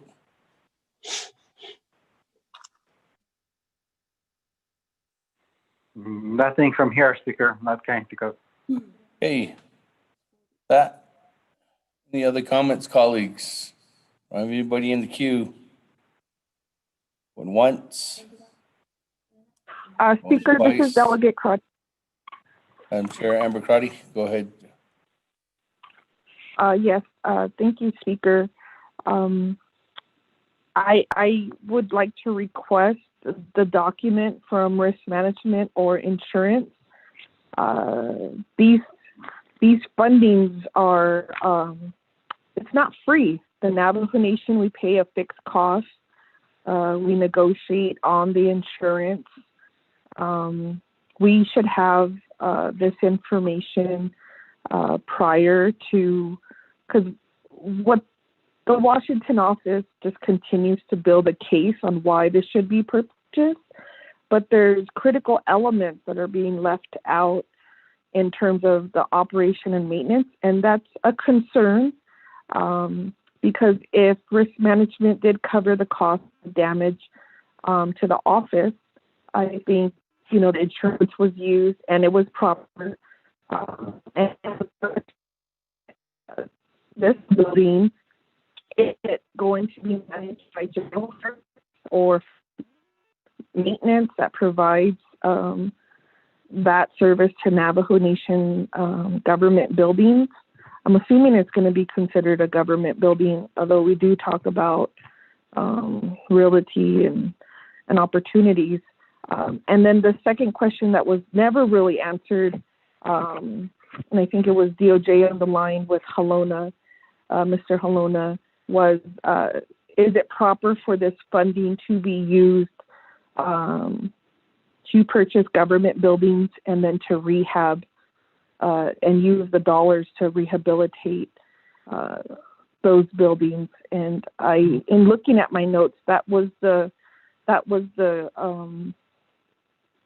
question that I had, because I wanted then to see are we going to start using this funding for our senior centers that are dilapidated and other government structures that we have here on the nation with some of our assessments.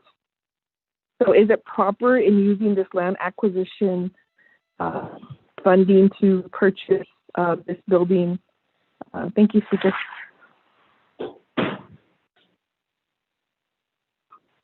Larry Rogers calling in.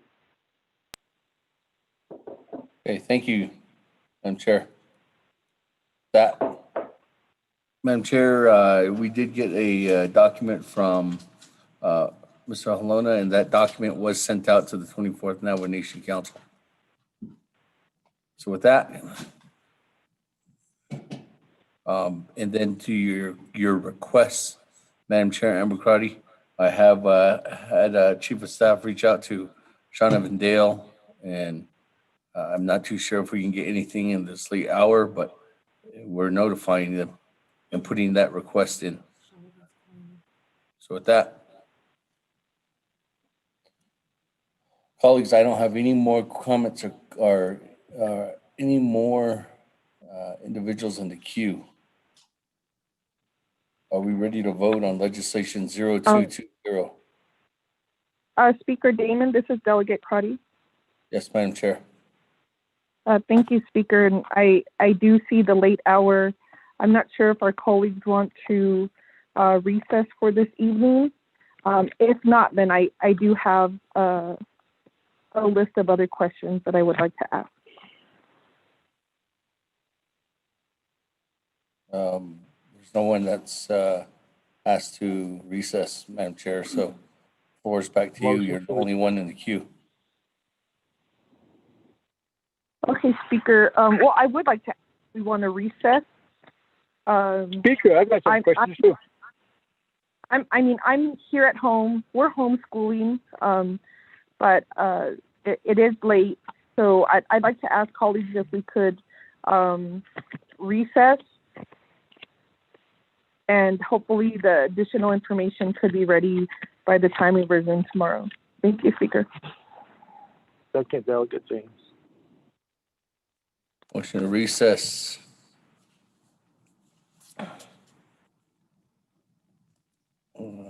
One, 2, 3, 4, 5, 6, 7, 8, 9, 10, 11. Colleagues, there's 11 legislations on the agenda still after this one, just as an FYI. Motion to recess by Madam Chair Amber Crotty. And there is a second by Honorable James. That, colleagues, any comments, questions on the recess?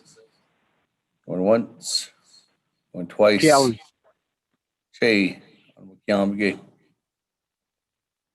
Chairman, it's very obvious the tactic that we're trying to do here. This legislation is going to the council. Maybe Shumaya just provide the listing of the documents that she's asking for and could be forward. We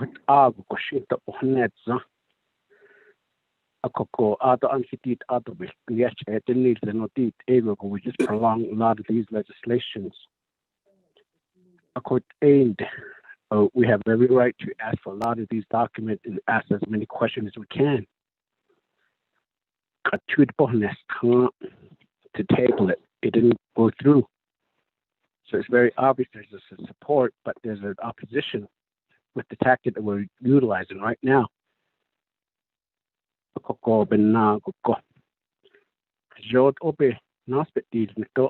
Let's finish up with the rest of the legislation. We could have done this a long time ago. Speaker, Ede Kodosha, colleague, Baninchko.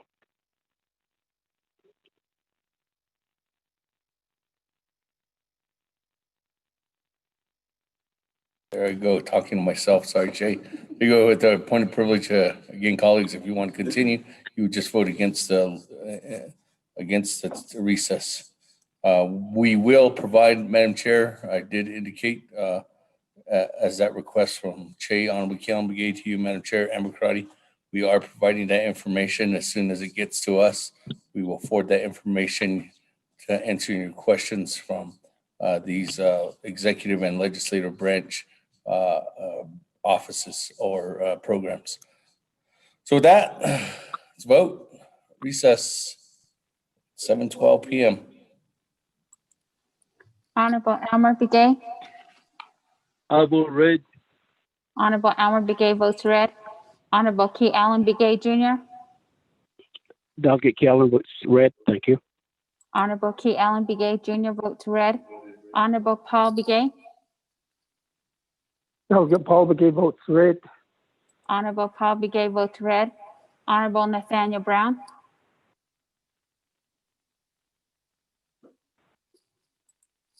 Honorable Eugenia Charles Newton. Charles Newton votes green. Honorable Eugenia Charles Newton votes green. Honorable Amber Canas-Bakrati. Delegate Amber Canas-Bakrati votes green. Thank you. Honorable Amber Canas-Bakrati votes green. Honorable Herman M. Daniels Jr. Green. Honorable Herman M. Daniels Jr. votes green. Honorable Mark Freeland. Green. Honorable Mark Freeland votes green. Honorable Pernell Halona.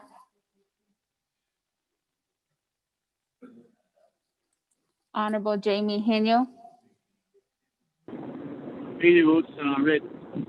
Honorable Jamie Henio votes red. Honorable Vince James. Delegate James votes green. Honorable Vince James votes green. Honorable Rick Nez. Delegate Rick Nez votes red. Honorable Rick Nez votes red. Honorable Carl Slater.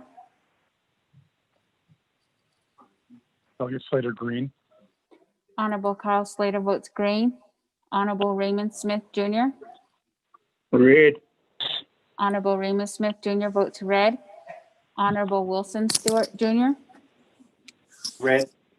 Honorable Wilson Stewart Jr. votes red. Honorable Charlene So. I vote green. Honorable Charlene So votes green.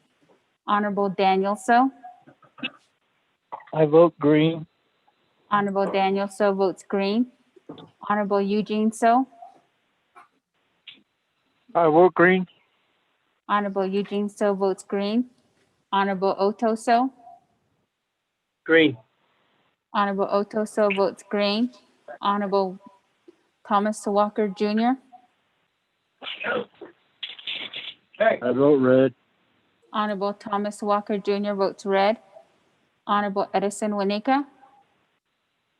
Red. Honorable Edison Winika votes red. Honorable Edmund Yazzie. Red. Honorable Edmund Yazzie votes red. Honorable Jimmy Yellowhair. I vote red. Honorable Jimmy Yellowhair votes red. Honorable Nathaniel Brown. I'm okay. Delegate Brown.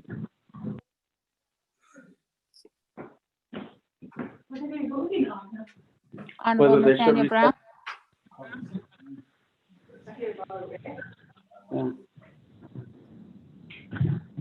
Hello, can you hear me? Now I can. Okay. Delegate Brown votes green. Honorable Nathaniel Brown votes green. Honorable Pernell Halona. Halona votes red. Honorable Pernell Halona votes red. Speaker, with a vote of 11 yeas, 12 nays, speaker not voting.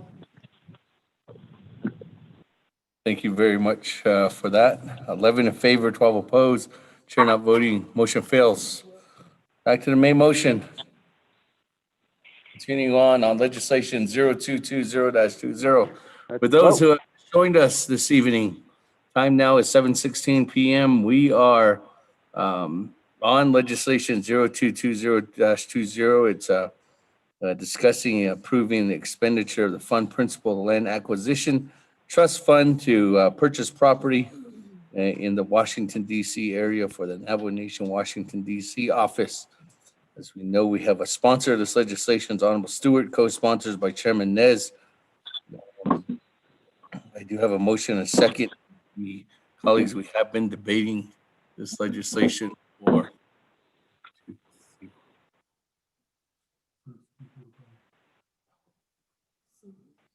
3, 4, 5, 6, 7.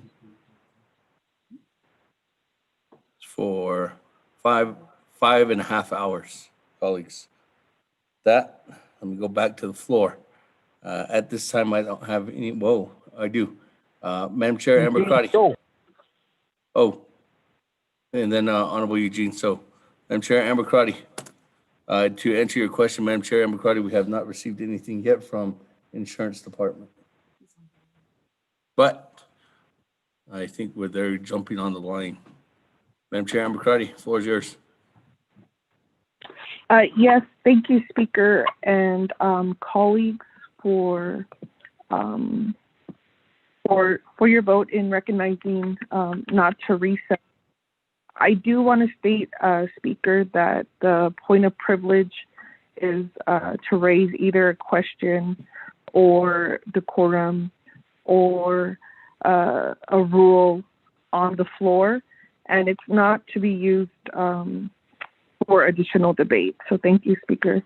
I do have this land offers that are being provided to the Navajo Nation, and I think in looking at this and understanding the limitation or what has been authorized to the land department, I'd like to know, get a little bit of, first of all, if this information is public. I'm not sure in terms of how these land offers happen, but moreover than where have we identified some of the priority areas that we need to address to provide basic service. So when I'm saying basic service, colleagues, this I'm talking about basic infrastructure like water, like electricity, so that constituents in those areas then are not challenged by that need.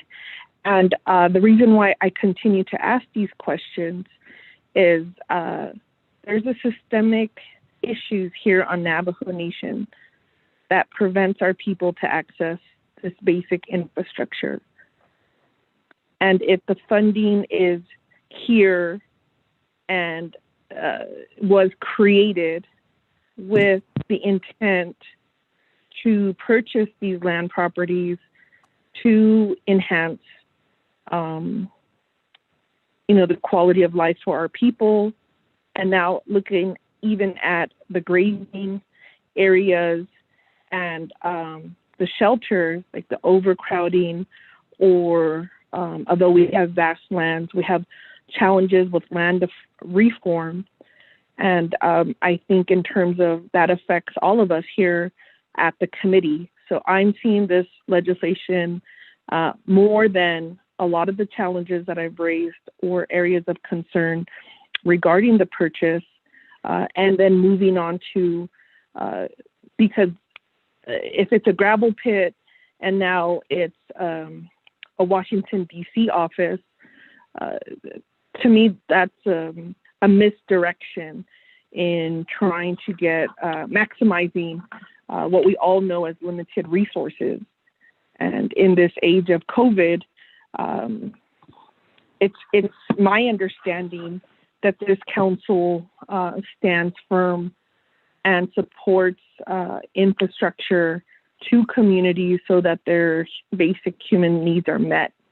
And I have yet to see that prioritized, and I've been pretty consistent as a delegate speaking to the access to water and understanding that there has been policy and political missteps, and now that's why we have nonprofits coming in to assist, to directly assist our people, because our system has failed to address those systemic issues. And that was brought up at the very beginning of the conversation with CARES in terms of right-of-ways and the limitation that we were able to provide to our people who just happen to live in the Eastern Agency or other areas where there's land issues. And I think in terms of legislation, I think, and I will stand by saying, purchasing a property, which this legislation reflects, it's an opinion and it's a value. It is something that I don't agree with at this point and at this time with this crisis is the priority on how we allocate these dollars. But in tracking the conversations and hearing my colleagues speak from the voices of their districts and how their districts are, whether they're supporting or having questions regarding this allocation, then I must also use this platform and this opportunity to make sure and pull in information so that it's not just a gentleman's agreement. That means a verbal agreement. It needs to be in writing. There has to be some type of amendment language so that there is some accountability that these will be worked on and how they will improve and enhance the lives of our people. I think in terms of other, and because we are using land acquisition trust fund, I'm trying to stay in that realm of what it was the intent and what was the purpose, and then how we continue to maximize those dollars. The goal, in my eyes, for not only this council and this administration is to have a solid plan for water infrastructure across Navajo Nation. And we have amazing engineering firms, colleges, universities who have mapped out many different approaches on how to bring basic water or electricity to the nation. And this is then one of our tools for funding that we could be using to maximize those services. And we then need to continue to voice that concern and give that guidance to our Navajo Nation programs, which Navajo Nation Council, as a delegate, we all have that authority to provide that guidance, those policy recommendations to the programs, and so that they are not making decisions in a bubble or in a silo, and definitely not making unbalanced decisions that will, especially when it comes to buildings, that leaves a legacy of the Navajo Nation general funds to have to maintain, operate, and as we talk along, insurance. I always appreciate listening to Larry Rogers. I believe he has a wealth of knowledge, and I would want to know then is if there is a priority in the office in working with the Land Commission, and then how can I, as a delegate who is concerned, and our district is concerned that everyone gets drinking water, especially seeing how access to water increases your health. It helps you, it lowers your risk for these devastating effects of COVID. And they have heard from leadership and agree that water continues to be the priority of the nation. So, Speaker, at this time, if we do have Mr. Rogers on the line, I'd appreciate if he could give me some insight, some recommendations, and some guidance. I did ask if there was a Eastern Land Commission resolution, and hearing none, I think at this time we have an opportunity to pull in some of these land acquisitions to assist our people that we represent here on Navajo Nation. So thank you, Speaker. Thank you. With that, let me move on down. Honorable Eugene So, floor is yours. Originally, that's in here, they should about 4 to 5 inches. It's not all together. Tonight,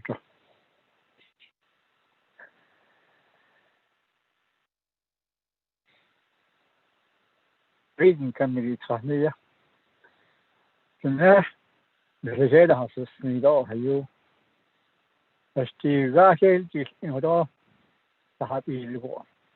He never tried to go to take us off. As far as a team that either that miss our doesn't call. Never care for guy in the whole TV. She tennis off as far as you. One but in the hotel.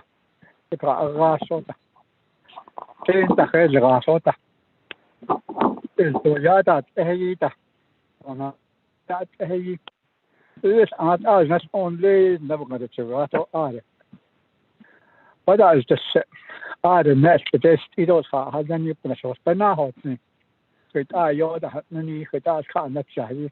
Was Penna hot thing. With I the pain this near that with us are the sea Ecasian case. But now, hot thing.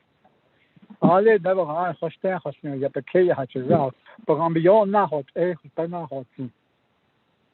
I was a young, with Addy this and with Ad young dish. For young that caught up at the year.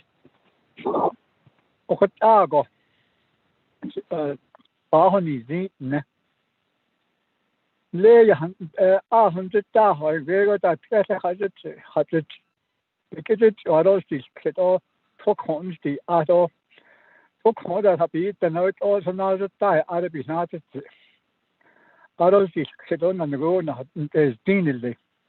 I don't tell you not a car. I don't win the I don't finish Nasby store but Nasby tax young.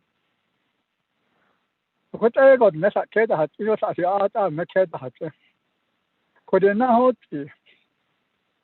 I go on this case, oh, I let they hard to AK and I down the creating meeting discussion. That had no quite open this case. He couldn't make out any that they don't just only the contact had any sorry. At this process, no, because it's a case now, so hard. Let's get or use that 20 big had a say, yeah, begin the million so that corn this case. I think about this. Because I trying to understand if I should vote red or green while I'm still thinking about the people out there that don't have running water and they don't have electricity. And the land needs to be rebuilt. And all of this is going on our reservation, and we're looking somewhere else where there's a lot of fancy lights and fancy people, etc. I'm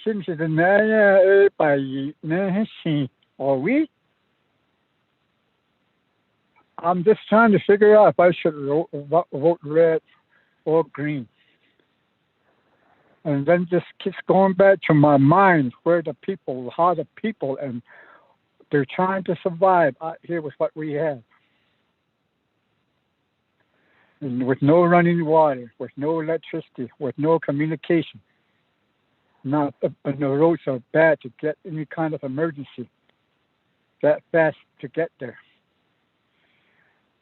So we have, are we going to clean our house first and try to go outside again, or we'll just keep our house the way it is and forget about it and then try to buy land where it's prettier?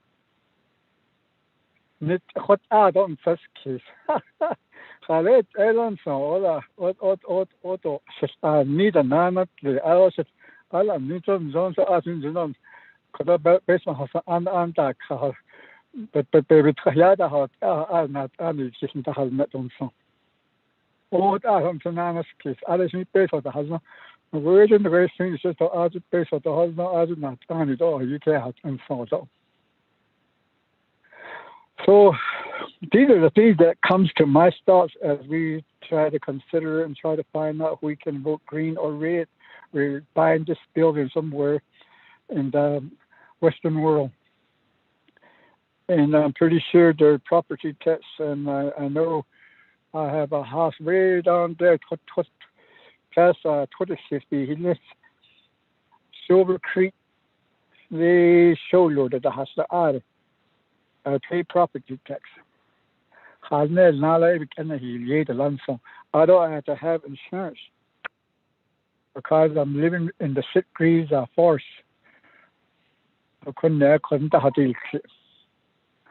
So I had to have insurance. Ida just on say quillet and that delegation from top on first case. The whole one any look at us alles picture that has such a whole matter. So it us all have to be hold on how's the foundation? How old is it? What is it made out of? I shall meet Auntie just me and the grains out. We talk on another telecommunications kit. You know, the hot bottle that even yet ain't the me. What's going on in this case? So, just by looking at the people, when I go to the chapter house and people in line trying to get their water, so about to buy 1 gallon cans in these, 1 gallon jugs in these, maybe 10 or 20 of them, to put their water in there. But no, forget about those guys. I don't buy that land over there with a building on it with so many $1 million, and I don't really care much about my people that voted for me. The sneeze, am I what I'm saying? So it kind of hurts, and also kind of like if I was a council delegate that thinks, hey, we shall have me so far to live, which is a part of it. On a green jet, it doesn't yes, but in this day and time, right now, because it's in the point now, so we take in Happy here, and then it's on, maybe last our creature, and the people are dying. And we're trying to satisfy ourselves with something else that's more luxury up there somewhere in Washington, D.C. We need to start thinking about our people. But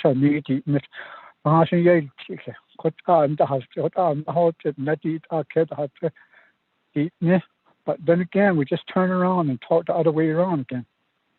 It didn't even happen. But these things are happening right now in our midst, in our family. I feel real bad sometimes. How can I help in Central Asia? And when I got interviewed, they told me they came back later on. So it's about 3 or 4 months later, told me that there are people asking where to put the money, where can they donate money, what do they need, all over the world. Shit don't need. At least I'm doing something in the Zini Craig. I don't need. It's actually 3 priorities, you know, to the state and the federal. I need to show you how Steve out and later. We need to start thinking about it. We need to start getting people there the same way as the Western world. And finish it in that and by it and they don't like somebody in Phoenix or somewhere in a big city. They don't have that. I'll buy the house. A big habit of it. No, the great level, but yeah, so added and no, that's it. This my broadband added. The secret or chance can't I let you to have the technique collection of Basita. Website. So that's not international letter has created and did that. I did that down, all the guys that cheer that down, right there. So that's what we need right here for our people. And we should be competing like that with outside world, right? Western world right now. But we're not thinking that way. We're just going to wait and just put some more $1 million somewhere else and let's just wait. Our kids will be all right. They need us in this case. That makes me think. So, however I'm going to vote, I'm still thinking about the people there striving. And then, Washington, and I sent all this.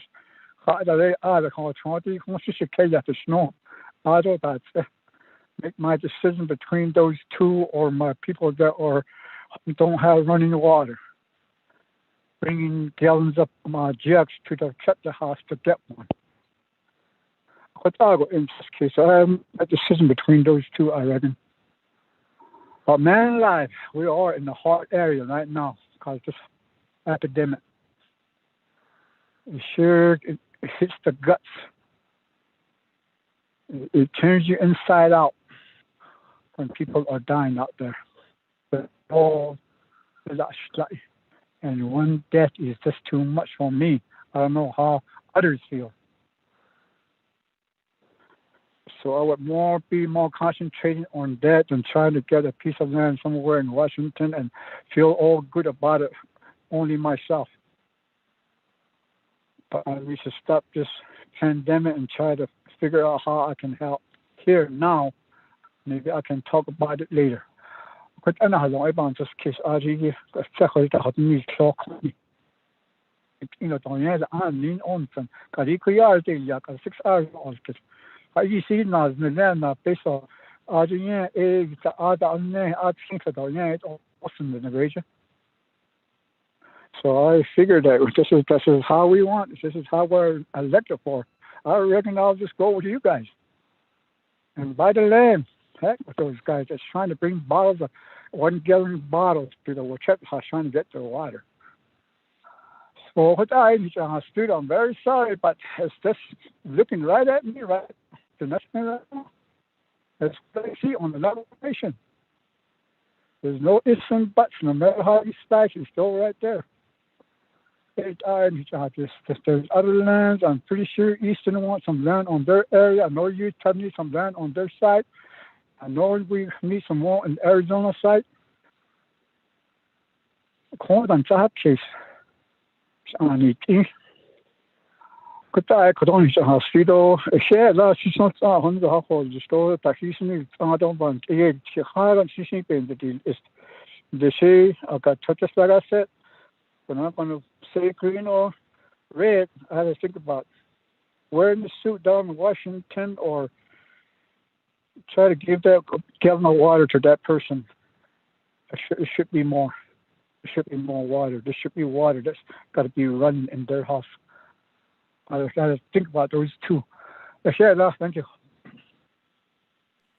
Thank you. With that, Eugene. So let me go ahead and go back to sponsor. Any comments, response to questions, or comments? Chair, I'll go ahead and Yes. turn it over to Ms. Lewis, who has some comments. Okay. Thank you, Delegate Stewart and Delegate So. As a listener to the ongoing conversation, I couldn't agree more that this is such an inopportune time. I think that we all should recognize that the ongoing pandemic was unforeseen. It was something none of us could have fathomed. However, we have been working on this acquisition over a year, and we have tried to work with under Navajo Nation law to acquire this building. The first time was to go under, using the existing process and using the Navajo, Dr. Rudy Shabala's authority, the DNR director, but that did not work. And we ran into some complications, which you all are aware of. And so this is the alternative. And the window of opportunity is quickly closing to the Navajo Nation. We have worked with the owner to wait over a year from the nation to hear from us. And he remains patient. He had already secured a different buyer who was going to purchase the building at $6.5 million. And it was going to be to a foreign country. But the United States stepped in and said no. And we would not have this opportunity but for that occurrence. Additionally, this unique property, and I keep saying that it's a unique property because it is a unicorn in that it has open air space, it has a carriage house, and it has a main structure. And its proximity is so rare. And to have this opportunity it is not gonna, it might not ever come again. This property has only been in one family, and it has only been on the market, I think the realtor said, 2 times in the last century. And I want to acknowledge how it appears. It appears that we are spending without considering, without consideration of what is happening. But it's very difficult for me to continue to see a rent check over $25,000 each month go out from the Navajo Nation, away from the Navajo people, and into probably a Biligana's pocket. The Navajo Nation will never see that money again. It benefits and enriches someone else's life. In 3 years, we pay close to $1 million in rent. I am asking to invest in property that we will someday recoup. We will earn back the money and some, because there is nearly a guarantee that this property will appreciate. And when we talk about Navajos who do not have running water, electricity, I was one of those individuals. I grew up without running water. I know the hardship. I know what it is like to chop wood, to pull coal up. There is not a day that goes by that I don't think about how we can support what you guys are talking about. The Navajo Nation has a small, dedicated team working for you. And the only way that we are going to remind the United States of their fiduciary and trust responsibility is to educate them, is to continue to knock on their doors and say, Navajo is here.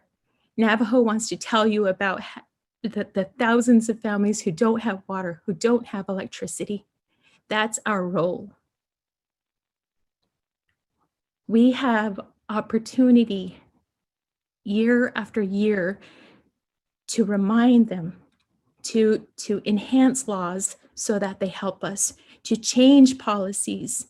And we are there by reminding agencies through our comment letters, by attending meetings. And so I recognize that it is not, again, an opportune time, but the benefits that come from this are seen when we try to support programs in finding grant opportunities, in making sure that the federal agencies don't change a rule that impacts Navajo. We bring so much more. And I really urge council to consider the investment and how we currently just throw away thousands of dollars in rent that never comes back. Thank you. Honorable Stewart, does that conclude your comments? Speaker, Chair, colleagues, again, to emphasize and ask for your support towards this legislation. You've all made positive comments.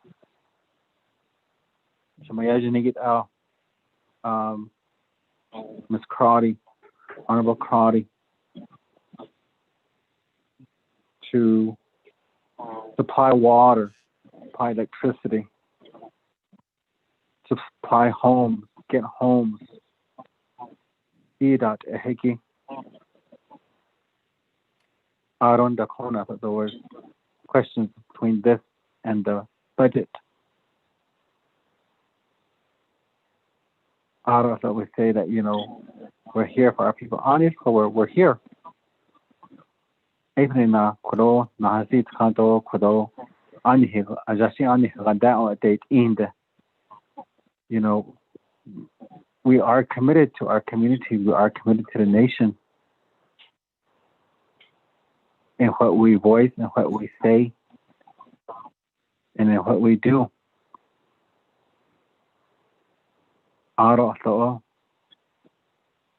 This office here again has been here since 1970s and has in the past years served its purpose as well with the staff that were there and to this day. And I believe that, we in the future we will have monies from it. We've purchased, leaders before us have purchased ranches and land elsewhere that have brought monies to the nation. Livestock, bison, where we have profits in those areas. And that's why I am still supporting this legislation. And so I'm asking for your support to this legislation as well. And I just want to share that much again. To the chair. Although I just now got a text message that Mr. Holana would like to express some words as well. I'll turn that back over to you, Chair.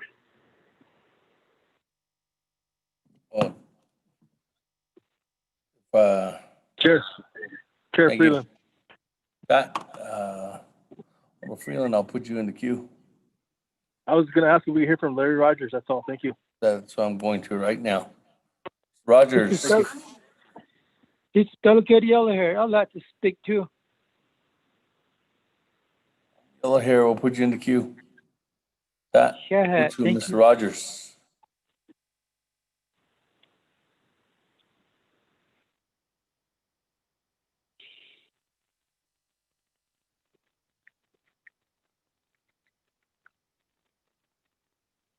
The Rogers going twice. Mr. Rogers going 3 times. That. Go back to the floor. Honorable Keon Begay. Jay, floor is yours. Yes, Speaker. Main motion. Main motion ko do. Satu bahat is. Ado abahojunit ko do juna hindas chudo yasi. It's yes tapiti nen hikojigo eastern juko a south other using. But it's good that we have some moisture in our area, but we need some more though. Di kodo pan yeke latte Washington the keto can the casa aniki nahiton no. Don't ego go kodo pan yeke.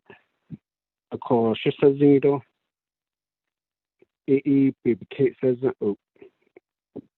Hala ACG Johnny Sparrows and go cut the quishing Shananish Shlado Ashley Kodo Bishbangs and then Shno a coco need agent the natural open yay and the Johit Ada what Asia Ishin Hotsagunja Akoko Batsuto Cosco Alle on legit a hostil Eko Bito Ishin need Ahakito and Hiki Bito Hanish one sheet out Bito in not or this no the Yada here.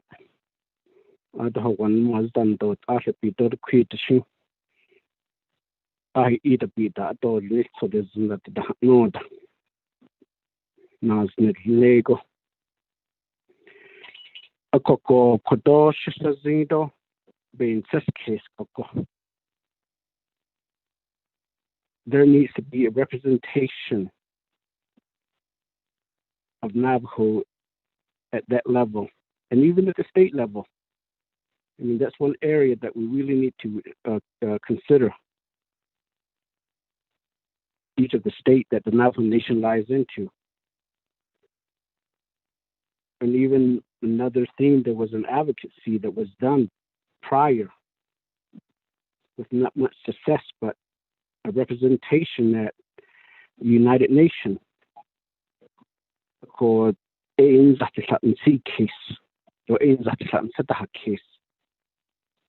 And even to Congress, just imagine how much power the Navajo Nation does have, but could have, if all of the reservation was in one state, Coco. Just imagine if we could be able to elect a representative, or even really persuade in electing a senator. Ako egit out atin sa case egit ako ko kodo pan ba hanat to bayat ki atsa koche ni an lingi ban si case study na 8 hours every single day. There's not a day for me that I have not thought about my 5 chapters that I represent, and the agency that I represent, and the Navajo Nation that I represent. That's every single day. Ako don't need a budget. If you look at Exhibit A, the Navajo Nation General Fund, column C, getting 166,945,206. Critical. Now, based on Liniki Hayinel.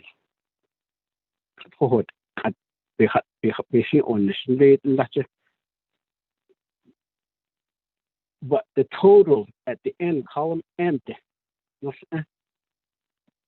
1,249,628,948. Of that, special revenue fund, external, 826,758,598. That external fund, is not being the main sort of not being has top base of the need of 826 million. This is coming from the federal government. And all of that is an ongoing. A lot of these funding goes to the school, especially the main one is IHS. Every single day, just what they say, every single day, based on nothing. Based on roads. NHA has not housing been based on so I couldn't down peso pinyan atato pinyat hatata hilate ako hela qui ate yesta to the English ad on a single day, every single day. So vinyeta kodo Sunday kasta but ad nihik adokota Sunantani Gliniki. If we just stay at the chapter level, are we able to accomplish a lot? Maybe, but we have to go into Windrup to follow up on a lot of these things at the chapter level. So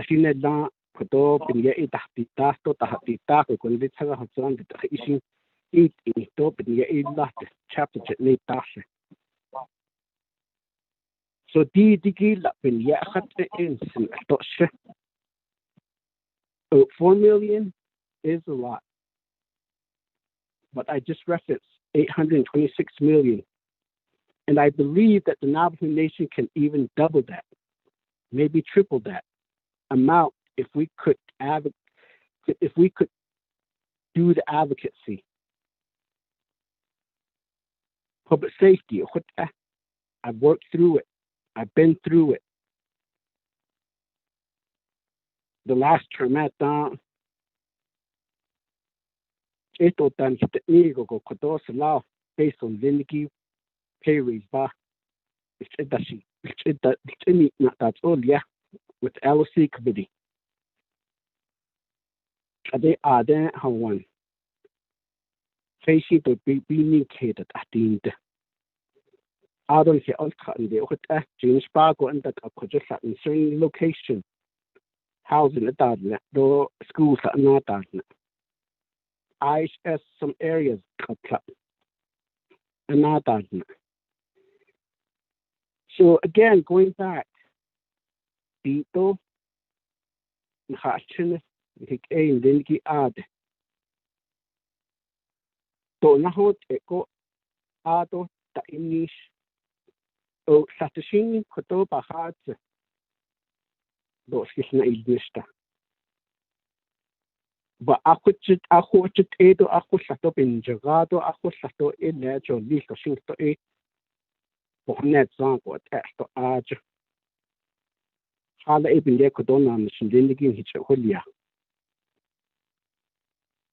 And as you know, that we some of us sit on the Tribal Interior Budget Council, Department of the Interior, JRBIA based on the identity, Department of Justice, Department of Health, Department of Education, Department of the Interior, EPA, and so on. Those are different areas that we have to deal on a daily basis. Water rights at the Banyata. Other Kodonal source there's several legislation supporting certain bills. We're saying that we can just mail it off and hopefully that they answer or view these documents. But my thinking is that we send these documents to our Washington office and that they continue to work with these staffers, the senators, the House of Representatives, even the White House staff. Ako heki na anshikika di dohut edolil instance. Aro koja yego sato ati nahot which is veteran direct service di ego ekodo na sosindinigi be katen kai. And I'm optimistic that the next administration will hear us.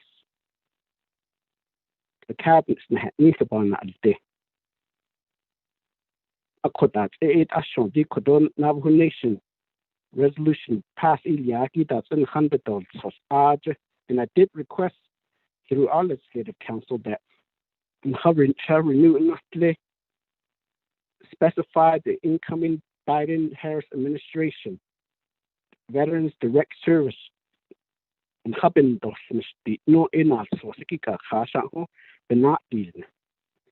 So who has to be there at Washington to talk directly with each and every staff? There's different areas. Oh, Hayuda English got ad. A Kodika Sansi Zate or Shidas, Asahoya or Zahago, what others, in C case, though what Ada.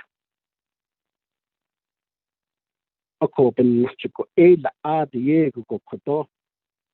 Ika Diadi Denki ad ad. Nahana Azisto, Naha. Yadiki Bay, Dokhead, La Ita Equated in hidden and Diniki Bay needs in stone list. The bunnies in stone list. We do need additional funding for water line. As of right now, my 5 chapters, the SDS list says that I need $30 million just to complete the current listing. Atinana. My 5 chapter needs about almost $100 million to complete over 100 miles to get it paved. Power line, that base of being half job, but I could the nabati ni go hash asa object that I see, yes, and just oh, you awesome. A lachit out or argent and then limiki at con and the house auto public happy nesta. Il Hachuton is out of permanent trust fund. Arjut Arkunanet at Sunil. The land which says that hard Shindy holds that the hot aperture should do no epa yet hit up the hot eye sats. A coping master question and I'm I may not persuade you to support the legislation, but as a delegate in advocating on behalf of the Navajo Nation at DC level, I've been utilizing the Washington office and get some information and ask for certain assistance and ask to contact a senator's office, a representative office, a secretary's office at the department, and so on. And that's how the advocacy for broadband first became about, the advocacy at DC level. Ik achul zat ik holjish. Ako ben natjes nant ano seniki. Tai sit of peso yo ika sun hannet nin hamo yat ki ikito shukut eta she. Adel hit na dopan siki sa di nimikito okut eta. So if we're just going to just stop and look at only the 166 million and do away with the 826 million, is that what we want? But there needs to be a strong presence and a strong advocacy on a daily basis, not just the time that we get there. Every single day. Bills by yate ado doshi peso yata sto nana because anish sto aj o huge dika shizini kliniki to haku hinzinda and that is lada putza others that know what are labeled non hit these ako eda adat haki hudat haki o huge shin hit Adbe has only quite shohin half on lesson. Beat on Han highest hit. Beat able codot nanitla. Beat are able to schedule. Johan Niguko. Add yet the policies the cashing not base kitchen in the Anish. Dobe the Inish ad. So that's where our representative from the 4 states comes into play, the 8 senators and multiple House of Representatives. So if we have more than 5, if we have more chapters that we're representing, how much time do we have to concentrate on one single chapter? That's to each of these chapters.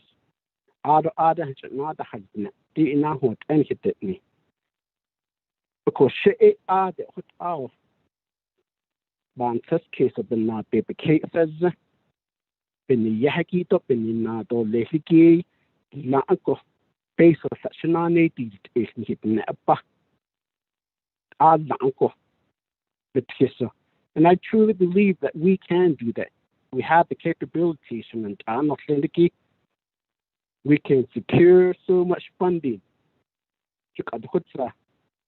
But yet, what in the based on his whole young ego could all unit and Jimmy his own native. Eben and speaking and should be Hajo spanded. I yo quite a lot is baby bassa who need no. A couple of natural zero. I would ego ain't such case even now at the station and Anofeniki. I think I need to vote to Hajo Banti case to Hajo in needs initiate the shift that then in now I yield to on sin. A cocoa benina go. I would been hitch a hasi or little assured that we can secure more funding for Navajo people kudo bahane zihiki put out and sinchanta kudo speaker. I believe someone is wanting me to stop, but I'll go ahead and conclude my comment here. But nonetheless, I'm hoping that everyone have understood my statement that I've made in Navajo. I always believe that I'm more clear in making my presentation in Navajo than in English. But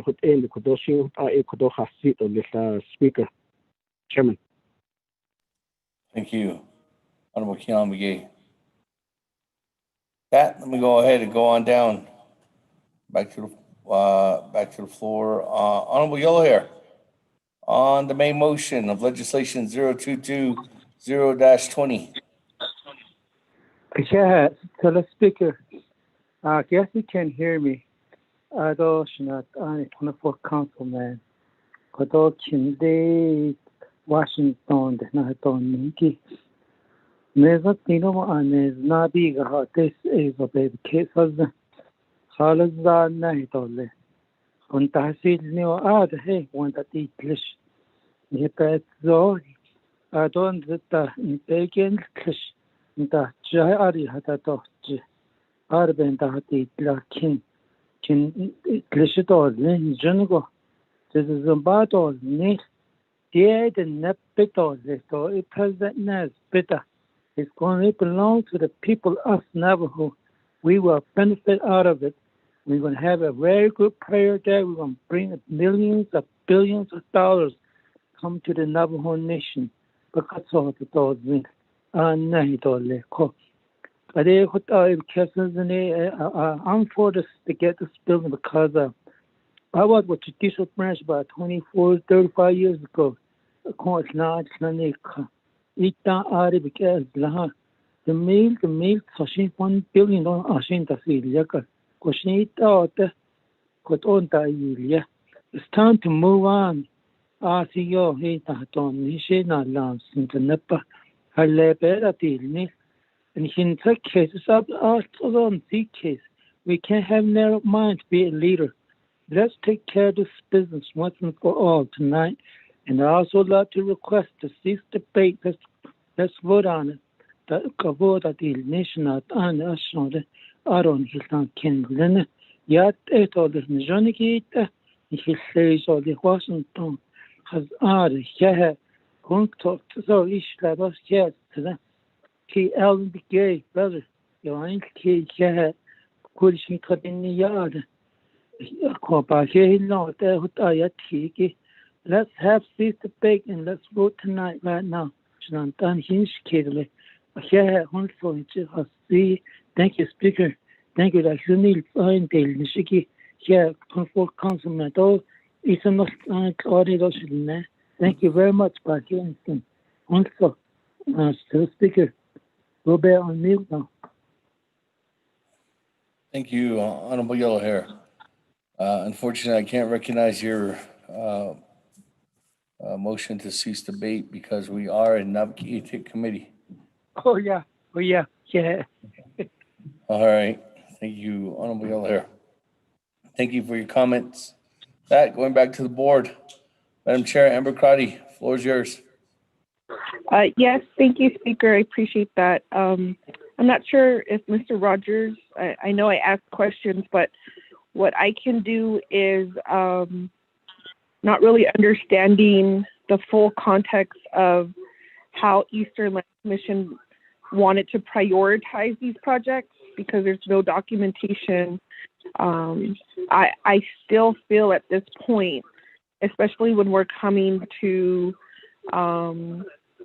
debating a purchase, that we should always negotiate, especially if it sounds like, in hearing the comments from my colleagues on how they support this purchase, some of the pushback I would like to say then is, what did you negotiate for your district?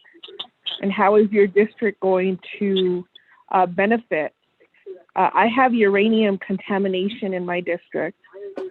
And if this funding could be used to get additional grazing land for them or to relocate if they are in contaminated areas or living in contaminated dwellings. I was interested in what the Eastern Land Board, the ranches and property that they were looking at. But if not, Speaker, because for Northern Agency, there is no land board where there's not a certain commission that I sit on to deal with the land and resource issues. And so if there's opportunity for using this funding to assist not only my district with uranium contamination, but other delegates' districts who have high uranium, this is the opportunity to negotiate how we are going to provide support and services for our people who are directly impacted. And so then that's why I want to know what land management's plan is. If there's grazing areas that have been considered contaminated, then where is the plan to offer some and farmers who now either have naturally occurring uranium or because of destructive mining cannot use parcels of their land? And if this could be used for the housing shortage, then what is the plan to provide better housing or healthier housing for our people in the districts that we represent? So then what I want to do is, while Mr. Holona is thinking of that answer, I want to ask the Washington office 3 specific questions. I want to know how, and in looking at the documents of Navajo Nation leadership, on December 4th, the Department of Health and Human Services, they proposed a new regulation. So by December 4th, the Navajo Nation was to submit our position or our recommendations regarding regulations that would deal with health issues, child welfare, temporary assistance to needy families, child care, mental health, substance abuse, and aging programs, which according to the sunset clause would be in jeopardy. I would like to be resent the documents that Washington office had sent on behalf of the Navajo Nation. That's my first question. What was sent? And I would like to be resent that document because currently I do not find that communication in my email from the Washington office. The second question to the Washington office is the Navajo Health and Education Human Service Committee has had multiple reports and communication regarding the upcoming fiscal year IHS budget formulation, which includes dramatic shift in terms of positions on the impact of COVID and how that's going to impact IHS. Please send me what Washington office produced for the committee and how your office was involved in those discussions and what is going to be produced as we move forward. My third question is the Utah water rights. There is a lobbyist for that Utah water rights. So in your accomplishments, I often hear Utah water rights, but we have paid a lobbyist. Has there ever been a cost-benefit analysis where Navajo Nation should request for lobbyists to address some of these issues as we move forward? Because I'm thinking of location and the reason why, like to invite congressional leadership over there. I am trying to understand if that's for personal political advancement, or then I would need to know a little bit more about how that would benefit the Navajo people. I would need a little bit more information. I'm still not sure when that is being mentioned, how, knowing that we have property there, how that plays a part. At one point, we were looking at, and we do have a political, I think there's like a PAC, but it has no funding. And then I want to state, and I think it's important because I wrote this down, I'm not asking any delegate or my colleagues to change your vote. I'm not asking that. What I'm asking is to use this opportunity to negotiate for our people to have a better living environment, have access to infrastructure, because this is the time. And so I appreciate my mentorship by Delegate Begay and the mentorship that I received from other past leadership, because it's this time is where you negotiate for the issues that you've been advocating for. We just received the budget and the line item vetoes. And so I think that is a clear intersection in terms of how we need to negotiate in writing, full transparency, so that not only delegates, but that our constituents know how this funding is being used. Because we'll have to demonstrate how we address COVID with this decision that I know that many hours regarding this property. It's been referred, but I think at this point, because I wrote down yesterday in the conversation at Resource and Development Committee, Ms. Lewis mentioned that the former speaker used to use this home or used the home. So I need clarification on what speaker Ms. Lewis was referring to. And I think that will also help in terms of how this property will be used. Again, going back to if it's appropriate to use the land acquisition fund. My question was not answered regarding if that could be used for a government building. And I'm still waiting for those questions to be answered. Thank you, Speaker. I'll get ready for my next set of questions. With that, we'll go back to Mr. Stewart.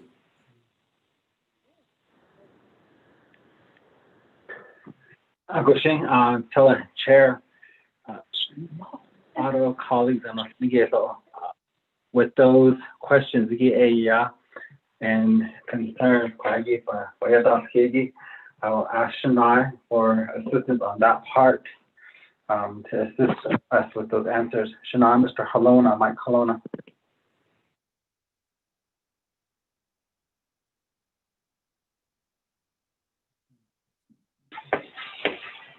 Good evening. Can everybody hear me? Yes. Speaker, honorable delegates, and those of you that are on the call this evening. And, there's been a lot of great comments. There's a lot of information that has been going on in this dialogue. And with the Eastern Agency, I know there's a question. We sent some information. There is additional information that I can send. We need to keep this information confidential, because then if someone grabs this information, it could affect future negotiations on any acquisition that we do. So it didn't Eastern Agency, I know, has come up and is still coming up as to what was agreed upon and what was the process. When I met with Eastern Agency, I clarified some of their concerns that they had with some of the tribal ranches. I explained the process. The land department has limited authority on its role in the land acquisition. The Division of Natural Resource has a role. The president has his role.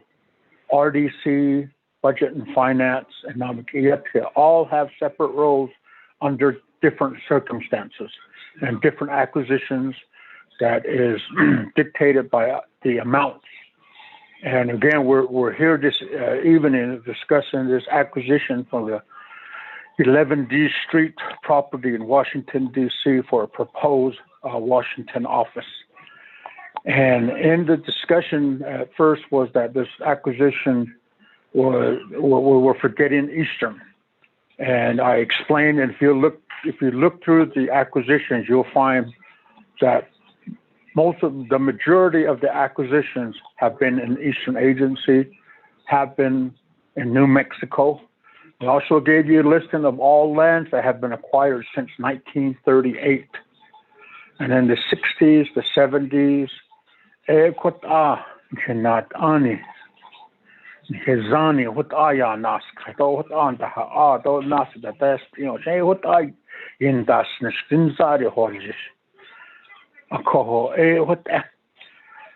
so when we look at land acquisition, you could see when it was established, why it was established, and the focus at that time was ranches to expand and to consolidate under the Land Consolidation Act, which is a great endeavor that we all support. Mind you that the nation can only acquire lands that are offered. And all of these concerns that have been brought up are the same concerns that we ask when a seller is offering their lands. And so in Eastern, they said, well, we understand the Lobo Ranch, Crawford Ranch, Hillcrest, Red Cliff. You guys didn't purchase it, but you got to go back and understand what were we working, how far did we get, what was provided. Was the acquisition, was the asking price too high? Was the asking price beyond the appraisal price? And so, those will break deals. Also, you talked about management and operation. Not only for the property is who is going to operate and manage these properties.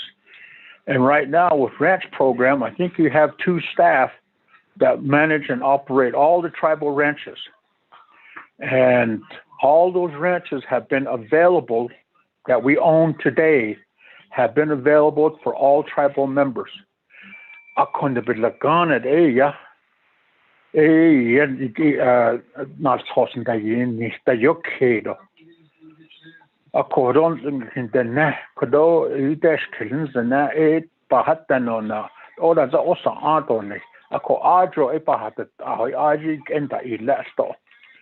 And so even that has evolved. It changed. New regulations happened. And so now it went to a bidding process because everybody said it was unfair. Their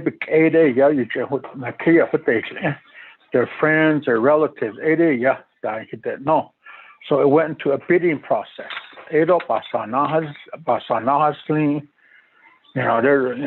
the ones that can bid higher are able to lease those lands, and those that don't bid that high are left out. And so we're going through this evolving process. And so when we looked at Lobo, and I mentioned this before, that the previous 2 resource committees, so that'd be the 22nd Council, 23rd Council, we took tours with them. We went up there. We also went in the helicopter and looked at Lobo Ranch, Crawford Ranch. We were offered a price. We got to the ranch house, we pull out the map, and the owner's telling us where all these fields are, the water system, showing us everything. And he pulls the broker aside, goes in the other room, comes back out. And then the broker says, I need to talk with you.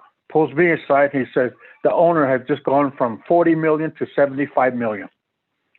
Because he saw the nation was really interested. And his position was if they really wanted that bad, I think they'll pay any price. So he upped it to 75. We worked on that process, and then it stalled because there was a divorce.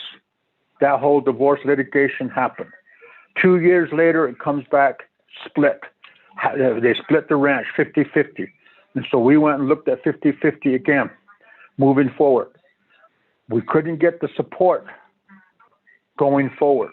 We couldn't get the president at the time to say, that's a good buy. We should get it. Let me sign the purchase agreement. So we don't have that ability to be able to do that. And so that is where some of these negotiations break down. It's not from lack of initiative. It's really price could kill it. Who's going to operate it? There's nobody. We want a plan also because some of our ranches are still sitting there. Some have broken fences. Water systems don't work. There's no management that you know.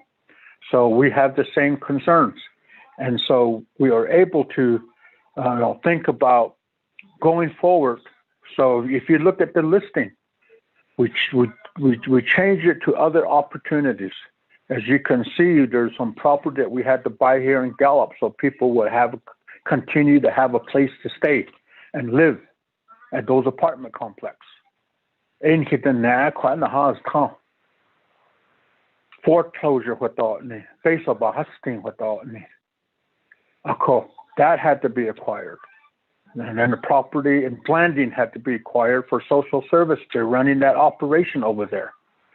So if we didn't step in, when the nation didn't step in, we would have lost those opportunities and it would have affected future operations. And so if you look at the list, there was other offers. And Delegate Freeland mentioned the old trading post in Carson, Herfinale. That has been in the works probably for 3 years, working on addressing that. It all started because of the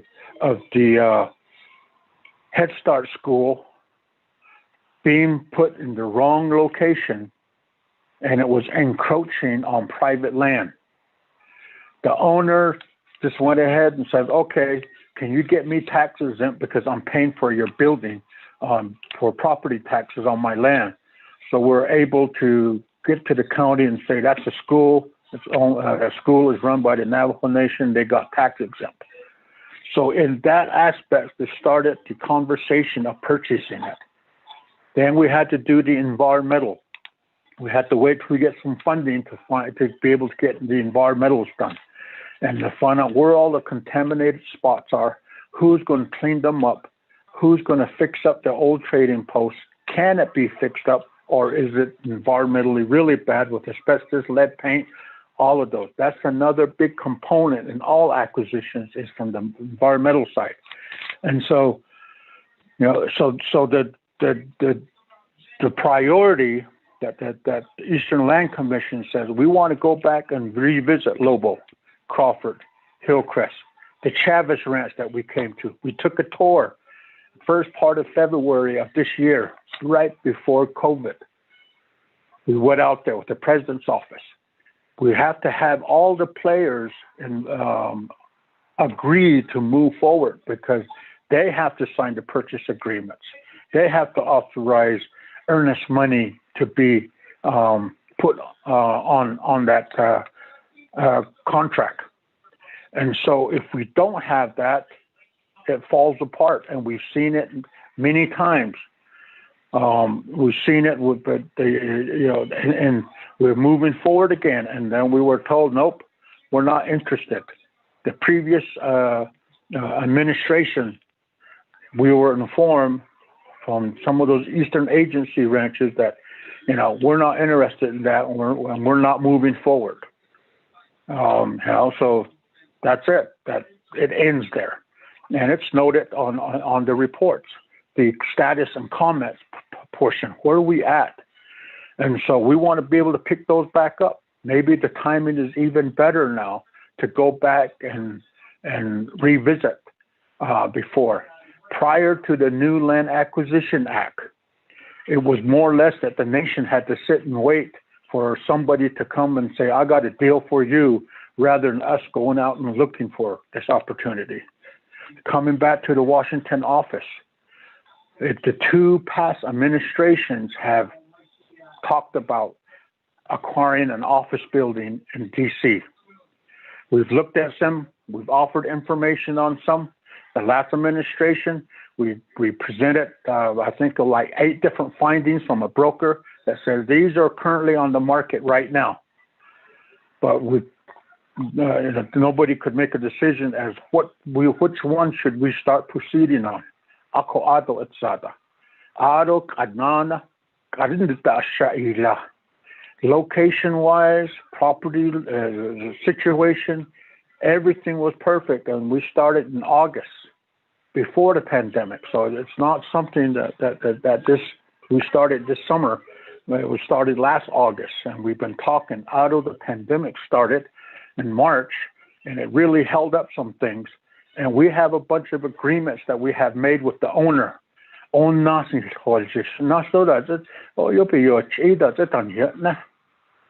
Are they just stringing us along? That's it on this and that, because we keep telling them there's a process. We have to do this. We have to do that.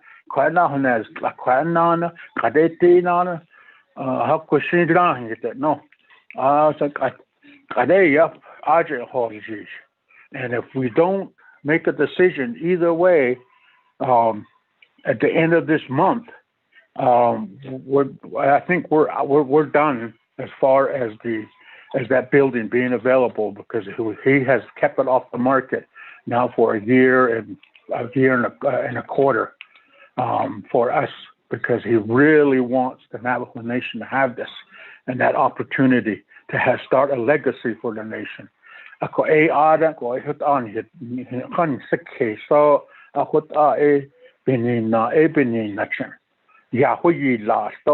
I say that by the has what I 6.5. I don't got that the unlegend 4.8 he could ask for more. But Hashit on Han case and his Lenny Glenny Hashit on case. But just imagine the Navajo Nation flag flying in Washington, D.C. across the street, where the exit from the parking comes out from the all the decision makers. They come out of that parking lot. That building is right in front of them. Imagine the Navajo Nation flag sitting there, flying there. We're permanent, we're solid, we're stable. At end it. What up on such a case?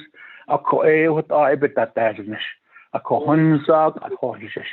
Ako what Ms. Crotty, is that's what we did with the Eastern. We look at these properties. Where are they at? What is available? What is it the need?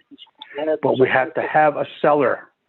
BLM has to go through, and it's public land. They have to go through the whole public hearing and the whole aspects before a periodic process as well to be able to offer lands. And so in closing, I just want to say, we've been working on Eastern Agency. Nobody has said anything about the 45,000 acres we got from the state of New Mexico in the land exchange. We exchanged 42,000 acres, and we got 45,000 acres out of the deal, because it went value for value. And all those lands now became to Navajo Nation that are tax exempt. They're fee patent lands, the patent lands that came to the Navajo Nation. And a lot of the people, there's over 127 families that were living on those lands. There was 5 cemeteries on those lands. And so that was a priority we also worked on, to be able to get that done in a year and a half.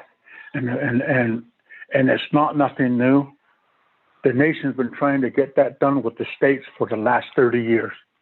And we were able finally to do it when the right players were in the right place, and it got done.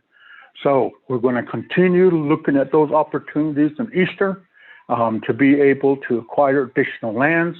And that's what we told Eastern Land Commission. We haven't given up. We're going to continue to move on, and we may acquire some different ones. But we understand that what it's going to take. And I know earlier Colorado came up, and now at the council chambers, I see the Colorado flag flying there. That put a Navajo Nation presence in the state of Colorado. That was what was the driving force from the state task force. And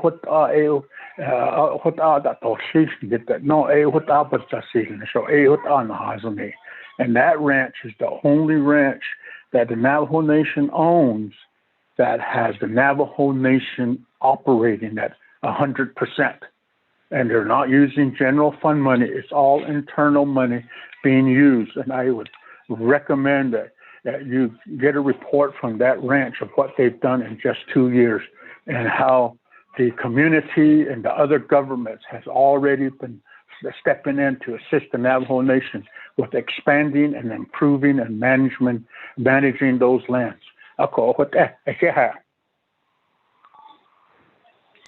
Thank you, Mr. Halona. Let me go to questions to Louis.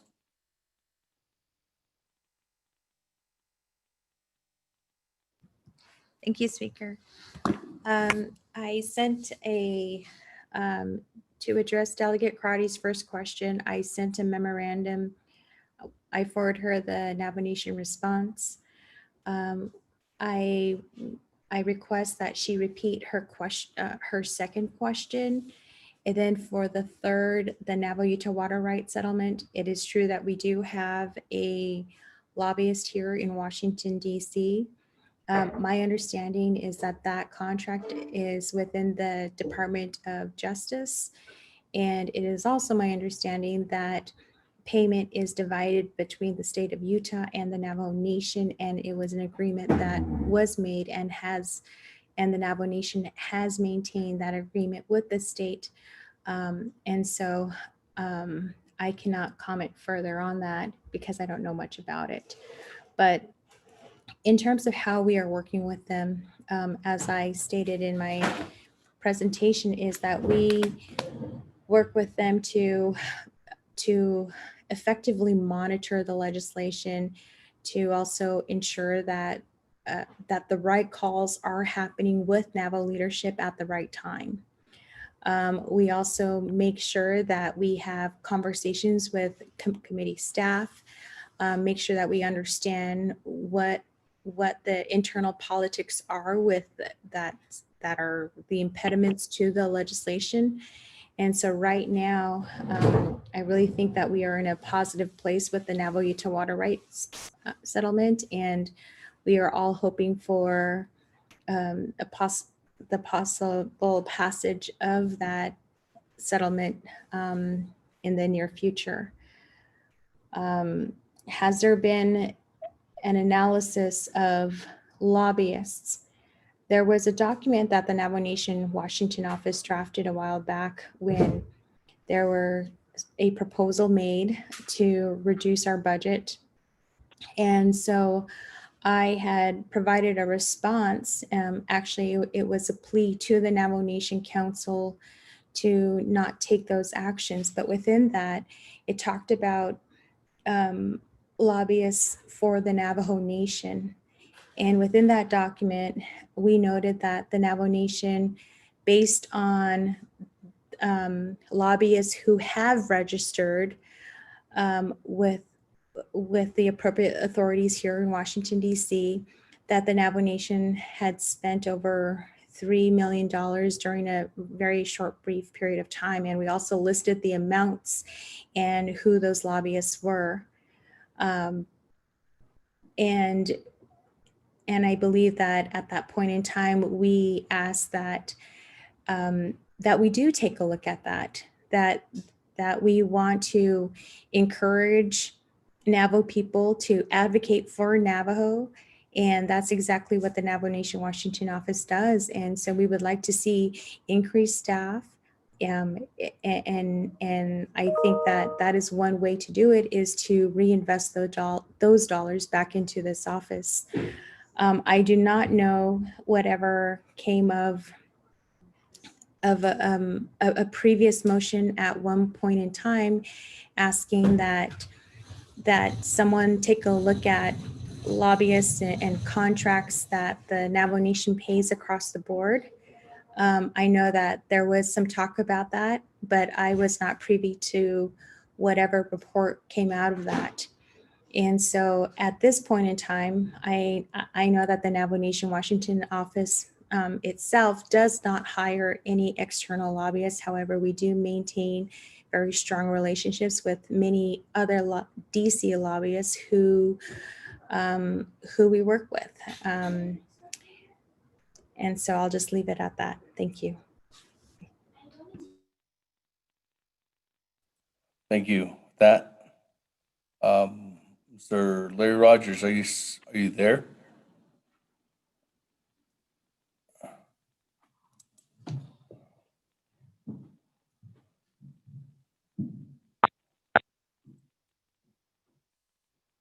Mr. Larry Rogers?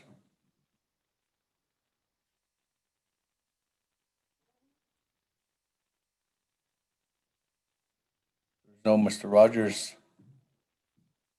Go back to there was a question back to you, Madam Chair, just for a follow-up. The second question, Ms. Lewis asked you to see if you could restate your second question to her. Thank you, Speaker. I appreciate the question. So I did want to confirm that at 8:29, I received the email regarding HHS commitment letter. So this was a memo dated September 4th. And so I want to ask the Executive Director if you sent this to Navajo Nation Council leadership prior to this email, and going back to the disconnect from office in terms of properly keeping Navajo Nation leadership notified of what's going on in Washington. And I think that is playing a big part in terms of not maximizing our efforts in Washington, D.C., as it takes, we're duplicating conversations with congressional leadership and with the administration, because when they know when it's an issue related to Navajo Nation, then they have to have a conversation with the executive, and then they have to have another conversation with legislative. And it's interesting to note that we continue to have challenge with the office not providing that type of information to Navajo Nation leadership. The second question that I asked, your involvement in the IHS budget formulation, and not the virtual consultation or virtual meeting that happened, but the Health and Education Human Service Committee has had on their agenda multiple discussions regarding the budget, the upcoming budget formulation, and the strategies for Navajo Nation to maximize dollars in relation to the impact of COVID. And so I would like to know how your office has been involved in those conversations, and as we get ready to advocate for our people. So what I'm tying into is I just need to know that role. That was my second question. Speaker, thank you.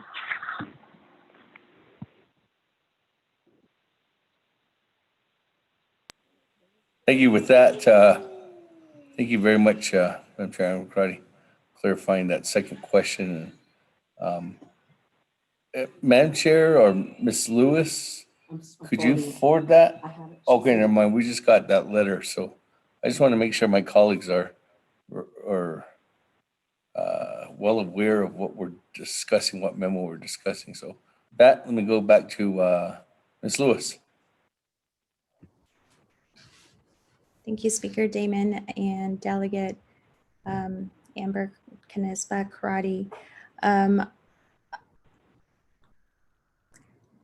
I know that we worked very closely with Dr. Jim, and I know that Dr. Jim also has a working relationship with HESI committee. And I'm not aware of what efforts she went through to ensure that the comments contained your input. So I know that we work in tandem with her, and in terms of the final cover letter, we did not share it with the council. As you can see, it was signed by President Nez and Vice President Leiser. Going to the second question, I want to state that our efforts have been wholly focused on COVID-19 and trying to find and try to help bring resources to the Navajo Nation. We understand that the federal government has taken a similar approach, and specifically Congress has. And so I believe that we have all been in tune to the news, which has really centered on the vaccine distribution, trying to talk about what was going to happen with COVID. And I think that earlier this month, there was a handful of members who were compromised. And so I think that COVID-19 has really demanded a lot of our attention. And that even rings true for Congress and the US government. They still do not have, currently there is a potential for an omnibus, but that has been delayed. We know based on the news this morning that right now they plan to extend the current continuing resolution by 1 week. So that extension should be granted tomorrow, and it should extend the federal government's budget to next week. And from that point forward, we should see an omnibus. However, those early drafts are not shared with external entities, and that includes us. And so sometimes when the House and different committees are still going through their own internal negotiations, they still have to go through that process without external, influence. And so at this point, we do not have a specific comments with respect to the budget formulation. However, we all know that the federal government tends to prepare their budget 2 years in advance. And so we did provide comments for the 2021 and the 2022 budget. And I believe that I think our most recent comment letter was probably spring of this year. I'm going to have to look through my files, but I'll try to see what might be the most recent document that is specific to IHS's budget. And so those are my comments with respect to question 2. Thank you. Okay, thank you. Let me go back to the floor. I do have next in the queue, Madam Chair, Charles Newton. Floor is yours. Thank you, Speaker Tilla. Speaker, just really quickly, I just want to know, and I was looking back at the budget, and I know that during the budget process, I was asking a lot of questions when it came to the contractual services that were indicated in the detailed budget and justification, especially those discussing consulting. My question at that time, when executive branch was going through and legislative branch and judicial branch was going through the budget process, was how much is the Navajo Nation actually spending on lobbyists at the federal level?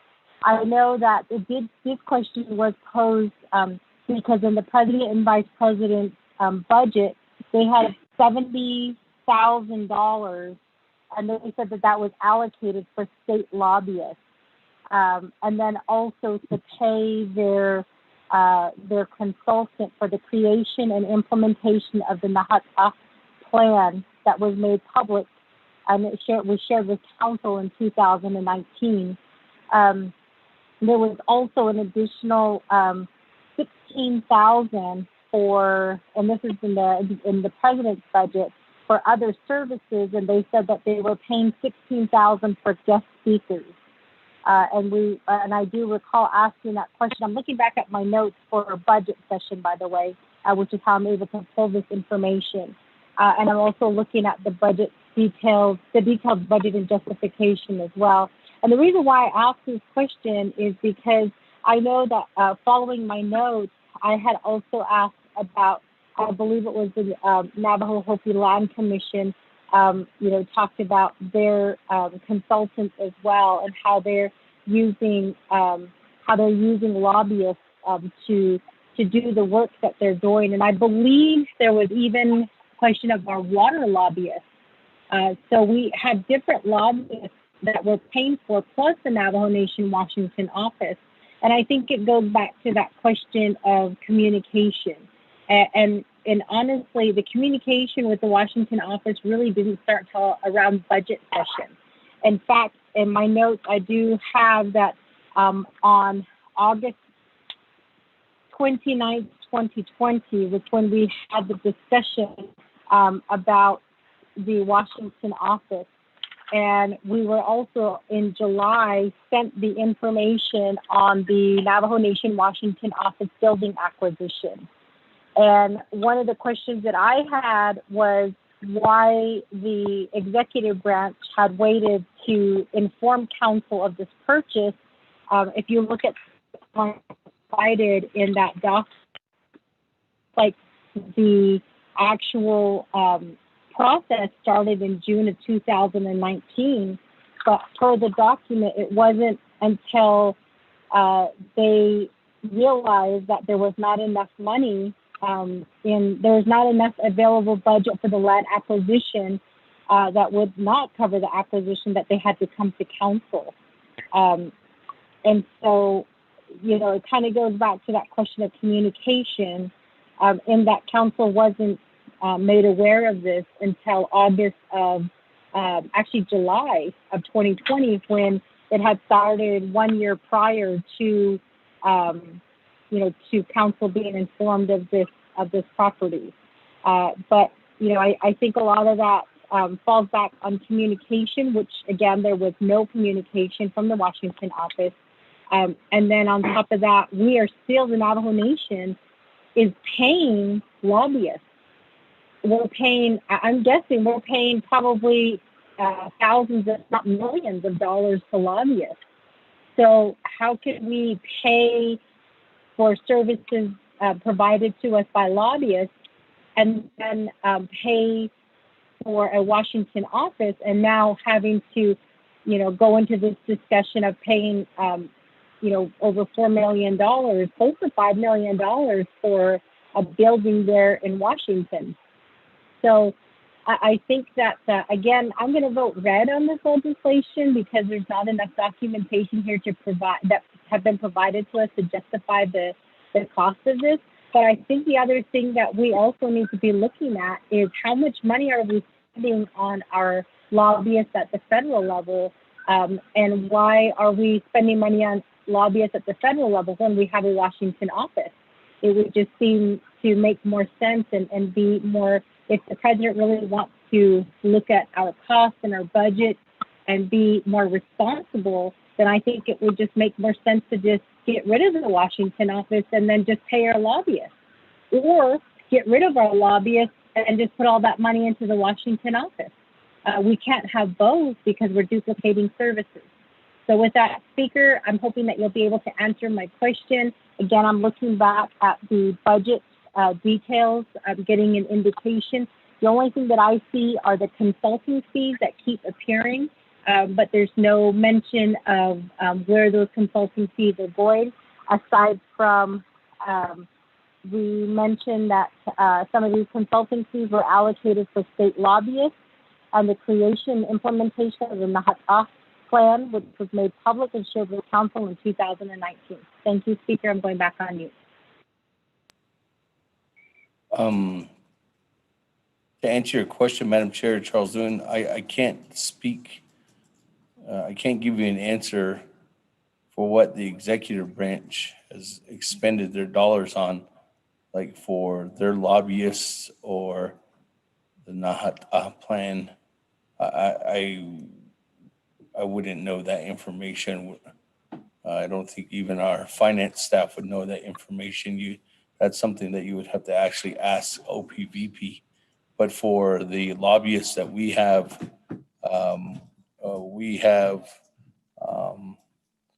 we can break down a listing of our Utah, Arizona, Colorado, and New Mexico lobbyists, and then also with our federal lobbyists, and then also for the committees too as well, like you did say, Navajo, Utah, not Navajo, Utah, Navajo Hopi Land Commission and Eastern Navajo Land Commission, and how much dollars go to those. We can give you a rundown from the FMIS system. Unfortunately, asking at this time, asking the finance staff, I don't know if they're in the office right now to give us a rundown. We are checking on that, Madam Chair, Charles Lewin. As soon as we get that, we will send that out. Thank you, Speaker. Okay. So with that, I don't have anybody else on the board. Speaker, Daniel So.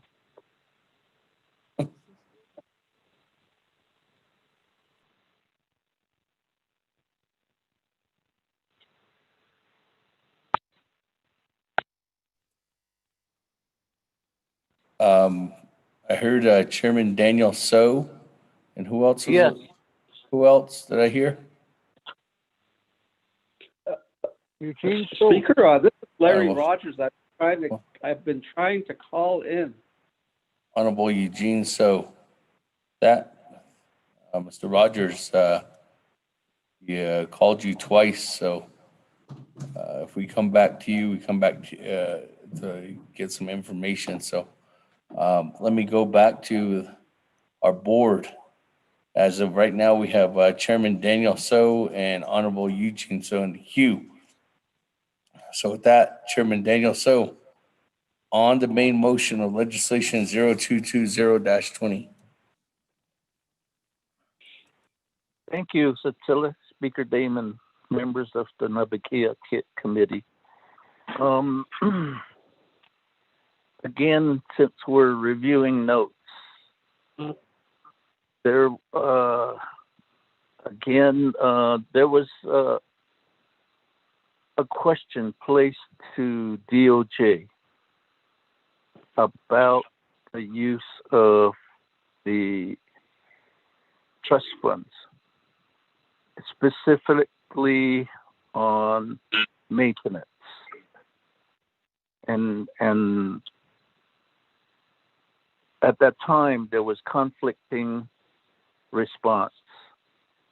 And as we go vote, I'd like to have that particular answer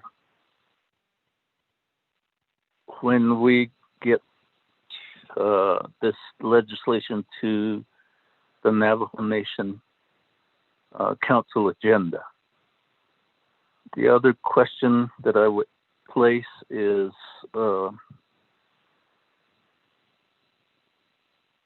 since it is taken from the trust fund, will this legislation need 16 or more votes to be lawful? That would be my statement and question. Thank you. Thank you, Chairman. Because this legislation 0220-20 is going to be dipping into the principal per the what Mr. Halona was referring to, this legislation, any legislation dealing with taking dollars out of the principal balance of the land acquisition fund must meet the requirements of 16 votes, 2/3 majority of the Navajo Nation Council and the president's signature. So I hope that answered your question on that one. To back to your first question, I remember that discussion, and that discussion was with, I think we have Mr. Mel Rodas on the line. Mr. Rodas, I know that question was poised to you in the thoughts about having to utilize the Navajo Nation Trust Fund, land acquisition fund, to pay for maintenance or O&M costs too as well. So Mr. Rodas, I guess there's a question is if that could be something that could be provided in writing as an official document by the time Navajo Nation Council is ready to vote on this. So, Mr. Rodas? Good evening, Mr. Speaker. Can you hear me? I can hear you, Mr. Rodas. Good evening, sir, and members of the committee. Yes, we can get something in writing to you, me and my colleague, Veronica Blackcat. But just to quickly answer, in my opinion, the trust fund cannot be used.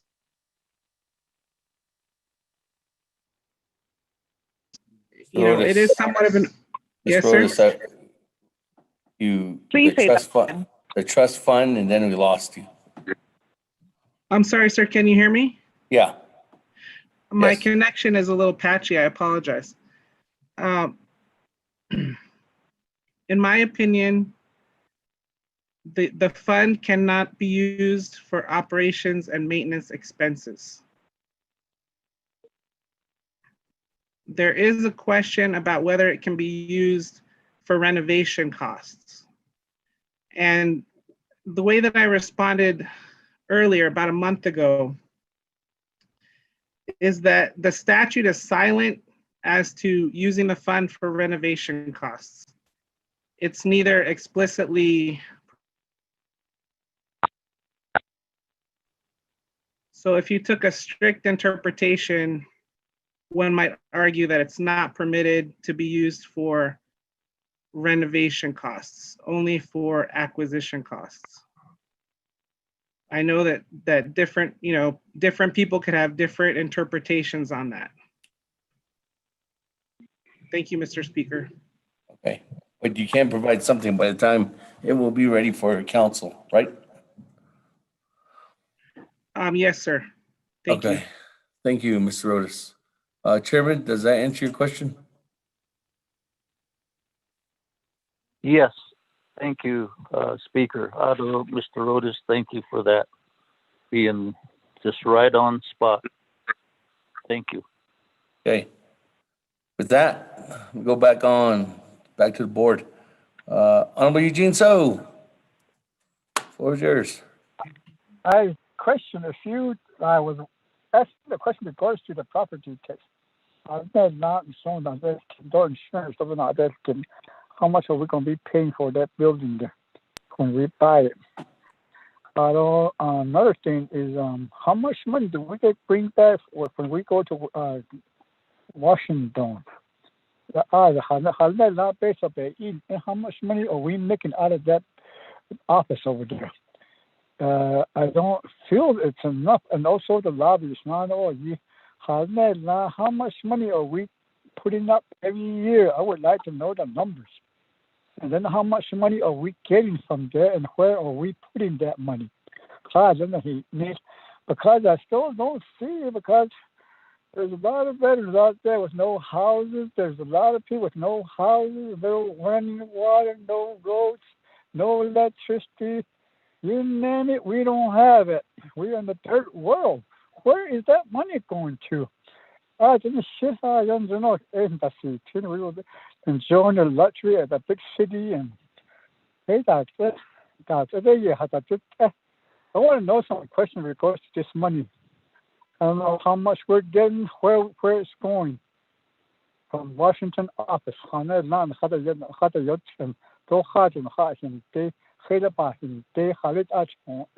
where is it being used? Because I still don't see nothing on the ground over here on the reservation. There are people without houses, no electricity, no running water. There's veterans out there homeless. I can go on all night if you want to listen to it, but I want to see the numbers. It is national. You see how I put their offices over there in Washington. I'm not a unicorn. I have plans for the people. I have a connection with the people. It's a natural bydown. That's why we're getting the COVID-19 really infecting people because people are living together. I don't see where it's going. I want to know I want to know the numbers. Maybe that money can be used to give it to all these houses for the homeless people on the reservation and the hungry people that we have. We only have a jet to bring water home with. Thank you, Speaker. I need the numbers. Speaker, this is Daniel. Hey, with that, refer that back to Ewan and his agents. Before I go back to Mr. Stewart, let me go on to Honorable Daniels. Honorable Daniels, floor is yours. Mr. Speaker, Mr. Chair, thank you.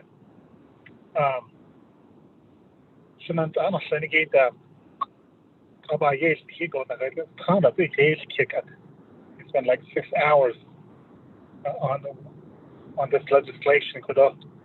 So can we please go through the vote? I'm ready to vote.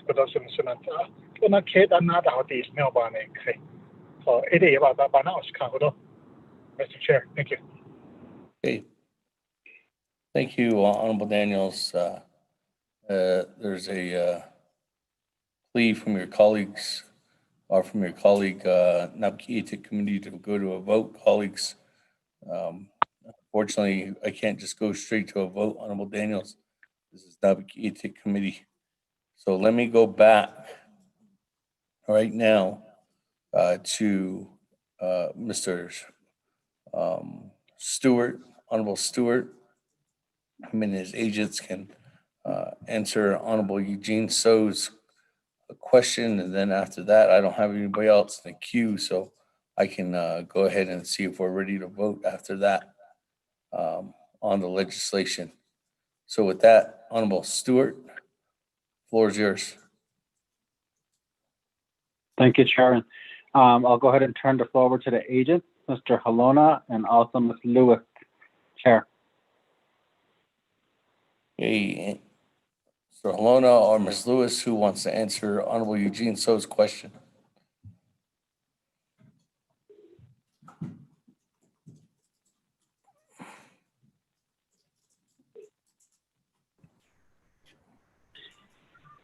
Mr. Speaker, this is Santi. I think that I believe that I previously answered this question, but I'm afraid that if I answer it again, I just want to recognize Delegate Eugene So, because I think he is a Navajo fluent speaker.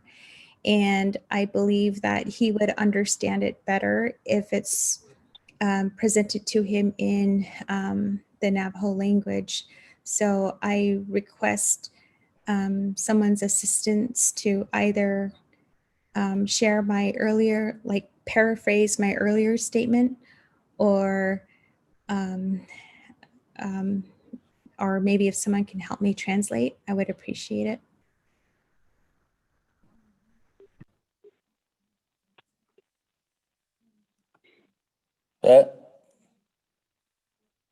Back to you, Honorable Stewart.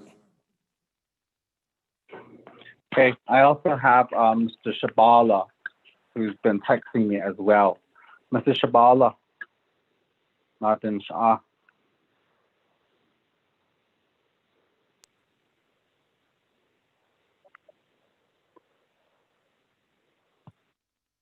Mr. Shabala, are you going to answer Honorable Eugene So's question?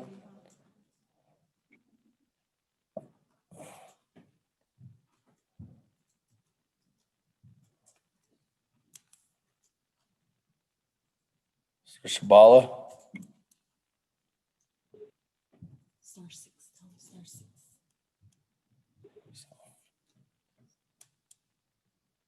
Back to you, Honorable Stewart.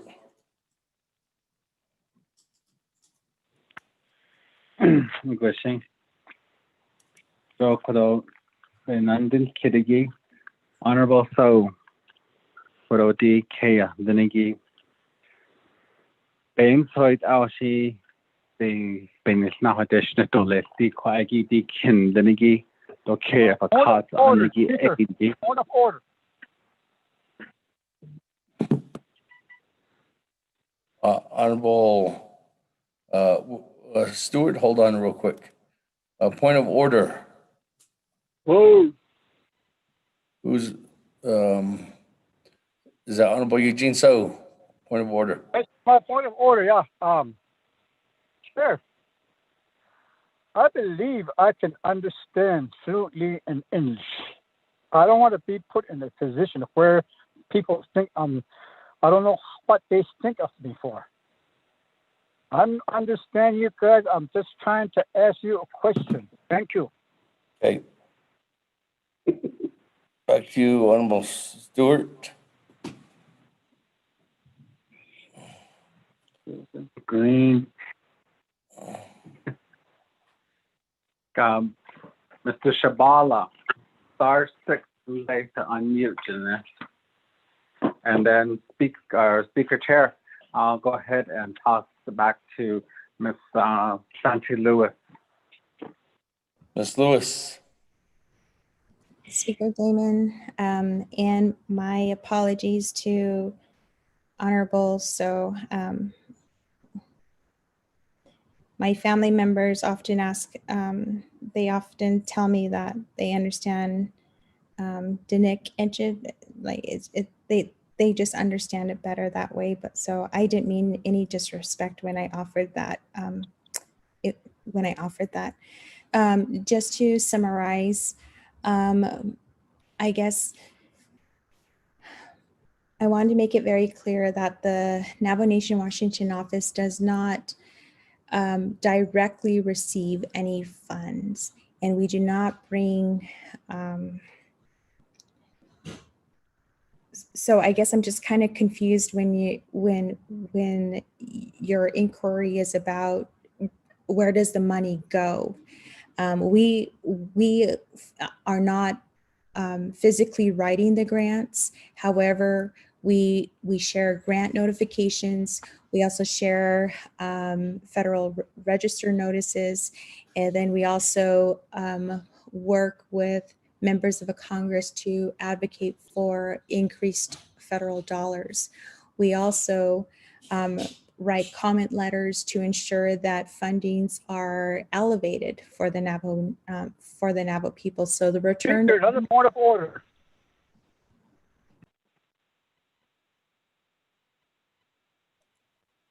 The point of order, Honorable Eugene So. What is your point of order? I want numbers. I don't want what she's talking about. I said numbers. You can just shoot it to me if you can't find it. Okay.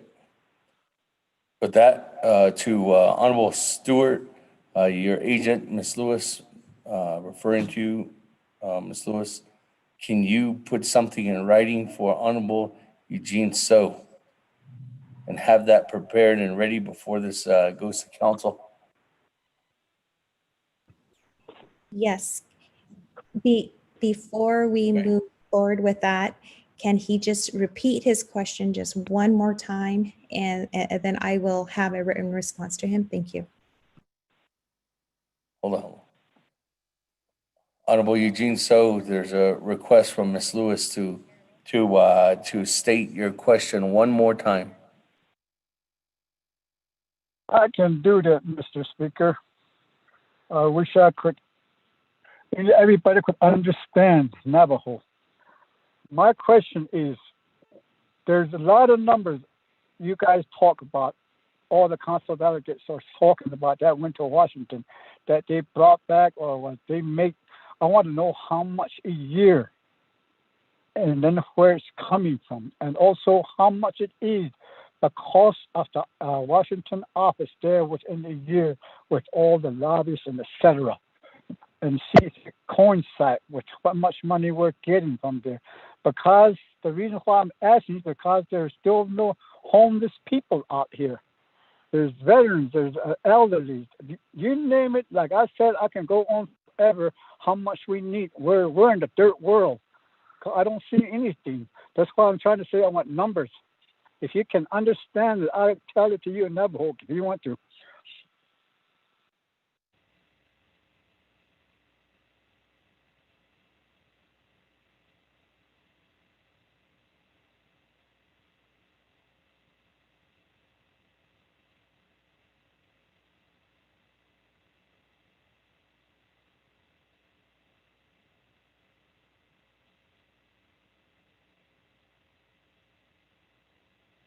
Speaker, you might want to unmute.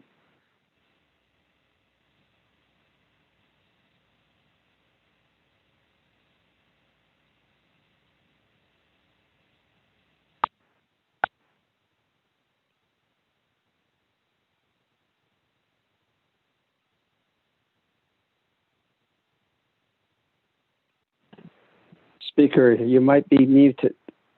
Oh, sorry. With that, Ms. Lewis, did you get the question that Honorable Eugene So was reiterating? Yes, I did, Honorable Speaker. Thank you. Okay, so Honorable Eugene So, per your request, as Honorable Chairman Daniel So has requested, the Department of Justice,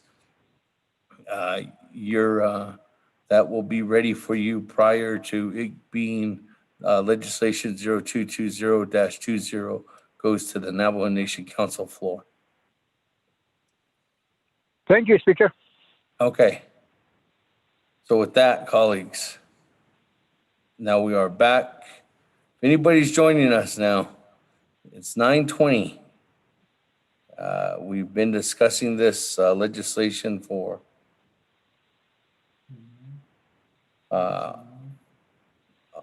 6 hours and 45 minutes. We do have a motion and a second. I do have one individual in the queue.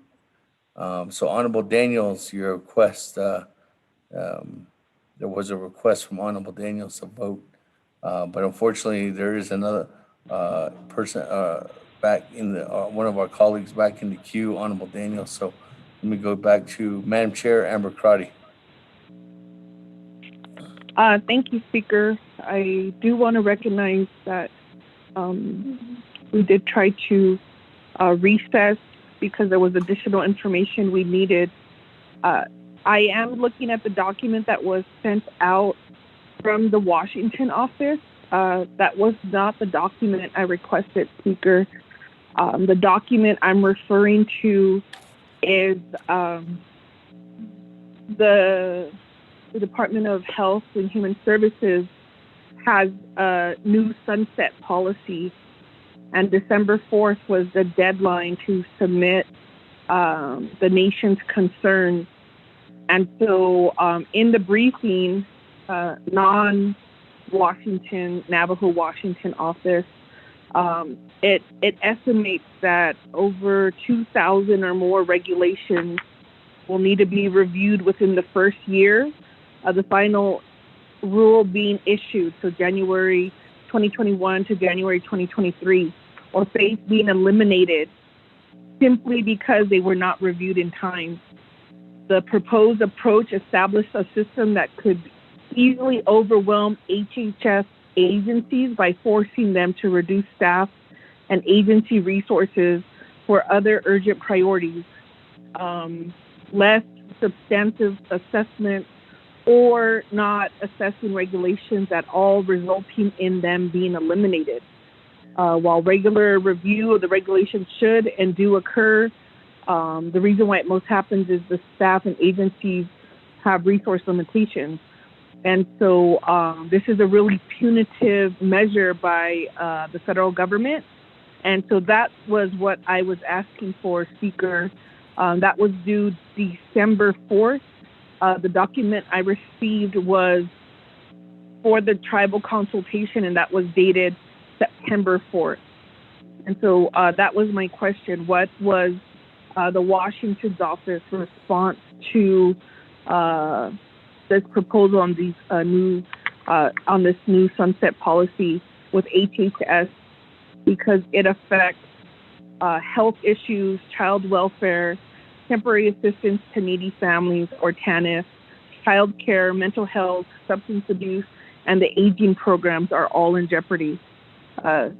Thank you, Speaker, if I could have that answered.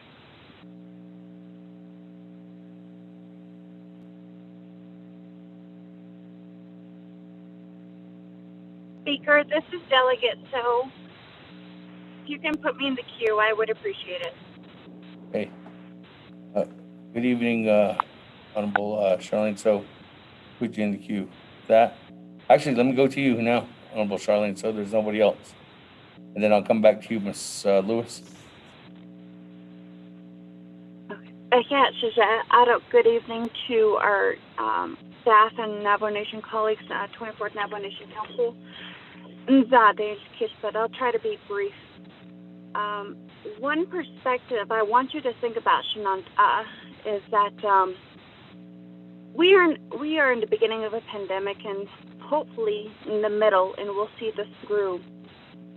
But one thing I had to put into perspective today, listening to all opinions, comments, and questions and responses, is that how would we look as the Navajo Nation the pandemic start when it started at the beginning?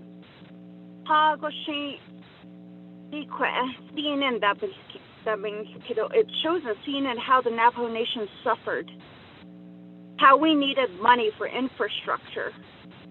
A wedge out for us to come back and to use this amount of money for an office space during a pandemic, I would consider it reckless.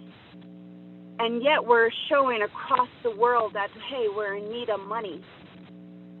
We need money for infrastructure, for water projects, for electricity, for homes, to fight this COVID-19.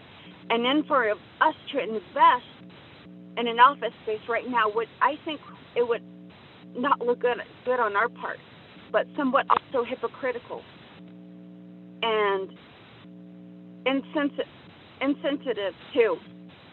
And it just doesn't make sense to me. And during the pandemic, everybody is working from home. And I can't help but wonder, what about our employees at Washington? Are they working from home? And I'm not too sure if the nation will be getting back to travel anytime soon. So I understand some of the points and responses given right now. But again, it's just that hypocritical stance, and for us to put this money at a building, a purchase, and unneeded the Honorable Crotty. Urgent priorities. It would make sense to the people. And if you listen to the comments that are on Facebook, you hear from your community members. Listen to them. They are not in favor of this purchase. Are we for the people, or what exactly are we doing in our capacity? So, I appreciate the time, Speaker. Thank you.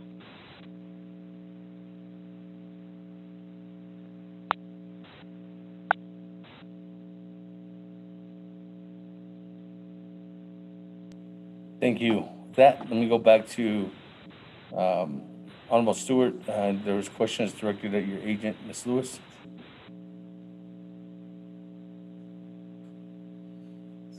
Thank you, Chair. I'll turn it over to Ms. Lewis. Thank you, Delegate Stewart, Speaker Damon. To answer Delegate Karati's question, there was no response to the December 4th deadline, and if there was a request that was submitted from council to our office to submit comments, I was not made aware of it. And again, our focus this past month has been wholly centered on the vaccine distribution, COVID-19, trying to bring additional resources to the Navajo people. And that includes having discussions with IHS, trying to find nurses, trying to figure out a path forward with ICU beds and isolation spots. And so we've been trying to support the HCOC Center and also just trying to navigate through the pandemic like any other departmental office. We have been just trying to manage what we can, and sometimes not everything just can't be a priority. And so so if this was a priority, and I would like to see how council had asked us to make it a priority, I would have honored that request, but to my knowledge, I don't think that I have seen one or received one. Thank you. Hey, thank you, Ms. Lewis. That, colleagues, we are on 0220-20. I have nobody else in the queue. Are we ready to vote on legislation? Delegate James. Yes, we are. Let's vote. Going twice. Honorable James, floor is yours.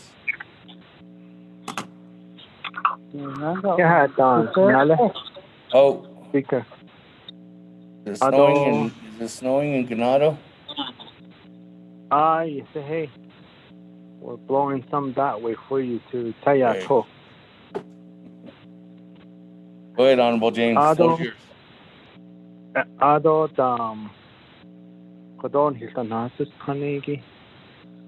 Ashi Ani Atahotet Landik Astran. Here is Ketono watching. Inte Beniyat Eya Digneto, Beniyat Eya Kodo, not Anini Blacko. Ado Kodo Intinan speak Indoles, the not Eya. Sabe Hata had Zinako. Ko conducted Lao. Ado Lapa not big Keto, Ado Eya Ekoda. Nihitato. Not so. Ako ani but nitle. When that then hit hold sister ko. Kala ani or a huge based on the niki it all was so cheap don't go has uncle. Ako ni a lot son the niki. Na kikonet that he jot the gra adon his bed was bahat no. Aje now for coat talkers near the has tony. Based on any hit the your kid. On base the whole long late.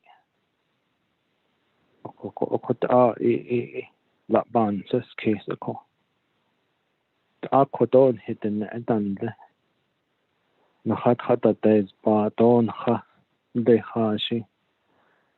But hit your car has under the Namashite Lago. J. Bason hit a your kid. Oko Konza the whole just the Aton de Nakinaho, only that based on the dot the no Kodoba Yale Tiako. Nahas Twi. He's a last saw and dance bar. Oh, are you? The engine, Nahas Kaisale. Anjin pa koyet ada kuye. Biliti kwanzate. Kodo kin leniki be ahazan. Iki be peso yini cage any his no oko. Oko kotela isa ho nanat au banate kri. Oko ajin de ekonanat ekaya leniki. Do joba se neta. Kaya leniki.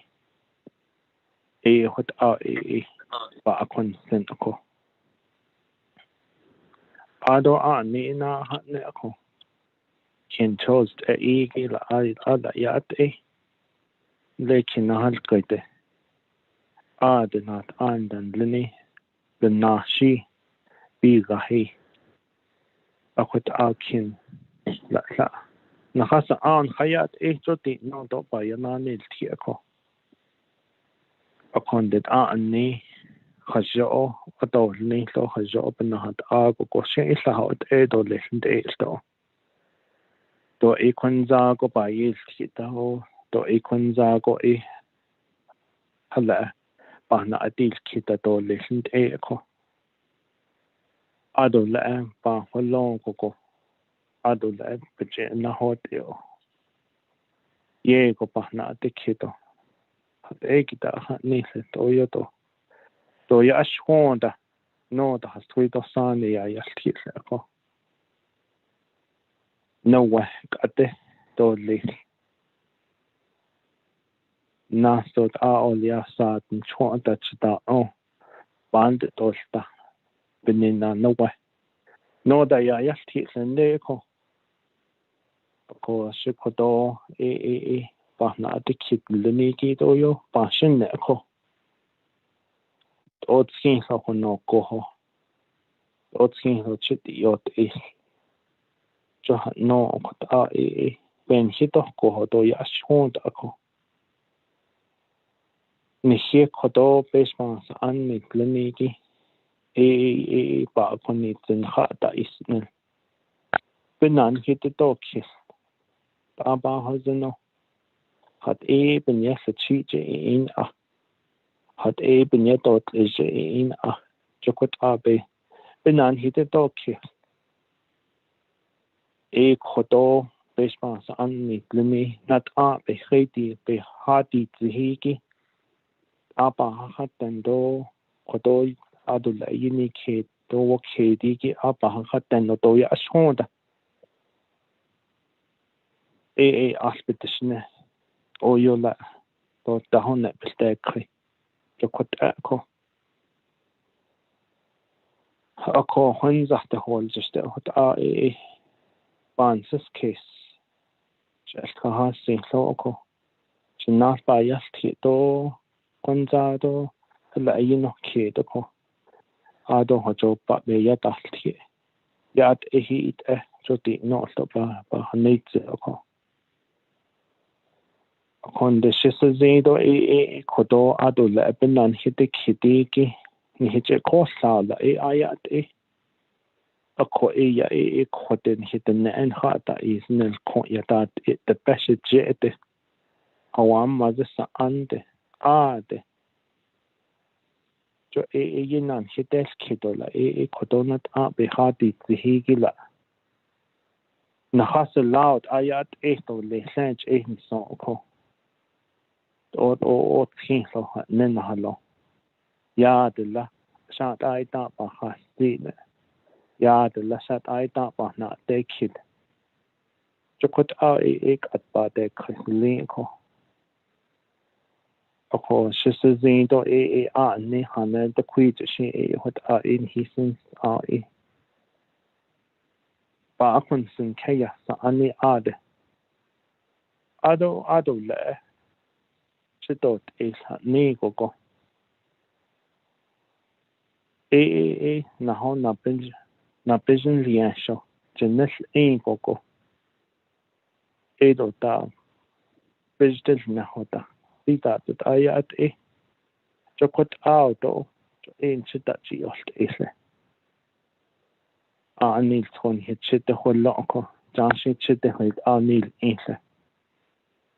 Shite chidot esa nego nil esa the netaso bita neta hoda bita setauda ndil in hoda jo okot auda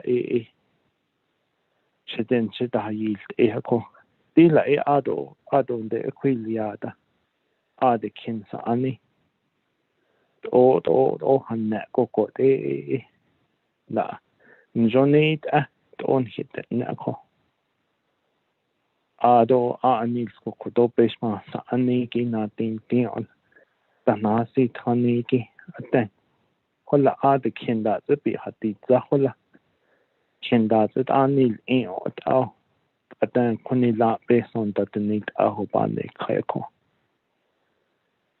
okot au is zindo ban this case ko ashon de be kodoba na dil kidod na sos adul ayni kid dog kidi kin hija kolle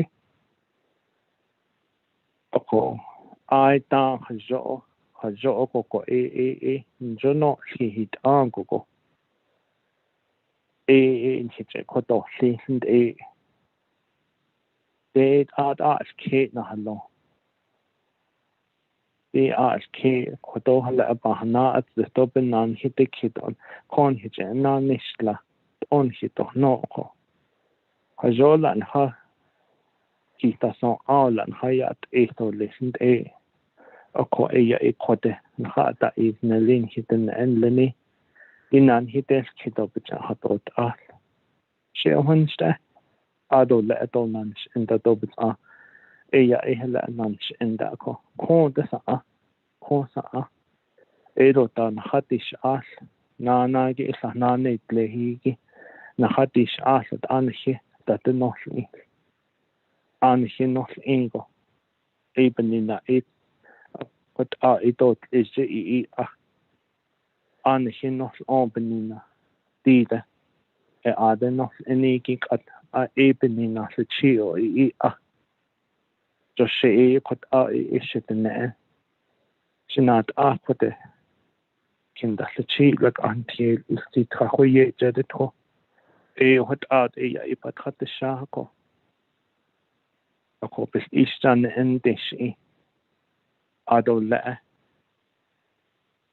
elanda leto bes ane khahiki be es istan enish isesedo ado ada saha yo kost ko hola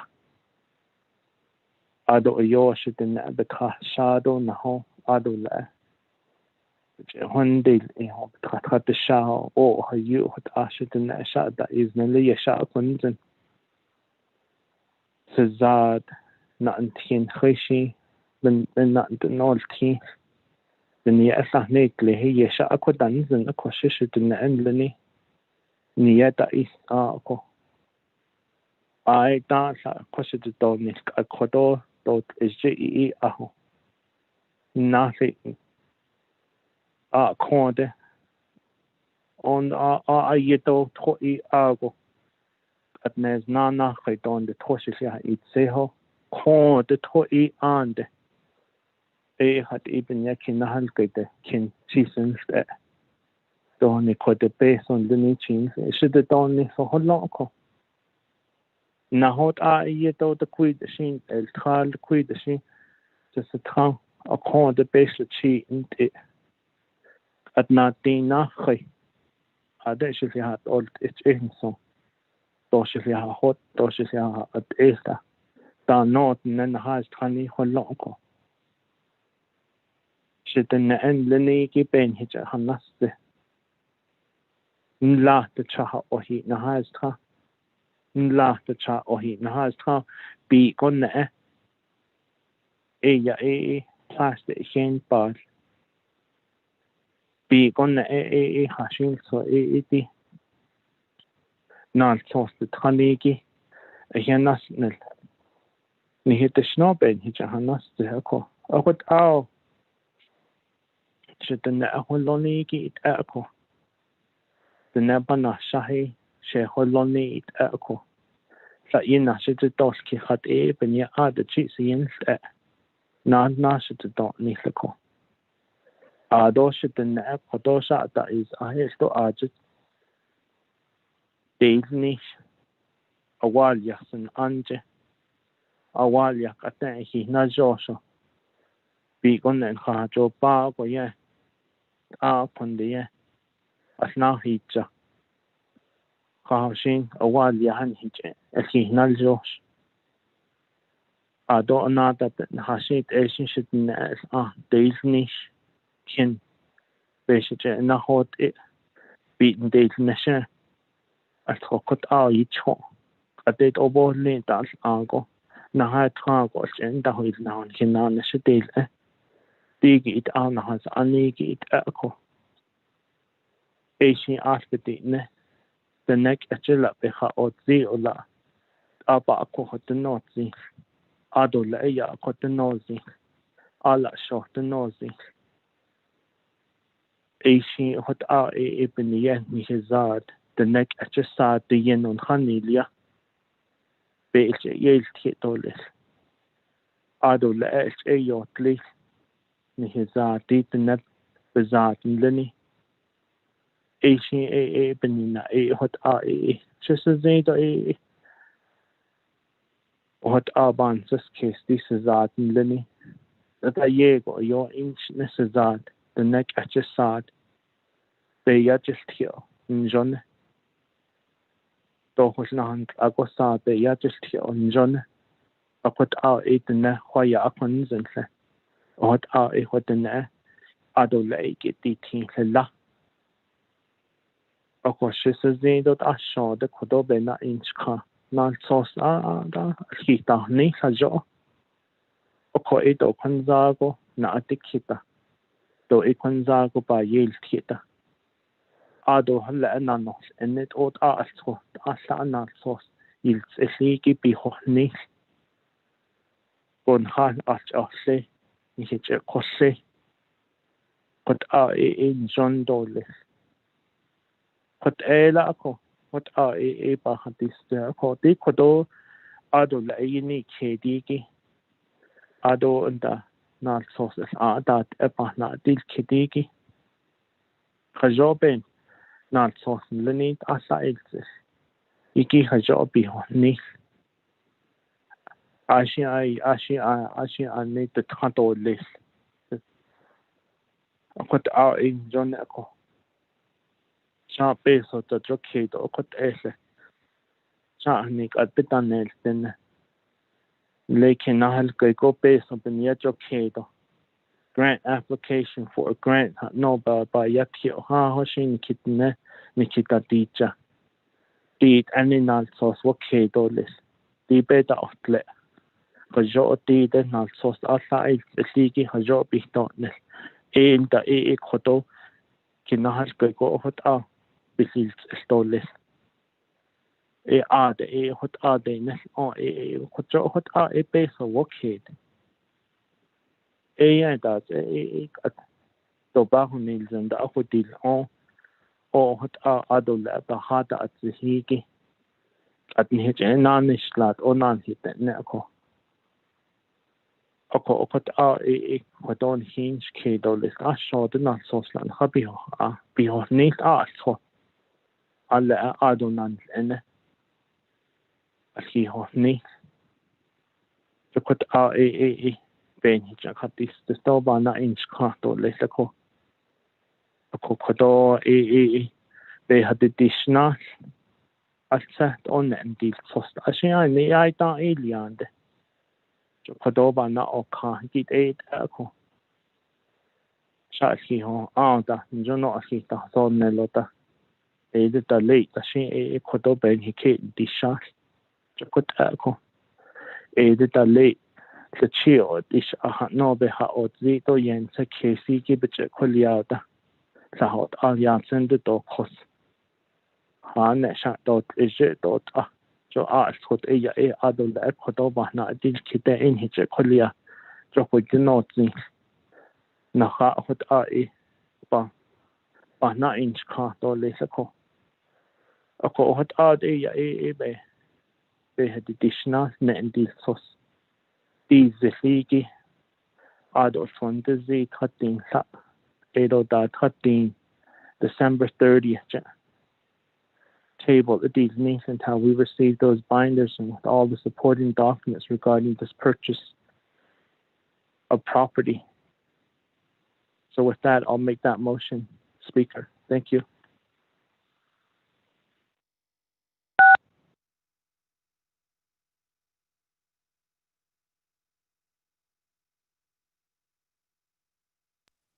Thank you, Honorable Mr. James, for that request. With the documents and everything that's in place, I still need a time frame though as well. Requested. Is it December 30th? Yeah, December 30th, Speaker. Thank you.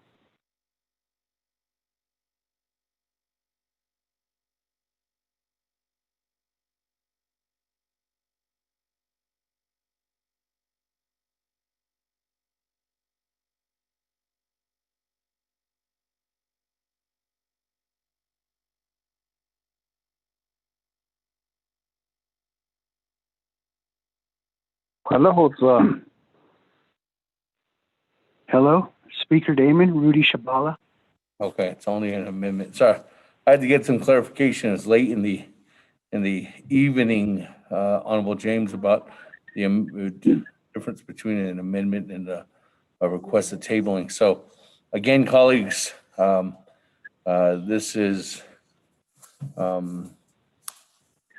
there's a motion to table legislation 022-20 until we get those documents, not only from what Honorable Vince James was stating, but also documents from other delegates that was requested through the process. And at this time, I'll go ahead and recognize that motion to table legislation 0220-20 until no later than, again, the December 30th date, first date. Honorable Vince James, is there a second? Hello, Speaker Damon. Going once. Mr. Shabala, we are in, thank you for being on the line, but. Okay, thank you. I'm sorry. Okay. If we come back, I can probably use some time, but right now we are in a motion to table this legislation. Is there a second? I'll second, Delegate So.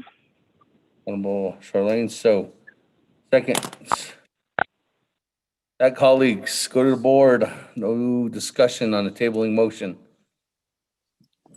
Sota.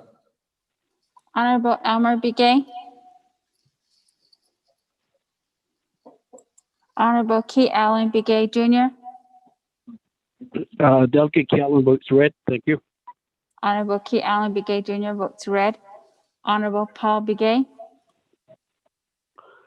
Paul Begay votes red.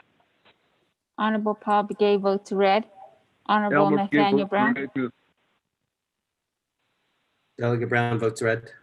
Honorable Nathaniel Brown votes red. Honorable Eugenia Charles Newton. Charles Newton votes green. Honorable Eugenia Charles Newton votes green. Honorable Amber Canesba Crotty. Delegate Amber Canesba Crotty votes green. Thank you. Honorable Amber Canesba Crotty votes green. Honorable Herman M. Daniels Jr. I vote green. Honorable Herman M. Daniels Jr. votes green. Honorable Mark Freeland. Green. I'm sorry, Mr. Freeland, can you repeat your vote? Green. Honorable Mark Freeland votes green. Honorable Pernell Halona. Votes red. Honorable Pernell Halona votes red. Honorable Jamie Henyo. Henyo votes green. Honorable Jamie Henyo votes green. Honorable Vince James. Delegate James votes green. Thank you. Honorable Vince James votes green. Honorable Rick Nez. Delegate Rick Nez votes red. Honorable Rick Nez votes red. Honorable Carl Slater. Delegate Slater green. Honorable Carl Slater votes green. Honorable Raymond Smith Jr. Red. Honorable Raymond Smith Jr. votes red. Honorable Wilson Stewart Jr. Red. Honorable Wilson Stewart Jr. votes red. Honorable Charlene So. I vote green. Honorable Charlene So votes green. Honorable Daniel So. Daniel So votes green. Honorable Daniel So votes green. Honorable Eugene So. Oh, thank you. Honorable Eugene So votes green. Honorable Otto So. Green. Honorable Otto So votes green. Honorable Thomas Walker Jr.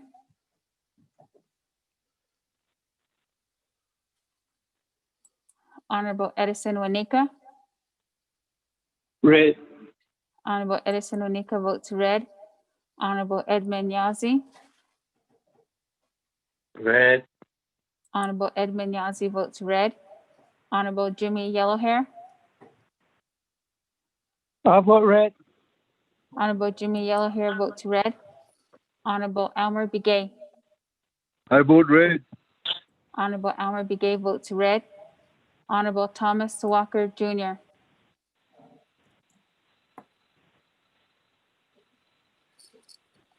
Speaker, with a vote of 11 yeas and 11 nays.